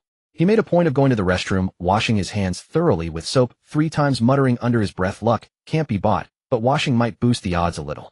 After completing this ceremony, he took a deep breath and silently commanded, "Come on, let me see if I'm a lucky king or a cursed peasant. Open." In the system's space, the golden chest slowly opened. There were no earth-shattering special effects or dazzling multicolored rays. A soft moonlight-like radiance rose from the chest, eventually coalescing into a thin virtual book seemingly made of light. On the cover, an ancient and solemn title slowly emerged. "Congratulations, host. You have obtained a level 3 item, a proof of Goldbox conjecture for a special class of even numbers." Holy shit. Even with his composed nature, Xu Chen couldn't help but curse inwardly at the sight of Goldbox conjecture. Goldbox conjecture. It was one of the most brilliant gems on the crown of mathematics, renowned alongside the Riemann hypothesis and Fermat's last theorem. It was an ultimate puzzle that had troubled humanity for centuries, causing countless top mathematicians to bow in defeat. Its statement was so simple that even a primary school student could grasp it. Every even integer greater than 2 can be expressed as the sum of 2 primes. This conjecture, abbreviated as 11, had haunted the realm of number theory like a specter since its proposal in 1742. Countless geniuses had devoted their entire lives to proving it. I recall, the closest our nation came to this peak was academician Chen Jingrun's 12 proof. Every sufficiently large even integer can be expressed as the sum of a prime and a product of at most 2 primes. That final step from 12 to 11 seemed a mere inch away, but was an insurmountable chasm yet to be crossed by anyone. Did the system directly hand me a proof? Xu Chen felt his heart pounding wildly in his chest, blood rushing to his head, his cheeks burning. Damn, this time I'm truly blessed by luck.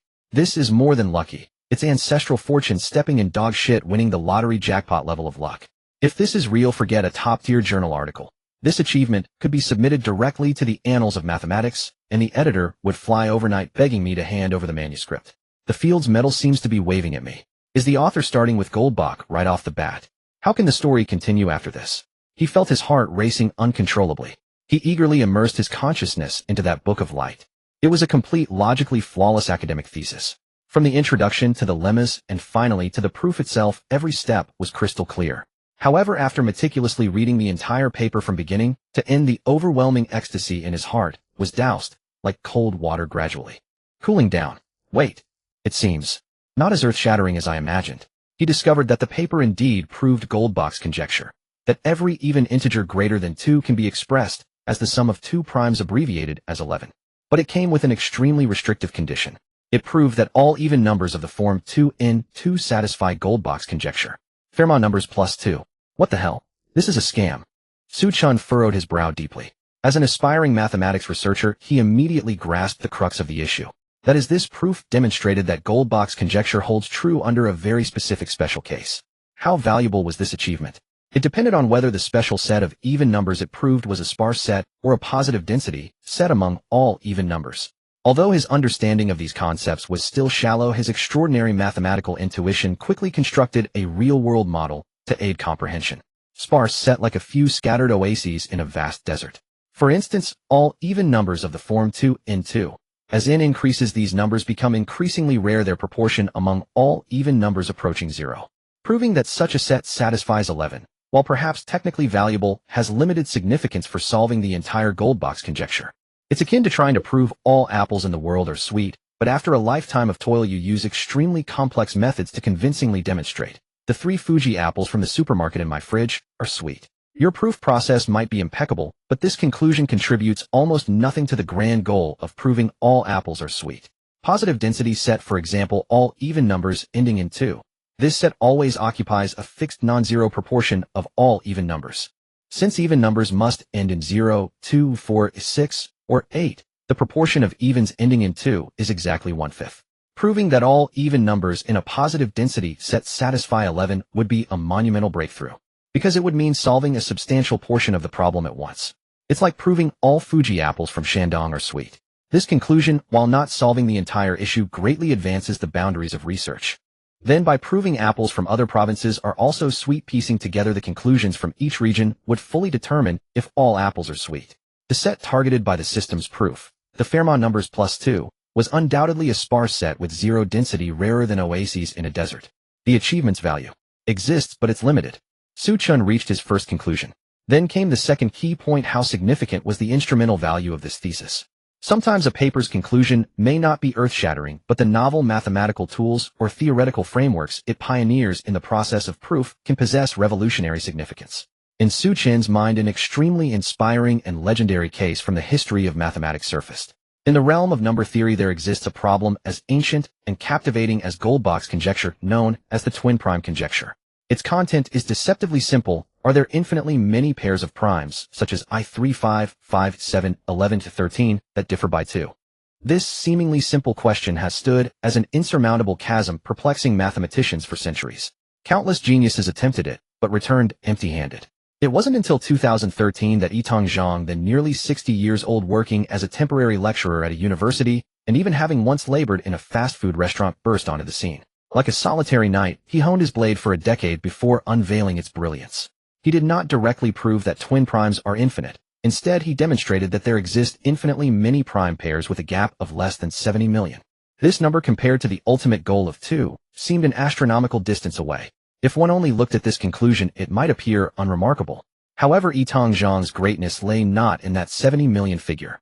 Rather, it resided in the novel, universally applicable sieve method he forged upon the foundations of prior work to reach that conclusion.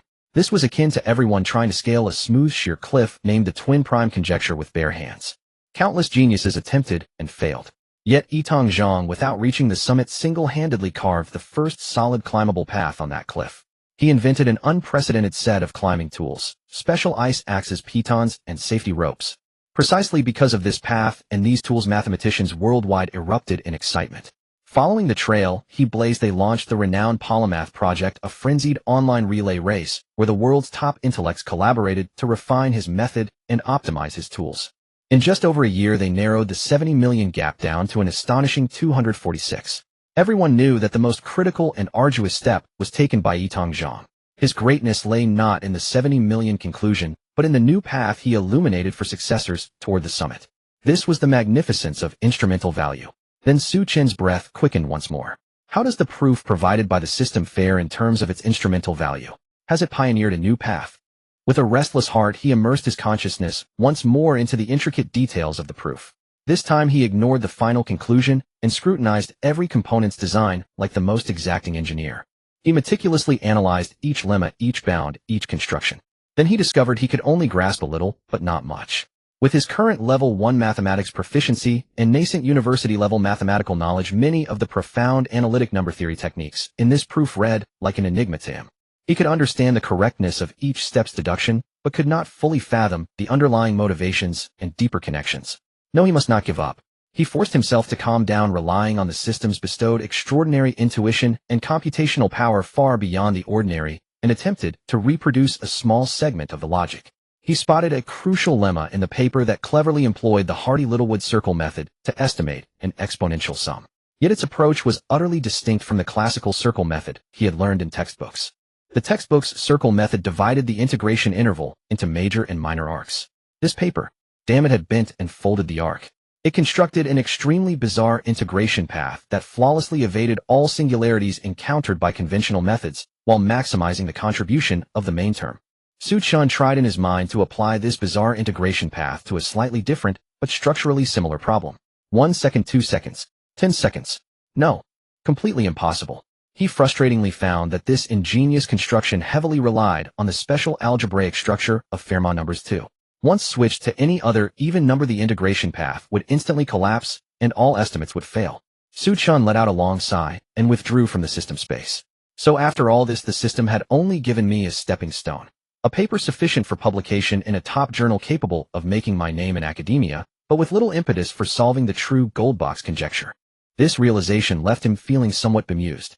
It was like the protagonist of a martial arts novel who, after arduous efforts, opens a treasure chest of a peerless secret manual only to find not the 9-yang scripture, but a guide to quickly passing the Huashan sect's entry disciple exam. Though equally precious and capable of instantly making him a rising star in the sect, it was still leagues away from his dream of being number 1 under heaven. However, upon second thought, he felt relieved. Indeed, if the system could directly provide a complete method to solve gold box conjecture, this reward would not be a mere level 3 item, it would be at least level 5. One must eat bite by bite and walk step by step. Even if I were given the 9-yang scripture now, with my meager internal energy, I couldn't practice it. He sighed helplessly and temporarily stored this heavenly script titled Proof of Gold Box Conjecture for a special class of even numbers deep within the system's inventory. Yet the fire within him, far from being extinguished, burned even brighter. What the system provided might be a finished product, but for me it was more like a semi-finished product, a toy full of room for optimization. He began planning for the future. Once my mathematical level improves and my knowledge base is sufficient, I must thoroughly dismantle and master this proof. Can I expand its scope of applicability even just a little bit? From proving only that the apples in my fridge are sweet, can I extend it to prove that all apples sold in our neighborhood supermarket are sweet? Even more, can I extract from its special technique a universal inner method to attack other seemingly unrelated problems? He knew that this item would one day become the most powerful weapon in his arsenal. But not now. After digesting the shock and contemplation brought by the proof of the gold box conjecture, Xu Chen's attention returned to the system interface. The cold, long dormant system prompt echoed once more in his mind. Ding! The main quest threshold of the ivory tower has concluded flawlessly. A new journey is about to commence. System upgrading. Upgrade complete. New feature module experience, quest unlocked. Xu Chen was momentarily stunned, then summoned the system panel. On what was once a minimalist interface, a brand new section titled Quest Center had appeared. Upon opening it, 2 submenus were clearly displayed, Main Quest and Experience Quest. He clicked on Main Quest first. A brand new quest radiating a golden light lay quietly before him. Main Quest, the crown of academia. Quest description: the true value of a scholar's work is ultimately defined by peer review. Publish an original research paper as the sole author or first author in the highest temple of mathematics. The Big Four Journals: Annals of Mathematics, Inventions, Mathematici, Acta Mathematica, Journal of the American Mathematical Society. Quest reward: 1500 mathematics discipline experience points, 30 credits. Main Quest reward chest 1. Quest hint: the final reward will fluctuate based on the host's performance upon completion. E.g. paper quality, impact, completion speed. Good heavens, the Big Four. System, you really think highly of me. Xu Chen raised an eyebrow as he looked at the quest. This quest. The time span might be considerable. He recalled his first main quest from high school. Enter the world's top university. That quest from release to completion had taken over a year. This time the difficulty was evidently higher. Publishing a paper in the Math Big Four was the ultimate glory countless top mathematicians pursued their entire lives. Many brilliant math PhDs might never achieve it in their entire careers. The proof of the special form of the gold box conjecture from earlier could perhaps be sent to the Big Four. But I don't even understand the paper myself. Sending it out would be too easy to expose. At least I need to fully grasp it myself first. By that time, it will probably be a year or two later. It seems the system intends for me to spend my entire college career achieving this goal. He understood, then clicked on the other brand new section, Experience Quest. 3 quests radiating a blue light and appearing more daily came into view. Experience Quest module description. Experience quests are designed to provide the host with a continuous phased growth path. Quest rewards will fluctuate based on the host's performance.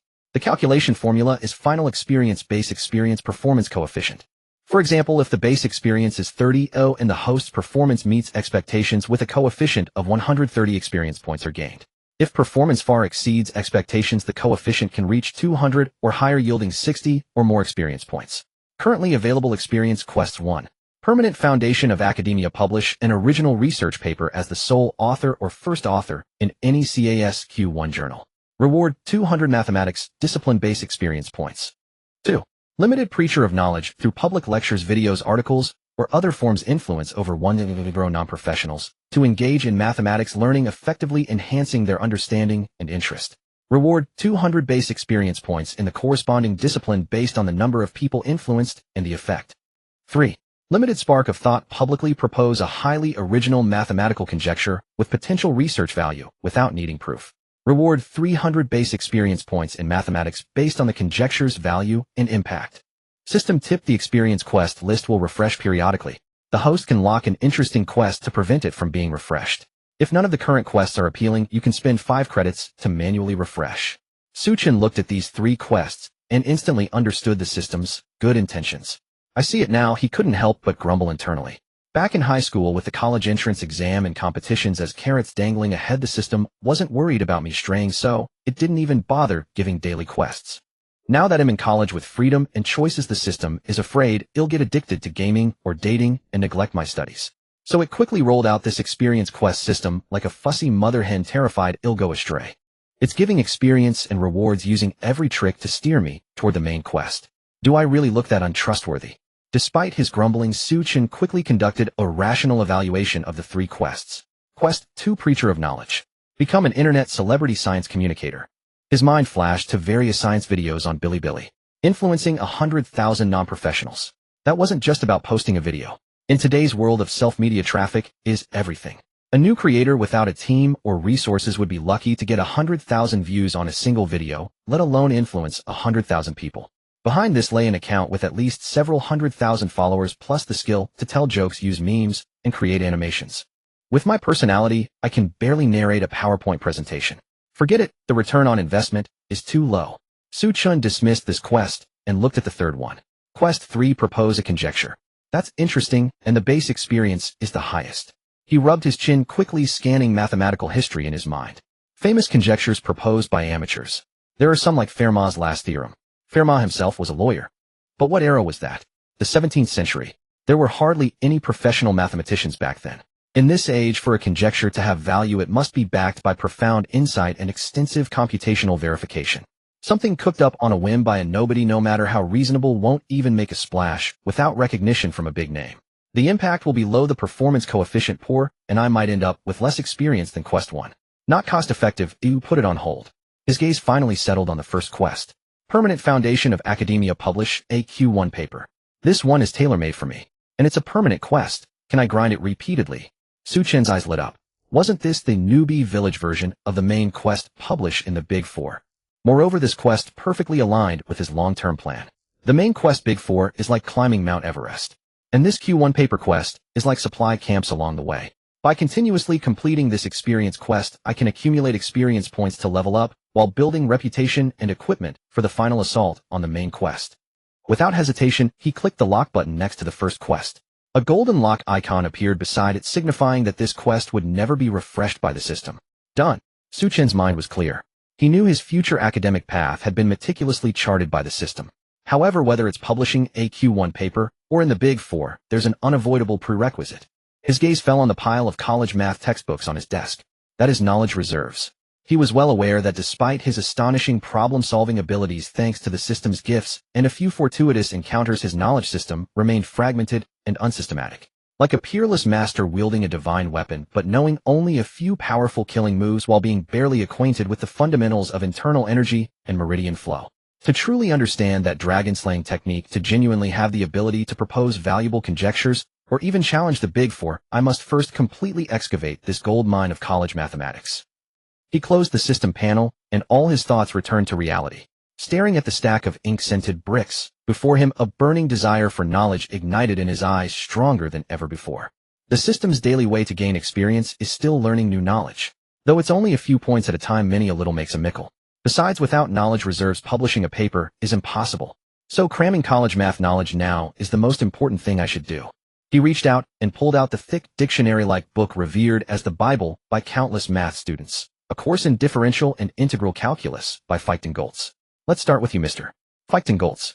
For Xu Chen, who had already grasped modern mathematical analysis, this classic tome, leaning more toward classical analysis and computational techniques, was not a starting point for learning new knowledge, but rather a journey of tracing roots and filling gaps. My number sense and abstract thinking are strong, but I've neglected complex integral calculations and various special substitution techniques because I learned things too modernly. This textbook will perfectly plug that gap. It's like a master manual for internal energy, helping me integrate all my scattered techniques into A few days later, Xu Chen's phone rang. The caller ID displayed Teacher Zhao Feng from the admissions office of Peking University. Hello, Xu Chen. Ha ha ha, great news. Zhao Feng's voice on the other end was brimming with irrepressible joy. Your paper, I had several professors from our School of Mathematics take a look at it, and they all said it's exceptionally well written. Especially Professor Zhang Weiping, a leading authority in number theory in our country. He said the ideas in your paper are very innovative, and its quality is fully sufficient for Acta Mathematica Sinica. Really, that's wonderful. Xu Chen felt a surge of delight in his heart. So regarding the issue of your affiliation, the department has handled it as a special case and resolved it for you. Thank you, Teacher Zhao. Thank you, professors. Hanging up the phone, the last stone weighing on Xu Chen's heart was finally lifted. He returned to his computer and meticulously read through the already polished to perfection paper one more time. He felt quite confident about the English portion within it. Aware of his own English proficiency, to avoid embarrassment, he had specially sought the help of Professor Li Genoa. Without any hesitation, Professor Li directly assigned the task to his best English-speaking graduate student. That senior fellow, evidently under strict orders from Professor Li, put the same effort into polishing the abstract as he would into writing his own doctoral dissertation. He not only corrected all grammatical and lexical flaws, but also translated Xu Chen's straightforward Chinese expressions into elegant, scholarly, and concise English. Gazing at this nearly flawless English abstract, Xu Chen nodded with satisfaction. Professional matters should be left to the professionals. But I still need to spend some time improving my English. I can't rely on others for polishing every future SEI publication, can I? That would be too embarrassing. Everything was ready. Xu Chen took a deep breath and opened the official website of Acta Mathematica Sinica. The page design carried a simple, yet dignified style reminiscent of the last century. He found the online submission entrance and clicked into a somewhat rudimentary form system. He filled in the paper title, keywords, author information step by step as required. Finally, he uploaded his paper's PDF file. When filling in the contact email, he hesitated. He didn't yet have an official Peking University email address. After a moment's thought, he could only enter his QQ email. Should be. Okay, right. A flicker of uncertainty crossed his mind. Forget it, content is king. As long as the paper's quality is solid, the email address shouldn't matter. Thinking this, he pressed the button that would decide the paper's fate. Confirm submission. A prompt box appeared on the screen. Submission successful. Manuscript number AMSXXXXXX. What followed was a long wait. He knew this was only the first step of a long journey. A mathematics paper's journey from completion to final publication requires a lengthy and rigorous process. Having lurked on various academic forums before, he had already thoroughly understood every link of this process. First came the editor's initial review. His submission would first reach the journal editor's hands. The editor would conduct a preliminary screening assessing whether the topic fit the journal's scope, the format was standard, and the content possessed basic originality and academic value. If the paper was rejected at this stage, a so-called desk rejection, it wouldn't even qualify for formal review. If it passed the initial review, the manuscript would enter the most core and lengthy stage, peer review. The editor would invite 2 to 3 anonymous experts or reviewers specializing in the same research area to conduct the most stringent review. The reviewers would evaluate the paper from multiple dimensions, including innovation, logical rigor, methodological validity, and reliability of conclusions, thoroughly scrutinizing and critiquing it. After the review, reviewers would provide specific evaluation comments. There were usually 4 possible outcomes: acceptance, extremely rare in top journals; minor revision, meaning the paper was generally good with minor improvements needed; major revision; and re-review, indicating some value, but many issues requiring substantial changes before resubmission; and the most direct, rejection. The author would need to revise the paper point by point according to each reviewer's comments, and write a detailed response to reviewers explaining how they addressed each issue. This process might repeat several times, severely testing the author's patience and academic foundation. Only when all reviewers were satisfied with the revised manuscript would the editor issue the final acceptance letter. Subsequently, the paper would enter typesetting and proofreading stages and appear on the journal's website as an online first publication, marking the formal recognition of the academic achievement.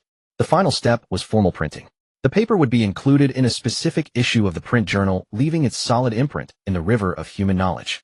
The entire process, if smooth, would take 3 to 5 months, if not dragging on for a year or two, or even longer was common.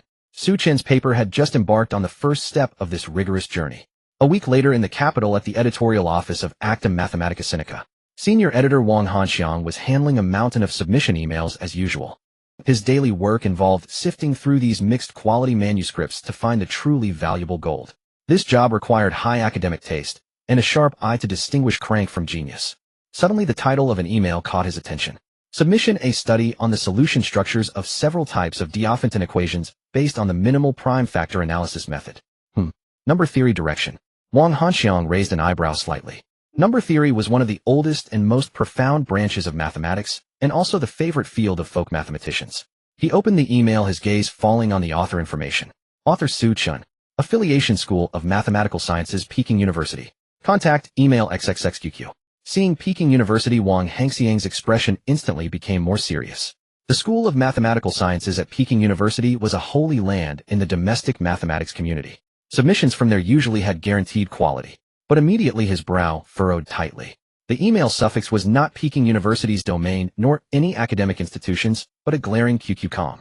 QQ email? What the hell? He couldn't help but complain inwardly. Would a scholar from Peking University's math school use a QQ email to submit to a top journal like ours? Legitimate scholars invariably used their institutional official email, edu email, when submitting. This was not just an academic norm, but also a symbol of identity. Using a QQ email for submission was too amateur. A strong aura of a crank imposter rushed at him. The corner of Wang Hanxiang's mouth curled into a self-mocking arc. Are cranks these days so competitive? With such professional formatting? He was almost ready to drag this email directly into the trash. But out of professional rigor, he still patiently opened the attached paper PDF. He intended to skim through it quickly and find a sufficient reason to reject it. However, when he saw the paper's near-perfect formatting, rigorous introduction, and clear logical structure, the mockery on his face gradually froze. This doesn't look like the work of a crank. The more he read, the more astonished he became. The paper demonstrated a masterful command of number theory tools along with a profound layered insight that pierced straight to the core of the problem, qualities far beyond the reach of an ordinary enthusiast. Interesting, Wang Hanxiang murmured, deliberating for a moment before deciding to send this suspicious paper for external review. From the reviewer database, he meticulously selected 2 experts with notable achievements in number theory. One was Lin Wangnan, a senior professor at Fudan University, renowned for his rigorous reviews and sharp IQ. The other was Zhou Yi, a young researcher at the Institute of Mathematics, Chinese Academy of Sciences, known for his agile thinking and cutting-edge perspective.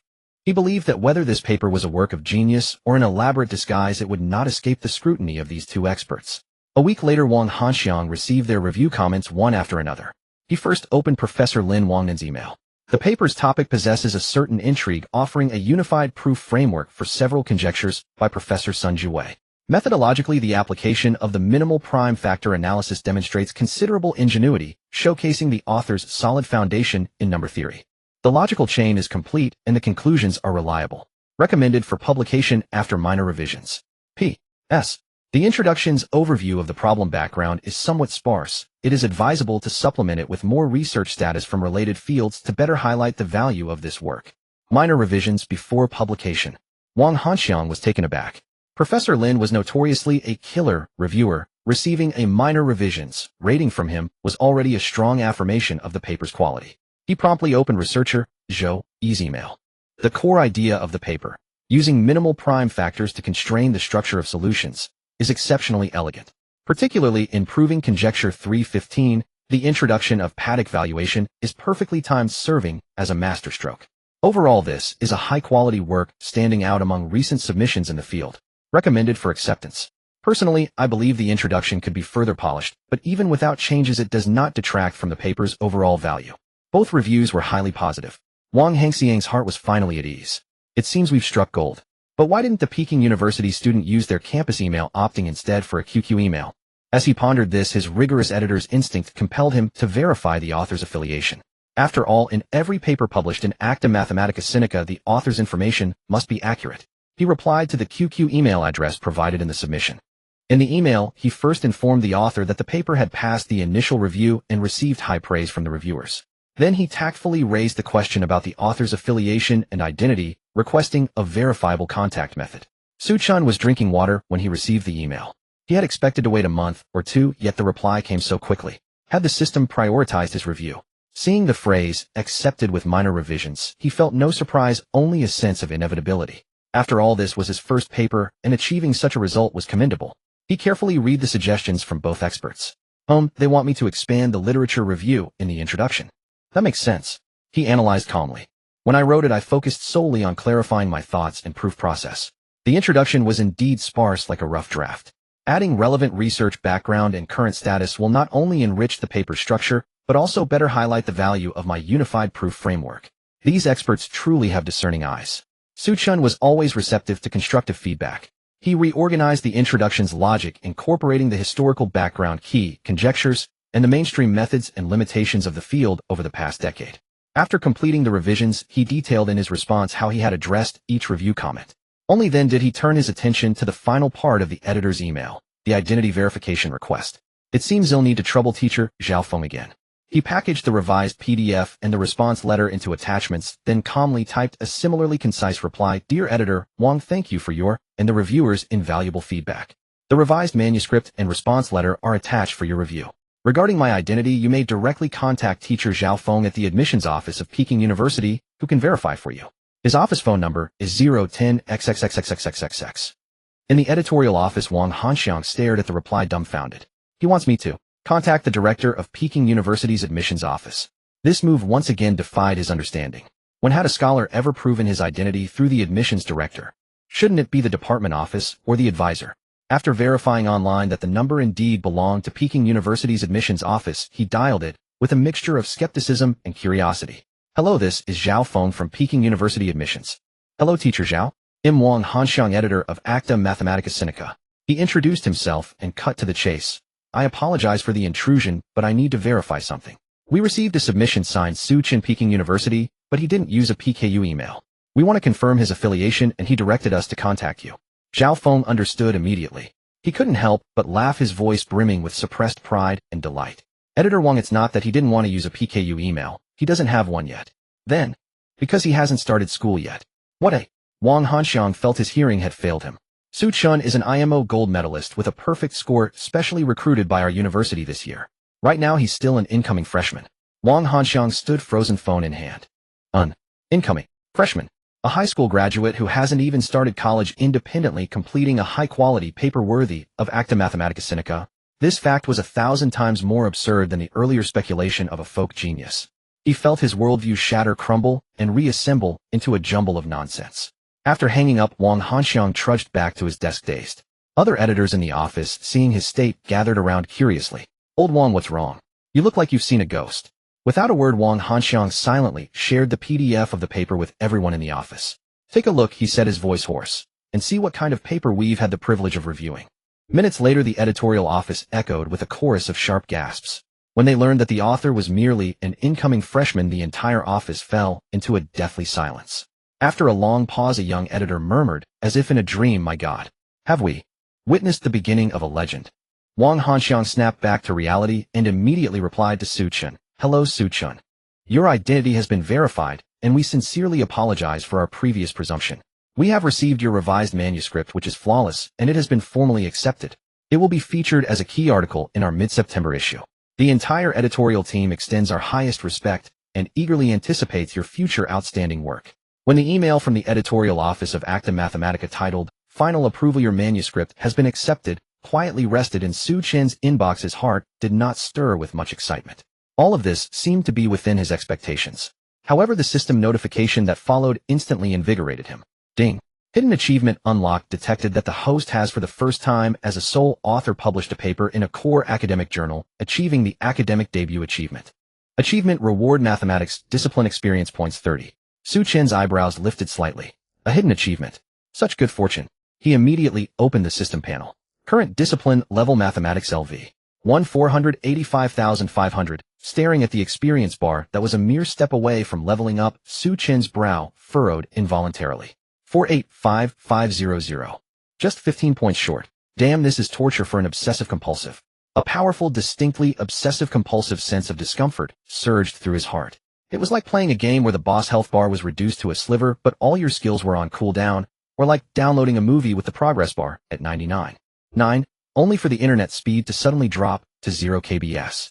This feeling of being able to see and touch the goal, yet falling just short, was even more agonizing than outright failure. No, I have to find a way to max it out before the semester starts. Xu Chen immediately began to calculate. Still 15 experience points to go. This number was neither too much nor too little. He was well aware of the system's daily mechanism for gaining experience. Learning new advanced knowledge could yield experience. But such growth was excruciatingly slow. At his current level of knowledge, if he went back to study undergraduate-level math textbooks like mathematical analysis or advanced algebra, the system probably wouldn't even acknowledge him. He had to delve into more cutting-edge, profound subjects such as graduate-level algebraic geometry or functional analysis. Yet even so, based on his past experience, even if he studied intensively around the clock, devouring a thick tome, the system might only sporadically reward him with 3 to 5 experience points. To gather those 15 points would take at least a month. Now there were less than 2 weeks until Peking University's semester began. Time was running out. What about solving another high-difficulty math problem? For instance, tackling another conjecture by Professor Sun Jiwei. Xu Chen quickly dismissed this idea as well. Solving a conjecture required a great deal of time, energy, and luck. He couldn't guarantee finding a solution to another conjecture within 2 weeks. Moreover, even if he solved one, the cycle from organizing the paper to submission, review, and final acceptance was far too long. It couldn't quench his immediate thirst. Is there really no other way? Xu Chen leaned back in his chair, running his hands through his hair in frustration. He even entertained the absurd idea of calling Professor Zhao Feng at Peking University right now, asking if he could add a bit more to the special scholarship for outstanding freshman publishing in top journals before enrollment. Maybe if the system detected an increase in the scholarship, it would grant him those few experience points. Forget it, the system said, it's already at the theoretical maximum. Besides, I can't be that shameless. If I keep pushing, Professor Zhao might actually come after me with a knife. He laughed at himself, abandoning this unrealistic idea. It seems this is the only way. He sighed, helplessly accepting this imperfect reality. He'll just treat it as a small goal for a strong start to my college life. He consoled himself like this. Once him at Peking University with the nation's top math library, cutting-edge academic lectures, and truly great professors. Once I'm exposed to that new higher dimensional knowledge, breaking through these last 15 experience points shouldn't be too hard. Time passed to the end of August. Xu Chen was staring intently at his computer screen, watching an online course from MIT OpenCourseware. Introduction to Linear Algebra. The lecturer was the world-renowned Professor Gilbert Strang, famous for his witty, profound, and accessible teaching style. Although he had long mastered this knowledge, Professor Strang's approach of starting from geometric intuition, explaining abstract linear spaces as clearly and interestingly as building blocks, kept Xu Chen thoroughly engaged. Just then his phone rang. Caller ID, Principal Wang. Hello, Principal Wang. Xu Chen. Principal Wang's characteristically loud voice was full of warmth. What are you doing at home? Not going out to have some fun? No, just reading some books at home. Good, good. Truly the pride of our No. 3 high school, still studying, even on break. Principal Wang first gave his customary praise, then shifted gears to the main topic. Hey, race the thing, Xu Chen. School's starting soon. The school would like to invite you as an outstanding alumni representative to speak at the opening ceremony for the new high school freshmen. Share some study tips, inspire the juniors. Would that be convenient? Here it comes. Xu Chen thought to himself. He could almost picture Principal Wang already designing a banner, reading, IMO perfect score champion, returns to alma mater for inspiring speech. But he really didn't want to participate in such events anymore. So with a slightly apologetic tone, he said, Principal Wang, I'm really sorry. I have to report to Peking University on September 4th. My parents plan to take me there a few days early to get familiar with the environment and buy some daily necessities. The timing might just conflict. Oh, going that early. Principal Wang was clearly disappointed, but he quickly adjusted. Right. Going to Peking University. That's a huge deal. You should definitely go early and prepare well. Well then, forget it, I won't hold you up. Thank you for understanding, Principal. Don't mention it. Principal Wang laughed heartily. You'll always be the eternal pride of our No. 3 high school. Just come back and visit us often. Oh, by the way, your Xu Chen class has been formed. The best students and teachers in the whole school. When you come back on break from university, we'll still need you, the honorary class president, to give them lectures. Of course. Hanging up the phone, Xu Chen let out a long sigh. On the first day of September, a day deemed suitable for travel, Xu Chen embarked on a high-speed rail journey to Beijing with his parents. Inside the carriage, his father sat upright, hands resting on his knees and back ramrod straight, yet his eyes frequently darted toward the swiftly passing scenery outside, striving to project the composed demeanor of a seasoned traveler. His mother, in contrast, was visibly more animated. She alternated between snapping photos of the clouds outside with her phone and leaning in to whisper a stream of reminders to Xu Chen, urging him to take care of his health and foster good relationships with his classmates once he arrived at school. Some things won't be the same in Beijing as they are at home. There you'll be surrounded by outstanding students from all over the country. You mustn't grow arrogant, stay humble and diligent in your studies, understand? I know, Mom, Xu Chen replied with a resigned smile. And another thing, you've always been buried in books, rarely chatting with others. Once you're in university, make sure to join group activities more often. Don't keep to yourself all the time.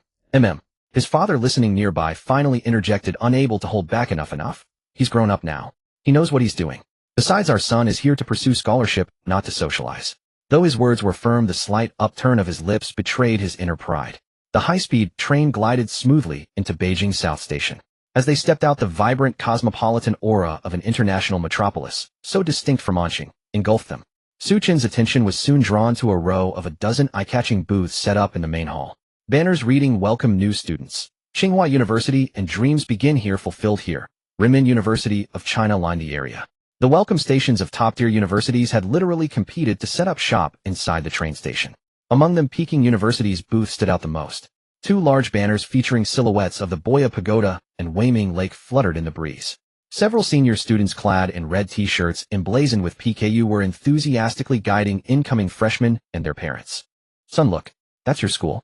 His mother tugged excitedly at Xu Chen's arm, her voice rising an octave and drawing stares from those nearby. His father cleared his throat, striving to maintain his composure as the head of the family, but his eyes, fixed intently on the PKU booth, shimmered with an unprecedented brilliance. Xu Chen was also taken aback. He understood that these welcome stations primarily served to offer transportation guidance and initial assistance to out-of-town newcomers, while the actual registration procedures would be handled at the department's welcome points on campus. He led his parents over. A capable-looking senior student with a ponytail immediately approached, her face adorned with a warm, standard-issue smile. "Hello, Uncle and Auntie. Hello, classmate. Are you a new student this year? Please register here. We have buses heading to the university." "Hello, senior." Xu Chen nodded, sharing his details. "I'm from the School of Mathematical Sciences. My name is Xu Chen." "Oh, Mathematical Sciences. Welcome, welcome. The welcome point for your department is..." the senior student murmured while scanning the list in her hands. As her finger traced over a certain name, it suddenly stopped. She jerked her head up, her standard smile instantly morphing into an expression mingled with surprised curiosity and a dawning recognition of, "So it's you. You're Xu Chen, the IMO gold medalist. Junior Xu Chen." Her voice was deliberately lowered, yet the excitement was unmistakable. Whoosh! In an instant, the gazes of the other volunteers at the PKU booth converged on him. They didn't shout or scream like ordinary fans spotting an idol, but the light in their eyes burned more intensely than any words. It was a look of admiration and respect for supreme intellect, shared among kindred spirits. "Holy crap! It's the legend himself." A bespectacled senior mouthed silently in awe. "Quick! The key person of interest that teacher Zhao specifically mentioned has arrived." Another senior reacted swiftly, discreetly, using a walkie-talkie to notify those on campus. The composed senior student regained her composure. Her smile grew more genuine and warm. "Hello, Junior Xu Chen. I've heard so much about you. I'm your senior Li Xijia, also from the math department," she said enthusiastically, then turned to Xu Chen's parents. "Hello, Uncle and Auntie. You must be tired from the journey. Come, we have a rest area for parents." A male senior promptly took the luggage from Xu Chen's father, while another senior student swiftly handed out 3 bottles of chilled water. Xu Chen's parents, unaccustomed to such treatment, were momentarily at a loss. His mother whispered to Xu Chen's son, "Look how warm and welcoming your seniors are." His father, meanwhile, straightened his back with effort, his face radiating a pride that said, "This is how accomplished my son," as though his tightly clenched hands betrayed his inner excitement. "Junior Xu Chen and Uncle and Annie, you've come at just the right time. We have a bus specially for shuttling new students and parents. It's about to depart. Let me take you there." Senior Li Xijia had now transformed into a personal guide, striking a perfect balance of warmth that felt neither overbearing nor neglectful. And so, amidst gazes of envy and resignation from volunteers of other schools, Xu Chen's family enjoyed VIP-level treatment, escorted all the way to the waiting air-conditioned bus. The bus slowly pulled away, traversing the bustling city center toward the Haidian district. Before long, the ancient and solemn west gate of Peking University, inscribed with the 4 characters Beijing University, came into view. As the bus glided through that renowned gateway, Xu Chen knew his university life had officially begun. The coach traversed the tree-lined campus road, finally coming to a gentle halt before the welcome point of the School of Mathematical Sciences. Upon stepping off, an academic aura, even denser than that of the train station, rushed to meet him. There was no clamorous hawking here, only senior students in uniform red college shirts guiding the newcomers in an orderly manner. The very air seemed to carry the scent of functions and formulas, evoking an inexplicable sense of familiarity in Xu Chen. Senior Li Sijia led Xu Chen's family to the welcome tent and enthusiastically pointed to an empty table. Junior Xu Chen, this is the registration desk. Just hand your admission letter, ID card, and file bag to this senior brother here. She glanced at her watch and offered an apologetic smile. I still need to head back to the station to receive the next batch of new students, so I want to accompany you further. I wish you a wonderful journey here at Yin Garden. May the next 4 years bring you academic success and a bright future. Oh, thank you, young lady. We're truly grateful. Mother quickly grasped Li Sijia's hand and said with gratitude. Goodbye, senior, Xu Chen said, waving politely. The senior brother in charge of registration was a composed young man with black-rimmed glasses. He took the thick stack of documents Xu Chen handed over his face, wearing a professional, gentle smile. A smile that carried an appropriate measure of encouragement for a newcomer. Hello, classmate. Welcome to the School of Mathematical Sciences at Peking University. As he spoke, he deftly swept the barcode on the admission letter under the scanner. Beep. Xu Chen's detailed information instantly popped up on the computer screen.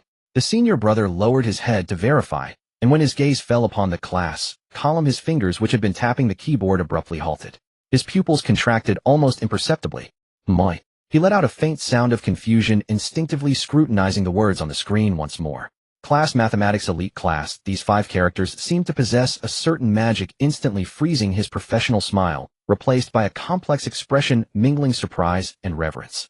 He abruptly raised his head, reevaluating the seemingly ordinary, even somewhat refined junior before him, his voice shifting pitch. You're from the elite class.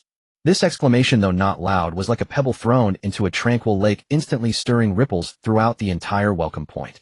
Other senior brothers and sisters who had been bustling around immediately halted their movements upon hearing the words elite class, their gazes converging like searchlights.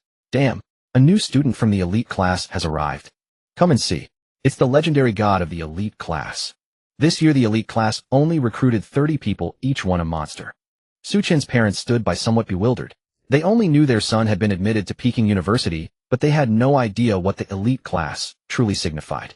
Mother quietly tugged at Xu Chen's sleeve. Son, this elite class. Is it impressive? Why are they reacting so strongly? Before Xu Chen could explain, Li Sijia, who had escorted them earlier and hadn't gone far, heard the commotion and returned, proactively answering their question in a tone filled with worshipful explanation.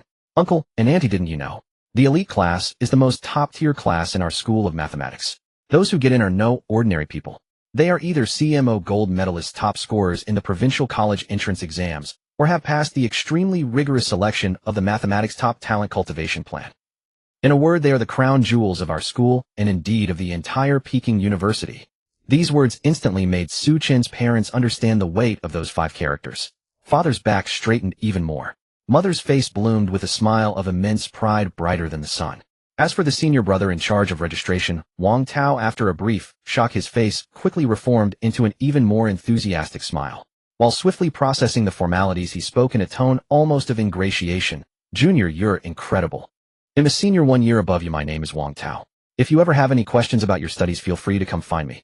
He handed a brand new campus card, a dormitory key, and a thick freshman handbook to Xu Chen, with both hands, his demeanor as respectful as if he were presenting an important document. Junior, your information has all been entered. Your dormitory is 301, and there are already 200 yuan of meal credit loaded onto your campus card. You. His words trailed off as his gaze inadvertently fell upon the name on Xu Chen's ID card. Then his voice abruptly ceased. His entire being seemed to freeze as if a pause button had been pressed. His eyes, magnified through the thick lenses, were wide open, his mouth slightly agape, large enough to hold an egg.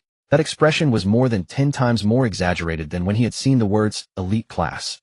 This time he didn't exclaim, but in a trembling, dreamlike voice, he enunciated the name that had resounded throughout the Chinese mathematics community in recent months, word by word.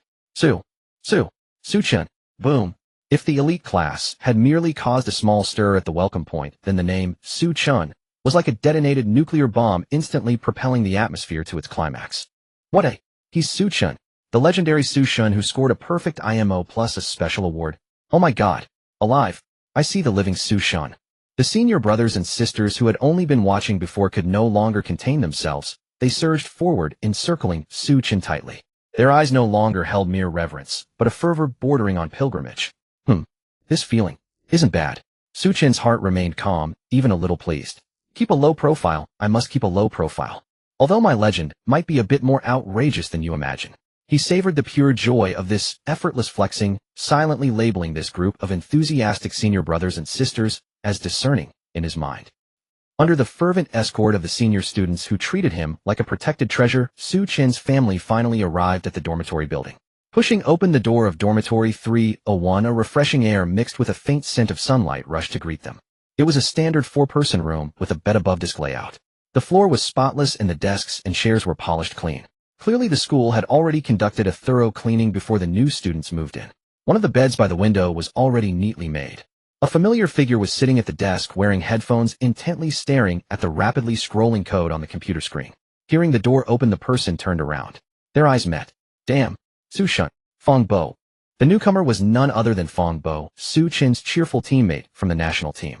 Haha, I knew we were destined to meet. Fong Bo rushed over in a single bound and gave Xu Chen a big bear hug.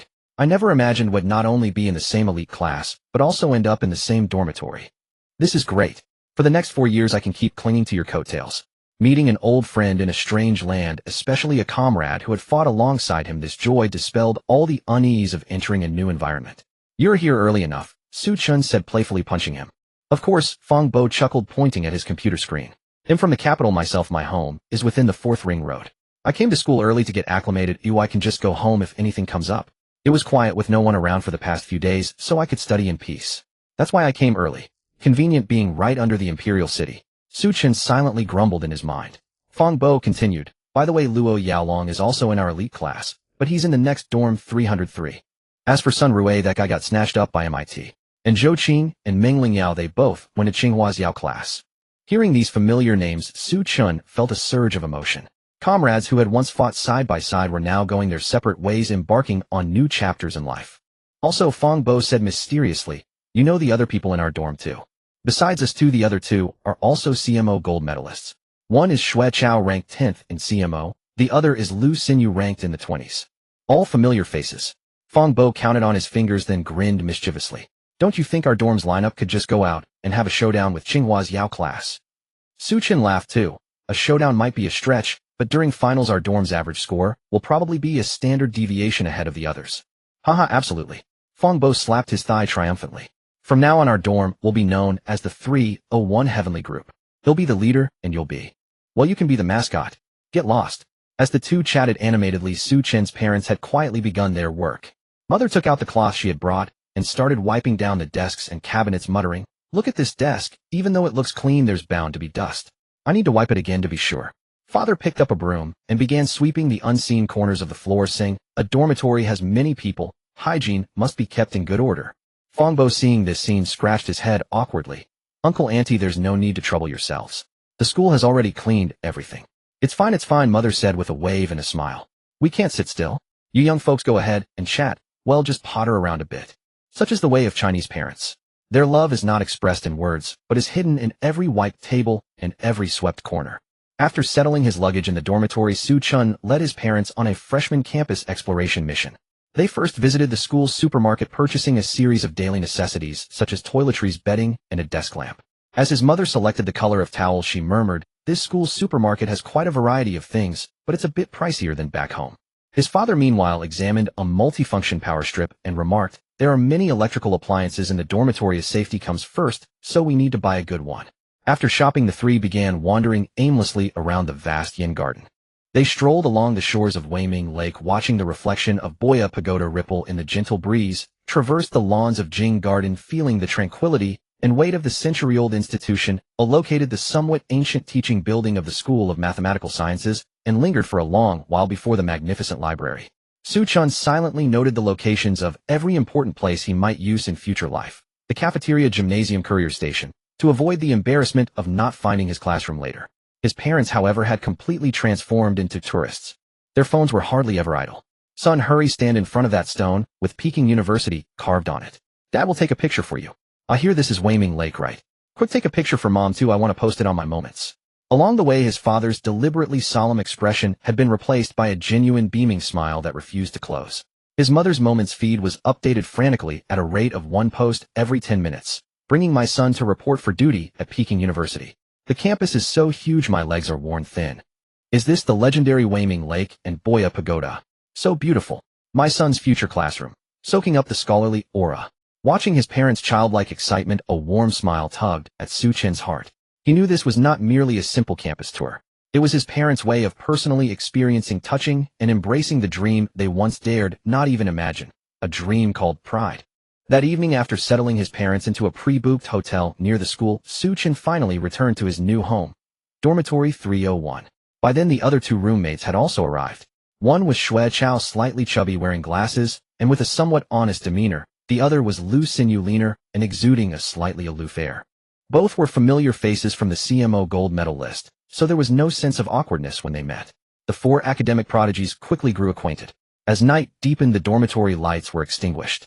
In the darkness, the faint glow of phone screens illuminated four beds. A classic bedtime chat, typical of a boys' dormitory, officially commenced. Hey, do you think there are many girls in our school of mathematical sciences? Xu Chao was the first to pose an eternal philosophical question. What are you thinking? Fang Ba's voice came from the upper bunk, tinged with disdain. This is Peking University's School of Mathematical Sciences.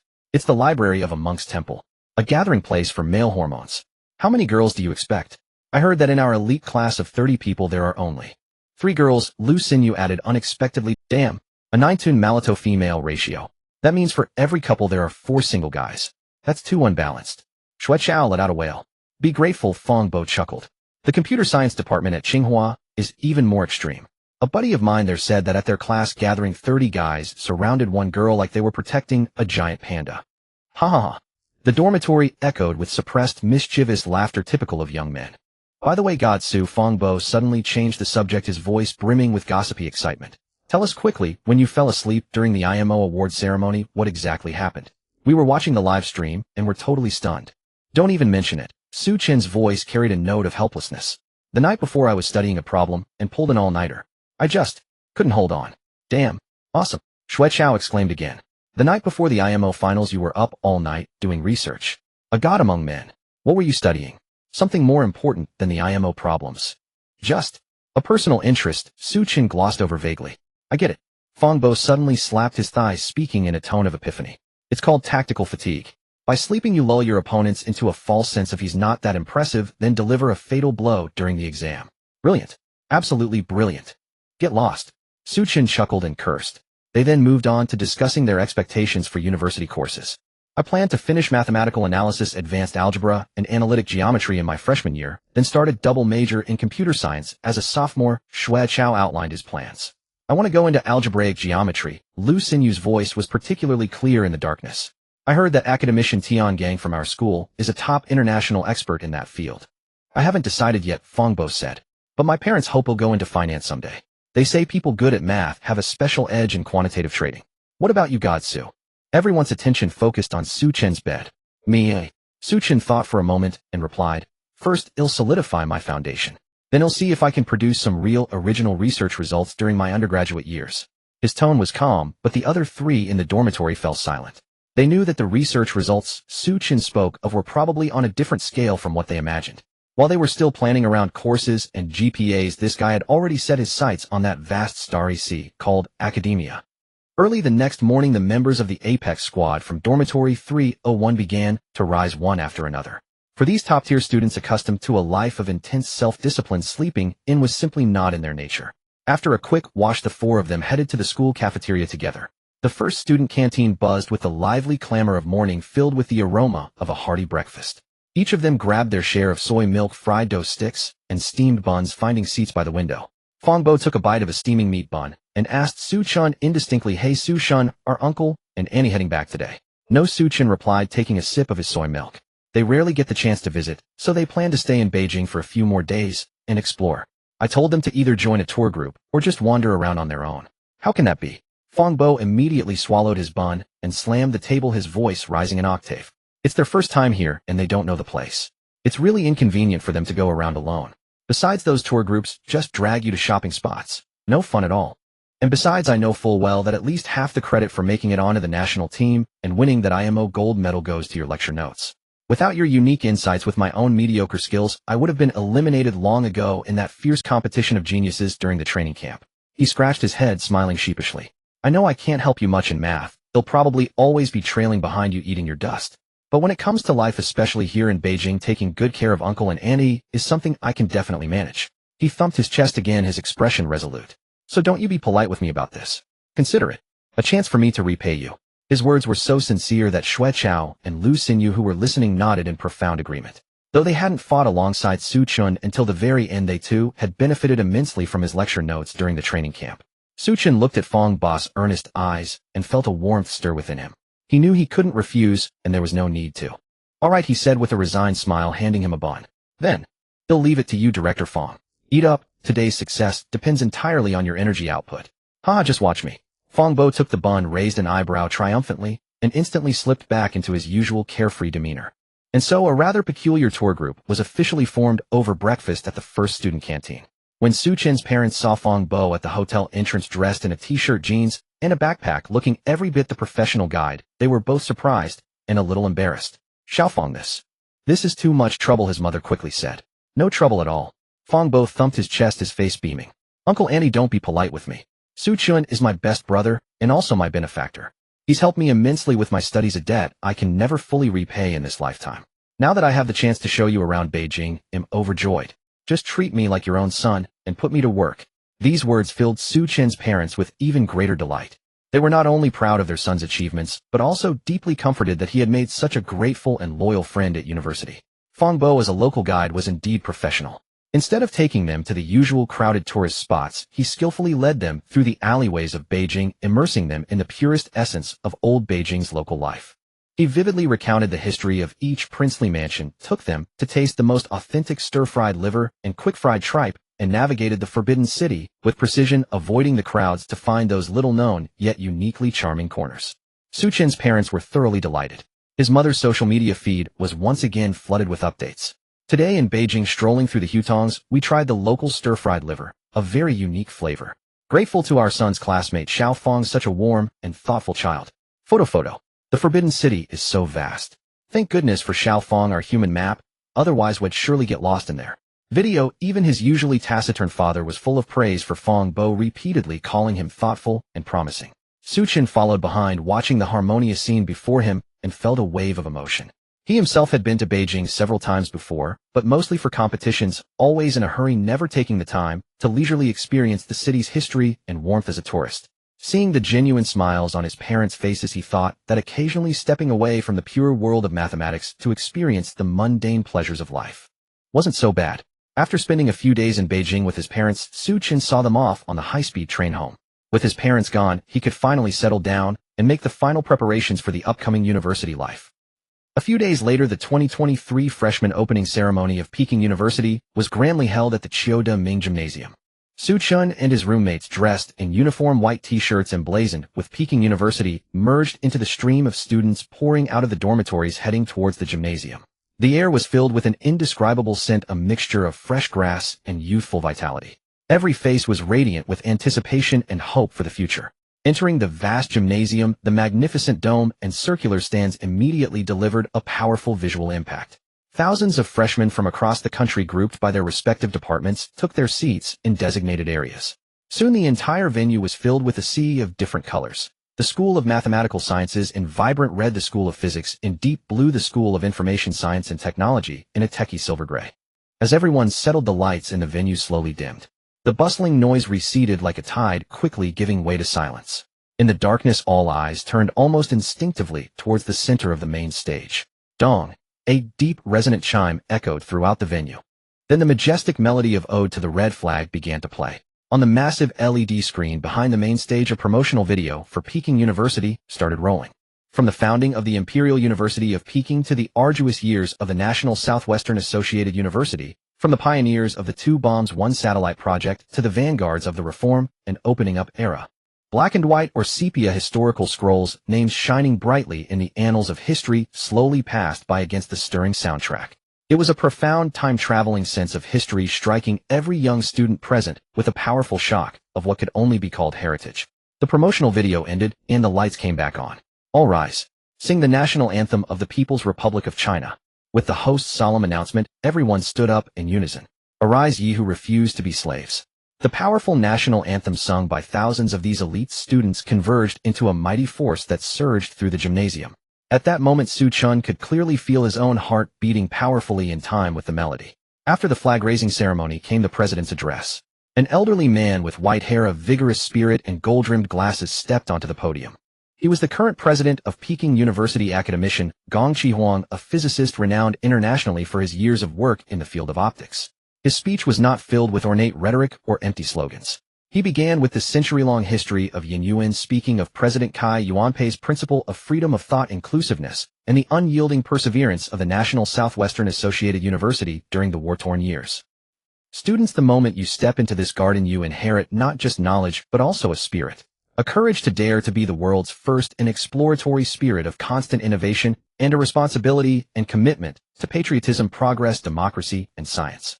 The president's voice was gentle, yet powerful like a spring breeze, nourishing everything silently. Xu Chen listened quietly, and the urge to jest within him gradually subsided. He could feel the sincerity and expectation in the words of this old president. After the president's address, a representative from the faculty spoke. The speaker was a young female professor from the School of Life Sciences, Professor Lu Ying. In her early 30s, she was already a doctoral supervisor. Her laboratory's research on cellular stress and aging had been published multiple times in top-tier international journals like Nature and Science, making her a true standout among the new generation of scholars.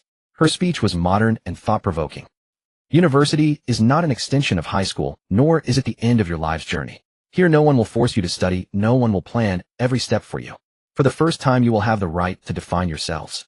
You will feel lost, anxious, and discover that the grades you once prided yourselves on may mean nothing here. You will see people pulling all-nighters in the library, others dedicating themselves tirelessly in the lab, and still others enjoying their youth in club activities or strolling by Weiming Lake lost in romance.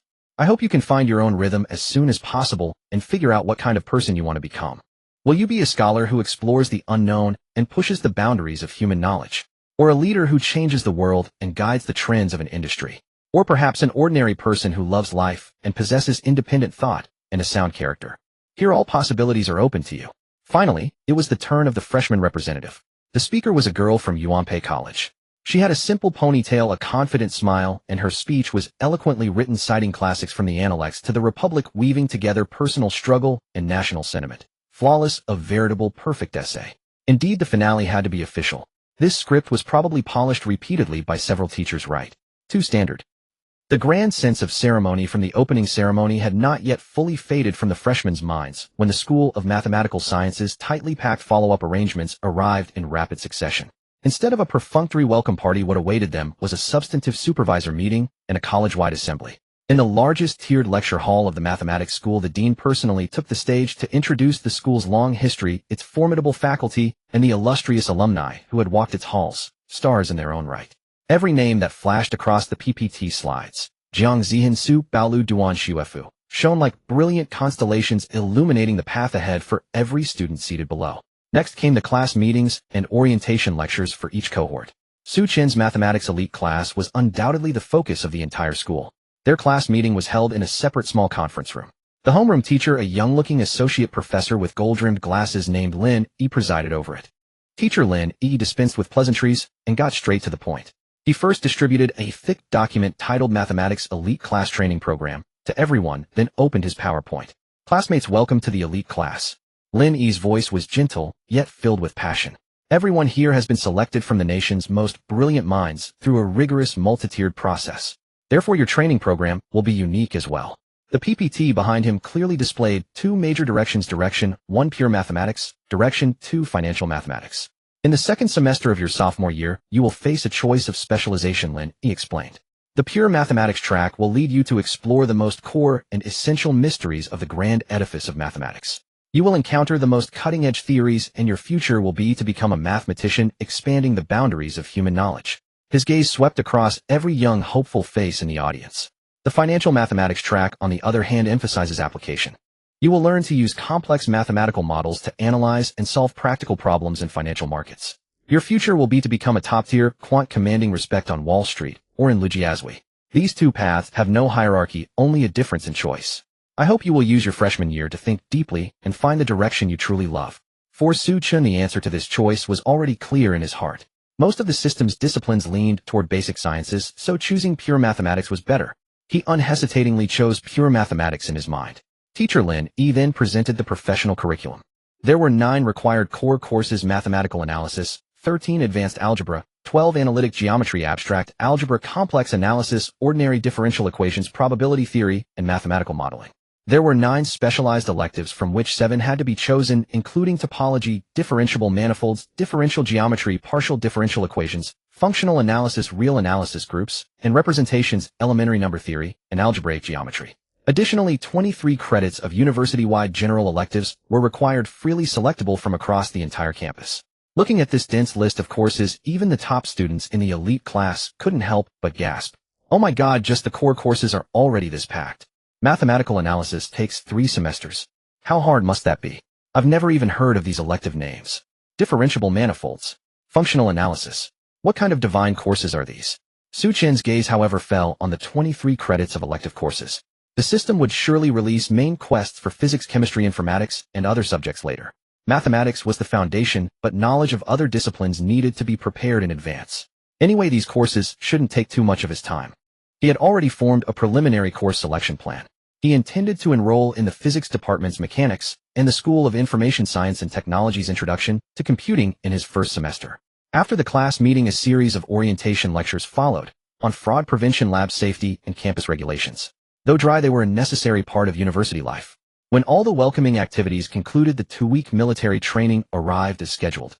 For these geniuses accustomed to navigating the ocean of knowledge, the collective life of standing at attention, marching in step, and singing military songs was both a novel and painful experience. Under the scorching sun, sweat soaked their camouflage uniforms. Xu Chen and his roommates silently complained about the instructor's strictness in their hearts while enjoying this rare chance to completely empty their minds in collective life. The days of military training were monotonous, yet fulfilling. Mornings were spent standing at attention and marching in step under the blazing sun, sweat trickling down their cheeks and soaking the collars of their uniforms. Afternoons were for practicing military combat drills and singing army songs, their loud chants echoing across the training ground. One afternoon during a break in training, everyone was dead tired, sprawled on the grass by the training field, gulping down water. Xu Chen leaned against a large tree, resting with his eyes closed. Suddenly his phone vibrated in his pocket. He pulled it out impatiently, assuming it was another spam notification from some app. But when he saw the subject line of the email on the screen, his eyes, weary from training, instantly lit up. Sender, Editorial Office of Actum Mathematica Sinica. Subject, official publication notice. Dear Mr. Xu Chen, your paper has been printed in the latest issue. Here it was. He immediately opened the email. Dear Mr. Xu Chen, greetings. Congratulations. Your submitted manuscript, a study on the solution structure of several types of Diophantine equations based on the smallest prime factor method, manuscript ID AMS 202408118, has been officially published in issue 9, 2023 of our journal. You can click the link below to view online or download the final PDF of your paper. Thank you again for your support. We look forward to more outstanding work from you in the future. Editorial Office of Actum Mathematica Sinica. It was done. Finally, it was settled, he thought to himself. He calmly put his phone back in his pocket. The small joy, like a pebble thrown into the vast ocean, was instantly swallowed by a broader tranquility. For him, the greatest significance of this paper's publication had already been realized the moment it was accepted, and the system rewarded him with experience points. Now it was just completing the final step. A sharp whistle blast pulled Xu Chen's thoughts back to reality. The instructor's thunderous voice echoed across the training ground. Breaks over. Fallen. Last event of the afternoon military combat drill review. Show me some spirit. Oh, again. My legs aren't mine anymore. Instructor, I request to die on the spot. The grass was filled with groans of complaint. That evening at 7 o'clock, in dormitory 301, a complex odor mingled with sweat, medicinal alcohol, and instant noodles. A thoroughly masculine scent permeated the air. Xue Chao grimaced as he sprayed Yunnan Baiyao onto his ankle, which was swollen like a steamed bun, his agonized expression as if he were enduring a cruel torture. Don't even mention it. I feel like my legs aren't mine anymore, he groaned weakly. Right now I just want to know if I can even get out of bed tomorrow morning. I just made a bowl of noodles and my hands are shaking so much I can barely hold the fork. Lu Xinyu leaned back in his chair, his eyes vacant and looking utterly drained. This military training is more exhausting than solving IMO problems. The only one in the dorm who still maintained a semblance of human form was Fong Bo. Though he was also exhausted, his physical stamina was clearly superior. At that moment, he was sprawled in his chair scrolling through his phone while letting out bursts of gleeful laughter. Haha, have you guys seen the group chat? Someone made meme stickers of our instructor with the caption, "If you don't die from training, train till you drop." Brilliant. Amid this atmosphere of utter despair, an incongruous crisp clicking of keyboard keys sounded intermittently. The noise was soft, but like a firefly in the dark night, instantly captured everyone's attention. The three of them followed the sound. There at the desk farthest inside the dorm, Xu Chen sat calmly, before his computer, back straight expression, focused fingers swiftly tapping away at the keyboard. His demeanor stood in stark, glaring contrast to the surrounding scene of utter collapse. The dorm fell into sudden silence. Whoa! Fong Bo was the first to blurt out a curse. "Xu Chen, are you made of iron? We're all exhausted and you still have the energy to read papers." He instinctively assumed Xu Chen was browsing some academic material. After all, for top-tier students like them, reading a couple of papers before bed was as normal as an ordinary person scrolling through short videos. No way. Xue Chaos' eyes widened in disbelief. Bro, be human. You're this tired from training and still grinding. Are you trying to show us with your very life that those better than you work even harder? Lu Xinyu said, nothing, silently putting down his phone and scrutinizing Xu Chen as if he were some kind of monster. His gaze seemed to say the grind king is terrifying. "No, I'm pretty tired too," Xu Chen replied, turning around with a perfectly timed, slightly weary smile. "I just received an email and needed to handle it." "An email, eh?" Fong Bo's curiosity was piqued. He dragged his chair closer. "What kind of email? Something that important? Could it be a love letter from some girl?" "Get lost," Xu Chen laughed and cursed, ignoring him. Fong Bo craned his neck to look at the screen. On it was a beautifully formatted PDF document. At the top were the solemn, striking song typeface characters, Acta Mathematica. Below was the title, a study on the solution structures of several types of Diophantine equations based on minimal prime factor analysis. Wow. Acta Mathematica. That's hardcore. Fong Bo exclaimed in admiration, his eyes scanning further down to the author information. Then his voice abruptly stopped. His entire motion froze as if someone had pressed the pause button. His eyes, magnified by thick lenses, were wide open, his mouth slightly agape, large enough to hold an egg. "What's wrong, Fong Bo? You look like you've seen a ghost," Xue Chao asked weakly. Fong Bo didn't answer. He simply extended a trembling finger, pointing rigidly at the name on the screen, and uttered it in a dreamlike, tearful voice, word by word. "Oh, Thor. Xu Chen." Boom. If the earlier banter was just minor commotion in the dorm, then this tearful recitation was like a detonated nuclear bomb, instantly catapulting the atmosphere of room 301 to its climax. "What a... his own paper. Damn. Acta Mathematica. Are you kidding me?" Xue Chao and Lu Xinyu jolted as if injected with adrenaline, instantly revived from their paralyzed state, and rushed over in a single stride, squeezing their heads beside Fong Bo. When they saw the glaring name on the screen, identical to their roommates whom they spent every day with, the entire dorm fell into a deathly silence. 3 pairs of eyes stared straight at Xu Chen, filled with shock, absurdity, incredulity, and a sense of utter defeat after being struck by a dimensionality reduction attack. "Bro."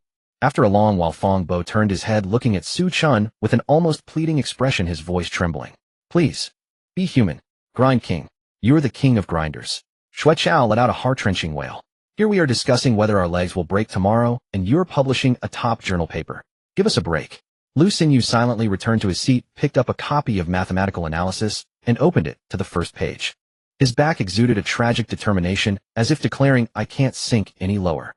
Fong Bo looked at Xu Chen, his expression shifting from initial shock to a helpless, bittersweet sense of futility. He sighed and in an exceedingly complex tone murmured, back in the day we were both in the IMO training camp, arguing heatedly over a problem solution, feeling like the gap between us was just a thin pane of glass." He pointed at the dense, abstractly beautiful mathematical symbols on the screen. "Now," he shook his head with a bitter smile. "With this paper of yours I have to read, even the abstract 3 times just to barely grasp the gist." "Forget the abstract," Xue Chao added, utterly defeated. "I recognize every word in the title, but put together I have no idea what it means. What's a Diophantine equation? Can you eat it?"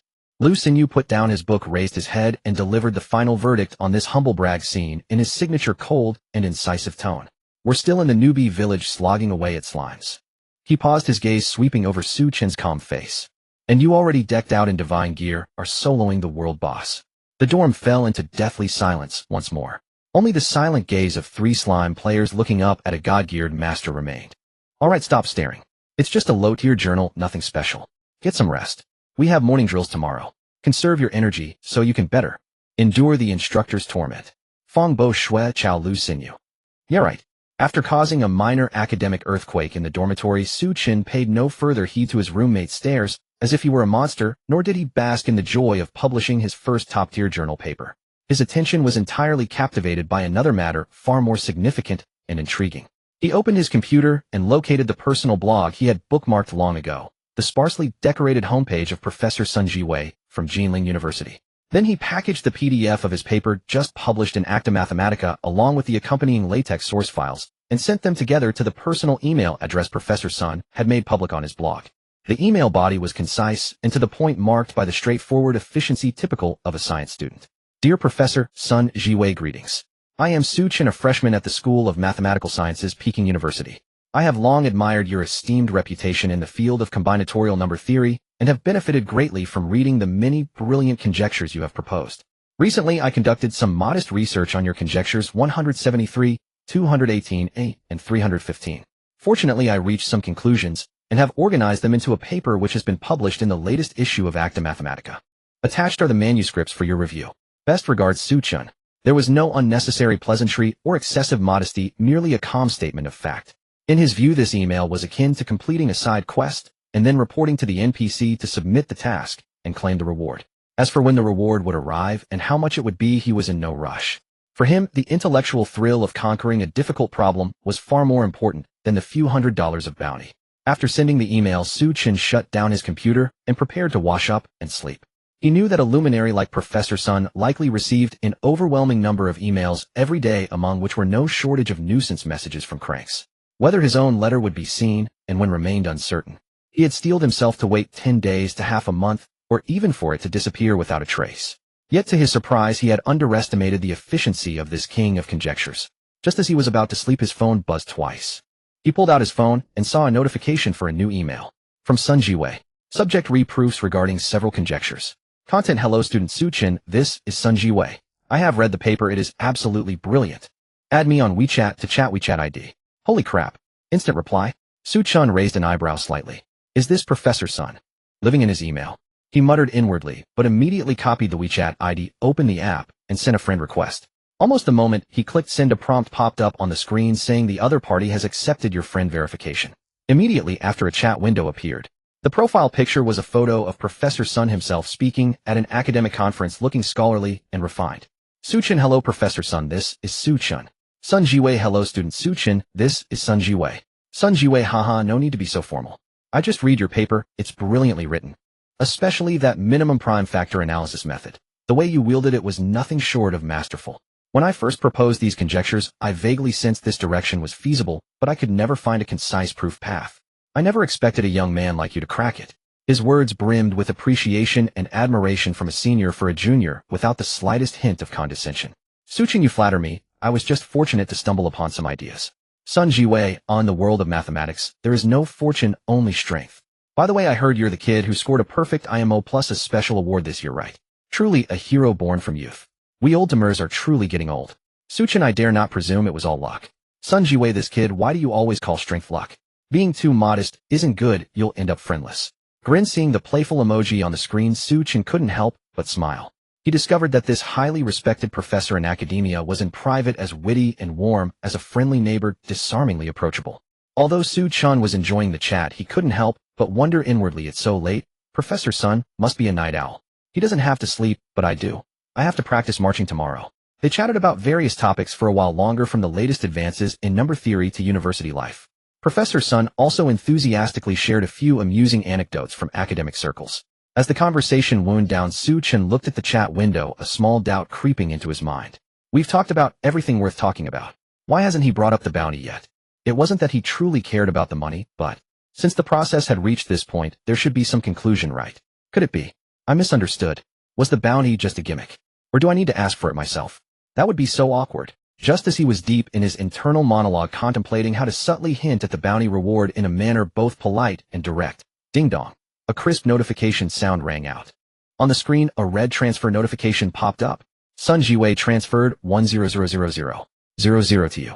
Below it was a line of small text. The total bounty for the 3 conjectures is over $1,000. Oi, I rounded it up to a nice figure.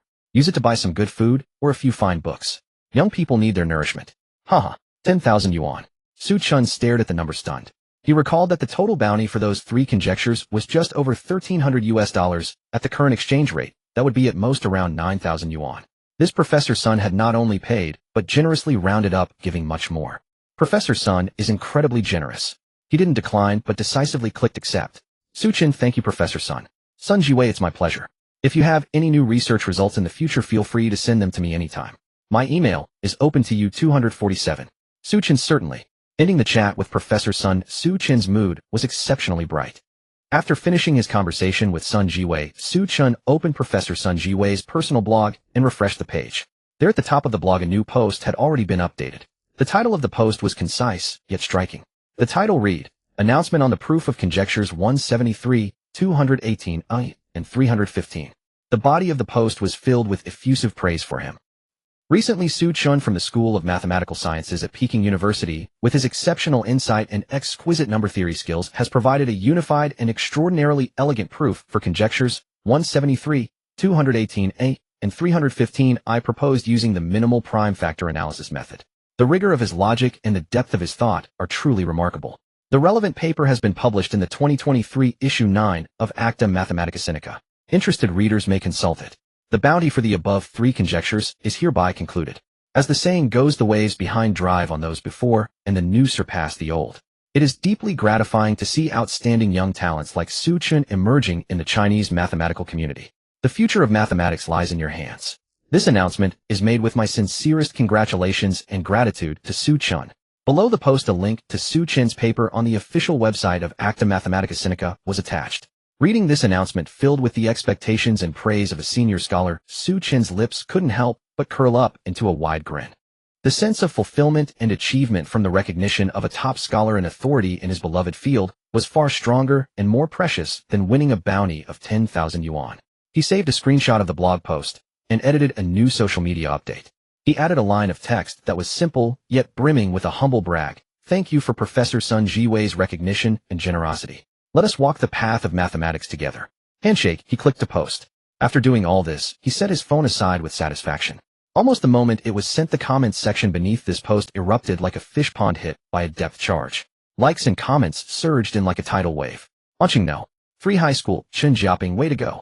Proud of you. Thumbs up, thumbs up, thumbs up, Anqing no. Free High School Lee fan, holy crap. Chinga, you've cracked Professor Sun's conjectures. I'm still previewing his combinatorial number theory as a textbook, and you've already started treating him like a boss to farm. Kneeling. Anqing no. Free High School Lin Xiaoya Shinsu. My knees are no longer my own. Offering knees. JPG CMO teammate Luo Yalo. Xu Chen, please be human, wait for us mere mortals facepalm. High school class monitor Zhang Jing. What more can I say? I can only silently give a like and pull out my 5 years of Gaokao, 3 years of simulation again. Goodbye, Senior Li Sijia Jr. Do you still give us seniors a chance to live? Cry, Senior Wang Tao Jr. When I signed up earlier, I said you could come to me anytime for study questions. Now I want to say from now on, when I have study questions, can I come to you? Just then the other 3 corpses in the dormitory finally recovered a bit from their respective states of exhaustion. Fang Bo poked half his body out of bed, weakly looking at Xu Chen, who was still full of energy and even wearing a smile, and posed a soul-searching question. Damn, Shinsu. Don't you need to sleep? We're too tired to even turn over. How are you still raring to go? Exactly. Xue Chao also showed a pair of hopeless eyes from his bed. Here, and not secretly studying under the covers, are you? Buddy, be human. Give us a break, okay? Xu Chen smiled and said, I just chatted with Professor Sun Jiwei from Jinling University for a while and collected a bounty. Damn, your paper can win a bounty. Shinsu, you're too awesome. Did you get the million yuan reward? How could that be? It's only 10,000 yuan. Damn. Bro. I'll call you dear bro, okay? We're here discussing whether our legs will break tomorrow, and you're up all night proving world-class conjectures and making 10,000 bucks on the side. You're the king of grinders. Please stop grinding. If you keep this up, we'll be expelled from humanity. Xue Chao also let out a heart-wrenching wail. Wow. 10,000. Lu Xinyu calculated with a pained expression. That's as much as my living expenses for a whole year. My parents only give me 1,500 a month. Fangbo picked up his phone, saw Xu Chen's social media post, and immediately said to the other 2 guys Shinsu posted on his moments. Let's coordinate. As members of our squad, we have to make Shinzu's flex perfectly complete. Roger. Got it. So under Xu Chen's freshly posted update, 3 comments with a highly unified style brimming with a sidekick vibe appeared instantly. Fangbo, holy crap. Witnessing history. Shinsu, you are my eternal god. You proved a world-class conjecture during your spare time in military training. Kneeling, Xu Chen. Crying, bro, can you take me with you? I'm willing to trade my GPA for the next 4 years for just 1% of your brain's computing power. Lu Xinyu in high school, others called me a genius. In front of Shen Su, I feel like an idiot. After posting, Fong Bo asked with a wink, so Shen Su, was our cooperation good enough, bro? Did we set the mood right? Xu Chen glanced at them, the corner of his mouth slightly lifting, and slowly uttered 3 words. Too fake. Fake where? The 3 immediately got anxious, refuting in unison. Exactly. Fong Bo stiffened his neck, looking wronged. These are all our true feelings. Every word comes from the heart. As clear as day. If you don't believe me, ask old Xue if he's willing to trade his GPA for your brain. Right? Xue Chao also nodded vigorously, pointing at his chest with a tragic expression. Isn't my heart shocked beyond words by you sincere enough? I am willing. I truly am. Lu Xinyu also nodded heavily, indicating, compared to you, I really do feel like an idiot. Fong Bo chimed in, every one of us in this dorm was a genius in high school, but being that kind of genius is just the threshold to meeting you. Alright. Xu Chen felt this flex was a bit overdone. Then treat us to a meal. Damn, so that's what you were leading up to. Xu Chen paused. Fine, after military training, Enzel treat. You pick the place. Budget. No limit. Whoa. Shen Su is awesome. Long live. We can finally eat something good. Dormitory 301 instantly erupted into a howl of wolf-like cheers. The days of military training passed by amid sweat shouts and occasional groans. That afternoon, during a break in training, Xu Chen was resting in the shade of a large tree when suddenly his phone vibrated lightly in his pocket. Xu Chen glanced at the WeChat message from Li Fan. What does Li Fan want with me all of a sudden? Since the provincial competition ended, Li Fan had become Xu Chen's biggest supporter and had even provided him with many study materials. But after that, Xu Chen had been busy with competitions. Although they occasionally chatted on WeChat, it was mostly Li Fan sharing anecdotes from No. 3 high school or complaining about how the competition problems were torturing him.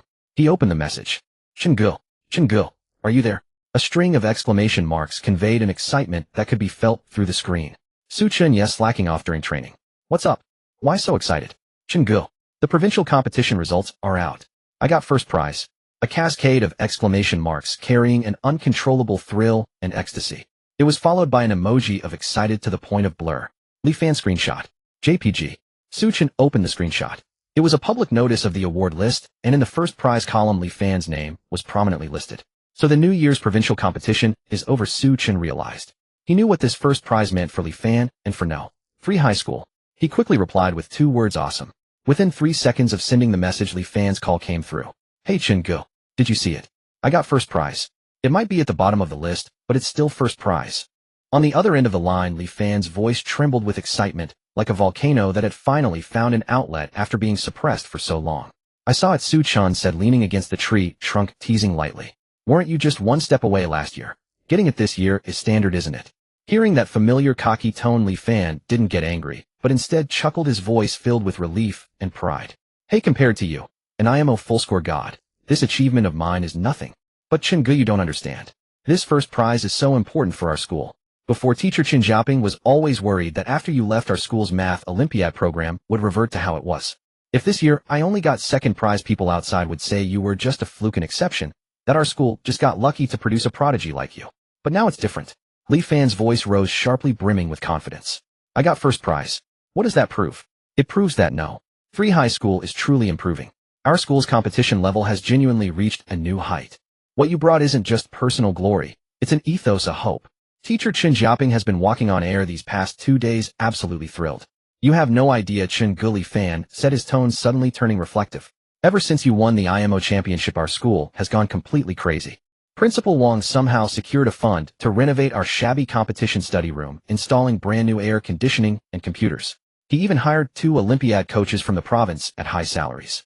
Our batch of competition students didn't take a single day off this summer. We've been training at school nonstop. The intensity is even more terrifying than when you led us through problem sets back then. But the results are real.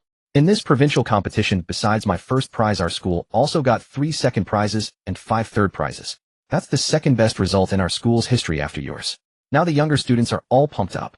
Before, everyone's goal was to get into a decent college. Now their goal is to become the next Xu Chen. I know it's impossible, but that spirit, that atmosphere, it's completely different. Listening to Li Fan, Xu Chen felt a strange, complex stir in his heart. He himself had the system, an incredible cheat, to fuel his progress. But for ordinary people like Li Fan with limited talent and resources, the initial passion could easily be worn down by monotonous study leading to mediocrity.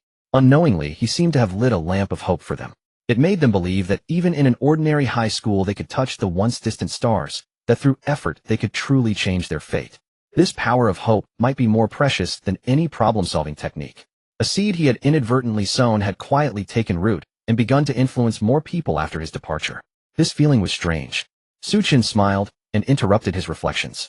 Now that you've got first prize, are you preparing for the CMO? How do you feel? Confident about winning a CMO gold medal? Chen Gu, you're overestimating me. A few days ago, Teacher Chen told me Li Fan, you're our school's hope now. Follow Xu Chen's example and try to bring back a national gold medal for the school. I almost knelt right there. Bro, that's a CMO gold medal. It's not a cabbage. Ha ha. Xu Chen couldn't help laughing. He could perfectly imagine Li Fan's overwhelmed expression. The worst part, Li Fan continued complaining, is that I'm now experiencing that social death feeling you had back then. Oh, Xu Chen's curiosity was piqued. You have no idea. When the results came out, our school went crazy again. Li Fan's voice was filled with despair. The old principal put up another banner at the school gate. The title was, Carrying Forward the Legacy, Creating New Glory. Warmly congratulating our school's Li Fan for winning first prize in the provincial mathematics competition. Isn't that good? Good my ass. Li Fan wailed. The key is he hung my banner right below your IMO full score world champion banner. Red on green, what a mess. The two banners together make my first prize look so shabby. So pathetic. Now the whole school looks at me weirdly. They're not congratulating me. They're pitying me. They think I was born in the wrong era, finally got a first prize, but there's this insurmountable mountain like you looming over me. I'm having such a hard time, Shingo. What? My banner hasn't been taken down yet. Xu Chen was shocked too. The principal would never take it down. Your IMO gold medal is now no. 3 high school's biggest calling card. ITLL probably hang there until it weathers away. Listening to Li Fan's vivid, tearful complaint, Xu Chen laughed until his stomach hurt. He could even picture the old principal standing under those 2 banners, hands behind his back, with a smug expression that said our school has talent after talent, and the legacy continues. I'll forget it. It's all tears, Li Fan sighed. I want to keep chatting. Teacher Chun is calling me to the office again, probably for extra tutoring. Gotta go. After hanging up, the smile lingered on Xu Chen's face for a long time. He knew that no. 3 high school had truly changed. Just then a loud whistle snapped him back to reality. Break over. Everyone assemble. Attention. Right face. The instructor's emotionless, demonic voice echoed across the field. Once again the field was filled with groans of agony. The 2-week military training finally came to an end. As Xu Chen and his roommates shed their sweat-soaked camouflage uniforms and changed into their own clothes, stepping back into the teaching building, each of them felt an illusion of being reborn. Though their skin had darkened by several shades, their eyes shone brighter and more resolute than ever before. At this moment, their true college life officially began. Monday, 8 in the morning. The first specialized course for the elite class of the School of Mathematical Sciences. After a brief yet hopeful opening speech by the department head, Professor Zhang Wenzhong, the college life of the elite class officially commenced. The first week's curriculum was intense and full of challenges. Mathematical analysis, advanced algebra, analytic geometry. These 3 pillars, which seemed like arcane tomes to ordinary students, loomed like 3 towering mountains before all freshmen. Among them, the most unique and fearsome was undoubtedly Professor Wei Dongyi's mathematical analysis course. Afternoon, the first session of mathematical analysis. The class bell rang. A young figure clutching a slightly worn textbook and carrying a transparent plastic water bottle filled with clear water walked punctually into the lecture hall. He was Wei Dongyi, a legend within the School of Mathematical Sciences at Peking University and across the entire Chinese mathematical community. With 2 consecutive perfect gold medals at the International Mathematical Olympiad, his unconventional problem-solving methods and ingenious approaches were hailed as solutions from God. After graduating from Peking University, he declined a full scholarship offer from Harvard to stay and teach. His research area, partial differential equations and geometric analysis, is among the most profound and cutting-edge fields in mathematics. He walked to the center of the podium, placed his water bottle and textbook on the corner, then turned to face the 30 prodigies seated upright before him. His gaze swept calmly across the room, devoid of any ripple. My name is Wei Dongyi. His self-introduction was starkly concise. His voice was not loud, even somewhat mumbling, but his words were clear. This semester, I will teach you mathematical analysis. Having said that, he paid no further attention to the students, as if he had completed all social obligations. He picked up a piece of chalk and turned to face the blackboard. The textbook's framework starts with the Riemann integral, but this definition has limitations. As he spoke, he wrote the definition of the Riemann integral on the blackboard. Today we'll take a different approach, starting from measure. With this brief introduction, he fully immersed himself in his own world. A marathon of blackboard writing lasting 30 minutes, almost without pause, began. He had no PowerPoint, no lecture notes, and no interaction with the students. His teaching method was utterly pure and archaic, presenting his profound understanding of mathematics through primal blackboard writing unadorned and unvarnished before the students.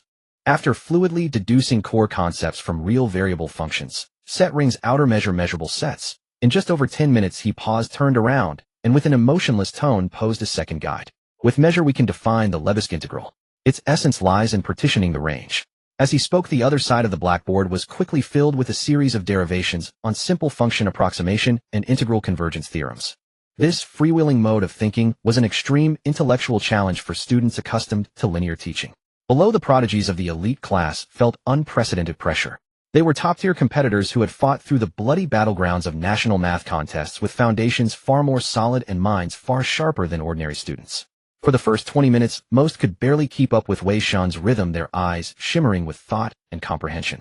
But as Wei Shan's thinking began to soar, leaping from undergraduate-level mathematical analysis to graduate-level real variable functions and functional analysis, the gap started to show. Those who could follow Wei Shan for the first hour were geniuses. Those who could keep up throughout were geniuses among geniuses. And those who could fully understand, even draw inferences, only Xu Chen. He didn't take photos or notes. He merely watched quietly, his eyes gleaming with the exhilarating pleasure of meeting an equal. So that's it. He's redefining integrals from the perspective of measure theory. This approach is far superior and more essential than the textbook's Riemann-sum definition. This construction of the functional, so ingenious. He transformed a nonlinear partial differential equation into a fixed-point problem in a Banach space. This is a dimensionality reduction attack. Just then the cold system prompt sounded perfectly in his mind. Ding. Listening to high-dimensional mathematical thought, cognitive breakthrough, achieved math experience 1. Ding. Understanding the measure-theoretic essence of the Lebesgue integral, math experience 1. Ding. Comprehending the dimensionality reduction application of functional analysis in partial differential equations, math experience 1. After one class, his math experience had grown by 3 points. What the hell? Xu Chen's heart leaped. One class with him nets 3 experience points. Previously, reading an entire book only earned him a few points. Now just listening to one class gave him 3 points. This isn't a teacher. It's a walking, loot-dropping, human-shaped experience package. He stared at Professor Wei Dongyi on the podium with the look of a starving man beholding a feast. From now on, I can't miss a single class of Wei Shan's. Attending 10 times would yield about 30 points. One of the few places to grind experience outside tasks. At the same time, a deep sense of awe welled up from within. Wei Shan is just too powerful. He couldn't help but marvel inwardly. I can grasp knowledge so quickly because of the system, because my talent level has been elevated to an inhuman height. I'm cheating. But he's all-natural, reaching this realm through his own terrifying extreme mathematical talent. That's a true genius. And Peking University has more than one such genius. Looking at the world, there are probably many geniuses stronger than me.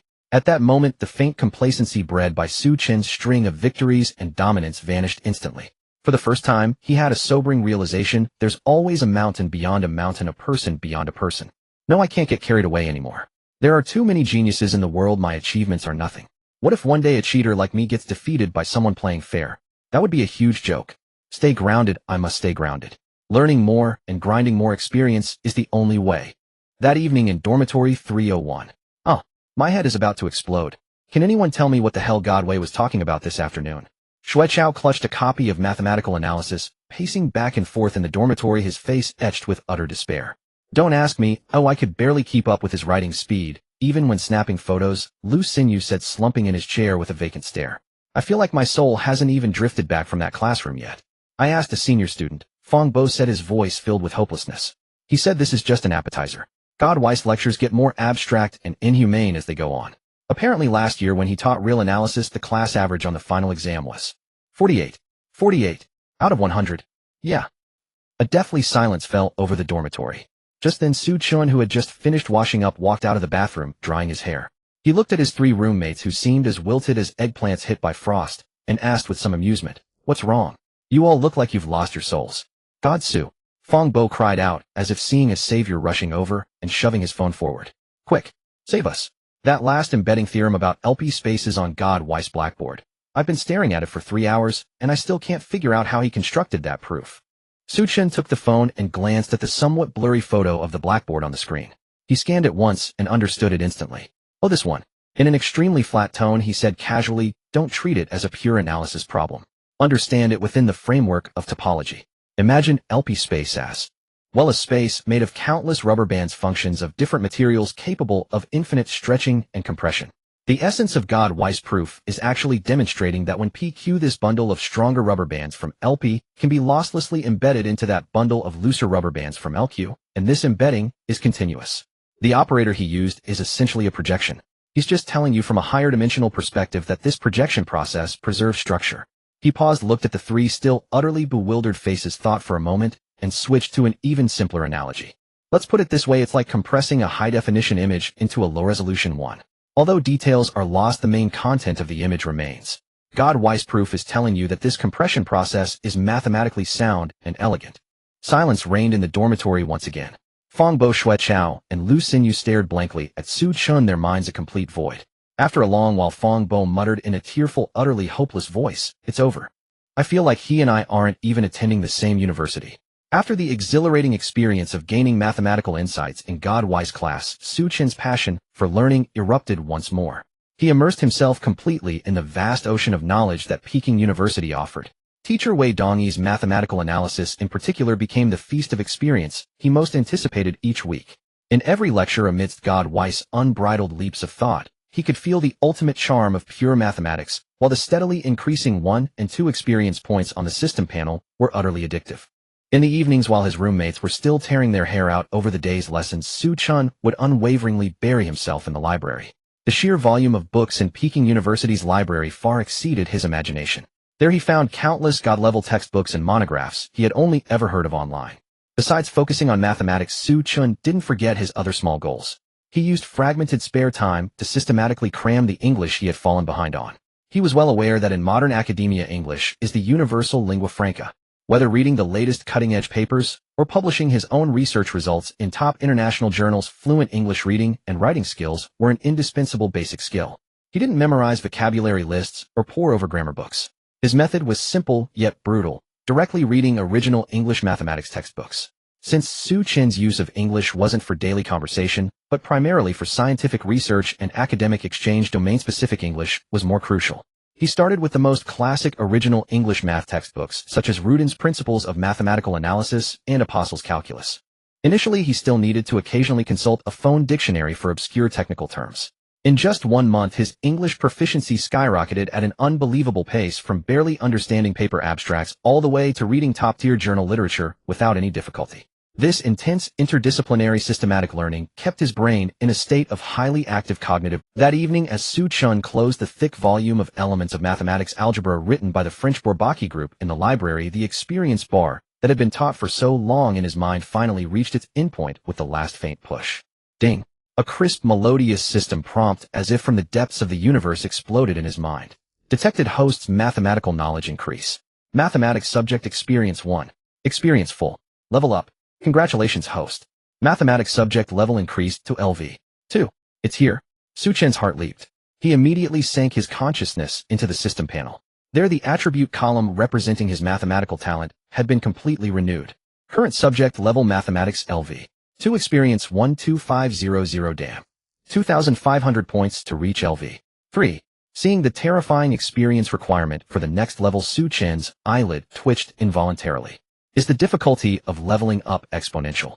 System, are you trying to work me like a mule? He complained wildly in his mind, but more than that, he felt an indescribable excitement and anticipation from the level up.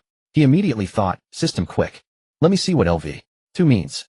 A brand new annotation full of a sense of technology appeared on the pale blue screen. Level 2, expert. This level is equivalent to having achieved original research results of significant influence in the corresponding field, possessing the ability to independently lead major national scientific research projects, supervise doctoral students, and deliver keynote speeches at top international conferences in the field. Standard reference, tenured professor at a world-class university, chief scientist at a national key laboratory. Xu Chen sucked in a sharp breath, feeling his scalp tingle. The span of this level was even more outrageous than he had imagined. LV0 is an undergraduate graduate. LV1 is a postdoctoral fellow at a top university. And LV2 jumps directly to tenured professor, chief scientist. What about the PhD, junior researcher, associate professor in between? Did you just swallow them all up? He felt his worldview being violently shaken once again. Then, what about LV3? He couldn't help but ask. What is LV? 3. A Fields Medal winner. Or, someone who can go toe-to-toe with Euler and Gauss. Insufficient permissions. Please raise your level and explore on your own. The system coldly rejected his curiosity with its signature emotionless tone. Supplementary note: when the host raises any single subject level to LV. 3. Detailed descriptions for all system levels will be unlocked. Alright. Xu Chen pouted, but the shock within him lingered for a long time. He closed his eyes, carefully sensing the changes brought about by the level increase. This transformation was more profound and subtle than the previous leap from LV 0 to LV 1. This feeling is too marvelous. A thought like a bolt of lightning flashed through his mind. That's right, the Goldbach conjecture. He recalled the reward he had stored in the system space, a reward he had never dared to touch easily. A reward that could be called an ultimate dungeon. The complete proof process for a particular special form of the Goldbach conjecture 11. Before, he didn't even have the qualifications to comprehend this proof. But now, he took a deep breath, sank his consciousness into the system space, and once again opened that proof document. This time, as his gaze once more touched those symbols and logical chains brimming with abstract beauty, an entirely different sensation surged into his heart. So that's how it is. The construction of this circle method actually shares the same subtlety as the path integral concept in physics. And here this sieve estimate regarding almost primes. Its underlying combinatorial structure can actually be likened to the eigenvalue distribution in random matrix theory. Although most of the derivation details remained as incomprehensible as a celestial tome to him, this time he was no longer completely in the dark. He could understand. He could grasp the general idea of this proof. Though he still couldn't comprehend the specific path of every road on the map, he could now see where this road ultimately led. This feeling was like someone who had only learned elementary arithmetic suddenly understanding the table of contents of a calculus textbook. Although he couldn't yet perform the calculations, he now knew that such a powerful mathematical language describing change existed in the world. This was an elevation in cognitive dimension. Huff. Xu Chen slowly withdrew from the system space, his chest heaving violently, and a thin layer of cold sweat even seeped from his temples. Merely comprehending the framework of this proof had nearly exhausted all his mental energy. But the light in his eyes blazed hotter than ever before. So beautiful. This is true mathematics. After initially understanding the framework of this paper, Xu Chen also gained a clearer judgment of its value. Achievement value. What it proves is that all even numbers of the form 2 satisfy the Goldbach conjecture. This set without a doubt is a sparse set with a density of 0. However, its symbolic significance is immensely huge. Previously, while studying university-level mathematics courses, Xu Chen had specifically organized the current progress on the Goldbach conjecture. Before the paper provided by the system appeared, humanity's attack on the Goldbach conjecture 11 mainly followed 3 paths. The first path was almost primes. This is currently the most mainstream and closest path to success. Mathematicians attempt to prove that any sufficiently large even number can be written in the form of where a and b have very few prime factors. The highest achievement on this path is academician Chen Jingruns 12. Any sufficiently large even number can be written as the sum of a prime number and a number that is at most the product of 2 primes. Only the final, most difficult step remains to reach the ultimate 11. The second path is the exceptional set and density. This approach attempts to prove that those exceptional even numbers that cannot be expressed as the sum of 2 primes, even if they exist, are extremely rare with a density of 0 among all even numbers. Mr. Hua Luogang made pioneering contributions in this field. But this only proves that almost all even numbers satisfy the conjecture. It is still a long way from proving all even numbers. The third path is other approximation approaches. For example, proving that any sufficiently large even number can be written as the sum of 2 primes and a finite number of powers of 2, and so on. These 3 mainstream paths all share a common characteristic. They are all taking detours using various methods to approach the ultimate 11 conjecture. While the proof provided by the system only solves an extremely special sparse set, it marks the first time in human history that from the front it directly proves that a certain infinite class of even numbers completely satisfies 11. This is like everyone wanting to storm a formidable fortress named Goldbach, digging trenches and building pillboxes on the periphery, while this proof directly sends a special forces team airdropping into the fortress interior to capture a small but crucial arsenal. Its actual battle gains may be small, but the strategic and symbolic significance it brings is subversive. As for the instrumental value of this paper, the method it uses during the proof, ingeniously combining the circle method, sieve method, and complex analysis tools, is highly groundbreaking. It is like Professor Zhang Yitang's paper on the twin prime conjecture, pointing out a brand new promising path for future generations. If one could continuously optimize and improve along this path, perhaps its scope could truly be extended from a sparse set to a positive density set. Therefore, even if this paper were published directly without modification, it could attempt to break into the Big Four. But if this set of tools could be improved and generalized, ultimately obtaining a positive density solution to the Goldbach conjecture, then not only would it surely grace the Big Four journals, but its achievement would be worthy of top international mathematical honors. The Fields Medal is probably out of reach, but awards like the Cole Prize might still be worth a try. When he was completely immersed in the grand blueprint of this proof, an extremely realistic problem, like a bucket of cold water, abruptly jolted him out of his pure academic fervor. Wait. He stopped writing, his brow furrowed. No, it can't be published. At least not now.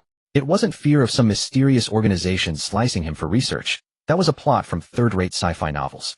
The country would be thrilled to have a genius to cherish, oh, why would they slice him up? What he worried about was the logical self-consistency of the academic world. The mathematics community nowadays is no longer the era of a few hundred years ago where a flash of insight could solve major problems. Xu Chen stood up, pacing back and forth in his cramped dormitory, his mind racing. Mass media, for the sake of drama, always likes to portray mathematicians as divine beings who live on pure talent detached from worldly affairs. But through his recent studies, Xu Chen knew this was a huge misconception. Take Gauss, for example. He was undoubtedly a ancient millennium genius, constructing a regular heptadecagon with a compass and straightedge at 19.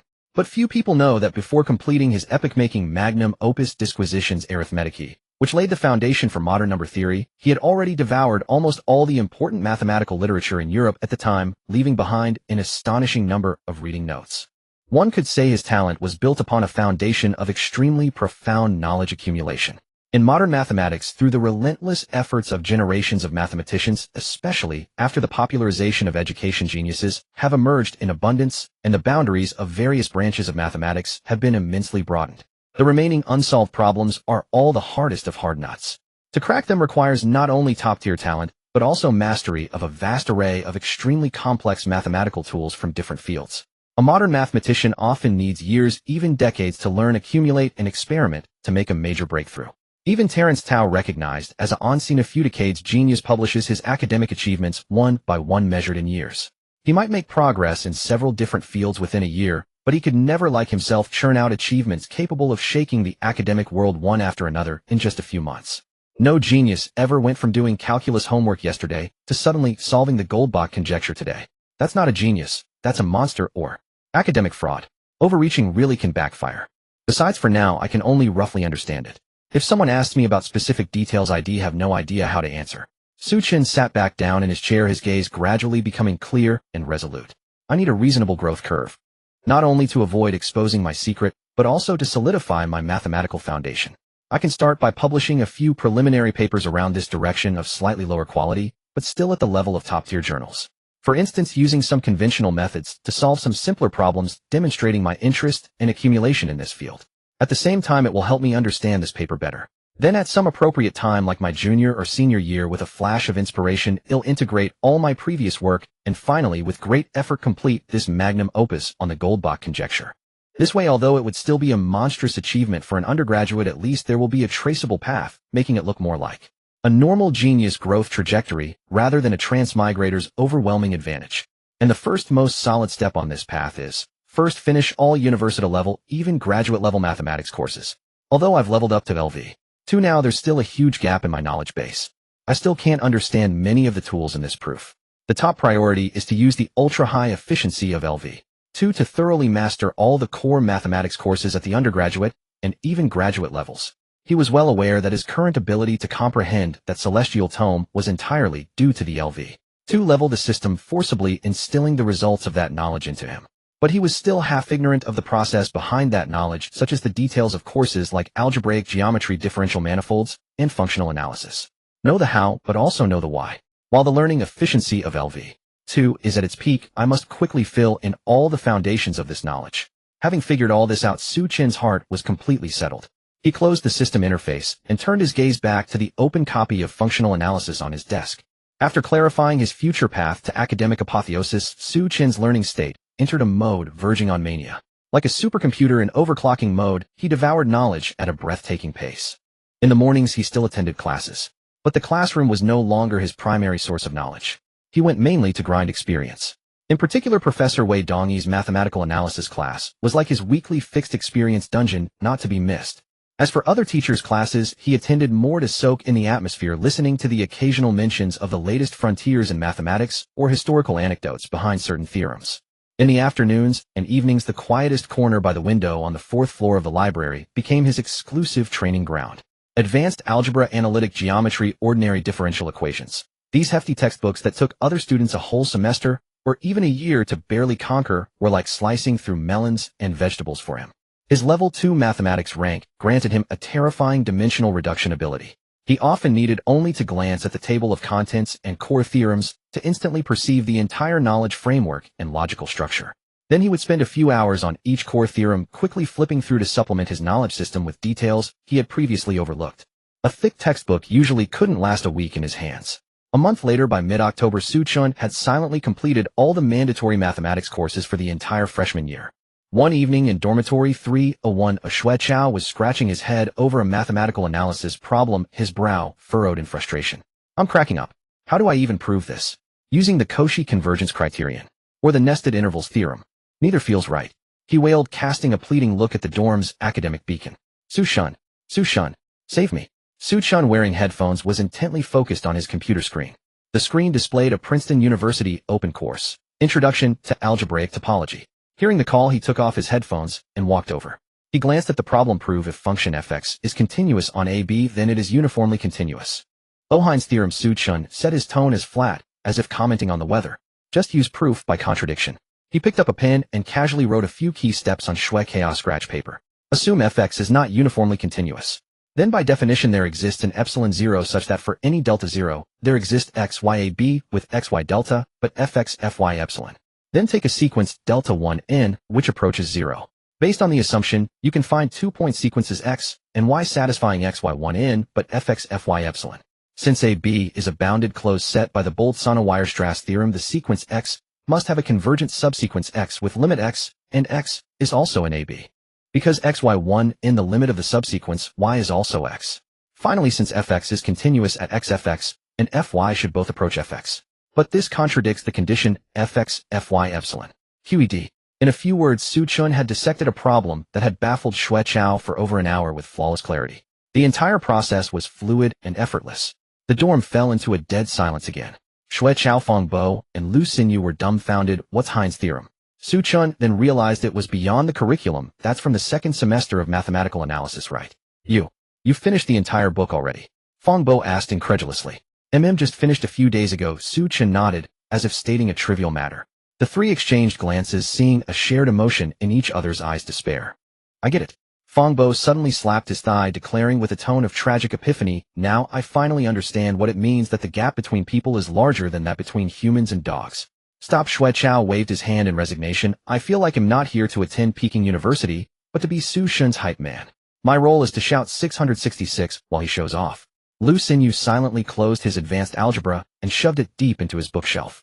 He decided to numb his traumatized heart tonight by gaming. I really didn't mean to. Who told you to ask me? I was just stating the facts. Since the course progress could no longer keep up with his learning pace, and even Professor Weiss' class no longer granted experience, Xu Chen felt that attending classes on material he had already mastered was a waste of time. So one afternoon he knocked on the door of his mentor, Associate Professor Lin E. As the class advisor for the elite class, was also Xu Chen's academic supervisor.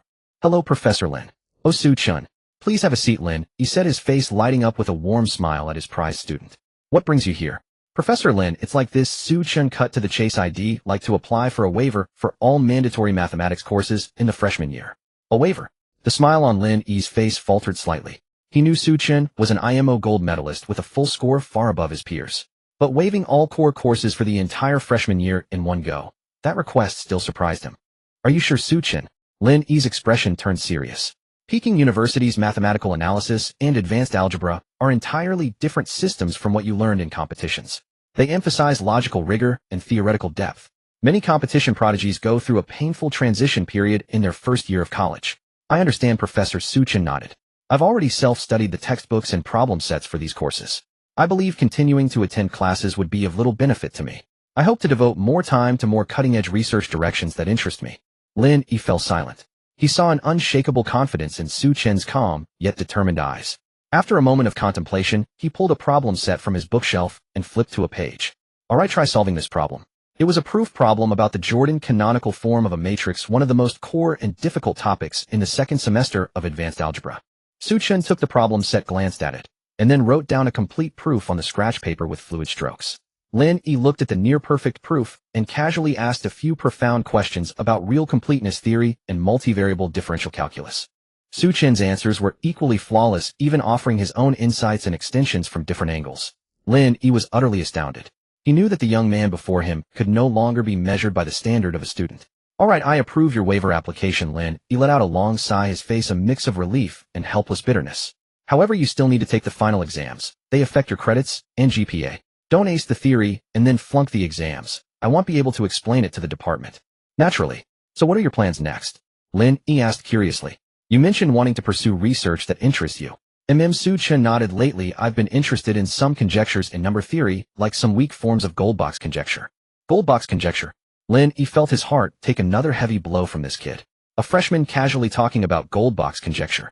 It even put pressure on him, an associate professor specializing in partial differential equations. Lin Yi looked into Xu Chen's clear, curiosity-filled eyes, his heart a whirlwind of emotions. He recalled his own youthful impulse to challenge century-old problems, unaware of the heavens and earth. But with age and the grind of academia, papers, projects, and repeated failures, that initial drive had been worn smooth. Young people having drive is good. Let him go and hit some walls. Once he's battered by those real mountains, he'll naturally understand that academic research isn't just about talent and passion, and he'll come back to reality and start with more feasible projects. But then he felt a pang of reluctance. However, this kid's talent is too high. If I let him blindly ponder Goldbach's conjecture and fall too deep into that bottomless pit, wasting his precious undergraduate years, that would be a crime. No, I need to find a way to rein him in. After a moment's thought, a perfect solution instantly formed in his mind. Lin Yi conceived a plan that would allow him to kill two birds with one stone. It would satisfy his desire to delve into advanced research topics, while keeping him on a relatively reliable path, guided by a luminary, preventing him from straying too far astray. "Xu Chen, do you know about our School of Mathematics top-notch program?" "Top-notch program?" "Yes," Lin Yi explained. "Its full name is the Basic Disciplines Top-Notch Student Cultivation Pilot Program. Simply put, it's a training model akin to a graduate preparatory course for top-tier students who have surplus academic energy and aspire to pursue scholarly research. Students admitted to this program can have their own dedicated mentor, enter the laboratory early, and participate in real scientific research projects. The school will tailor personalized learning plans for them and encourage innovative research training." He paused, then added, "However, according to regulations, this program is for sophomores and above. As a freshman, you technically don't qualify." "But..." A glint of admiration flashed in Lin Yi's eyes. "Regulations are static, but people are dynamic. Given your situation, I think we can make an exception for you. If you're willing, I can help apply to the school's leadership to see if they can include you in this year's top-notch program list." "Really? That's wonderful." Xu Chen's eyes lit up instantly. It was like a pillow arriving just as he felt drowsy. He had been worried about working in isolation without a guiding hand to point the way. This top-notch program undoubtedly offered him a legitimate opportunity to access Peking University's core academic resources. "Thank you, Professor Lin. I'm willing to join." "Great." Lin Yi seemed delighted as well. "Leave this to me. Just wait for the news." A week later, Lin Yi notified Xu Chen that his supplementary admission was successful and told him to first choose his mentor. The first step in entering the top-notch program was selecting a mentor. The program provided a dazzling list of mentors for the selected students, each name a thunderous presence in the mathematics world. Academician Zhang Weiping, Academician Tian Gang, Academician Wen Lan. Seeing these names usually encountered only in textbooks and news, Xu Chen found himself at a loss. Just as he was agonizing over which luminary to choose, a familiar call came in. It was Teacher Zhao Feng from the admissions office. "Hello, Xu Chen. Congratulations. I heard you were exceptionally admitted to the top-notch program. Well done. I knew you couldn't be hidden." Zhao Feng's voice on the phone brimmed with an "I knew it all along" smugness. "Thank you, Teacher Zhao. It's all thanks to Professor Lin Yi and the school leaders." Xu Chen replied modestly. It's mainly your own ability." Zhao Feng shifted the topic, asking casually, "So have you chosen a mentor? Any candidates in mind?" "Not yet, I'm still puzzling over the list." "Puzzling is right." Zhao Feng's voice suddenly turned mysterious. "Choosing a mentor is a major art. Choose well, and your academic path for the next 4 years will be smooth. Choose poorly, and you'll be in for a rough ride." He paused, then spoke in a tone of earnest concern, as if for Xu Chen's own good. "Xu Chen, take my advice. For a genius of your caliber, don't just look at fame. Academicians Zhang and Wen are top masters, but they have too many projects and administrative duties, leaving limited time for you. I recommend someone to you." "Who?" "Academician Tian Gang." "Academician Tian Gang." Xu Chen's heart tightened. The name was of course thunderously familiar. This was no mere young and promising scholar, but a titan already standing at the pinnacle of world mathematics. An academician of the Chinese Academy of Sciences and the American Academy of Arts and Sciences recipient of the Veblen Prize, one of the highest honors in geometry, and the former helmsman of Peking University's School of Mathematics. Teacher Zhao actually recommends I choose academician Tian. Would a luminary of this caliber accept an undergraduate like me? Yes. Zhao Feng's tone grew profoundly solemn. Academician Tian is the anchor of our School of Mathematics and absolute authority in international geometric analysis. His academic taste and insight into mathematics are among the finest globally. Most importantly, Zhao Feng emphasized academician Tian, despite his lofty status, is famously protective of truly gifted students. If he recognizes you, he will personally guide you, chart the grandest academic blueprint for you, and elevate you to heights you could never reach on your own. On this end of the line, Xu Chen nodded repeatedly, his mind surging with waves of excitement. Meanwhile, on the other end, teacher Zhao Feng's face wore a smirk known only to himself, a sly one. Yes, elevate you to heights you could never reach. He chuckled inwardly. Of course, whether you survive the process is up to your own fate. You've come to extort me several times, so now it's my turn to summon a big boss for you. In short, Zhao Feng concluded, follow academician Tian, and if you can endure under him, your ceiling will be the highest. These words set Xu Chen's blood boiling. A titan in geometric analysis. Personal guidance. The highest ceiling. Isn't this exactly the mentor I need? Without a moment's hesitation, he made his decision. Thank you, teacher Zhao. I understand. I choose academician Tian gang. Great. Ambitious. Zhao Feng's voice on the phone was full of approval. Don't worry, you'll talk to academician Tian's secretary right away. Once he hears about your situation, he'll surely be happy to give you a chance. After hanging up, Xu Chen's heart was filled with anticipation for his future academic life. Meanwhile, in the admissions office, teacher Zhao Feng leaned back in his chair, unable to suppress the triumphant fox-like grin spreading across his face.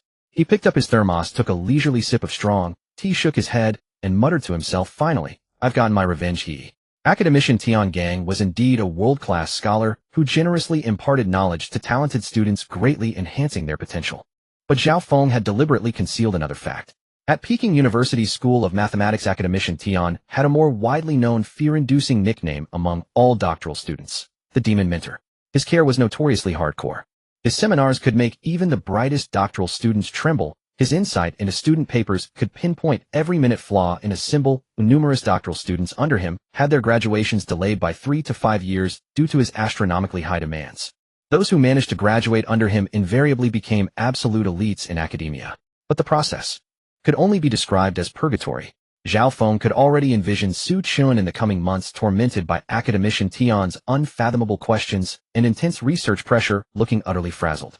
At that thought, his mood, long depressed from being extorted out of over 200,000, suddenly felt much lighter. A few days later, Xu Chen attended academician Tian Gang's undergraduate seminar for the first time. This seminar was the core component of the top-notch program.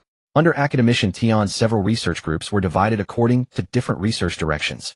Xu Chen was assigned to the group focusing on geometric analysis, which was also the one with the highest threshold and greatest difficulty among all groups. The members were elite students meticulously selected from sophomores and juniors possessing the most talent in the geometric field. Xu Chen was the only freshman among them.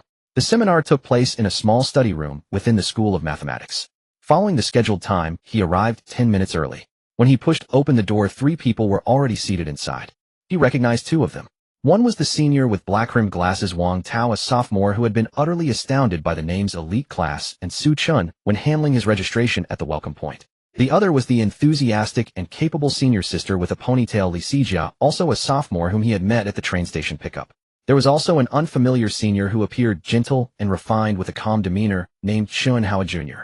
Seeing Xu Chen, all 3 were momentarily stunned, then their faces broke into kind smiles. Junior Xu Chen, you're here. Take a seat quickly. Li Xijia was the first to react, greeting him warmly. Junior Xu Chen, we meet again.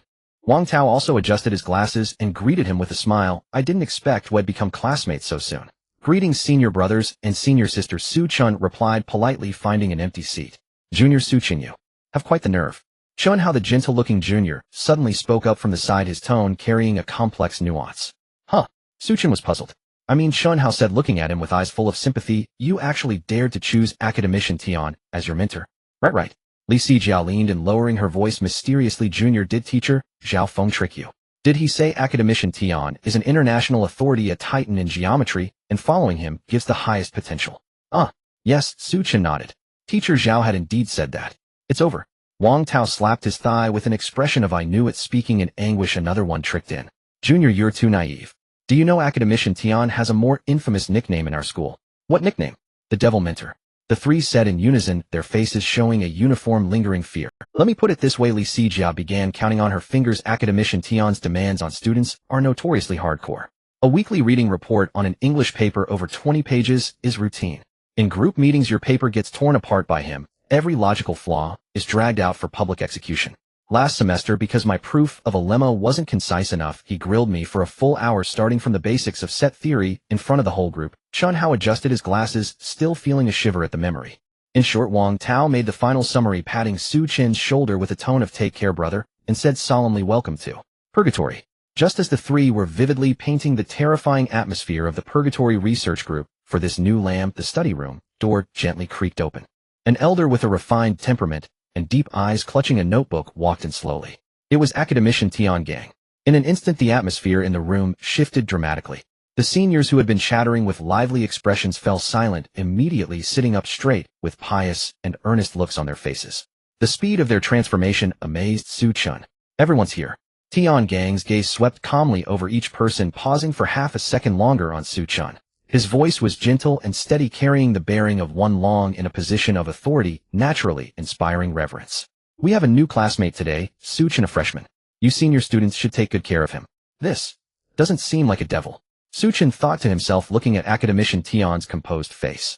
The seminar began.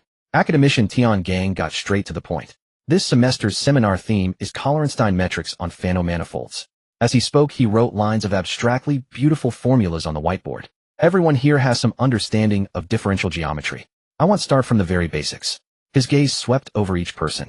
This topic is a core part of the Yau-Tian-Donaldson conjecture. Its ultimate goal is to establish a purely algebraic stability criterion for the existence of Colornstein metrics. He paused, emphasizing, I believe everyone understands the difficulty of this problem. If it could be fully solved, the results would be worthy of publication in top journals like the Annals of Mathematics. Of course, this is a long-term goal.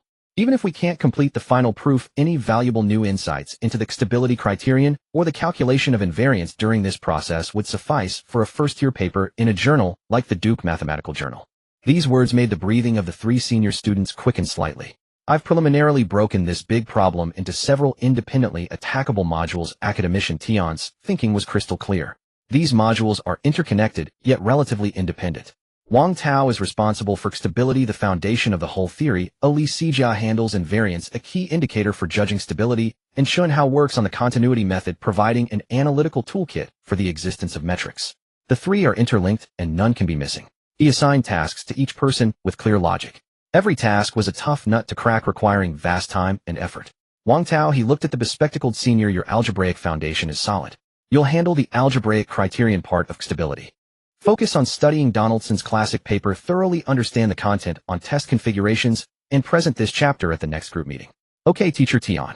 Wang Tao's expression instantly became extremely grave. Li Sijia, he turned to the capable senior sister, you're responsible for calculating invariance. Carefully read my review article on invariance, focusing on understanding its geometric meaning and calculation methods. At the next meeting, you'll explain several core examples from the article. Understood, Teacher Tian. Li Sijia also put away her smile, looking serious. Xu Chen, he finally addressed the junior, you handle the literature research on the continuity method. Consult the original papers by Aubin and Yao, understand the part on solving the Munge-Ampere equation. At the next meeting, you'll report the basic framework of this method. Finally, his gaze fell on Xu Chen. Xu Chen, his face still held that calm expression. I know you've just started your freshman year and haven't taken many graduate courses, so I won't assign you anything too difficult. He paused, then said, start with the basics. Self-study the first 3 chapters of Hartshorne's algebraic geometry on schemes and sheaf cohomology. Then write a detailed reading report for me. Submit it before next week's group meeting. Any questions? As soon as these words were spoken, the study room fell into dead silence. Wang Tao, Li Sijia, and Xu Chen collectively gasped. They looked at the still calm Xu Chen with complex eyes filled with sympathy, mourning, and fend for yourself. Starting with the basics. Hartshorne's algebraic geometry. For the geniuses in this seminar, the name of this book was certainly not unfamiliar. It was the Bible of algebraic geometry, a mountain each of them would eventually have to conquer. But they knew better the time and effort required to conquer this mountain. Schemes and sheaf cohomology were notoriously abstract and difficult. Even they sophomores and juniors with solid algebraic foundations would need at least a full semester under a teacher's guidance to chew through and digest the first 3 chapters. An academician Tian was asking a freshman who hadn't even formally finished abstract algebra to self-study the most difficult first 3 chapters in a week and write a detailed reading report. Li Sijia thought teacher Tian always gives an especially hard task first, but this time, isn't it a bit too much? The 3 were curious how this legendary freshman prodigy would handle this seemingly impossible task. Would he back down and ask for an extension?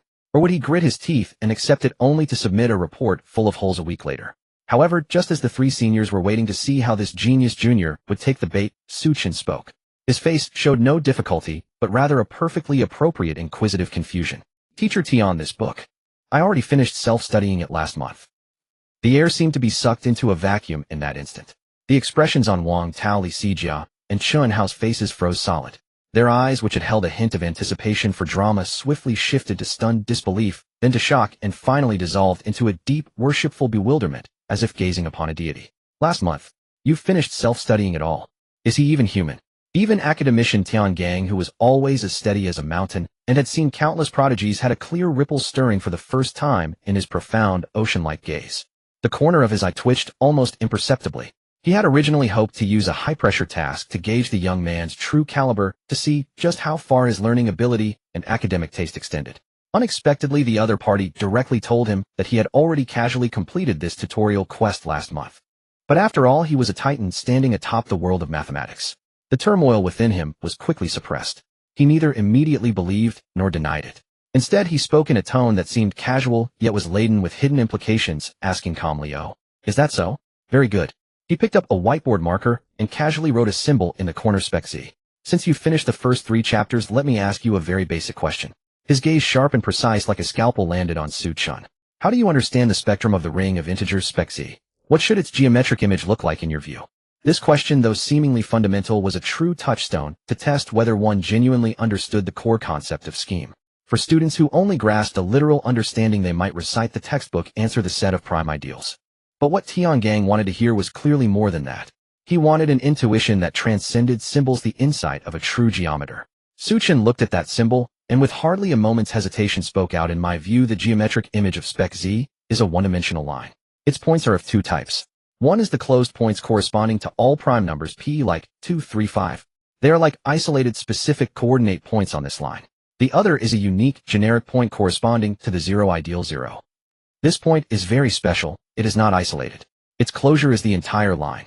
You can imagine it as a kind of background or attribute that permeates the whole line, omnipresent." This explanation not only answered the question, but more importantly, was brimming with intuitive geometric imagination. It animated the most abstract algebraic concepts in a way that was almost like a physical image. Wang Tao and the other 2 were utterly lost, but they could clearly see that for the first time a brilliant, dazzling light burst forth from academician Tian Gang's eyes. Excellent. A very thorough understanding. This is no longer just reciting definitions. He has completely internalized the most abstract algebraic concepts into his own geometric intuition. The last shred of doubt in Tian Gang's heart vanished without a trace. What replaced it was an irrepressible ecstasy at having discovered a peerless, uncut gem. That sly old fox Xiaofeng. He wasn't lying to me.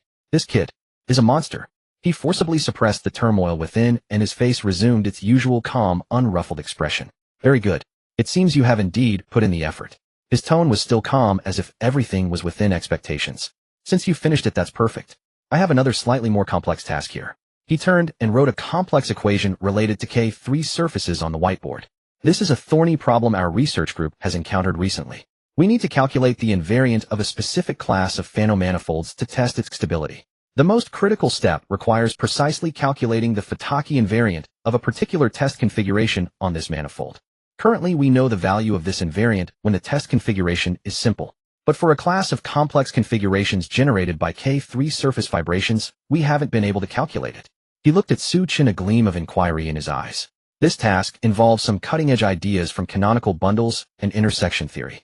It might be a bit ahead of your time. However, I am curious. With your talent, if I gave you 2 weeks, do you think you could calculate it?" "Professor, will give it a try. Just a few simple words.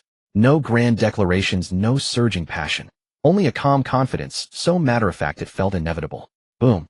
These 4 words struck like 2 invisible thunderbolts, slamming hard onto the crowns of Wang Tao, Li Sijia, and Chun Hao. Their minds went completely blank. He actually accepted it. Does he even know what he's taking on? That's the invariant. A theory pioneered by Professor Tian himself. A field even doctoral students dare not touch lightly. A freshman, and he says, "I'll give it a try." In that instant, an immense, indescribable sense of absurdity mixed with awe for an unknown power engulfed them. They felt as if a chasm deep and unfathomable, named dimensional difference, separated them from Xu Chen. While they were tearing their hair out over the difficulty of undergraduate courses, this guy was already starting to reach for the stars at the field's medal level. Were they even the same species? The three looked at each other, seeing a deep, life-questioning bewilderment in each other's eyes. An academician, Tian Gang, was also taken aback when he heard Xu Chen's "I'll give it a try." He had expected Xu Chen to mention some difficulties or ask for guidance on some literature. He never imagined he would accept this task, which even his best doctoral students found daunting so readily. A newborn calf is fearless of tigers. That's fine too. Tian Gang mused to himself. Let him go hit a wall. Once he runs into a dead end, he'll naturally understand the difficulty involved. Tian Gang nodded, a hint of barely perceptible expectation in his deep eyes. Good. I look forward to your answer. After the seminar, Xu Chen did not, as his three senior siblings imagined, immediately plunge into anxiety or panic over the impossible task before him. He did not rush to the library to delve into the vast sea of literature. He knew that without fully grasping the essence of the problem, aimless reading would only lead him astray amidst complex terminology and techniques. The first thing he did was to deconstruct the problem. He broke down the grand goal of calculating the Fataki invariant of a specific test configuration into several smaller, independently solvable subproblems. First step: understand the geometric background. What exactly is this Fano manifold generated by AK3 surface vibration? What special geometric properties does it possess? Second step: understand the algebraic structure of the test configuration. How is this complex configuration generated algebraically by the action of a one-parameter subgroup? Third step: understand the definition of the Fataki invariant. What exactly does this invariant measure? Which integrals of Chern classes does its calculation depend on? When he listed these subproblems one by one in his notebook, he truly realized the vast chasm between solving problems and conducting research. University mathematics was far deeper and broader than the competitions he had faced in high school. Competition problems were like a meticulously designed maze. Complex, yet the examiner always left clues about which tools to use and which path to follow. True research, however, was like searching for a legendary city of gold in an unexplored primeval forest. There were no paths, no signposts, not even a map. The only things you could rely on were your own knowledge, intuition, and the courage to keep moving forward after countless wrong turns. In the first 2 days, Xu Chen's progress was not smooth. He found that although his LV2 status endowed him with extraordinary mathematical intuition, his knowledge base had significant gaps in specific tools. He could sense that solving this problem required knowledge of intersection theory and algebraic surfaces. But his understanding of these fields was merely at the level of knowing they exist. No, I must catch up. He went to Peking University's library and found Griffith's and Harris' principles of algebraic geometry and Beauville's complex algebraic surfaces. His goal was not to memorize every specific proof, but to grasp the core ideas and threads of these disciplines. With LV2's boost, his learning efficiency reached a terrifying level. In the following days, the windowside corner on the 4th floor of the library became Xu Chen's exclusive base. Coincidentally, he noticed that his senior sister Li Xijia was also there almost every day at the same time at a seat not far away.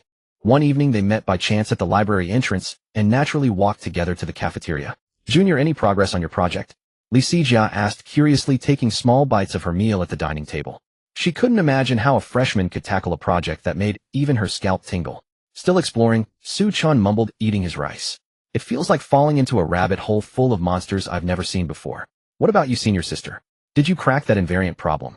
"Don't even mention it." Li Xijia sighed, a troubled look on her face. "I'm stuck. Professor Tian's review article is too condensed in its reasoning.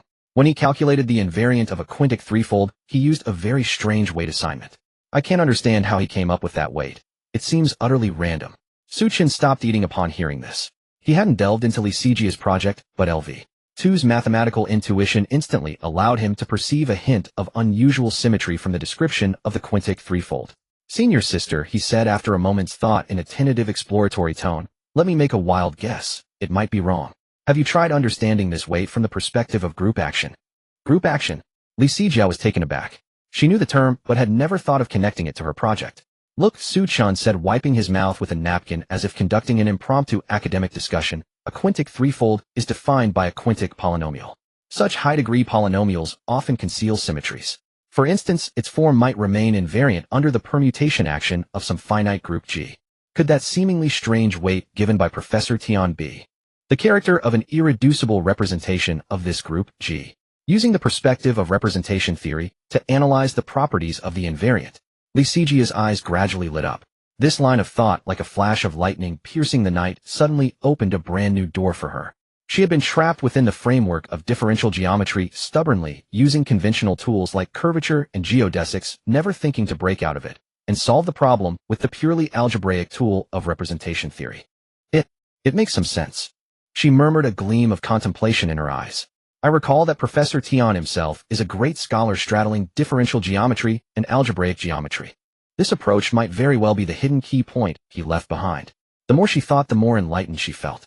She looked up at her junior, who was now focused on finishing the last piece of braised pork on his plate with an expression of awe. A storm of emotions raged within her. This guy, he hasn't even read my project literature, yet just from my description, he gave a completely new research direction that strikes at the core of the problem. Is this the intuition of a genius? She felt that her own thinking in the face of Xu Chen's unfettered comment was so narrow and rigid. Junior, she said, taking a deep breath, her voice full of sincere gratitude. Thank you. I'm not sure if this path will work, but you've at least given me a new possibility. You're welcome, senior sister, Xu Chen said with a smile, finishing his last bite. I was just making a wild guess. I'm glad if it helps. A wild guess. Like hell I believe that. Li Sijia complained inwardly, but a bright smile appeared on her face. She decided to go home tonight and look up materials on representation theory. A week later, academician Tian Gang's seminar convened once more. The main focus of the meeting was for 3 senior fellow apprentices to report on their respective project progress and receive the mentor's questions and guidance. It was both a test of learning outcomes and a brainstorming session for intellectual collision. Wang Tao's report was methodical and straightforward, clearly outlining the algebraic criterion theory of stability. Chen Hao's report, however, was somewhat faltering. Evidently, the complex partial differential equation estimates in the original papers by Aubin and Yao remained too challenging for him. Li Sijia's report, on the other hand, impressed everyone. She no longer confined herself to teacher Tian's review article, but reinterpreted the calculation of invariance from a completely new higher perspective, finite group representation theory. Her explanation was profound, yet accessible, with clear logic. She even offered her own deeper insights into several steps that teacher Tian's original text had not detailed. When she finished, even the typically strict academician Tian Gang revealed undisguised approval in his eyes. Excellent, Sijia, he nodded. Your idea of using representation theory tools to analyze the symmetry of invariance is highly valuable. It shows you are beginning to possess the most important quality of an independent researcher, the ability to make cross-disciplinary connections. Receiving her mentor's affirmation, Li Sijia's face lit up with a radiant smile. She instinctively turned to look at Xu Chen, who was sitting in the corner, casting him a glance full of gratitude and admiration. Xu Chen responded with a "You're welcome" smile, inwardly thinking, it seems my mathematical intuition is quite reliable after all. Then it was Xu Chen's turn. Since Tian Gang had given him 2 weeks, Xu Chen was not required to report this week, but his progress still needed to be checked. Everyone's gaze focused on him. Xu Chen, how is that problem of yours? Any progress? Tian Gang asked in a tone that seemed casual, but was filled with expectation. Some preliminary ideas, but they're not quite mature yet. Xu Chen answered truthfully, his tone calm and candid, as if merely reporting progress on an ordinary course assignment. I found that tackling this problem directly from the perspective of intersection theory would lead to a complex integral involving the Chern character with a massive computational load. So I changed my approach. At this moment, Xu Chen's eyes shimmered with a unique light belonging to a researcher. I attempted to apply the Riemann-Roch theorem from algebraic surface theory to transform this integral problem on a manifold into a purely algebraic problem of calculating the Euler characteristic. He paused, as if organizing more precise language. Within the algebraic framework, the original Fataki invariant becomes a problem of calculating the coefficients of a Hilbert polynomial. Currently, I have successfully constructed the corresponding test configuration, but the calculation of this polynomial is still stuck on a vanishing theorem concerning coherent sheaf cohomology. He paused again, then delivered a conclusion that seemed to freeze the air in the seminar room. However, I have essentially mapped out the structure of this cohomology group. I should be able to present the final result at next week's seminar.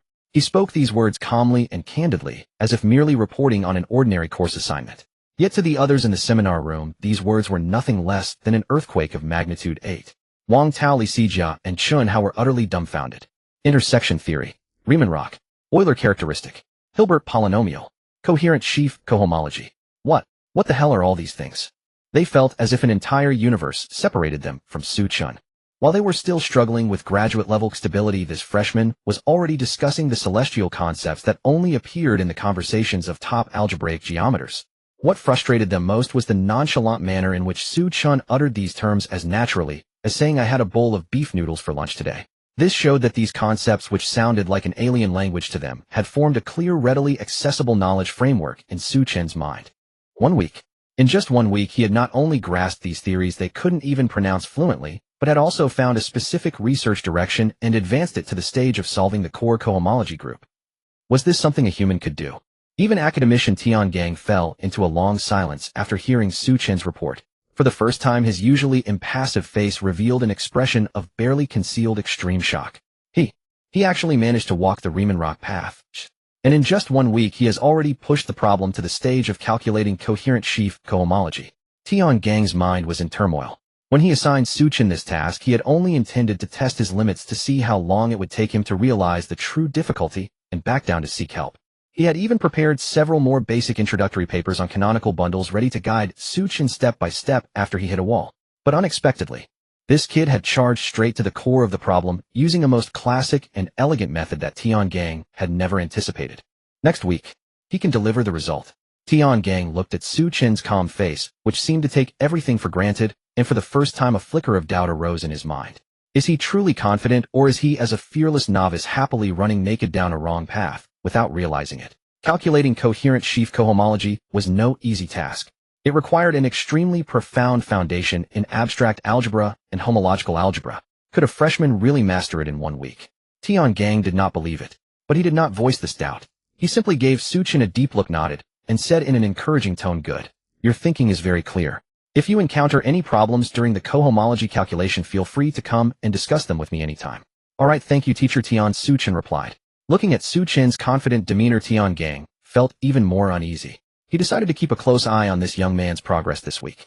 He was determined to see whether this youth, whom he found somewhat unfathomable, had truly found the map to a treasure or was merely happily streaking down a wrong path. After the seminar, Xu Chen wasted no time and plunged back into the library. He knew that although he had boasted to academician Tian that he could finish it in a week, calculating that cohomology of coherent sheaves was no easy task. It was an extremely abstract algebraic object laden with vast geometric information. Each of its degrees corresponded to the genus of some geometric property on a manifold. The difficulty arose from 2 main aspects. First was the barrier of knowledge. The computation of this cohomology required extensive graduate-level knowledge he had never encountered before, such as spectral sequences, derived functors, and Grothe-Indique's vanishing theorem. Behind each term lay a vast and profound branch of mathematics. Second was the shift in perspective. This cohomology group could not be brute-forced using conventional methods of solving linear equations. Its structure inherently contained geometric information. One had to work backward, guessing its structure from a geometric standpoint, then verifying the guess with algebraic methods. This demanded an exceptionally powerful intuition capable of freely switching between algebra and geometry. That evening, as Xu Chen rubbed his sore neck and looked up from a pile of complex Czech cohomology calculations, a familiar figure sat down across from him, holding a steaming cup of coffee. It was senior sister Licegia, still at it. She gently pushed the coffee towards Xu Chen, her voice tinged with concern. "Have some ITLL perk you up." "Thank you, senior sister," Xu Chen said with a grateful smile, taking the coffee and sipping it. "Junior still burning the midnight oil." Licegia gasped as she looked at the pile of arcane texts on Xu Chen's desk. "Your pace is terrifying. No choice, I'm up to my neck in a knowledge debt, gotta pay it back quickly." Xu Chen rubbed his tired eyes and gave a self-deprecating smile. "Junior, I think I should remind you," Licegia hesitated, but decided to speak plainly. "Professor Tian, though he seems gentle usually, is notoriously strict in academics. If you can't complete the task he gives you, it's fine. Tell him in advance, and hell, just think your foundation isn't solid enough and adjust the task. He might grumble a bit, but it's not a big deal. But you must never promise him a deadline and then fail to deliver. That would truly anger him.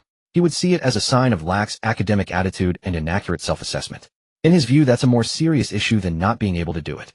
When Professor Tian assigns tasks to newcomers, he often gives an apparently impossible workload as a stress test to gauge your true level and limits, and to acclimate you to this high-pressure research rhythm. So Junior, if you really can't handle it in 2 weeks, don't force it. It's no shame to tell Professor Tian in advance." Hearing this heartfelt advice, Xu Chen felt a warmth in his heart. He knew they were genuinely worried about him. "Thank you, senior sister, I know what I'm doing," he said with a smile, pointing to the draft paper in front of him. "Actually, I'm almost done. Just the convergence of the spectral sequence in the final step is a bit tedious, but the approach is clear. Here I am earnestly persuading him to give up, and he tells me he's almost finished. How am I supposed to continue this conversation? Li Sijia felt like she had punched a pillow and shook her head helplessly. Seeing Xu Chen's confidence, she didn't press further and returned to her seat. Another sleepless night followed. Xu Chen sat before the computer, the screen displaying an extremely complex exact resolution chain of an ideal constructed using Macaulay 2 software. He was advancing along the Riemann Rock path he had chosen, tackling the toughest part of the battle. This path was the one he had selected from many possibilities, guided by his level 2 mathematical intuition as the most likely route to the finish. But the path was no smooth road. That core cohomology of coherent sheaves was like a ferocious tiger blocking the way. He had tried over a dozen different sheaf decompositions, but each time he encountered intractable extension problems when computing higher cohomology groups, causing the calculations to fail. No, the brute force approach requires too much computation. The structure of this cohomology group is so special, there must be some clever trick, some more essential property I've overlooked. He closed his eyes, forcing himself into a state of deep thought, casting aside all complex computational details. His thinking began to ascend, no longer confined to how to calculate, but instead pondering what this cohomology truly is. The cohomology of coherent sheaves describes the properties of functions on a geometric object. An AK3 surface vibration, in essence, is a composite of geometry and topology. A thought like a lightning bolt piercing the night sky instantly illuminated his entire mental space. What if I no longer treat it as a purely algebraic problem, but understand it from a topological perspective? What if I view this cohomology group as the section space of some fiber bundle? Then its dimension should satisfy the topological Atiyah-Singer index theorem. This idea was audacious to the extreme. He was no longer solving equations, but guessing their solutions. Based on the requirements of topological Chern classes and Todd classes, he boldly wrote down a candidate solution in a highly specific polynomial form. Then he substituted this candidate solution back into the framework of algebraic geometry, embarking on a verification calculation of mind-numbing complexity. It was a reverse engineering process brimming with topological intuition, yet severely testing one's algebraic inner strength. When he completed all the verification steps and obtained the perfect 0-0 on the draft paper, the sky outside the window was once again turning pale with the dawn. He had succeeded. A week later, the seminar convened once more. This time the atmosphere in the meeting room was noticeably more tense than before. Everyone knew that today was the moment to test Xu Chen's one-week promise. Wang Tao and Li Sijia's presentations remained steady. Stimulated by Xu Chen, they had unleashed astonishing potential over the past week, making significant progress on their projects. Finally, it was Xu Chen's turn. All eyes focused on him. Without a trace of nervousness, he calmly walked to the whiteboard and picked up a marker. Last week, I mentioned that the problem ultimately boils down to computing the dimension of a coherent sheaf cohomology group. After a week of calculations, I have obtained the dimensions of this cohomology group at each order. As he spoke, he wrote a long, complex integral formula composed of Chern classes and Todd classes on the whiteboard with seamless fluidity. Using the Riemann-Roch theorem, we can precisely transform the calculation of the Fataki invariant into a linear combination of these cohomology dimensions. Finally, the result I computed is. He stopped writing, turned to face everyone, and announced the goal that had driven the entire research group for months with a tone so calm it bordered on cold. For this type of test configuration generated by K3 surface vibrations, its Fataki invariant is perpetually 0. The air seemed to be sucked into a vacuum at that moment. Wang Tao, Li Sijia, and Chun Hao were completely petrified. They stared blankly at the string of formulas on the whiteboard, completely incomprehensible, yet feeling immensely impressive. Their minds a blank. See, computed it. Did he really? Take only 2 weeks to solve this problem, which even teacher Tian found thorny. Even the perpetually composed academician Tian Gang could no longer maintain his calm. He abruptly stood up from his seat, strode quickly to the whiteboard, his face etched with disbelief and shock. He adjusted his glasses and meticulously scrutinized Xu Chen's entire derivation process from beginning to end 3 times. His brows furrowed and relaxed alternately. Correct. Completely correct. This application of the Atiyah-Singer index theorem is very clever. To think of using this topological method to circumvent the most complex algebraic calculations. He turned around, looking at Xu Chen, his eyes bursting with an unprecedented ecstasy, as if he had discovered a new continent. Xu Chen, do you realize that what you have solved is not just a computational problem? His voice trembled slightly with excitement, like a general seeing the most crucial move that would decide the battle on the sand table. You have solved the most core and fundamental bottleneck of our entire project.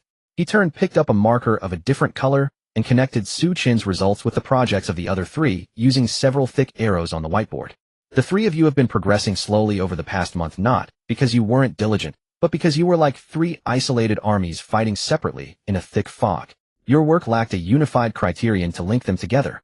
Wang Tao's stability criterion is just a set of abstract algebraic inequalities. Li Sijia's invariant estimation is merely a heap of measurement data with large errors. Xu Chen's continuity method is more like an evolution equation lacking initial values. They are independent of each other and cannot form a synergistic force. Xu Chen's work precisely provides this unified criterion. By calculating the Fataki invariant, he has proven that this particular type of Fano manifold is semistable. This provides a solid starting point for our entire theory.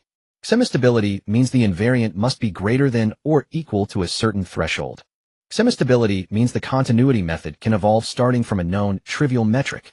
Semistability means Wang Tao's algebraic inequalities now have a concrete example that can be verified. He has unified all three into a common computable geometric framework. He has established a central command center for information sharing among our three isolated armies. Without him, your final output would likely be 3 mediocre small papers publishable in Tier 2 or Tier 3. But now Tiangang's eyes gleamed with what could only be called ambition. With his engine and translator, our 4 individual efforts are elevated, ultimately forming a magnum opus with high originality and systematicity, capable of storming the big 4 top journals. He hasn't completed just 14 of the work. He has multiplied the final value of our entire project by 10, even 100 times. This explanation struck the 3 senior fellow apprentices like thunderbolts resonating in their minds. They finally understood. Xu Chen with his individual effort had provided the underlying engine and power for the entire project. Tiangang looked at their expressions of sudden realization and profound shock, his heart brimming with pride. When he initially assigned this most difficult problem to Xu Chen, his intention was merely to test the limits of his abilities, to see how long it would take for him to realize the true difficulty of the problem and then retreat. He had even prepared several more basic introductory references, planning to guide Xu Chen step by step after he hit a wall. He had never imagined that Xu Chen would actually chew through this hardest of bones. My original plan was to spend at least half a year using numerical methods to approximate this invariant. It would have been a thankless task filled with tedious calculations and uncertainties. But Xu Chen, using purely analytical methods, has provided a precise, perfect answer. With this answer, the timeline for our entire project can be shortened by at least half.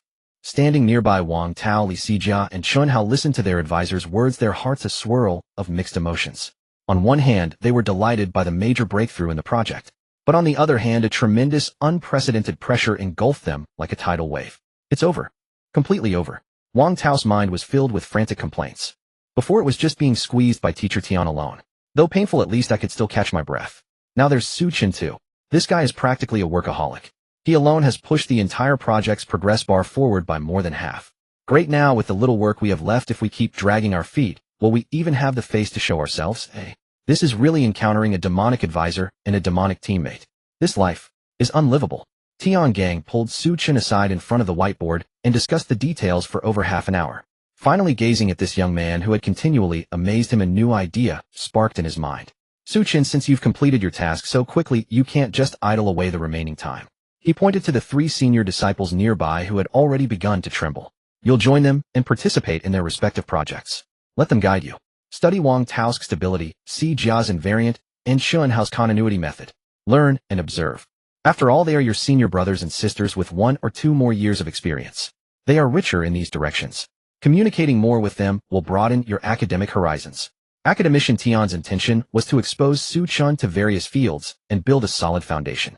Yet the moment his words fell, the expressions of Wang Tao, Li Sijia, and Chun Hao instantly crumbled. In their hearts, a 12-level superstorm of despair, fear, and absurdity erupted. Let us guide him. Teacher Tian, do you have a colossal misunderstanding of the word guide? Look at him, then look at us. This isn't guiding him. It's like sending 3 trembling lambs to spar with a prehistoric Tyrannosaurus Rex. Before, Teacher Tian alone pulled our broken cart forward. Now Teacher Tian pulls from the front, and this monster Xu Chen pushes from behind. The 3 exchanged glances, seeing a deep apocalyptic despair in each other's eyes. As expected, in the following week, Xu Chen participated in the other 3's projects.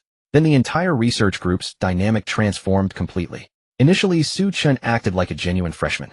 He held a brand new notebook and humbly sought advice from the 3 seniors. Senior brother Wang Tao, your stability is an extension of get stability, right? I don't understand why on Fano manifolds stability is equivalent to the existence of Colornstein metrics. What is the geometric intuition behind this conclusion? Senior sister Li Sijia, you're invariant.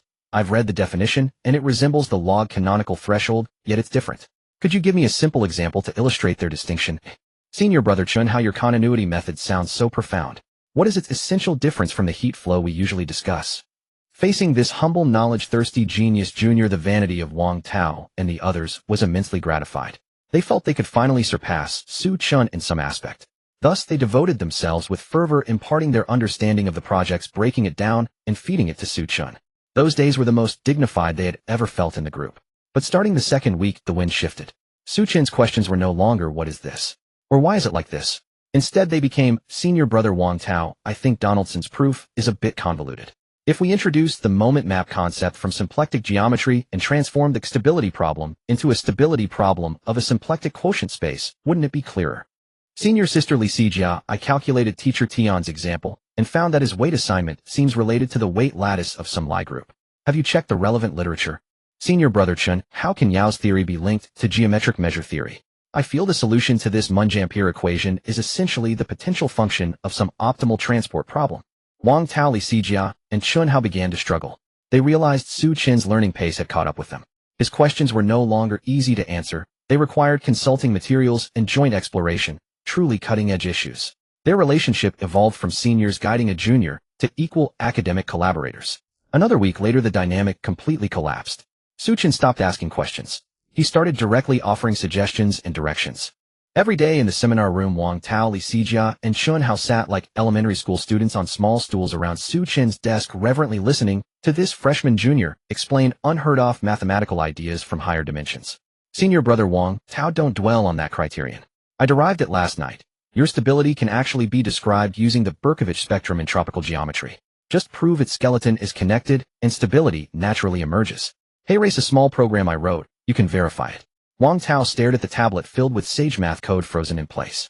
Senior sister Li Sijia, I found a simpler calculation method for your invariant problem. Try approaching it from an information geometry perspective. Its value is equivalent to the entropy on a Collerenstein manifold. Just calculate that entropy, and the problem is solved. Hey, race a diagram I drew for your reference. Li Sijia looked at the draft paper covered in strange geometric figures, feeling her brain being reformatted. Senior brother Chun Hao, your continuity method. Yao's approach is too classical. I suggest you look directly at Perelman's Ricci flow theory. From the viewpoint of the entropy functional, it might be more fundamental. Hey, race a literature list I compiled. I think these papers are what you need most right now. Chun Hao stared at the list containing over a dozen AR-14 preprints he couldn't even understand before and silently shed 2 streams of tears.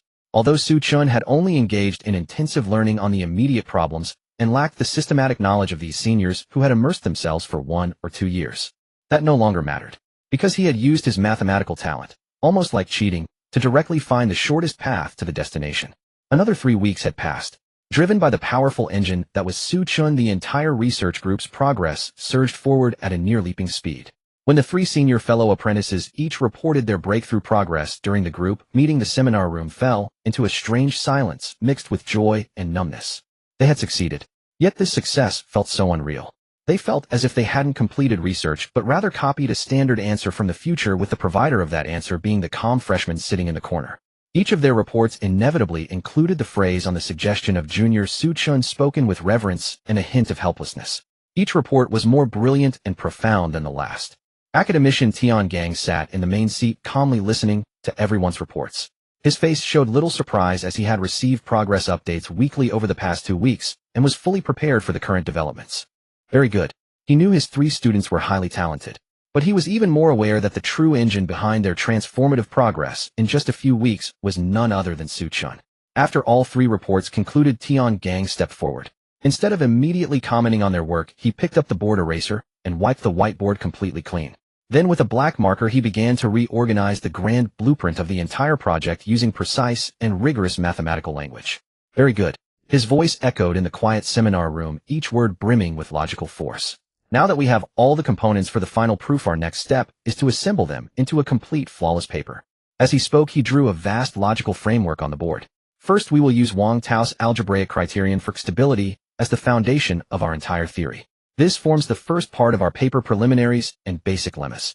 Next, we will introduce Xu Chen's precise calculation of the Fataki invariant. This result will serve as the core engine of our theory. Through the bridge of the Riemann-Roch theorem, it will establish profound connections with the other two modules. This constitutes the second part of our paper core calculations and key theorems.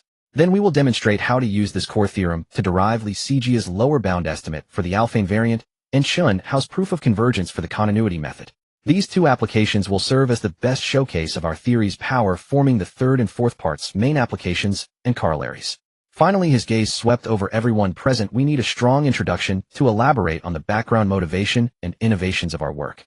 We also need a concise conclusion to summarize our contributions and offer prospects for future research.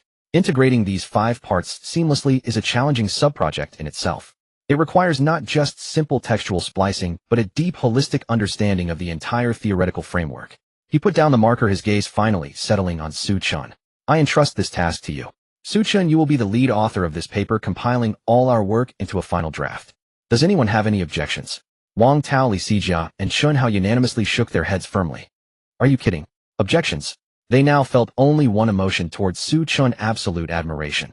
Wholehearted, profound, and unreserved. He had built the core engine of the entire project. He had guided the breakthroughs in their respective subjects. It was only natural and rightful for him to take the lead and integrate everyone's work. All right. Xu Chen nodded calmly, accepting the task. Being the lead author. Perfect. This was a great chance to practice the experience from writing previous papers. Moreover, wasn't this the perfect opportunity for the academic cornerstone task? He thought to himself, confident in completing the system's task of publishing a first-tier journal paper. For the entire following week, Xu Chen entered a state of seclusion. He shut himself in his dormitory, spreading all 4 members' research results across his computer screen. This was indeed a more difficult task than he had imagined. He needed to do more than just copy and paste. He had to translate Wang Tao's criterion written in the language of classical algebraic geometry into Xu Chen's analytic jargon filled with partial differential equations.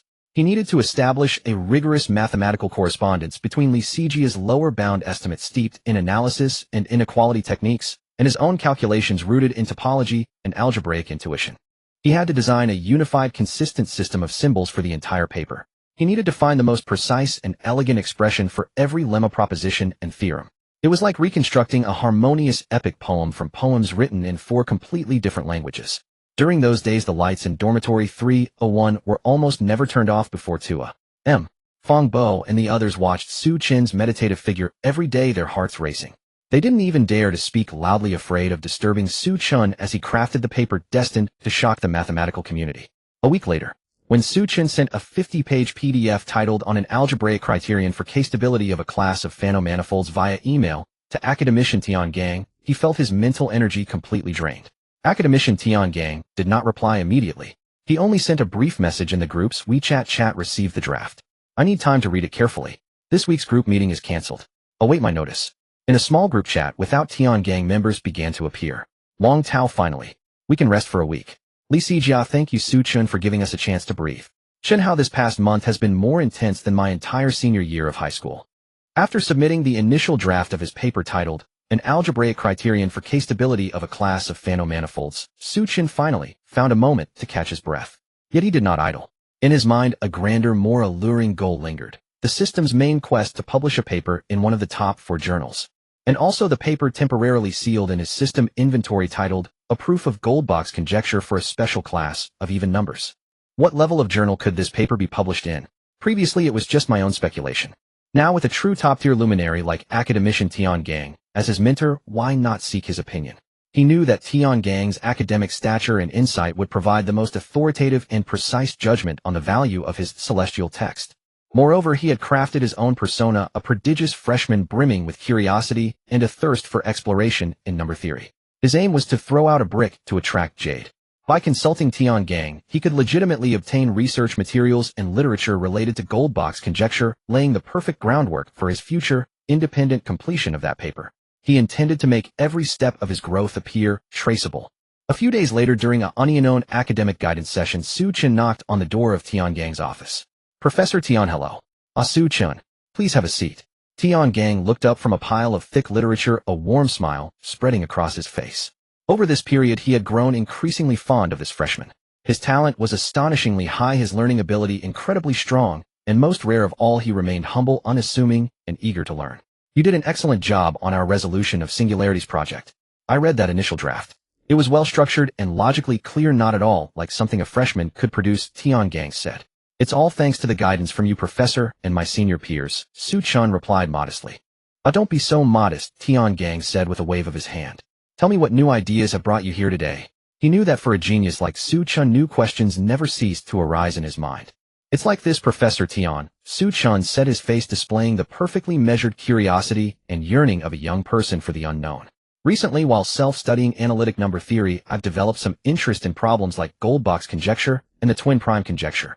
He cautiously cast out his brick. I feel that although these problems are simple in form, they seem to conceal extremely profound mathematical structures. I'd like to learn more about the current research status and cutting-edge methods in this area. Oh, Tian raised an eyebrow, slightly a glint of approval in his eyes. Ambitious. Very good. He nodded. Number theory is the queen of mathematics. And these conjectures about prime distribution are the most dazzling diamonds on her crown. However, he shifted his tone, growing serious. These problems are also the hardest nuts in the mathematical world. Each one is at least at the level of a Fields Medal difficulty.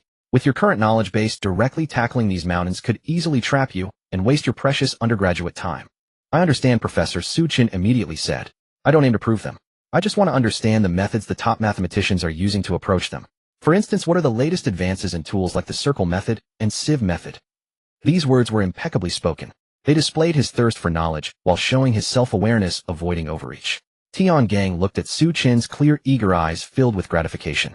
Truly a student worthy of my recognition. This sense of academic proportion is perfectly balanced. He pondered for a moment and said, your idea is excellent. Understanding the frontier is the first step in research. Let me give you a reading list and a few review articles. Start with these to build a macroscopic understanding of the field. He picked up a pen and scribbled a series of book titles and paper headings on a sticky note. These will keep you busy for a while. He handed the note to Xu Chen. Remember, don't rush for results. First understand, then think. If you have any questions, feel free to come to me anytime. Thank you, Professor Tian. Xu Chen received the thin, yet weighty note as if it were a precious treasure. He knew his plan to throw out a brick to attract jade had succeeded. In the following days, Xu Chen returned to an ascetic life of library dormitory, devouring the classic analytic number theory monographs on the list Tian had provided. At the same time, he did not forget to seek inspiration from Professor Sun Jiwei's conjecture library. However, his mindset had completely changed. The conjectures with $100 rewards no longer held financial allure for him. The over 2 million yuan balance in his bank account made him indifferent to such small change. More importantly, as his mathematical level rose, these once valuable experience packs were rapidly depreciating in worth. At LV1, solving a conjecture could add dozens of experience points.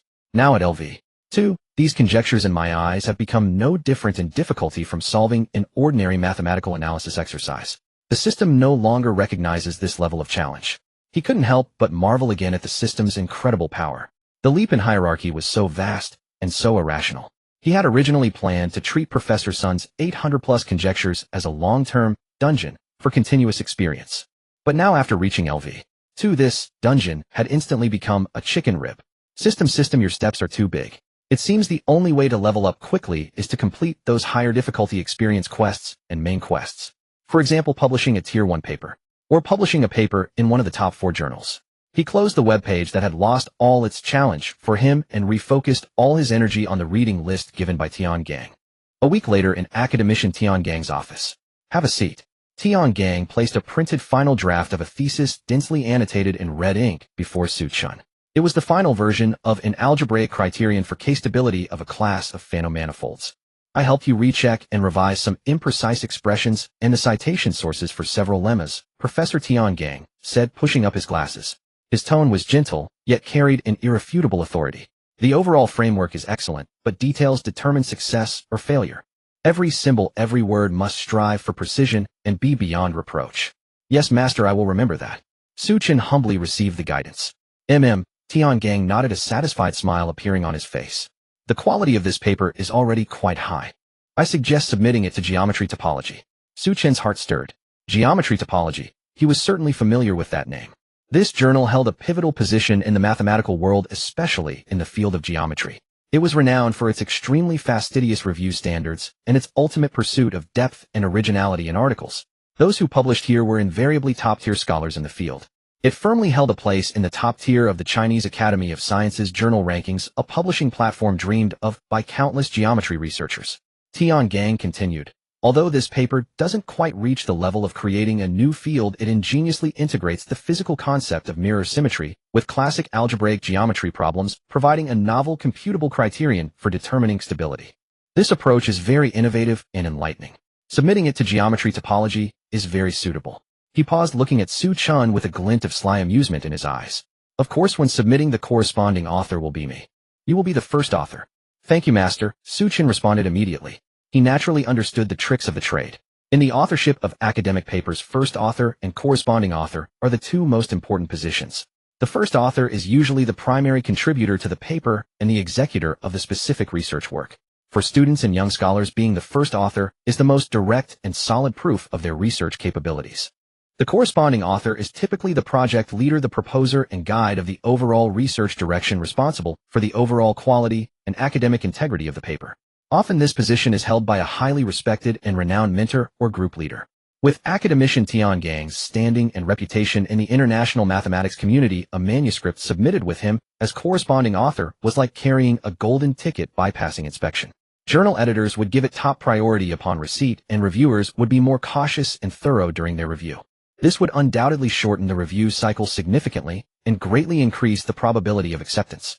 Academician Tiangang's action was undoubtedly using his own academic reputation to safeguard Xu Chen's debut work. All right, go ahead. Tiangang waved his hand. Once it's submitted, you can relax. Oh, one more thing. Because our project's progress has far exceeded expectations, I've decided to give the entire research group a half-month break. Take a good rest. Balancing work and rest allows you to go further. Let your senior fellow apprentices know. Thank you, Professor Tian. Xu Chen was overjoyed. When Xu Chen posted the good news about the mentor's half-month holiday to the group's WeChat chat, the group instantly exploded. Li Sijia, hooray. Finally a breather. I feel like I've lost several pounds of hair this past month. Wang Tao, thank you, Professor Tian. Thank you, Godsu. If not for Godsu carrying us, we'd probably still be tearing our hair out, proving the first lemma. Shenhao Godsu, my second parent. For these 2 weeks, I'm going to sleep until the world goes dark and make up for all the sleep I've missed. Seeing the jubilation in the group, a relaxed smile spread across Xu Chen's face. The rare holiday finally freed Xu Chen from the high-intensity research pace. His heavenly script concerning the Goldbach conjecture was still slowly fermenting in his mind. There was no rush. The submitted paper had entered the lengthy review cycle, which couldn't be hurried either. He could finally enjoy a leisurely campus life like an ordinary university student. That evening, as soon as he returned to the dormitory from the library, Fong Bo grabbed him. Godsu, you're back.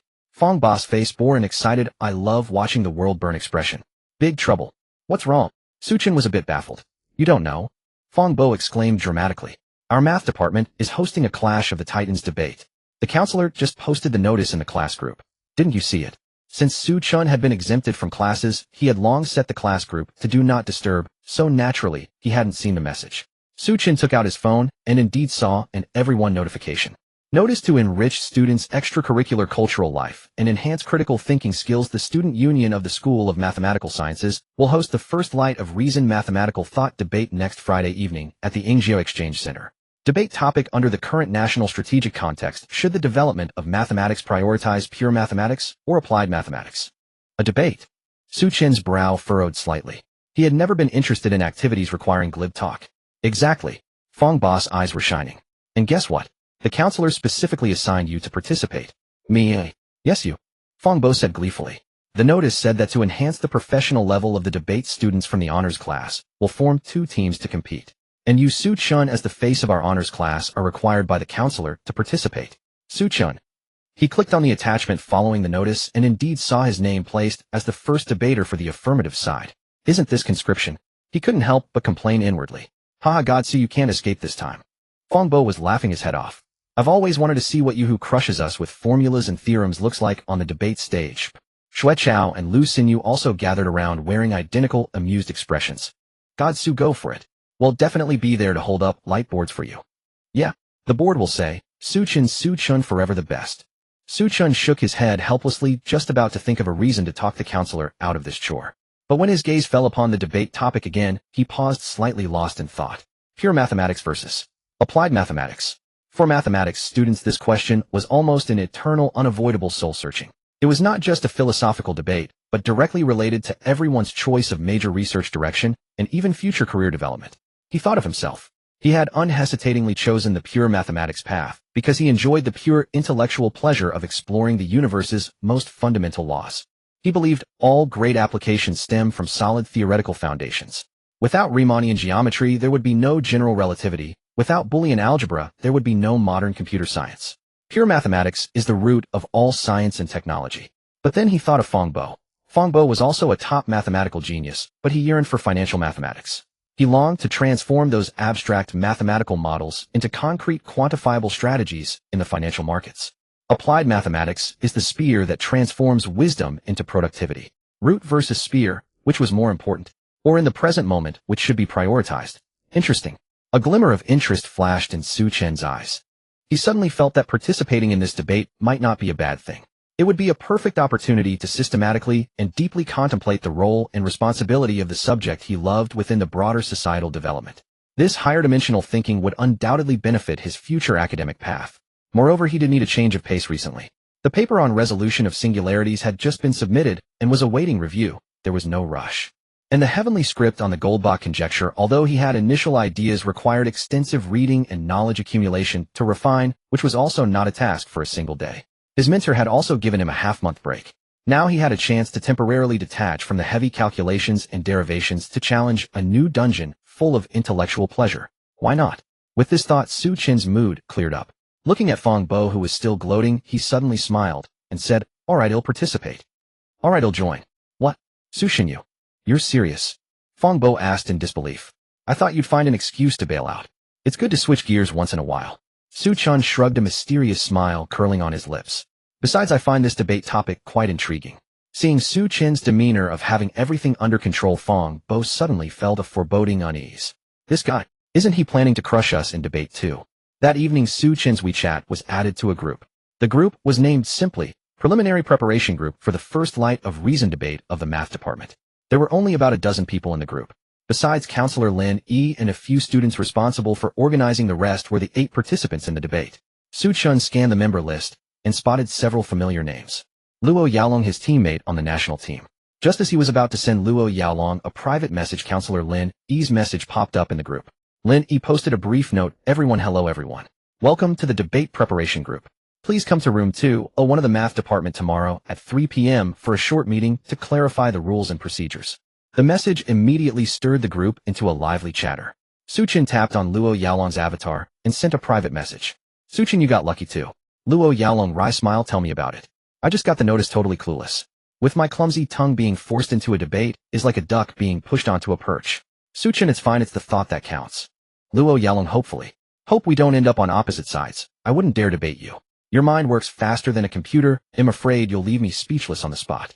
Xu Chen, "Haha, you never know. If we do become opponents, I won't go easy on you." Luo Yaolong, fist in palm, "Farewell. Friendship over." The next day at 3 p.m. in Lin Yi's office, all 8 conscripted elites from the honors class arrived on time. Curiosity was etched on every face.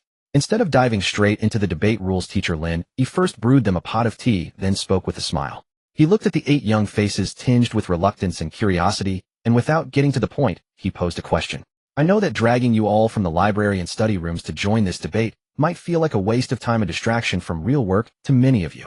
His words hit the mark, and a few of the students present couldn't help but lower their heads in embarrassment.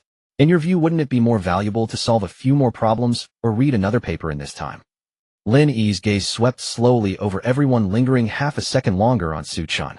"Before I answer that, I'd like to tell you all a story." His voice, warm and magnetic, instantly captured everyone's attention. In the 1930s, the Institute for Advanced Study in Princeton gathered the world's most brilliant minds. Einstein, von Neumann, Gödel. Every name thundered in history. At that time, a famous pecking order circulated within the institute. Physicists looked down on engineers, seeing them as mere craftsmen. Mathematicians, perched at the top of the hierarchy, looked down on everyone, including physicists, whom they saw as merely using the language of God to describe a less elegant reality, full of approximations and compromises. And among these proud mathematicians, an even finer pecking order existed. Those in pure mathematics like number theory and algebraic geometry looked down on those in applied mathematics like probability theory and partial differential equations. They believed that what they studied was the soul of mathematics, the eternal truth driving the universe untouched by any utilitarian purpose. The most famous representative was the British mathematician G. H. Hardy. He prided himself all his life on never having done anything useful. In his renowned book A Mathematician's Apology, he declared a mathematician, like a painter or a poet, is a maker of patterns. If his patterns are more permanent than theirs, it is because they are made with ideas. He believed that the value of mathematics lay in its intrinsic logical beauty, not in whether it could be used to build cannons or calculate stocks. Lin Yi paused, looking at the now contemplative group, and shifted his tone. But history played a colossal joke on Hardy. The number theory he cherished as purest and most useless became decades later the theoretical foundation of modern cryptography, the cybersecurity we all rely on today. From your bank card passwords to national military communications, all are built on those useless studies of his and his peers. So, I want to ask you a question. Lin Yi's gaze grew deep and penetrating. Is there really such a clear boundary between pure and applied mathematics? Are useless studies truly without value? And where do the roots of those useful studies which seem to yield immediate productivity lie? The department organized this debate and specially selected you, the most gifted math students, not to determine a winner or waste your precious research time. I hope that you can use this opportunity to momentarily lift your heads from the heavy calculations and derivations and look at the road ahead. Look at where this discipline you love comes from and where it is going. Look at yourselves and what role you want to play on this long journey. Will you be an artist like Hardy pursuing pure beauty? Or an engineer like von Neumann turning mathematical ideas into powerful tools? There is no right or wrong here. But behind every choice lies a responsibility, a duty. Figuring this out is more meaningful than solving 100 difficult problems. His words struck a chord resonating with reason and emotion. The 8 prodigies present were deeply moved. For these geniuses who had raced through the track of exam-oriented education since childhood, the goal had always been clear and singular. Higher scores, tougher problems, more prestigious schools. They were like the finest treasure hunters told the treasure lay ahead, so they charged forward, clearing obstacles without distraction. But they rarely pondered why they sought the treasure or what to do once they found it. After the college entrance exam came university. After university came graduate school, doctoral studies, research. This path seemed a preset, inevitable track. But teacher Lin Yi's words, like a beacon, lifted their heads from this track for the first time, revealing the vast starry sky beyond. For the first time, they realized this debate was not a simple war of words, but a profound introspection on academic faith and life paths. The earlier reluctance vanished, replaced by a strong urge to express and to reason. Xu Chen's heart stirred as well. Pull the cart, but also look up at the road. This counselor has something to him. After successfully elevating the significance of this debate, teacher Lin Yi produced a small cardboard box. All right, everyone should now understand the background of the debate. Next, we will proceed with grouping and the draw. The debate topic is under the current national strategic context: should the development of mathematics prioritize pure mathematics or applied mathematics? There are 8 of us divided into 2 teams. Now draw lots to determine your stance.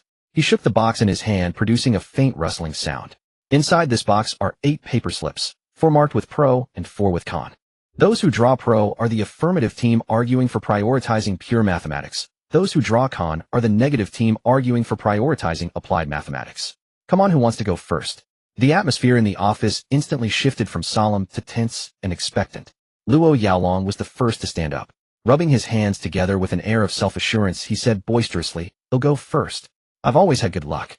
He stepped forward, plunged his hand into the box, fumbled around for a while, as if performing some mysterious ritual, and finally pulled out a paper slip. He took a deep breath and slowly unfolded it. A clear pro character met his eyes. "Yeah." Luo Yaolong pumped his fist excitedly. "Affirmative. Great. I love pure theory. Those stock calculations and model simulations are too vulgar." Holding the pro slip, he strutted back to his seat. As he passed by Xu Chen, he nudged him with his elbow and muttered in a near prayerful tone, "Chen Gu, you absolutely have to be affirmative too. If we end up as opponents, what's the point of this debate? I don't want to get crushed on stage by your formulas." Xu Chen shook his head in amusement at his friend's nervous demeanor. It was his turn to draw. Unlike Luo Yaolong, he didn't put on any theatrics. He casually took a slip from the box. Returning to his seat, he unhurriedly unfolded it. It too bore a boldly written pro character. Expressionless, he turned the slip toward Luo Yaolong and gently shook it. Seeing the character, Luo Yaolong instantly relaxed, a brilliant smile spreading across his face. He silently mouthed to Xu Chen, "We're solid." Xu Chen also breathed a quiet sigh of relief. This stance perfectly aligned with his own inner conviction. He could now argue unreservedly for the truth he believed in. Soon the draw was complete. "Excellent, the affirmative and negative teams are set." Lin Yi nodded, announcing the final groupings. Affirmative: Xu Chen, Luo Yaolong, Li Mo Zhou Qing. Negative: Lu Mingyang, Wang Yuanping, Li Baixing, Run Hao. Xu Chen discreetly began to assess his 3 teammates and the enemy across from him. Luo Yaolong of course needed no introduction. A teammate from the national team, cheerful, quick-witted, and with a leaping mind suited for the second or third speaker role, leading the charge. Xu Chen was one of the only 3 girls in the elite class. A quiet girl with black-rimmed glasses and a gentle demeanor. She always sat quietly in the front row, her notes meticulously kept. Xu Chen's impression of her was steady. This personality was ideal for the first speaker who needed to conduct extensive research and build a rigorous logical framework, or the fourth speaker tasked with stabilizing the team. Liemo, on the other hand, appeared to be a rather taciturn boy. He always kept to himself, quietly reading in the corners of the campus. Xu Chen sensed that this person's depth of thought might rival Luo Yaolong's. Someone like this either stayed silent or, when they spoke, struck at the core, a natural killer debater. Xu Chen made a preliminary assessment of his teammates in his mind. This lineup, not bad. 1 to charge, 1 to hold the rear, 1 as a wild card. He then turned his gaze to the 4 opponents. The negative team's lineup was equally impressive, even in a sense more like a debate-specialized squad. Leading them was a boy named Lu Mingyang. He had been the top scorer in Shanghai's college entrance exam that year with exceptional logical reasoning. Handsome, with a sunny disposition, he was well-liked in the class, a natural leader figure. Xu Chen could almost foresee him as the core and soul of the negative team. Wang Yuanping, a slightly chubby boy who was always smiling, nicknamed Jack of all trades. He had a wide range of interests, excelling not only in math, but also harboring a deep interest in history, philosophy, and economics, with an extensive knowledge base, a typical polymath. In a debate, such a person excels at citing diverse sources and launching attacks from unexpected angles. Li Baixing, a boy with a literary-sounding name but a rather rugged appearance, was a typical data freak, extremely sensitive to various statistical data and models. It was said he had already started self-studying financial mathematics and attempted to analyze the stock market using quantitative models. He would be the negative team's sharpest data weapon. The last one, Ren Hao, was a contrarian player with extremely rigorous logic and quick reflexes. In previous class discussions, he often pinpointed logical flaws in others' arguments with precision, highly aggressive. Xu Chen looked at the opposing lineup and thought to himself, interesting. Their configuration is almost tailor-made for the applied mathematics topic. A leader, a polymath, a data freak, and an attacker. This draw really seems to have a touch of fate. He was once again grateful that he had drawn the affirmative side. This stance perfectly matched his own inner choice. Now he could argue unreservedly for the truth he believed in. Next, Lin Yi explained the debate rules in detail. We will use the standard Furon 4 Oregon-style format. He turned on the office projector, and a clear flowchart appeared on the screen. The competition is divided into 4 rounds: constructive speeches, rebuttals, cross-examination, and free debate, and closing statements. First, the opening constructive speeches by the first speakers from each side, 3 minutes each. This round requires you to clearly and completely present your core arguments and theoretical framework. This is the foundation of the entire debate. It must be solid. Next, the rebuttal and cross-examination rounds by the second and third speakers. The second speaker rebuts the opponent's first speaker's arguments, while the third speaker questions and attacks the opponent's case. This is the assault phase of close combat, testing your on-the-spot reactions and logical reasoning. Then comes the most exciting part, the free debate, totaling 10 minutes. Both sides alternate speaking. This is the climax of the debate and the greatest test of teamwork and knowledge reserves. Finally, the fourth speakers from each side deliver closing statements, 4 minutes each.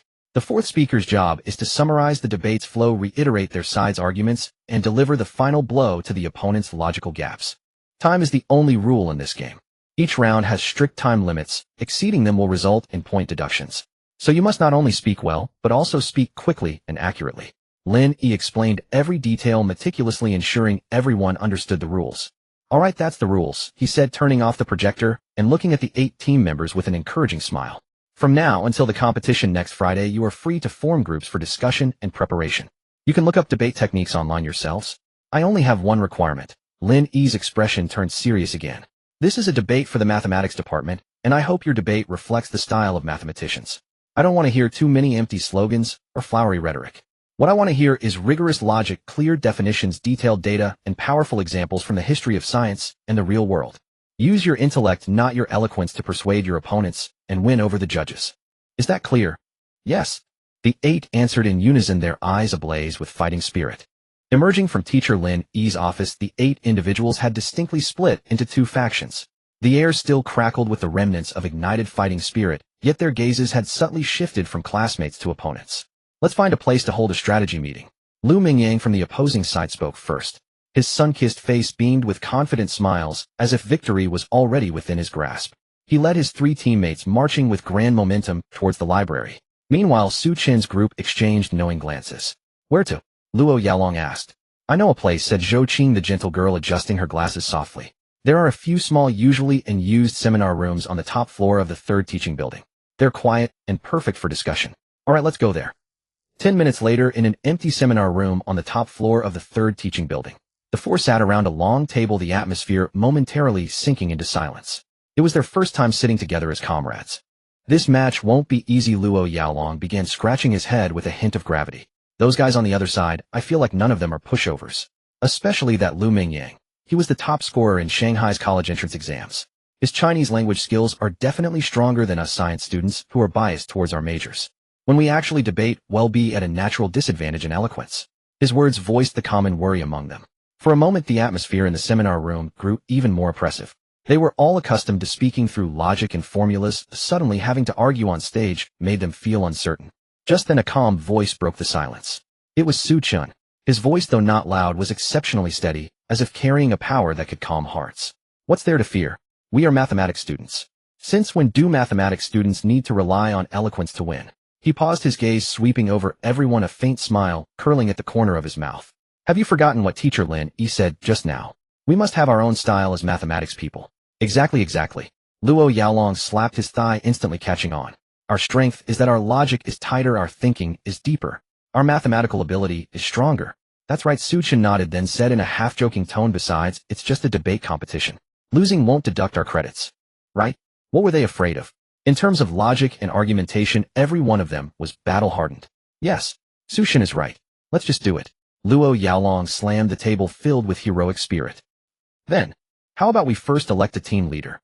Luo Yaolong proposed. There has to be someone to organize and coordinate, right? His gaze instinctively fell on Xu Chen. Zhou Qing and Li Mo also looked at Xu Chen simultaneously. In their hearts, Xu Chen, the legendary figure with an IMO special award, was undoubtedly the most stabilizing presence in this team. However, Xu Chen said, I object. Oh, the three were stunned. Xu Chen's reason was simple and direct. I'm not good at organizing. You can let me think about the debate topic, but arranging who researches, who writes the script, when to meet. These trivial matters I can't handle and don't want to. He paused, his gaze settling on Luo Yaolong. I think you Yaolong are quite suitable. Me? Luo Yaolong pointed at himself, his face full of disbelief. Yes, you. Xu Chen nodded. First, you're outgoing, articulate, and good with people. For this kind of organizational coordination, you're more suitable than the three of us. Second, you're popular. Just now in the office I saw you could chat, even with those on the opposing side. Know yourself and know your enemy, and you'll never be defeated. We need a diplomat to scout the enemy's situation. Third, and most importantly, a mischievous smile curled on Xu Chen's lips, you just analyzed our opponents, thoroughly belittled us completely, and demoralized the team. According to the principle of who proposes is responsible, this mess should be cleaned up by you.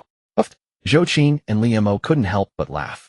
Xu Chen is right, Yaolong, this team leader is definitely yours. Zhou Qing chimed in with a smile. Luo Yaolong was both amused and exasperated by Xu Chen's words, but upon reflection, it seemed to make sense.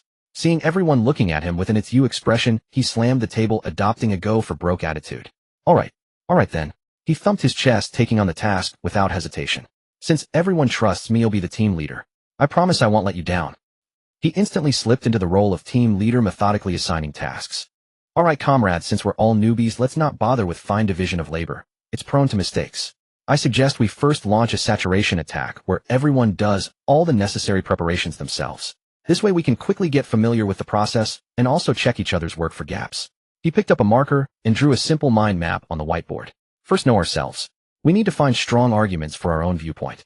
Check the following materials and gather historical classic cases where breakthroughs in pure mathematics ultimately led to huge technological changes. For example, from Riemannian geometry to general relativity, from group theory to quantum mechanics, from number theory to cryptography. The more the better, the more detailed the better.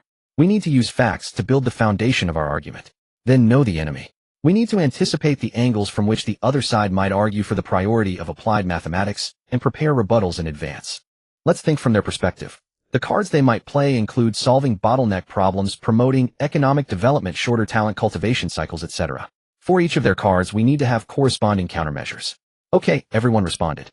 Finally, technique. None of us have debated before, we're complete outsiders. Everyone go online and find some classic debate videos to learn debate skills and tactics. For example, how to construct arguments, how to cross-examine, how to smuggle concepts, and set traps in free debate. In short, figure out all their tricks. Alright, task assignment complete. Luo Yaolong slapped the whiteboard, brimming with pride. Everyone go.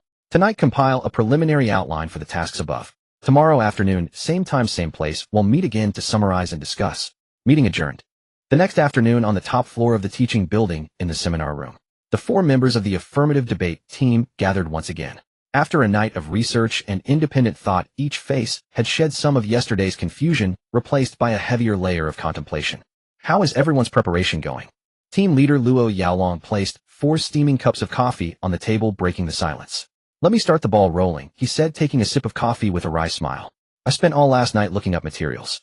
The more I searched, the more I felt our debate topic is inherently disadvantageous. How so?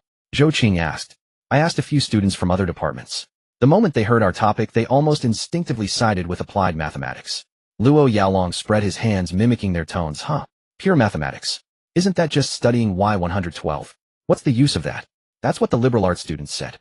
Dude, stop with the abstract stuff. Our country's chips are being choked off.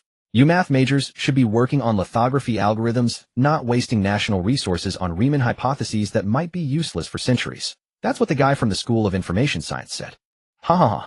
A helpless laughter echoed through the seminar room. Exactly, Liamo spoke up, a rare occurrence. He shook his phone, showing a report on national science and technology policy. I checked the report. The most frequent keywords were achievement, transformation, industry, academia, or integration, and serving the main battlefield of the national economy. Our pure mathematics didn't even get a mention. To sum it up, Luo Yaolong slapped the table using a mocking tone. In the eyes of the general public, we theoretical researchers are just a bunch of people in an ivory tower amusing ourselves. Meanwhile, those applied folks are the warriors for the nation and its people. Before we even step onto the stage, our impression score is already in the negatives. For a moment, the atmosphere in the seminar room was tinged with helplessness, but more so with a self-deprecating humor about how tough their situation was. But on the flip side, Xu Chen, who had been quietly listening, suddenly spoke. His voice was soft yet exceptionally clear. This might actually be our advantage. Oh, the other three's gazes focused on him. Precisely because the audience generally thinks our topic is hard to argue, their expectations of us will be very low. Xu Chen said, a faint smile curling at the corner of his mouth.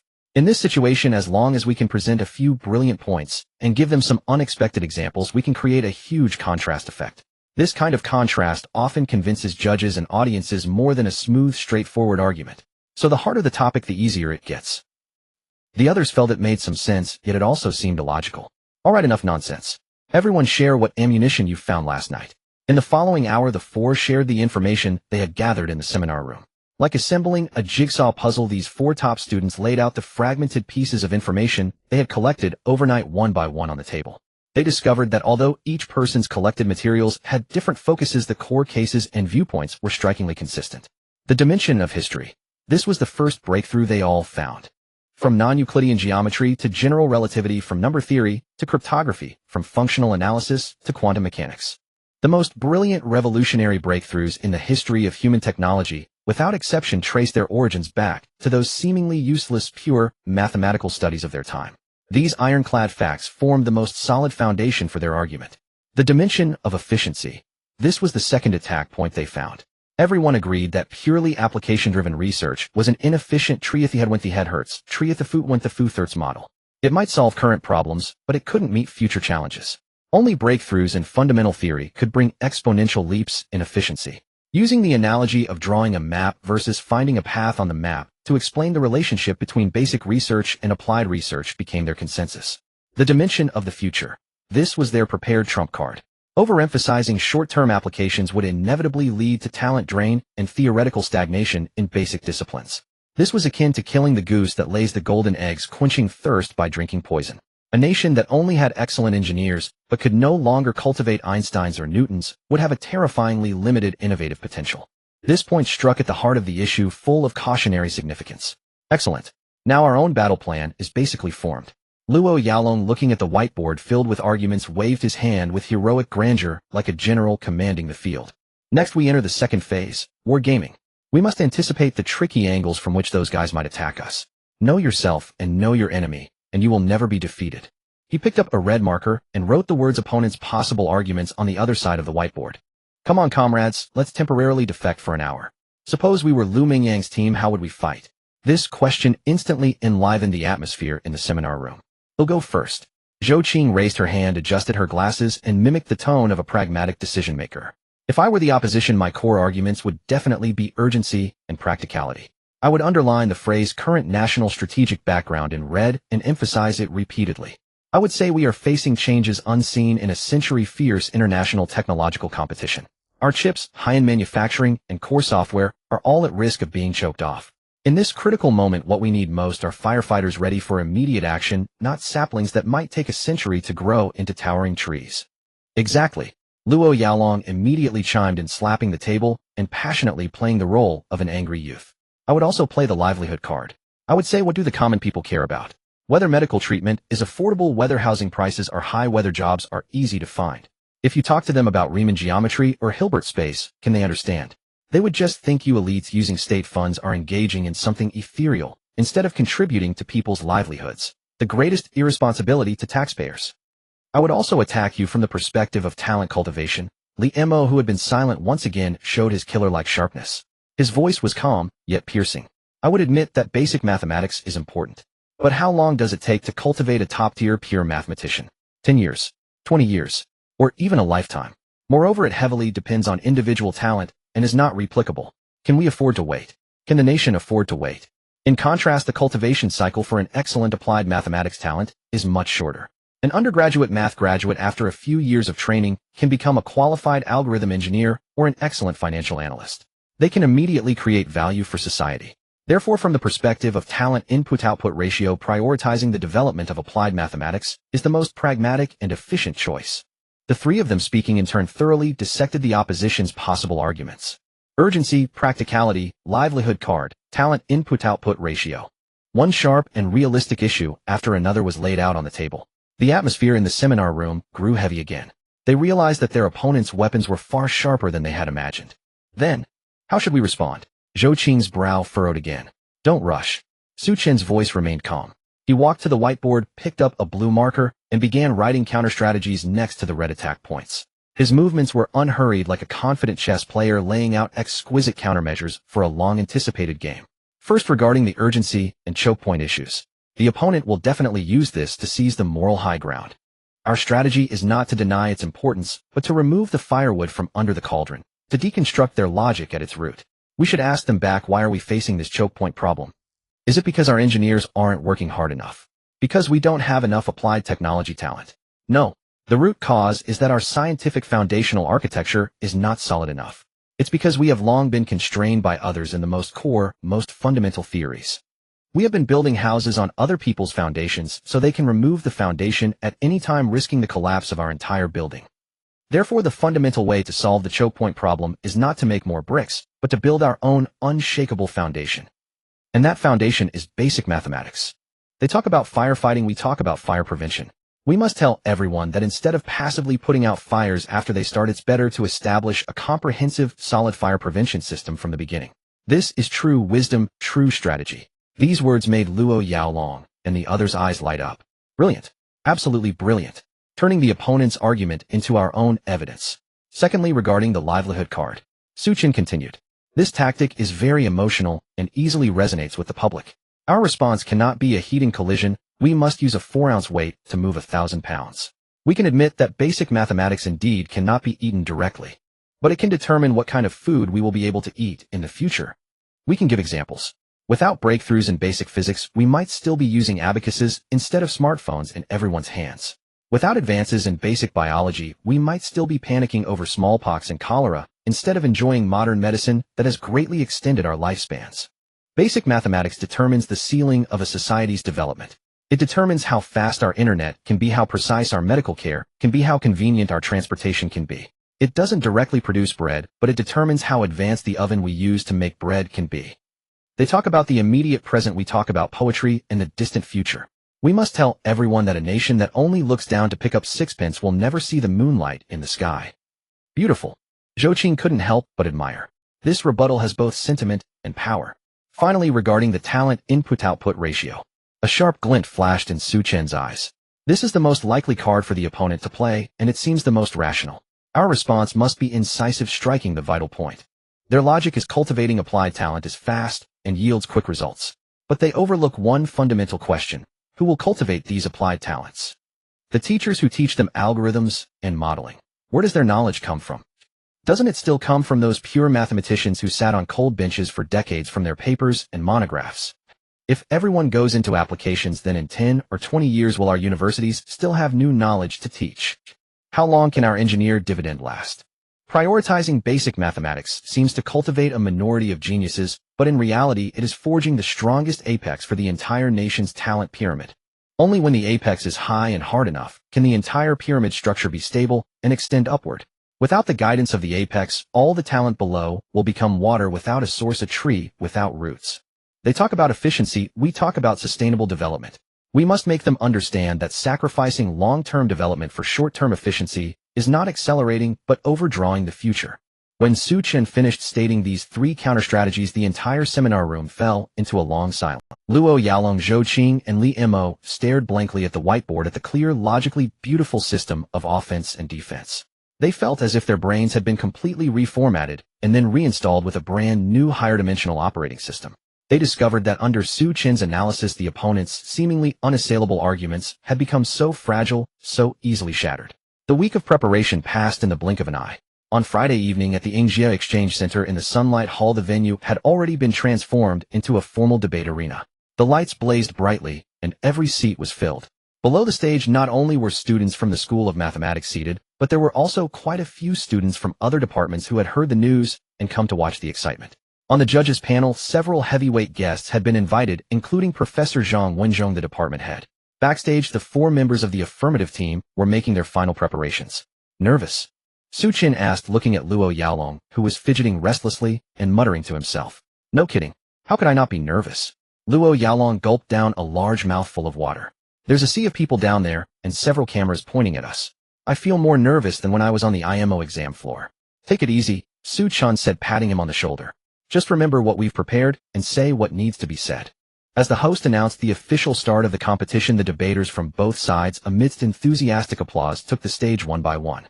When the 8 debaters walked out from backstage and ascended the brightly lit platform, the entire hall erupted into thunderous applause. Below the stage, the other 2 members of Dorm 301, Xue Chao and Lu Xinyu, excitedly raised a hastily made somewhat crude light-up sign. On the sign in crooked lettering were written a few large words: Xu Chen, Eternal God. Xu Chen looked at that sign, and the corner of his mouth couldn't help but twitch. Now we first invite the first speaker of the affirmative side, classmate Zhou Qing, to present the opening statement. Time 3 minutes. Zhou Qing took a deep breath, stood up, and walked to the podium. She showed no trace of nervousness. Her voice was clear and steady like a gentle stream, yet carrying an undeniable power flowing slowly throughout the hall. Chairperson, judges, opposing debaters, esteemed teachers, and fellow students, good evening. Our position is that under the current national strategic background, the development of mathematics should prioritize pure mathematics. To clarify our terms, what does prioritize mean? We believe that prioritize does not mean ignoring or abandoning applied mathematics, but rather in the strategic orientation of resource allocation, policy inclination, and talent cultivation. Pure mathematics should be placed in a more fundamental and core position. Why? Our side will demonstrate this from 3 dimensions. First, from a historical perspective, pure mathematics is the engine of all technological revolutions. From non-Euclidean geometry to general relativity, from group theory to quantum mechanics, from number theory to information security. Throughout the history of human technology, almost all disruptive technological breakthroughs originated from those useless, pure mathematical ideas of their time. Neglecting pure mathematics is like cutting off the source of water. We will lose the cradle of future technological revolutions. Second, from an efficiency perspective, pure mathematics is the fundamental solution to bottleneck problems. We acknowledge that our country currently faces severe challenges in many key technological fields. But we should be even more clearly aware that the essence of the bottleneck problem is not that we lack enough engineers, but that our scientific foundation is not solid enough. Focusing only on applications is a short-sighted approach of treating the head when the head aches, treating the foot when the foot hurts. Only by building our own indestructible theoretical foundation can we truly transform from a follower into a leader. Third, from a future perspective, pure mathematics is the strategic reserve of a nation's innovation potential. A country that only possesses excellent engineers but can no longer cultivate Einsteins or Newtons faces an extremely terrifying future. Prioritizing the development of pure mathematics may seem to be cultivating a minority of geniuses, but in reality it is forging the strongest summit for our entire nation's talent pyramid. The height of the summit determines the height our entire nation can reach in the future. In conclusion, whether reviewing history considering the present or looking to the future prioritizing the development of pure mathematics is our only correct strategic choice. I conclude my statement. Thank you. The moment her voice fell, the entire hall erupted into thunderous applause. Xu Chen's opening statement was logically clear, progressively layered, and filled with a sense of historical weight and strategic grandeur, instantly establishing an unassailable theoretical high ground for the affirmative team. Then came the opening statement from the first speaker of the negative team. Lu Mingyang took the stage himself. Instead of rushing to refute, he constructed his theoretical system from a more realistic and provocative angle. Our side also acknowledges the importance of pure mathematics. But the question before us today is not whether or not, but which comes first. At the present time, with limited national resources and increasingly fierce international competition prioritizing the allocation of precious research funds and top talent to applied mathematics fields that can quickly solve practical problems and be immediately transformed into productive forces, is the most pragmatic and efficient choice. What we need are firefighters who can immediately engage in battle, not to cultivate a sapling that will take 100 years to grow into a towering tree. His speech was filled with a sense of urgency and the impact of realism, also winning rounds of applause from the audience. In the subsequent rebuttal and cross-examination session, both sides engaged in a fierce back and forth. Luo Yaolong and Li Mo, following Xu Chen's deployment, steadily advanced, using classic historical cases to continuously assault the opponent's defenses. Meanwhile, the negative teams Wang Yuanping and Li Baixing, using detailed data and sharp questioning, fully articulated the arguments of limited resources and efficiency supremacy. The situation was deadlocked for a time. Finally, the competition entered its most thrilling phase, the free debate session. Debaters, please begin the free debate. Total time 10 minutes. As soon as the words were spoken, the negative team launched their long-planned, most ferocious attack. Lu Mingyang stood up, his gaze piercing, directly targeting the core of the affirmative team's argument: unpredictability. The opposing debaters repeatedly emphasized the unpredictable value of pure mathematics in the future, which precisely exposes the biggest weakness of your position. His voice was resonant and magnetic, instantly capturing everyone's attention. What does unpredictable mean? It means enormous uncertainty. It means that after investing massive resources, you might see no practical return for decades, or even centuries, or possibly never.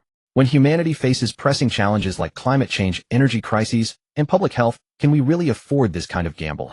Is investing precious research funds and top talent into such a high-risk, low-certainty field a disregard for real needs, or even an act of irresponsibility? This strike was precise and ruthless. It directly pulled the affirmative team's idealistic future theory back to the cold, harsh reality. The negative team's data controller Li Baixing immediately followed up, like a cold actuary tossing out a set of icy and devastating data. Our side consulted relevant data. According to statistics, among the major theoretical breakthroughs in pure mathematics globally over the past decade, less than 5 produced directly quantifiable application value in the short term. In the same period, applied mathematics in fields like medical image recognition, intelligent logistics optimization, and new energy material simulation directly created trillions of dollars in global economic value, and its derivative achievements saved millions of lives. Faced with such a stark input-output ratio, and facing those pressing real-world needs, do the opposing debaters still insist that limited resources should be prioritized for investment into that starry sky, full of uncertainty? It's over. On the affirmative debate table, Luo Yaolong and Xu Chen's hearts sank heavily. They realized that their proud unpredictability had been cleverly transformed by the opponent into the sharpest spear attacking them. Luo Yaolong hurriedly stood up to rebut. Opposing debaters, you can't just look at short-term value. The value of pure mathematics is long-term and disruptive. This is typical utilitarianism and short-sighted behavior. May I ask the opposing debaters, how long is this long-term? 10 years? 100 years? Or until humanity goes extinct? The negative team's contrarian Ren Hao immediately stood up, his words sharp as a knife, each one carrying an aggressive momentum. What we need now are solutions that can solve problems immediately, not a blank check drawn on the future that may never be cashed. Please answer directly. When a patient urgently needs an algorithm for surgical optimization to save a life, should we prioritize resources to develop that algorithm, or should we prioritize funding research on a twin prime conjecture? This extreme example was full of moral coercion, yet painfully realistic, instantly leaving Luo Yaolong speechless. Our side believes. Li Mo tried to argue for the diversity of value from a philosophical perspective. Please answer my question directly. Is it or isn't it? Ren Hao pressed relentlessly, not giving him any room to elaborate. You're changing the subject. Luo Yaolong's face reddened with anxiety. Where exactly did we change the subject? Please point it out clearly. Opposing debaters. The situation instantly spiraled out of control. The affirmative team's rhythm was completely disrupted.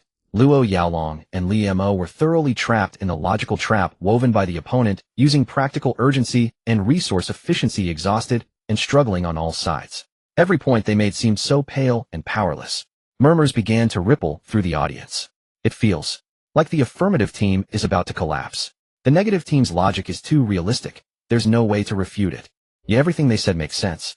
If I were the decision maker, I'd definitely prioritize applied math too. The affirmative team is too idealistic, they're getting crushed. On the judges' panel, several professors nodded slightly, clearly impressed by the negative team's pragmatic and efficient logic. Even the department head Zhang Wenzhong furrowed his brow slightly. The atmosphere on the affirmative team's table was at its heaviest. Fine beads of sweat had appeared on Luo Yaolong's forehead. Zhou Qing's face was also filled with anxiety. She tried several times to support, but found the opponent's logical loop too perfect, unable to find an effective breakthrough. And Xu Chen from start to finish did not speak. He just sat quietly, his brow slightly furrowed, his eyes flickering with a rapidly operating, almost coldly analytical light. He looked at the four opponents across from him, who were full of momentum and worked seamlessly together, yet his mind was crystal clear. A trap. A very beautiful trap. They have successfully shifted unpredictability from a philosophical issue to an economic one, using the seemingly rational tool of input-output ratio to undermine the value of our argument. But any seemingly perfect logical loop must have a weakest axiomatic foundation. What is their foundation? Xu Chen's mind, like a supercomputer operating at full capacity, was rapidly conducting a reverse engineering process. He decomposed the opponent's impassioned and seemingly flawless speech into its most basic logical components within his mind. Core argument: the input-output ratio of applied mathematics is far higher than that of pure mathematics. Evidence 1. The urgency of real-world demands bottlenecks livelihoods. Evidence 2. The certainty and efficiency of applied mathematics in translating results healthcare AI finance. Method of argumentation: strengthening the rationality of utilitarianism through extreme cases and data comparisons. The entire logical chain was crystal clear. What Xu Chen sought was the most fundamental hidden premise that underpinned this chain, one that everyone, including his own teammates, had subconsciously overlooked. Wait. A flash of inspiration like lightning cleaving through chaos instantly illuminated his entire mental space. What is the foundation of all the cases they use to argue for the efficiency and certainty of applied mathematics? Medical imaging algorithms, AI algorithm optimization, financial risk models. What are these seemingly applied tools themselves composed of? Fourier transforms, partial differential equations, gradient descent, stochastic process theory. And aren't these? He jerked his head up, his eyes blazing with unprecedented brilliance. He had found it. The load-bearing pillar of the opponent's entire logical edifice. One that could deliver a fatal blow. He had discovered the most absurd and lethal logical paradox. They stand on the shoulders of giants, yet confidently argue that the giant should never have been cultivated in the first place. Just as the free debate time was about to expire, with the opposition's momentum at its peak, and Lu Mingyang ready to stand for his final concluding attack, Xu Chen finally rose. He did not rush to seize the floor like the others. He merely raised his hand calmly. This simple gesture seemed to carry an invisible magic, instantly silencing the tumultuous hall. Everyone's gaze subconsciously focused on the youth who had remained silent from the start. His voice, not loud but exceptionally clear, like the clash of metal and stone, pierced through all the noise and precisely struck everyone's eardrums. Opponents, I have only 3 questions. The entire audience's attention was instantly focused. Without looking at his notes, his gaze was sharp as an eagle's, fixed directly on the opposition's core debater, Lu Mingyang. First question. The medical imaging algorithm optimization you mentioned, does its core depend on numerical solutions to partial differential equations and Fourier transforms? Lu Mingyang was taken aback. He hadn't expected Xu Chen to ask so specifically. This question had gone beyond the scope of ordinary debate into a professional domain. But as the opposition's main debater, he couldn't show weakness. He quickly searched his knowledge base and nodded. Yes, mainly based on those theories. Very well. Xu Chen's voice suddenly became forceful. Then may I ask who in the 19th century systematically studied the properties of these abstract equations, despite the skepticism of what use is this? It was Fourier, Laplace, Poisson. Those were the fundamental mathematical studies considered mere intellectual games at the time. He gave the opponent no chance to catch their breath. The second question followed immediately. His gaze shifted to the opposition's data controller, Li Baixing. Second question. The AI algorithm optimization you mentioned, its core, gradient descent. Does the proof of its convergence rely on real variable functions and functional analysis?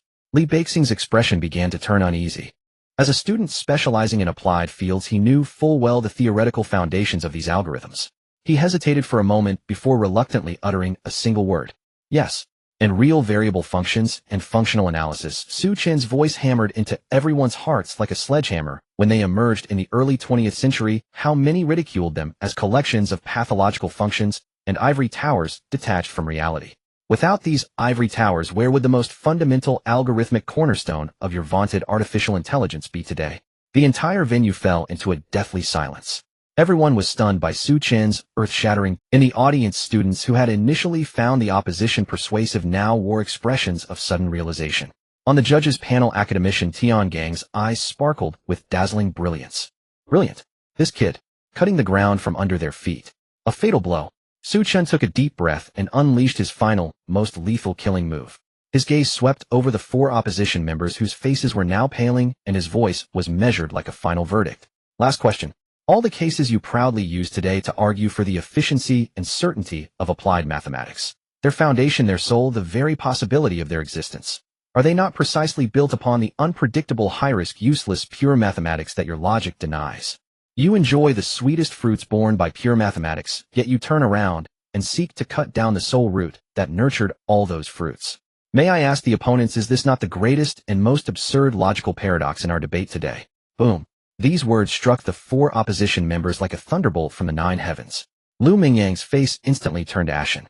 He felt his meticulously constructed, seemingly flawless logical edifice shatter from its foundation and collapse utterly under Xu Chen's devastating three strikes. All his proud arguments had now become the sharpest spears pointing back at himself. The audience was first dead silent. Then a thunderous roaring applause erupted like a tidal wave. Holy crap. Awesome. This counterattack. So cool. I've got goosebumps. Incredible. This is math department debating, using logic to lay it all out. At the affirmative sides table, Luo Yaolong, Zhou Qing, and Li Mo stared blankly at the figures still standing calmly, feeling their own minds grind to a halt. Moments ago they were struggling in the abyss of despair. Now Xu Chen, with just 3 questions, had lifted them directly back above the clouds. Amidst the fervent applause, the free debate time precisely came to an end. But everyone knew the outcome was already decided. The smoke of the free debate had not yet fully dissipated. In the air still lingered the stirring aftershock brought by Xu Chen's words. Now let's welcome the fourth debaters from both sides to deliver their closing statements. When the host uttered these words, the opposition's fourth debater, Ren Hao, renowned for his rigorous logic, slowly rose to his feet. Yet his face no longer bore the previous aggressiveness. Instead, it was replaced by a deep, helpless sense of defeat. His mind was a complete blank. He realized that all his arguments had been thoroughly deconstructed by Xu Chen's earlier speech. All the ornate phrases he had prepared to elevate the discussion on practical value seemed utterly ridiculous and pale in the face of that metaphor about cutting the tree root. Every word he uttered only served to validate his opponent's point. In the end, he could only feebly reiterate his side's argument about the urgency of reality, and then amidst an awkward silence hastily retreated from the stage. His silhouette was steeped in desolation and loneliness. And when Xu Chen, as the proposition's fourth debater, stood up once more and walked towards the podium, the entire hall fell into an instant hush. All eyes were fixed upon this youth who had just orchestrated a stunning reversal.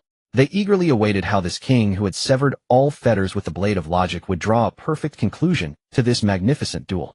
Xu Chen stood firm, swept his gaze across the audience, his eyes calm, yet powerful. Thank you, Chairperson, esteemed judges, and fellow debaters. The core divergence in today's debate lies in how we perceive value and time.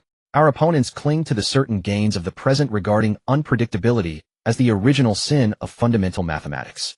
However, his voice suddenly rose, becoming high-pitched and forceful. They have overlooked a fundamental truth: the engine of human civilization's progress is precisely driven by those who dare to explore the realm of the unpredictable. Yes, fundamental mathematics research is fraught with unpredictability. But this is not a flaw, it is the very essence of exploration. When Columbus set sail, he did not know exactly where the New World lay, yet he firmly believed that sailing west held the possibility of discovering a new world. What fundamental mathematicians explore are the frontiers of human cognition, the uncharted territories of science. Beyond these boundaries lie the keys to solving all future unknown challenges. To refuse exploration of the unpredictable is to blind oneself and voluntarily abandon the future. He paused, his gaze once again falling upon the opposing debate table, now ashen with defeat. More critically, all the examples our opponents use today to argue for the efficiency and usefulness of applied mathematics are themselves built upon the foundation that the value of fundamental mathematics' unpredictability has been repeatedly confirmed by history. His pace quickened like a sudden storm, carrying an overwhelming momentum. The very fact that they can stand here today using fluent language and clear logic which itself relies on formal logic, a branch of fundamental mathematics. To disparage fundamental mathematics is precisely because the sages of history did not heed the short-sighted advice to only do useful things. If we followed the opponent's logic of prioritizing applied mathematics and looked back through the river of history, then when Gauss was studying congruence theory, we should have told him, stop playing these useless number games, go help the engineers calculate gear parameters. And so we would never have modern cryptography. When Riemann proposed the geometry of curved space, we should have told him, your space can't even be drawn, what use is it? Go help architects design bridges. And so we would never have the theory of general relativity. When Galois on the eve of his duel used the last hours of his life to scribble down the ideas of group theory, we should have told him, stop writing this heavenly script, think about how to win the duel. And so we would never have symmetry physics, never have the standard model of modern particle physics. When Boole was constructing his algebra of logic, we should have told him, treating true and false as 1 and 0 for operations. This is too absurd. And so we would never have computers, never have this information age. If history had truly been thus, I ask the opposing debaters, from where would that magnificent edifice of modern technology upon which you base your arguments even begin to be discussed? Where is its very foundation? This barrage of overwhelming rhetorical questions struck like war drums pounding densely upon every heart. The entire hall was dead silent. Everyone was utterly awestruck by this magnificent historical panorama. Xu Chen took a deep breath, letting his emotions settle from fervor into a deeper, more monumental power. Therefore, prioritizing fundamental mathematics is by no means an impractical fantasy, but the most fundamental investment in humanity's long-term wisdom and possibilities.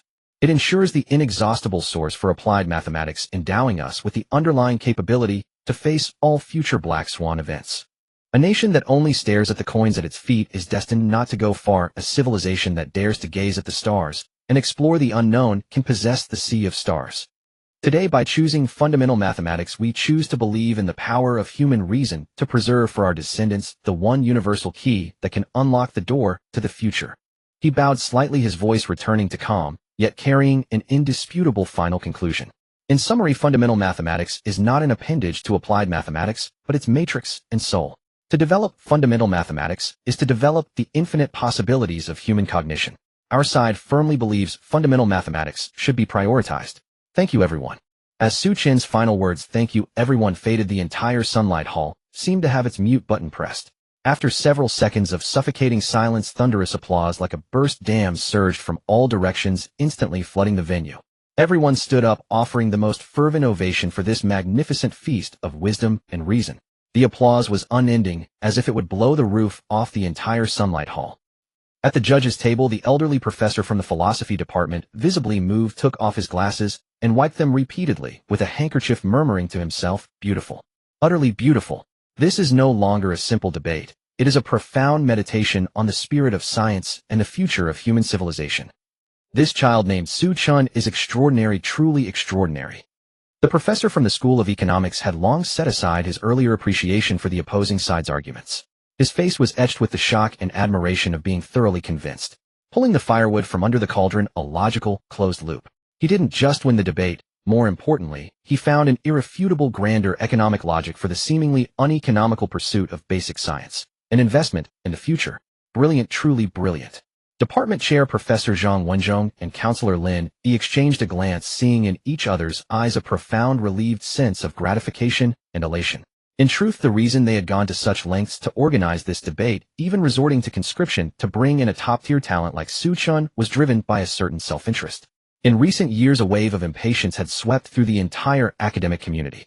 The temptations for mathematics students in particular were immense. On one side lay the austere and solitary path of fundamental mathematical research. Decades of sitting on a cold bench, tackling hard problems, exploring pure theories that might never see practical application in a lifetime. After graduation, the best prospect was a meagerly paid teaching position at a university. On the other side lay the glamorous field of applied mathematics, finance, computer science, artificial intelligence, each direction leading to a high-paying, enviable career. A math graduate with just a basic grasp of programming and modeling could easily land a job at a financial firm or a major internet company, earning an annual salary of hundreds of thousands, even millions. Faced with such a stark reality, more and more brilliant minds were abandoning the pursuit of pure mathematics, turning instead to the embrace of applications. This filled educators like Zhang Wenzhong and Lin Yi, who held fast to the front lines of basic disciplines with immense pain and anxiety. They knew that a nation with only excellent engineers, but no longer capable of nurturing Einsteins or Newtons, faced a terrifyingly bleak future in terms of innovation potential. They organized this debate to inject a powerful dose of encouragement into those still persevering on the path of fundamental mathematics. They hoped for a voice or role model to stand up and tell everyone that choosing to gaze at the stars is not an impractical fantasy, but a deeper, greater wisdom. And Xu Chen's performance tonight far exceeded their expectations. Department Chair Professor Zhang Wenzhong picked up the microphone and walked onto the stage. His face bore an expression of barely contained excitement. I declare the winner of this year's Light of Reason Mathematical Thought debate is. He paused deliberately, his gaze sweeping across the entire audience. The affirmative. Whoosh. The entire venue erupted once again in a thunderous round of applause. At the same time, Zhang Wenzhong's voice rang out again. The best debater for this debate is. He didn't look at the card in his hand, instead his gaze fixed directly on the young man who had remained calm and composed throughout. The fourth speaker for the affirmative, Xu Chen. The result was beyond doubt. Under the spotlight of the entire audience, Xu Chen stood up again, walked onto the stage, and accepted the small crystal trophy, symbolizing best debater, from Professor Zhang Wenzhong. Xu Chen, Zhang Wenzhong held his hand, tightly, speaking in a voice only the two of them could hear. Well said. Excellently said. What you said today is more effective than an hour-long speech I as department chair could give at the opening ceremony. Xu Chen just smiled and remained silent. At the end of the award ceremony, academician Tian Gang was invited to the stage to deliver a closing speech. This luminary renowned in the international mathematics community walked slowly onto the stage. He didn't speak immediately, but quietly gazed at the young, vibrant faces before him with his deep, penetrating eyes. After a long moment, he finally spoke. His voice was not loud, but carried a weighty, gentle power tempered by the passage of time. Today's debate was excellent. I have seen in the young people of our School of Mathematical Sciences at Peking University the most precious qualities: independent thought and a critical spirit. Students of the negative side, you performed admirably. His gaze fell on Lu Mingyang, full of affirmation and praise. The questions you raised are realistic, sharp, and important. You have prompted all of us engaged in basic research to engage in a profound reflection. How can our work better serve this nation in this era? Your viewpoint is not wrong. A scholar who only talks about ideals while ignoring reality is a dreamer. A nation that only looks up at the stars while forgetting the ground beneath its feet is also in danger. These words, balanced and fair, kindled a warmth in the hearts of the negative team members who had felt somewhat dejected. But academician Tian Gang's tone shifted abruptly, his gaze becoming profoundly deep, as if piercing through time and space to gaze at a distant future. I want to thank the students of the affirmative side even more. Today they have reaffirmed for all of us the oldest and most easily forgotten truth. That is, curiosity is the most primitive and most powerful driving force behind the progress of human civilization. Why do we study mathematics? Not because it is useful. In most cases it indeed is useless. We study it simply because we want to know. We want to know if prime numbers are truly like stars in the night sky, seemingly random, yet following some mysterious law. We want to know if beyond the three-dimensional space we inhabit there exist higher-dimensional, unimaginable, wondrous worlds. We want to know if the ultimate secrets of the universe can truly be written on a small piece of paper described by a few simple, yet elegant equations. It is this pure non-utilitarian desire to know that in the end inadvertently brought us electric lights, airplanes, the internet, and all the modern civilization we enjoy today. Therefore, his gaze finally settled on Xu Chen, filled with gratification and expectation. I hope that every student here, regardless of whether you choose the path of basic research or enter the applied field in the future, will never forget the purest love and curiosity you held in your heart when you first chose mathematics. For that is our most precious and never to be lost original aspiration as mathematicians. Thank you, everyone. The moment his voice fell, the entire venue erupted once again in thunderous, prolonged applause. The aftermath of the debate was far more enduring than Xu Chen had anticipated. That very evening, dormitory 301 became a pilgrimage site for the entire floor. Godsu, open up. I'm Luo Yaolong from room 303. I brought you a midnight snack. Godsu, I'm from the physics department next door. After watching your debate, I've decided to minor in mathematics starting next semester. Please take me under your wing. Junior Xu Chen, are you there? I'm a sophomore, senior sister, and I'd like to consult you about Gödel's incompleteness theorems. A man speaking in a forced, high-pitched voice. Damn, that fake girly voice is disgusting. Outside the door, a crowd of students had gathered, eager to pay homage to the prodigy and seek his guidance. Fang Bo Xueqiao and Lu Xinyu spontaneously appointed themselves as guardian protectors, blocking everyone from entering. Everyone. Calm down. Fang Bo spread his arms like a dutiful security guard. Godsu expended a lot of energy today and is already asleep. If you have any questions, ask them tomorrow. Tomorrow. That's right, that's right. Xu Chen chimed in. If you want to ask for advice, go take a cold shower first and cool off. If you want to deliver snacks, you can hand them over to me for safekeeping. With great difficulty, they managed to persuade the fervent fans outside to disperse. Inside the dormitory, the three of them looked at the culprit, who was sitting calmly at his desk reading a paper, and could only shake their heads with wry smiles.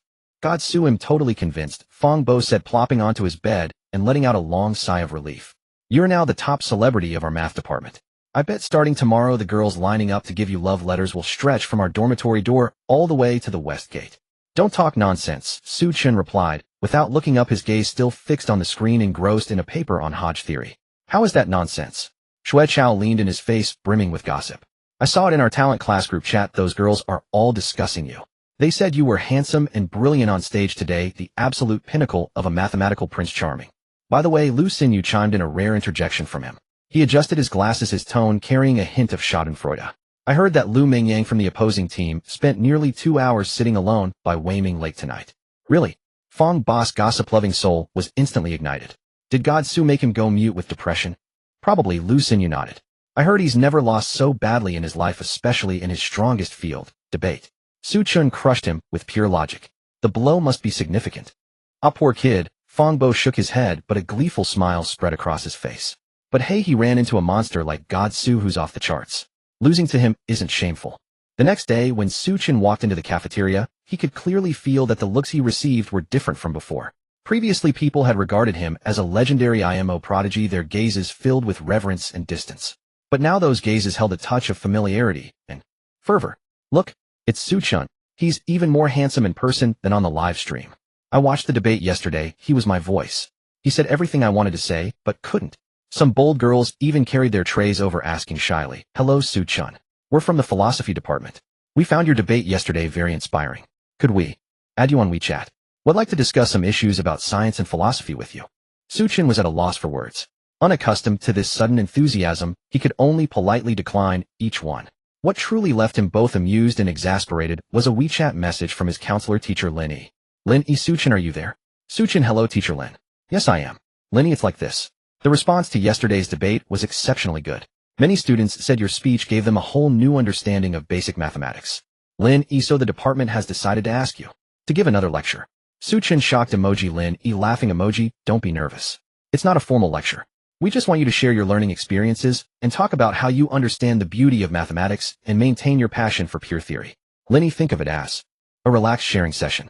Reading this message, Xu Chen felt his head double in size. Spare me. He immediately typed a reply. Xu Chen, teacher Lin, I'm terribly sorry. Academician Tian Gang has recently assigned me a new research project, and the deadline is tight. Xu Chen, I'm afraid. I won't have the energy to prepare a lecture. He decisively used Academician Tian Gang's name as a shield. As expected, this tactic was extremely effective. Lin Yi, I see. That's the important thing. Academician Tian's project can't be delayed. Forget about the lecture then. We'll talk about it when there's a chance. Focus on your research and keep up the good work. Xu Chen let out a long sigh of relief as he read teacher Lin Yi's instant reply. Academician Tian's card really is useful. A few days later, on a calm afternoon, Xu Chen's phone vibrated lightly in his pocket. He took it out and opened an official email from the editorial office of the journal Geometry and Topology. Subject: acceptance letter. Your manuscript has been officially accepted. Dear Professor Tian Gang, Mr.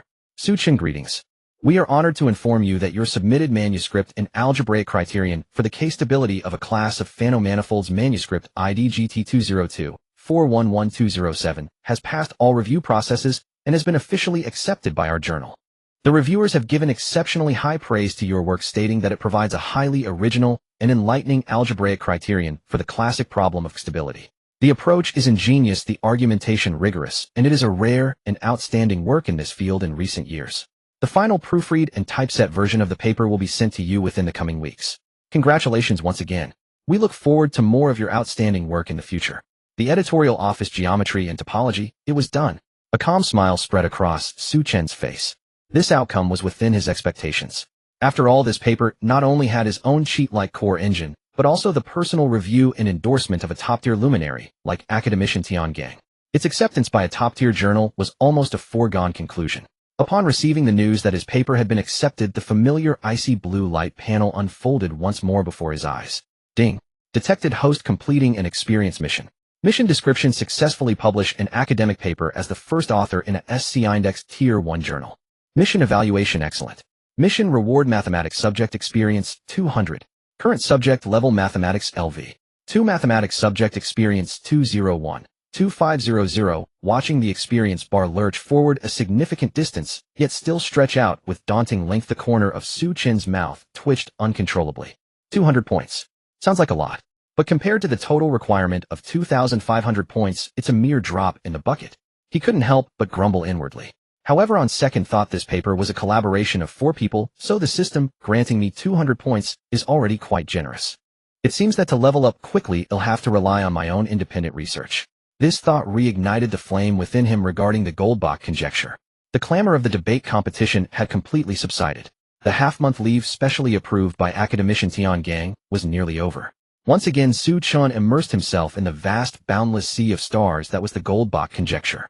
After this period of knowledge accumulation and repeated deliberation, he had finally fully internalized the complete proof process for a special form of the Goldbach conjecture, 11, rewarded by the system, making it his own.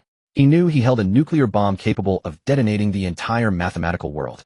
But he also understood that this nuclear bomb could not be deployed yet. He needed a perfect launching pad and a logical prerequisite technology. He needed a paper that would throw out a brick to attract jade, laying the perfect groundwork for the emergence of this nuclear bomb. Therefore, he turned his gaze to the sister problem of the Goldbach conjecture, the twin prime conjecture. However, when he actually began attempting to apply the core tool from the system's proof, the complex number transform CNTT, to the twin prime conjecture, he realized he had underestimated the difficulty. No, it's completely impossible. After 2 consecutive sleepless nights, Xu Chen leaned back in his chair, his eyes revealing deep exhaustion and frustration for the first time. He discovered that the CNTT was like a divine weapon of immense power but extreme pickiness. It could only operate on even numbers with extremely specific algebraic structures. The common difference, too, in the twin prime conjecture, though, also even had a structure too simple. So simple that it couldn't satisfy the CNTT's stringent casting conditions. Forcibly applying, it was like using a scalpel designed for cutting diamonds to chop down a towering tree. Not only would it fail to cut, but the excessive force would collapse the entire logical framework. The approach was wrong. He rubbed his bloodshot eyes, forcing himself to calm down. I can't just copy it mechanically. What I need isn't to use the CNTT directly, but to understand it, deconstruct it, and then forge a new weapon tailored specifically for the twin prime conjecture. In the following days, he did not perform any calculations. He printed out every step of the system's proof and plastered them across his desk and walls. Like a craftsman obsessed with ancient weaponry, he studied the internal structure of the divine weapon CNTT day and night. He discovered that the core of CNTT's power lay in its ingenious transformation of a counting problem in number theory into an integral problem in complex analysis. Through an unfathomable symmetry, the primary contributing terms on the integration path were preserved, while the endless error terms canceled each other out under this symmetry. Symmetry. Cancellation. A flash of insight gleamed in Xu Chen's eyes. The crux of the problem isn't the transform itself, but how to construct this mutually canceling symmetric structure for the error terms in the sieve method. And this symmetric structure originates from the arithmetic properties of the common difference itself. He had found it. The one and only light leading to the end. He didn't need to change the twin prime conjecture itself, he only needed to change the common difference. A brilliant topic, perfectly tailor-made, gradually took shape in his mind. He typed the title of his next independent paper on his laptop. Paper title on the distribution of prime pairs with common differences of special arithmetic structure.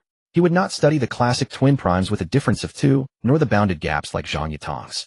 He would study a brand new, even somewhat tricky subproblem. Do there exist infinitely many prime pairs PPK, where the common difference k itself possesses highly specific arithmetic properties? For instance, k is a smooth number, meaning all its prime factors are small. This problem perfectly matched the stringent symmetry requirements of the CNTT. He had even thought of a name for this simplified tool, one sufficiently impressive without being too shocking: the structured arithmetic transform SAT. He aimed to prove that when the common difference k satisfied these special structures using his invented SAT, he could elegantly construct a quasi-symmetry for the error terms in the sieve method, thereby proving in a novel way that such special prime pairs are infinite. This approach was the perfect stepping stone. First, it subtly introduced the core idea of the nuclear weapon CNTT into the academic world for the first time in the form of a public beta, the SAT. Second, it solved only a very niche subproblem of the twin prime conjecture. This result was novel and profound enough to make him a name in analytic number theory, yet not enough to trigger a global earthquake.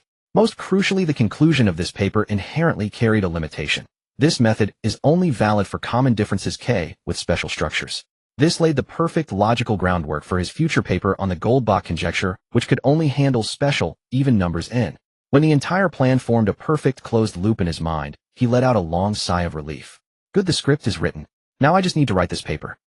Another sleepless night ensued. When the first rays of morning light streamed in through the dormitory window, Xu Chen finally stopped tapping the keyboard. A draft paper over 30 pages long and filled with complex integrals and sieve formulas now appeared on his computer desktop. He rubbed his bloodshot eyes and without a moment's hesitation sent the draft still fresh with the scent of ink via email to academician Tian Gang. The email body remained concise. Good morning, Professor Tian. This is a somewhat immature idea of mine regarding the twin prime conjecture, which I've compiled into a draft. I would like to ask you for your valuable feedback and corrections. In the early morning at the office of academician Tian Gang in the School of Mathematical Sciences at Peking University, he adhered to an unshakable habit, arriving promptly at 7 o'clock brewing a cup of hot tea, and then beginning to process his emails and review the latest academic developments. That day, as he opened his mailbox, an email from Xu Chen immediately caught his eye with the subject a preliminary thought on the twin prime conjecture. Oh, this kid's so fast. A hint of amused interest flickered across Tian Gang's face. He recalled that not long ago he had just given Xu Chen a reading list on analytic number theory. How much time had passed since then? Not only had the kid finished reading, but he had also come up with some thoughts. Lifting his teacup, he blew on the floating leaves and clicked open the attached draft of the paper. A special form of the twin prime conjecture. Structured arithmetic, transform, SAT. He murmured to himself, his eyes filled with scrutiny and confusion. As a top authority in algebraic geometry, though analytic number theory was not his primary focus, he still possessed fundamental academic taste and judgment. He could sense that the topic of this paper was remarkably tricky. It avoided all mainstream research paths, cutting in from an extremely narrow, even somewhat obscure angle. Quite interesting.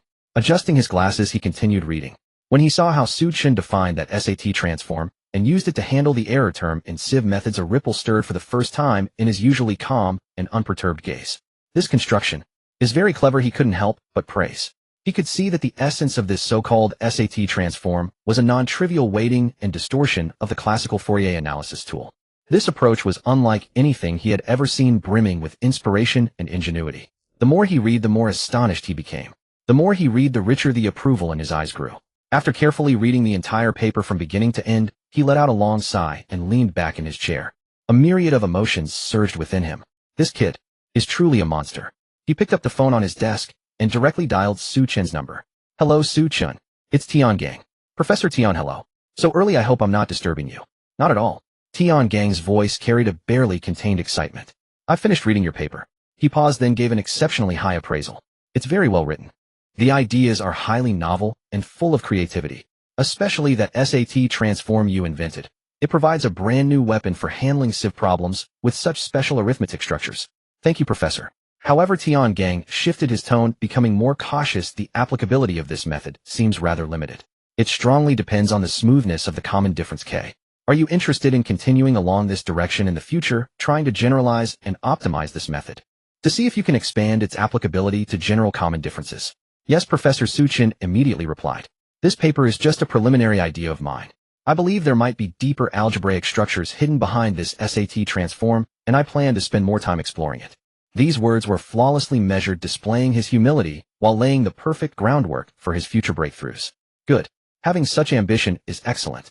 Academician Tian Gang was very satisfied with Xu Chen's response. The paper itself has no major issues, but its logic is self-consistent. I just think you could add some historical background on the development of sieve methods in the introduction, which would better highlight the innovation of your SAT transform.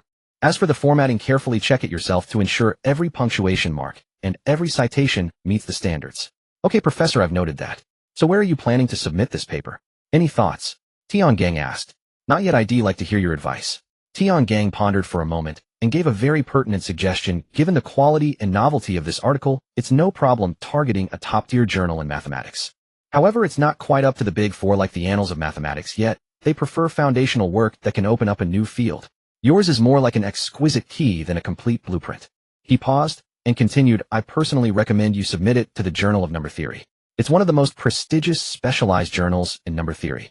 Though its overall impact is less than the big four, it carries immense weight in the number theory community. Moreover, its review cycle is relatively fast, and it favors articles with clever ideas that solve specific problems. This one of yours fits their taste perfectly. Okay, thank you, Professor. He'll submit it to the Journal of Number Theory. Hanging up the phone, Xu Chen was in excellent spirits. He spent the entire morning meticulously polishing the introduction and formatting of the paper according to academician Tiangang's suggestions. That afternoon he sat before his computer again and uploaded the PDF of his paper, the fruit of his effort and intellect, along with the accompanying LaTeX source files. He clicked Confirm Submission. After doing this, he let out a long sigh. Good, the second stepping stone has also been laid. Now it's time to wait. This wait turned out to be much shorter than he had anticipated. Just 1 month later, while Xu Chen was in the library poring over a monograph on Galois cohomology, his mailbox received an email from the editorial office of the Journal of Number Theory. The content was simple. It contained 2 anonymous review reports and the editor's final decision. Reviewer A. A very interesting article. The author's proposed SAT transform provides a novel and effective tool for a special class of civ problems. Although the method's applicability is currently narrow, the idea itself is highly inspiring. The proof process is clear and the conclusions are reliable. Recommended for publication after minor revisions. Reviewer B. I must admit that when I saw the author was just an undergraduate, I initially approached this article with skepticism. But after reading it, I was deeply impressed by the mathematical creativity the author displayed. This SAT transform is very clever and very beautiful. While it doesn't solve any earth-shattering problems, it opens up a brand new perspective like an exquisite Swiss Army knife. I greatly look forward to seeing whether this young author can in the future sharpen this knife into a true dragon-slaying sword. Strongly recommended for publication. Editor's decision accept. Looking at these 2 reviews full of praise, a calm smile spread across Xu Chen's face. Everything was under control. The publication of this paper also stirred a small ripple within the international analytic number theory community. In the tea room at Princeton University, several top number theory experts were sipping coffee and discussing the latest issue of the Journal of Number Theory. Hey Andrew, did you see that article on prime pairs with special common differences in the latest issue? Written by an undergraduate from China named Xu Chen. Oh, I saw it. A very bright young man. The old professor called Andrew was none other than the legendary figure who proved Fermat's last theorem, Andrew Wiles. Taking a sip of his coffee, he commented he found a clever new transform SAT, and though its applicability is narrow, it does solve an intriguing small problem. Yes, another professor chimed in. I'm curious whether he can generalize this method in the future. If he can, it might indeed bring something new to the study of the twin prime conjecture. Let's wait and see. Wiles smiled, a glimmer of anticipation in his eyes. The future of mathematics, after all, belongs to these young people.